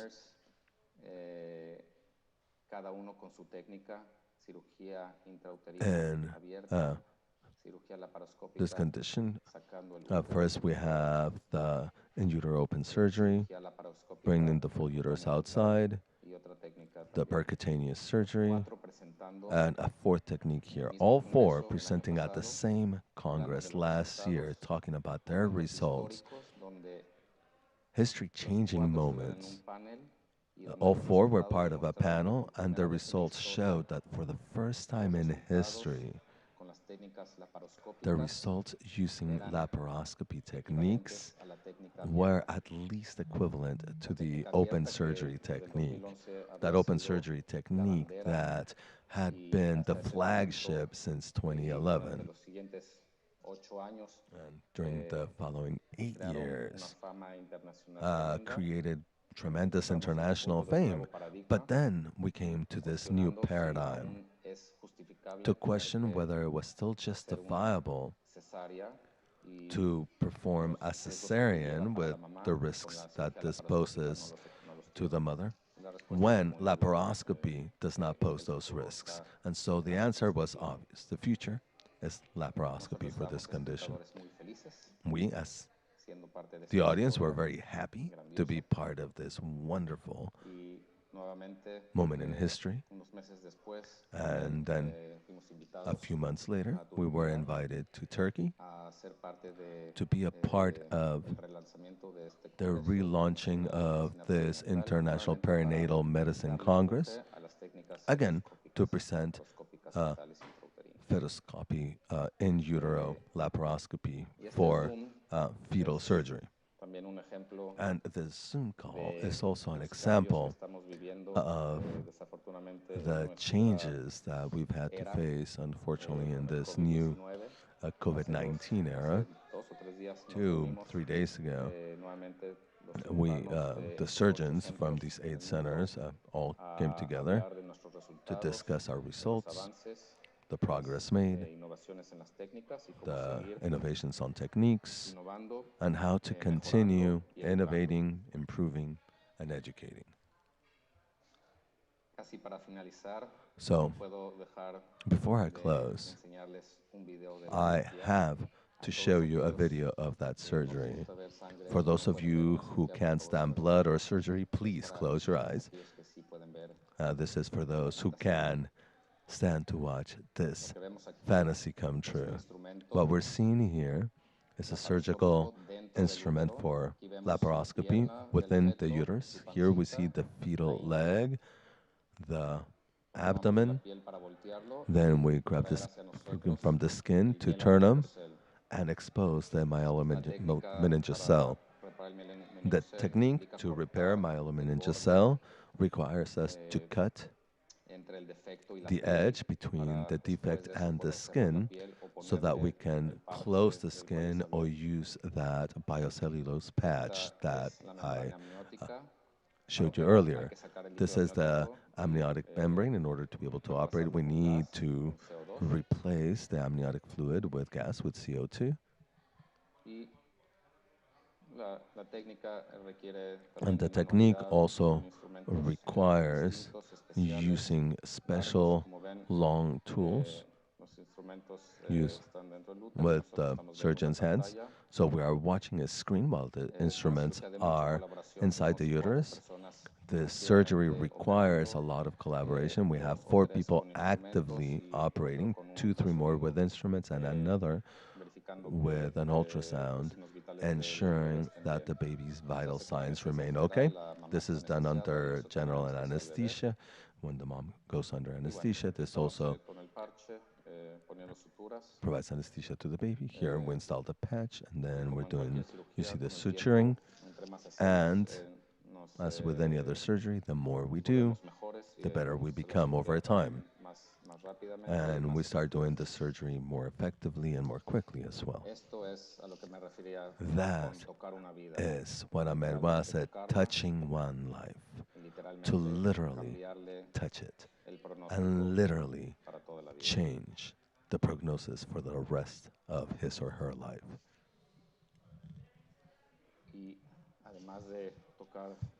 And in addition to touching a life, as we were discussing with Ambassadors Carlos González Gutierrez, my commitment is to continue to touch many more lives, and continuing with my ties to Mexico. And 2 years ago, together with my wife, we created this program called KIBS, Kids International Brain and Spinal Cord Surgery. It is not a foundation yet, but it works as such. And its purpose is to bring children from different parts of the world to Israel who do not have access to a pediatric neurosurgeon or don't have the funding, and we provide free surgeries for them at our medical center. We have brought 2 children so far, and our many donors are in Mexico City, Tijuana, San Diego, Israel. Thank you very much. And I'll open it up to questions. Thank you so much, Doctor. It's very interesting to learn both about the surgery that you've been able to develop with the support of your colleagues. And it's also quite interesting to listen to your personal experience. In the 5 minutes we have left, if I may, I'd like to ask you one or two questions. First, for our young people who are starting to study medicine or any other degree, there is always that question or whether I should stay or not stay, go or not go. My opinion has always been that you can get an education that allows you to be the best in Mexico or anywhere in the world. What you really need is to aspire to success, and then you can do it anywhere. So, could you bring us back to your time at UNAM when you first started studying medicine and how you approached it? Sure. That is also a historic question for me.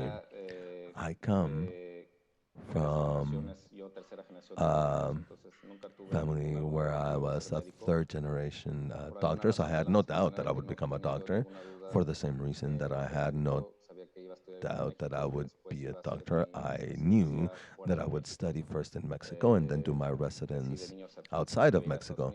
As a child, I had thought that I would go to the United States, and then suddenly I developed a love for Israel as well. I didn't realize at the time that I wouldn't be coming back to Mexico, but as I mentioned earlier, that tie has always been very clear to me. In fact, in recent years, I have established relationships with different medical centers, and we have invited Mexican students and residents to my medical center to rotate with me for 3 to 6 month periods so that I can continue to have that tie with my home country. And I think that those types of temporary residences are a very effective way to promote your ties and the ties of your networks with other networks of talents that we have in Mexico, don't you think? What has been your experience? Yes, absolutely. Very quickly, I'll talk about our foundation. And my purpose and my idea was to be able to combine my love for both countries, for Israel and Mexico, and to be able through this foundation to bring the names of Mexico and Israel together and show them to the world. And continue, as you rightly mentioned, not leaking talent, but rather creating this worldwide network of collaboration. Well, congratulations. Truth be told,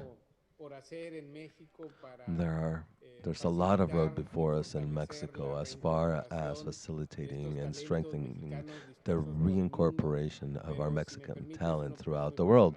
But if you will allow me to express a very personal opinion, you are a paradigm example of our talent abroad and how we need to constantly explore how to close that cycle of knowledge and make it a reality. And you are also, if I may say so, another paradigm model as to how you don't need to choose to be either proud of your home country or proud of the country that gave you your new home. People, however, want to apply dichotomies to people that leave their country behind, but people do without leaving it altogether. Well, I would just add that, like you, I feel like a Mexican ambassador in the countries where I've been, and I always feel very proud of being Mexican and representing our country and teaching others what our country is through medicine and our culture. That is self-evident, and I congratulate you for that. Thank you so much, Doctor, for discussing with us. Well, thank you, and congratulations, Ambassador, for your incredible professional career as well. Well, once again, thank you so much to everyone involved in this very interesting conference. We want to thank the ambassador and also thank Amir Krsanovich for presenting such an interesting topic today at this history-making event. Tijuana is the future, the most important digital event in Mexico. I want you to donate to Tijuana Innovadora so that they can continue with their social work, helping the community in different areas. All you have to do is to go to the website you already know, is tijuanaeselfuturo.org/donate, donar, and then follow the instructions to make your contribution. And so we ask you to work together so that we can create a better Tijuana. And making a better Tijuana will help us transform the world. Please also follow us on social media, where you will find the full program for Tijuana is the Future. And please share the content. I also want to thank our sponsors. Thank you, Telcel. If you are with Telcel, you know that it is the network that brings you closer to hours of gaming with the fastest speeds in all of Mexico, with the largest coverage and the most experience in video calls and the most productivity for your home office. Telcel can bring you closest to what you really love and what really matters to you. Telcel, the best network with the largest coverage. We also want to thank Telemundo Channel 20. And there's an unprecedented time. It is essential to remain informed. Please follow Telemundo 20 to be aware of what's happening in our region, with local news about Tijuana and San Diego, with a newscast every weekday and now even on weekends. And with that, we come to the end of our program of this first day. Tijuana is the future. But please don't leave yet. We have a summary from Tijuana Innovadora and Cuatro Comunicación to give us the highlights of this first day of Tijuana is the future. And after that, we will have a discussion and images showcasing the 10 years of Tijuana Innovadora. So the conferences are done for the day. But our activity at TijuanaEsElFuturo.org will continue with a summary of this first day. Thank you so much. That is it for me. Have a great evening, and we'll see you tomorrow.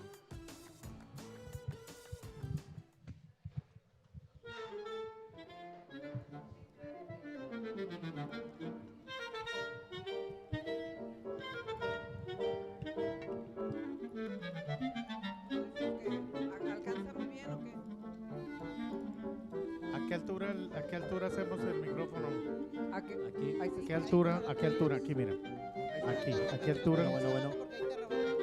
¿A qué altura? ¿A qué altura? Aquí. Si no, muy cerca se oyó. Se va a oír en la... Bueno. 5, 4, 3, 2, 1. ¿Ya está aprobado este? 1. Ya, muy bien.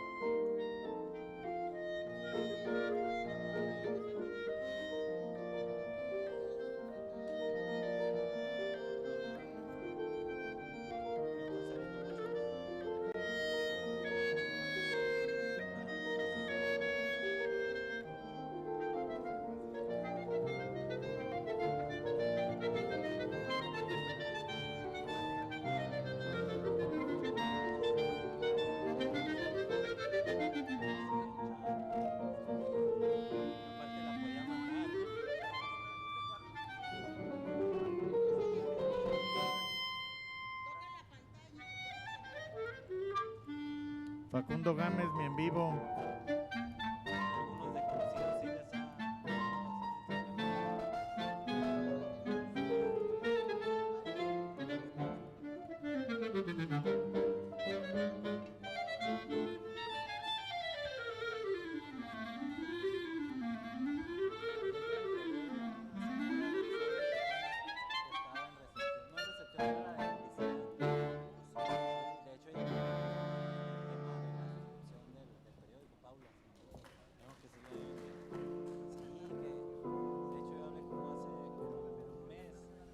problemas ahí en el digital del sol y siempre me ayudaba así rápido.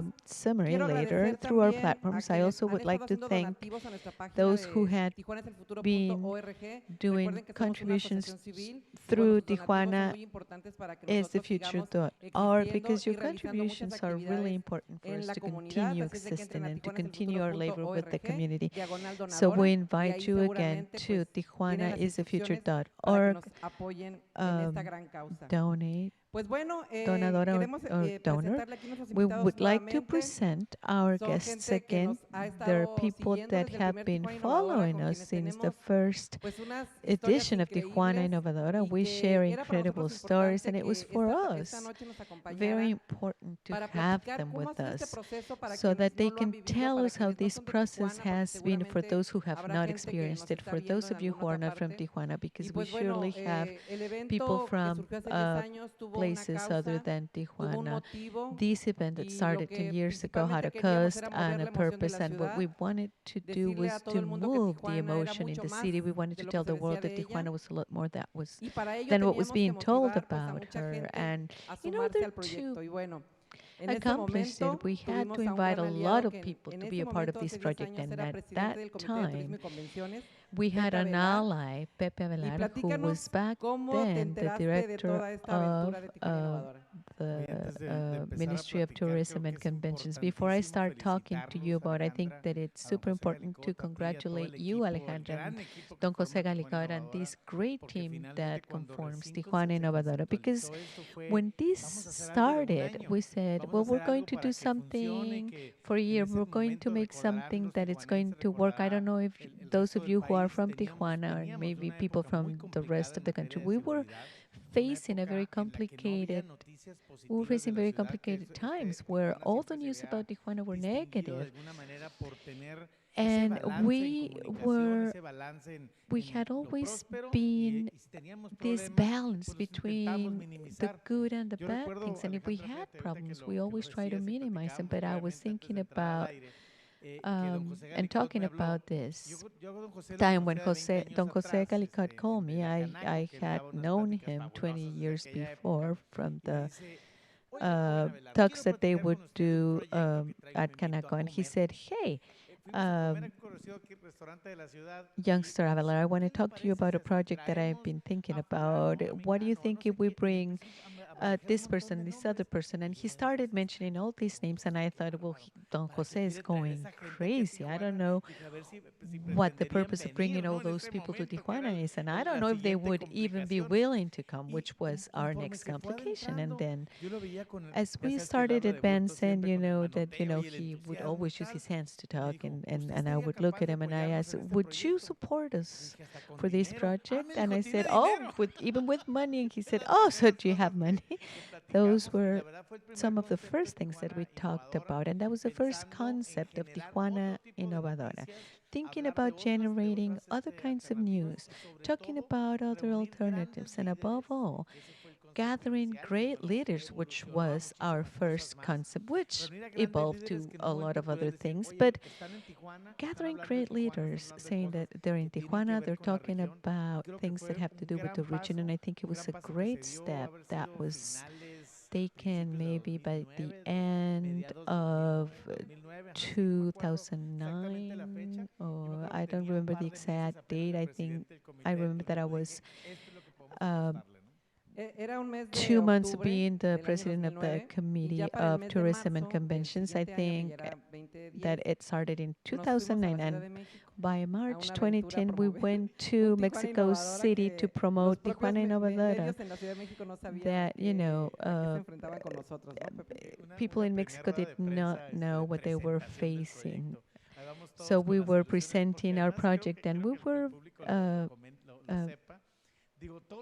we had this great illusion, and all the people that were involved, all the different organizations and the businesses, and all of the people that have gathered in order to understand all the social conflict in the region tend to forget that other parts exist. And then we went to a press conference at a national level, and we were all very scared. And it was very curious and funny because we were not accustomed to handling these things. But that first effort resulted in something that was wonderful.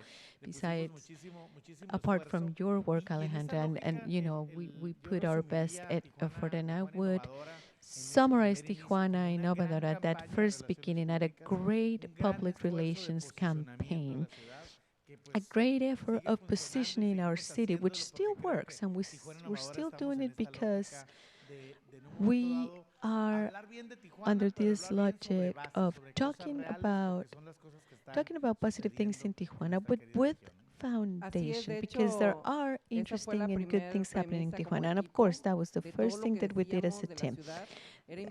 Everything that we said about the city, we had to research for hard data that were real, so that we were in front of a national media, we could support what we were saying, all these wonderful things that we were saying about Tijuana. So, talking about the topic, when we started talking about the names of the personalities that could come to Tijuana, I would not believe it now that you were mentioning about the meetings at Cotuco. Those were the first meetings, the Wednesday meetings. With your support, Roberto, tell us. And of course, when we heard about those great level personalities such as Carlos Slim, Larry King, a lot of us, me included, could not believe that they would be willing to actually come to Tijuana. And once the event was there, then we started working with all the different media, national and international. And here I would like Mari Carmen to tell us, first of all, what it was like to cover a different event, an event that was different from everything that had been done before in Tijuana, and especially with all these personalities that came to enhance not only the city of Tijuana, but Mexico in general. Thank you. We are live. This is a great effort to, at this time, be live at 7:40, and they have not stopped working since they inaugurated this event at 9 a.m. with those slight technical problems, saying I am at home or I'm not home, or those are the things that we have to face with a live event. Our slogan, the biggest online event in Mexico, is true. And we've been here since 9 o'clock in the morning. The messages from the Foreign Affairs Secretary and the U.S. Ambassador in Mexico were very congruent. But back then, I used to work for Televisa, and I had to do all this planning, and all the journalists and reporters that were under mine lead had to learn that the notes have to be planned, that you don't go out looking for Carlos Slim to see what he's going to say, but you plan about these things. You plan ahead.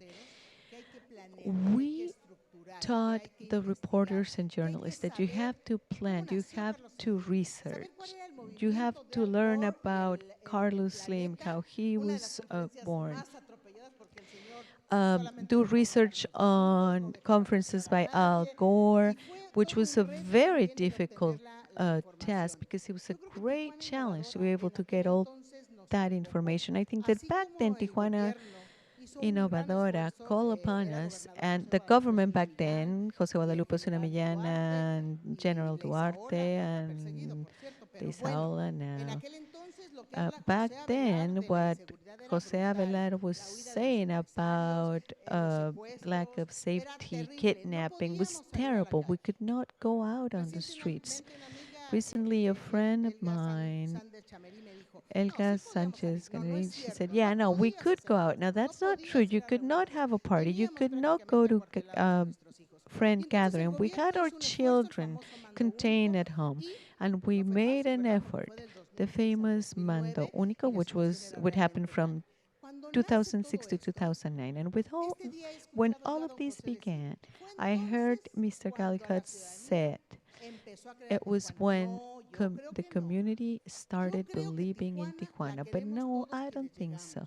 I think that we all love Tijuana. I think that Tijuana opens her arms to every single person that comes here. It is a city that opens its arms to every single person that gets here and finds a better option for making a living. And I don't think they started in 2010. I think they started understanding where they had come to. And we also learned that this was a place where televisions were made and a lot of medical devices were made. We started making efforts at the maquiladores when we would only talk about them, to talk about what the salary for them was, but we had not gotten into the real world of the importance of the hands of these people in Tijuana, whether they were originally from here or not, gave the opportunity of medical devices. Now with the pandemic, ventilators. Tijuana was the venue that distributes ventilators to all of the world.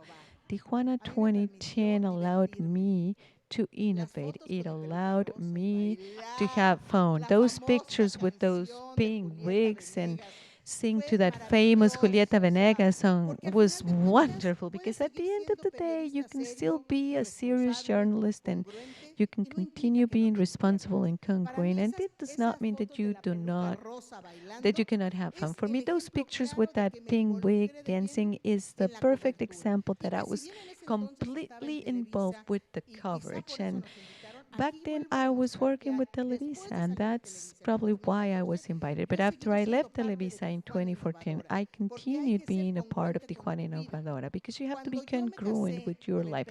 When I married journalism and doing journalism from the community perspective, we had to be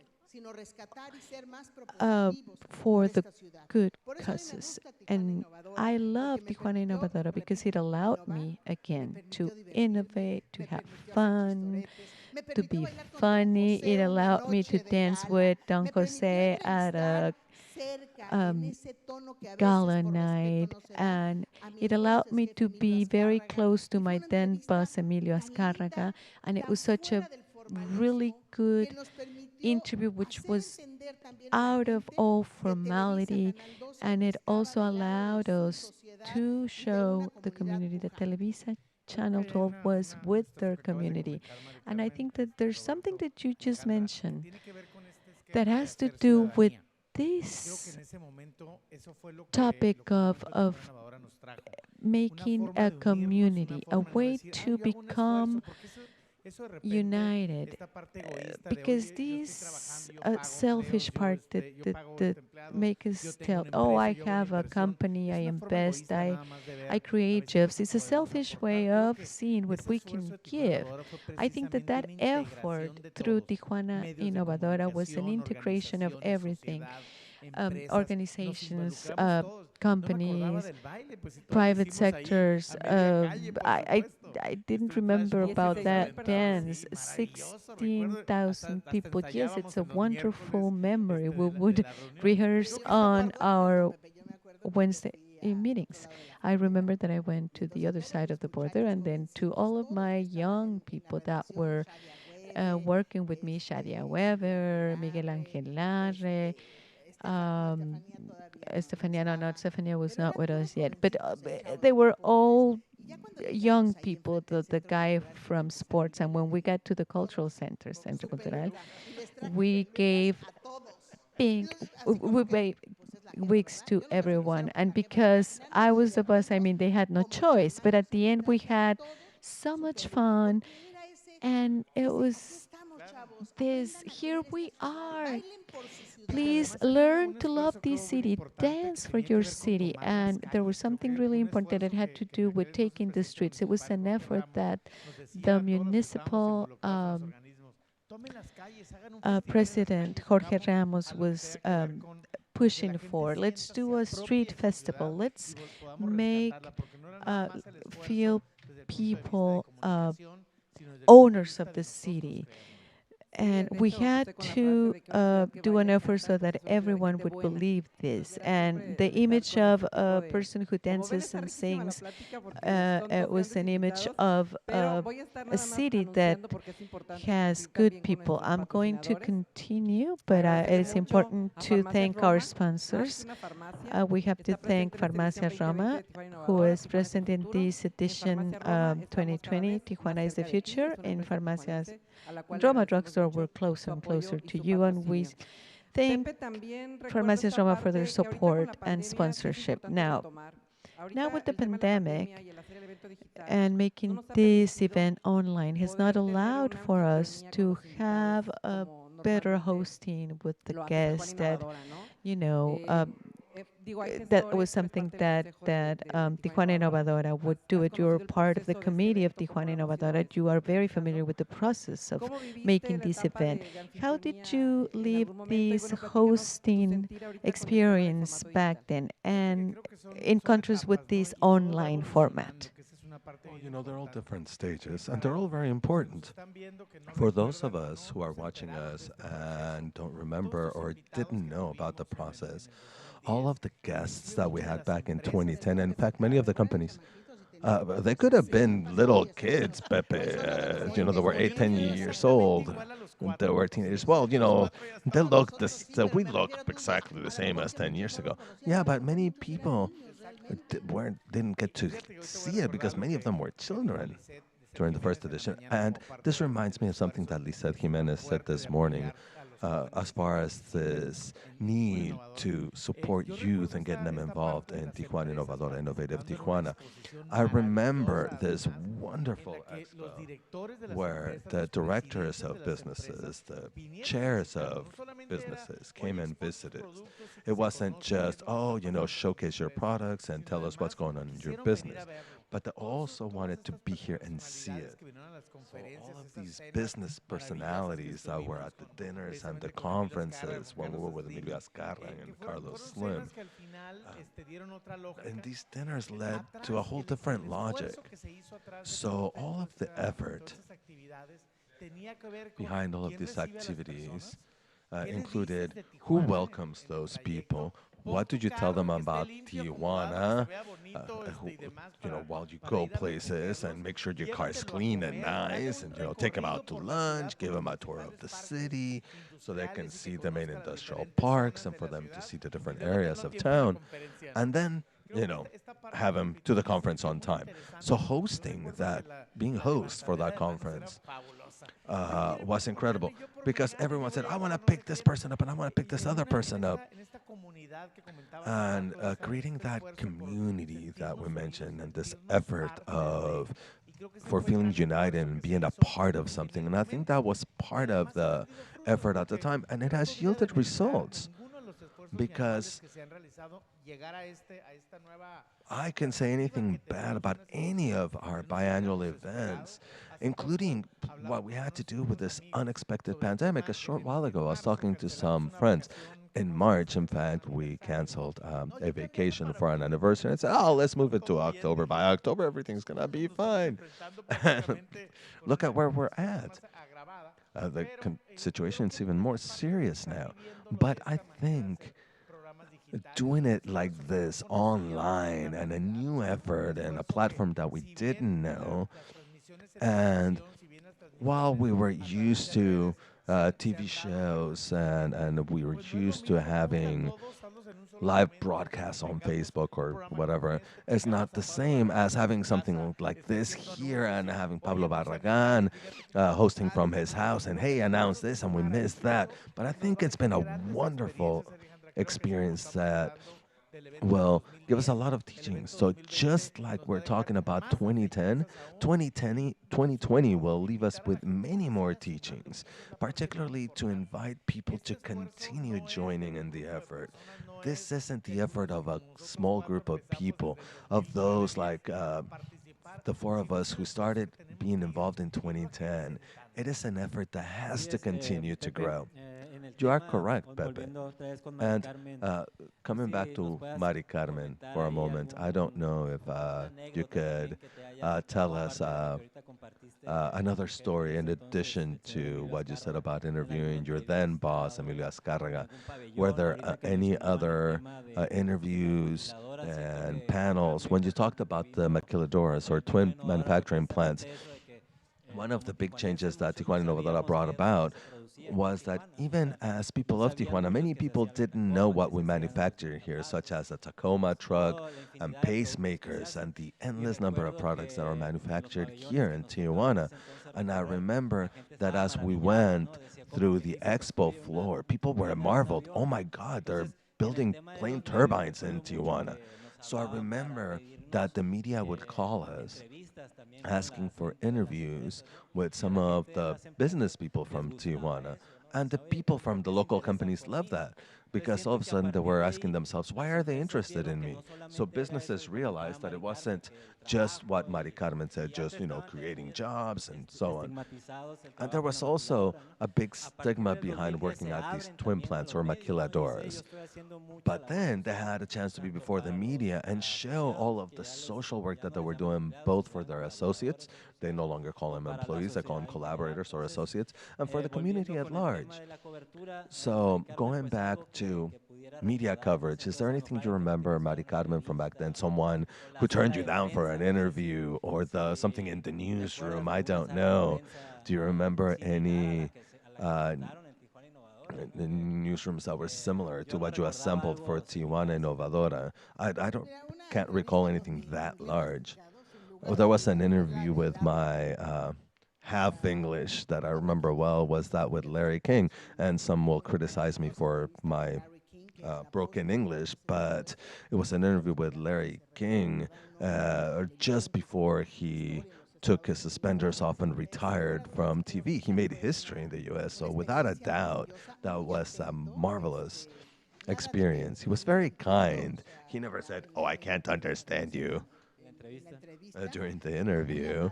He was very kind. Another that really hit me was the interview with the owner of Yakult. How down to earth he was, and how he had to change the concept. And by the way, it is now being supported by a Mexican official regulation that, although it doesn't specifically talk about how the Japanese company was treated, it does talk about certain guidelines for rest and not stressing their workers. And that's why the gentleman from Yakult grew so much. And he was so down to earth, but there were so many interviews that our newsrooms were always full of people to cover whatever was going on. And one of the things that I used to tell the young people at the Televisa network was, we're not going just to the press conferences, we're going to the actual conference. That is where we will hear the actual information, because otherwise we're getting just a summary. It is, I'm sorry to say this, but it is the journalism of the lazy. They just go to the press conference to try to build their article. So I wanted to train them in actual journalism. And again, it allowed us to better understand how to be journalists. And there were so many interviews. And over the years, it was 2012, then 2014, we had the Tijuana Innovadora fashion shows, Tijuana Innova Moda. The interview with Mr. Barria this morning with that passion and that love for bringing art to industry and bring them closer to culture. The homage to architect Jack Wiener. Oh my God, I knew him. I so respected his work. But to talk about a man who knows the world and knows about history and who focuses his sculptures on the human being, and in spite of the being copper of aluminum, he brings them to life. So to hear them talk today was wondrous. Now, agree with Pepe as far as being far from each other because we're online, but we feel like we're right next to each other. They talk about the innovative Tijuana or Tijuana Innovadora and the people, and they're excited to be involved. And there was a conference this afternoon where the internet failed for one of our U.S. speakers, and he said, "I'm sorry, I need to repeat it." He wanted to go back. And the U.S. guys, well, the thing is, he's at home. He's at home. So this was born out of a need to provide news other than violence in Tijuana. And 10 years later, for those of us that believe in God, thank God, we're still here to tell about it. And while you were talking about businesses, thank you, Sarcas Nexus, a cutting-edge software business development firm that has offices in Monterrey, California, Irvine, California, and with headquarters here in Tijuana. Thank you for all of your support of this event and Telemundo Channel 20, which is providing full coverage for what's going on in the San Diego, Tijuana region. Pepito, Mr. Jose Avelar, that's a great term of endearment from him. And also, Janet, when you introduced me as Jose, I said, "Who's Jose?" I know, it's like when they tell me Alejandra, when they say Ale, I know it's me, but, it feels odd. But it's wonderful talking with you. And right now, our slogan is Tijuana is the future. And I don't want to break the magic by talking about just events, but it is important. You focus a lot on tourism and promoting the city. So what do you see as the future of tourism in Tijuana based on everything that's going on? In fact, tomorrow, we'll have a panel that will address health tourism with some of the wonderful doctors that we have here in town. So what is the vision of Jose Avelar for the future of tourism? Well, here, I think what we need is to have more awareness, starting with the people that live here, and then our public officials and how we see our city. And as far as where we're going, I see Tijuana, and people laugh at me at times when I say it, but I see the future of Tijuana like a Cancun. If you go to Cancun on vacation, and we're talking about opposite peninsulas, the opposite extremes of the country. So you don't just stay in Cancun, you go to Tulum, you go to Isla Mujeres, you go to Chichen Itza, you go to all of the areas around Cancun. So they're not part of the same city. And that's the same way I see Tijuana. Tijuana is a hub, a place where you can come, where you can have services, where you can get delicious food, get some treatment. But the area where we're at also opens the door to being able to move about. And I think that's how we need to see Tijuana. You can come to Tijuana and you can go to Rosarito for some things. You can go all the way down to Ensenada, to the beach, to the Guadalupe Wine Valley. There are many people that think that the valley is in Tijuana, for example. You can go to areas where you have adventure tourism. You can stay peaceably around Tecate. And of course, we have the U.S. next door. And what we can do in this unique region. And this morning, we're remembering the launch video, talking about how we are a single binational region. We share water, we share air. And I think that we need to work on, as far as tourism, and the way I see the future of Tijuana in tourism is precisely under that light, having governors and mayors that are concerned with attracting that tourism through that vision. And during this new administration in Mexico that started 2 years ago with President López Obrador, they said that Tijuana was among the top 3 tourism destinations because they recognized 2 things. One, the border tourism, which has always come to save us. People come here for one thing or another, to stay and buy a house, or just for the weekend, or to get married, or to celebrate birthdays, or they come here to see the dentist, or they come here for a surgery or to buy medication. And all of that is part of the concept of being able to come here just for the weekend. You don't have to fly. So we need to bring all of that together so that whatever we do, whatever concept we come up with to promote tourism in the future, it needs to be done with the understanding that this is what we live from. Industry is wonderful, of course, and they provide jobs, of course, and of course there are big investments regarding that. But the other part, the part of tourism and close contact and our warmth, not just Revolution Avenue and the Rio neighborhood. This kind of reception and warmth is throughout the city and the region. And that's how we have to see it.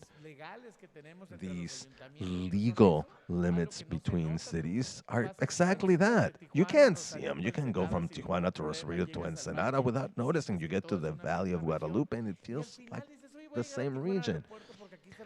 And then said, oh, then I'll go back and fly out of Tijuana because we have the international airport, right? So we are that hub that will allow us to integrate as a region. And Alejandra, along those lines, as far as how to communicate and share all of those virtues of our region, Mari Carmen, in your opinion, how would you approach this concept of Tijuana is the future? Well, to start with, I think journalism has to be shaken from its root.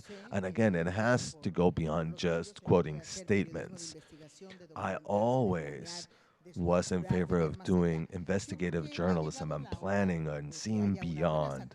I think that we need a good shaking so that we have more in-depth journalism and not just rumors and statements, because you see things elsewhere in Mexico like the Indigo Project and the Broken Cherry of Silla Rota who are doing extraordinary work. And these are journalists and media companies that even get funding and grants because of what they're doing for journalism. I think that we need to start looking forward. And I'm not saying that we should hide things. I mean, where there are 9 new dead people this morning and the city didn't report that. I didn't want to talk about the lack of safety. I'm not saying that to not report the news, but we need to go more in depth. We need to understand that this is where our children live. This is where our grandchildren will live. This is where the future is. The future is not jumping the border, going to the U.S. Here under the 2020 vision, we see people from Tijuana around the world who studied at our local UABC University and the Technology Institute and who are putting our name up high and who had to go far to meet their fate. I want my daughter to understand that her future is here and for her to bet on her future here. Recently, for example, she did a device collection campaign, a recycling campaign. And I said, wow, young people are beginning to understand that change is here. And I think that's what media needs to focus on, to talk about how we see that future that is already here among us. Well said. Well, I want to thank Toyota while we're at it. This has been a company that has helped supported us since the first edition of Tijuana Innovadora. And the Toyota Tacoma is the most sold pickup truck in the last 14 years, and their manufacturing plant is here in Tijuana. And UABC, our autonomous university, which is wonderful, as Mari Carmen said, and that contributes to the development of the Baja California community through transfer of knowledge and promoting science, art, and culture. Our local university, UABC. I don't know if you have any final comments before we can tell people a bit about what they're going to see tomorrow. Oh, go ahead.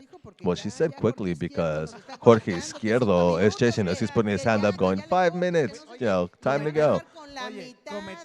Well, they made a mistake. They invited you and me. Well, you in particular. You talk a lot. Well, I say mistake in the best sense of the word, in the best sense. Mari Carmen, I feel, is a wonderful citizen and journalist who's passionate, who has always contributed. And that's why we continue to be a part of these activities. I would simply invite the people of Tijuana and from around the world who has watched the different conferences and programs to stay here and believe in our region and bet on our region. I loved what Mari Carmen just said. You have to bet on the place you live in, because things come and go, but we will continue to be here as residents. That's the importance of movements like Tijuana Innovadora.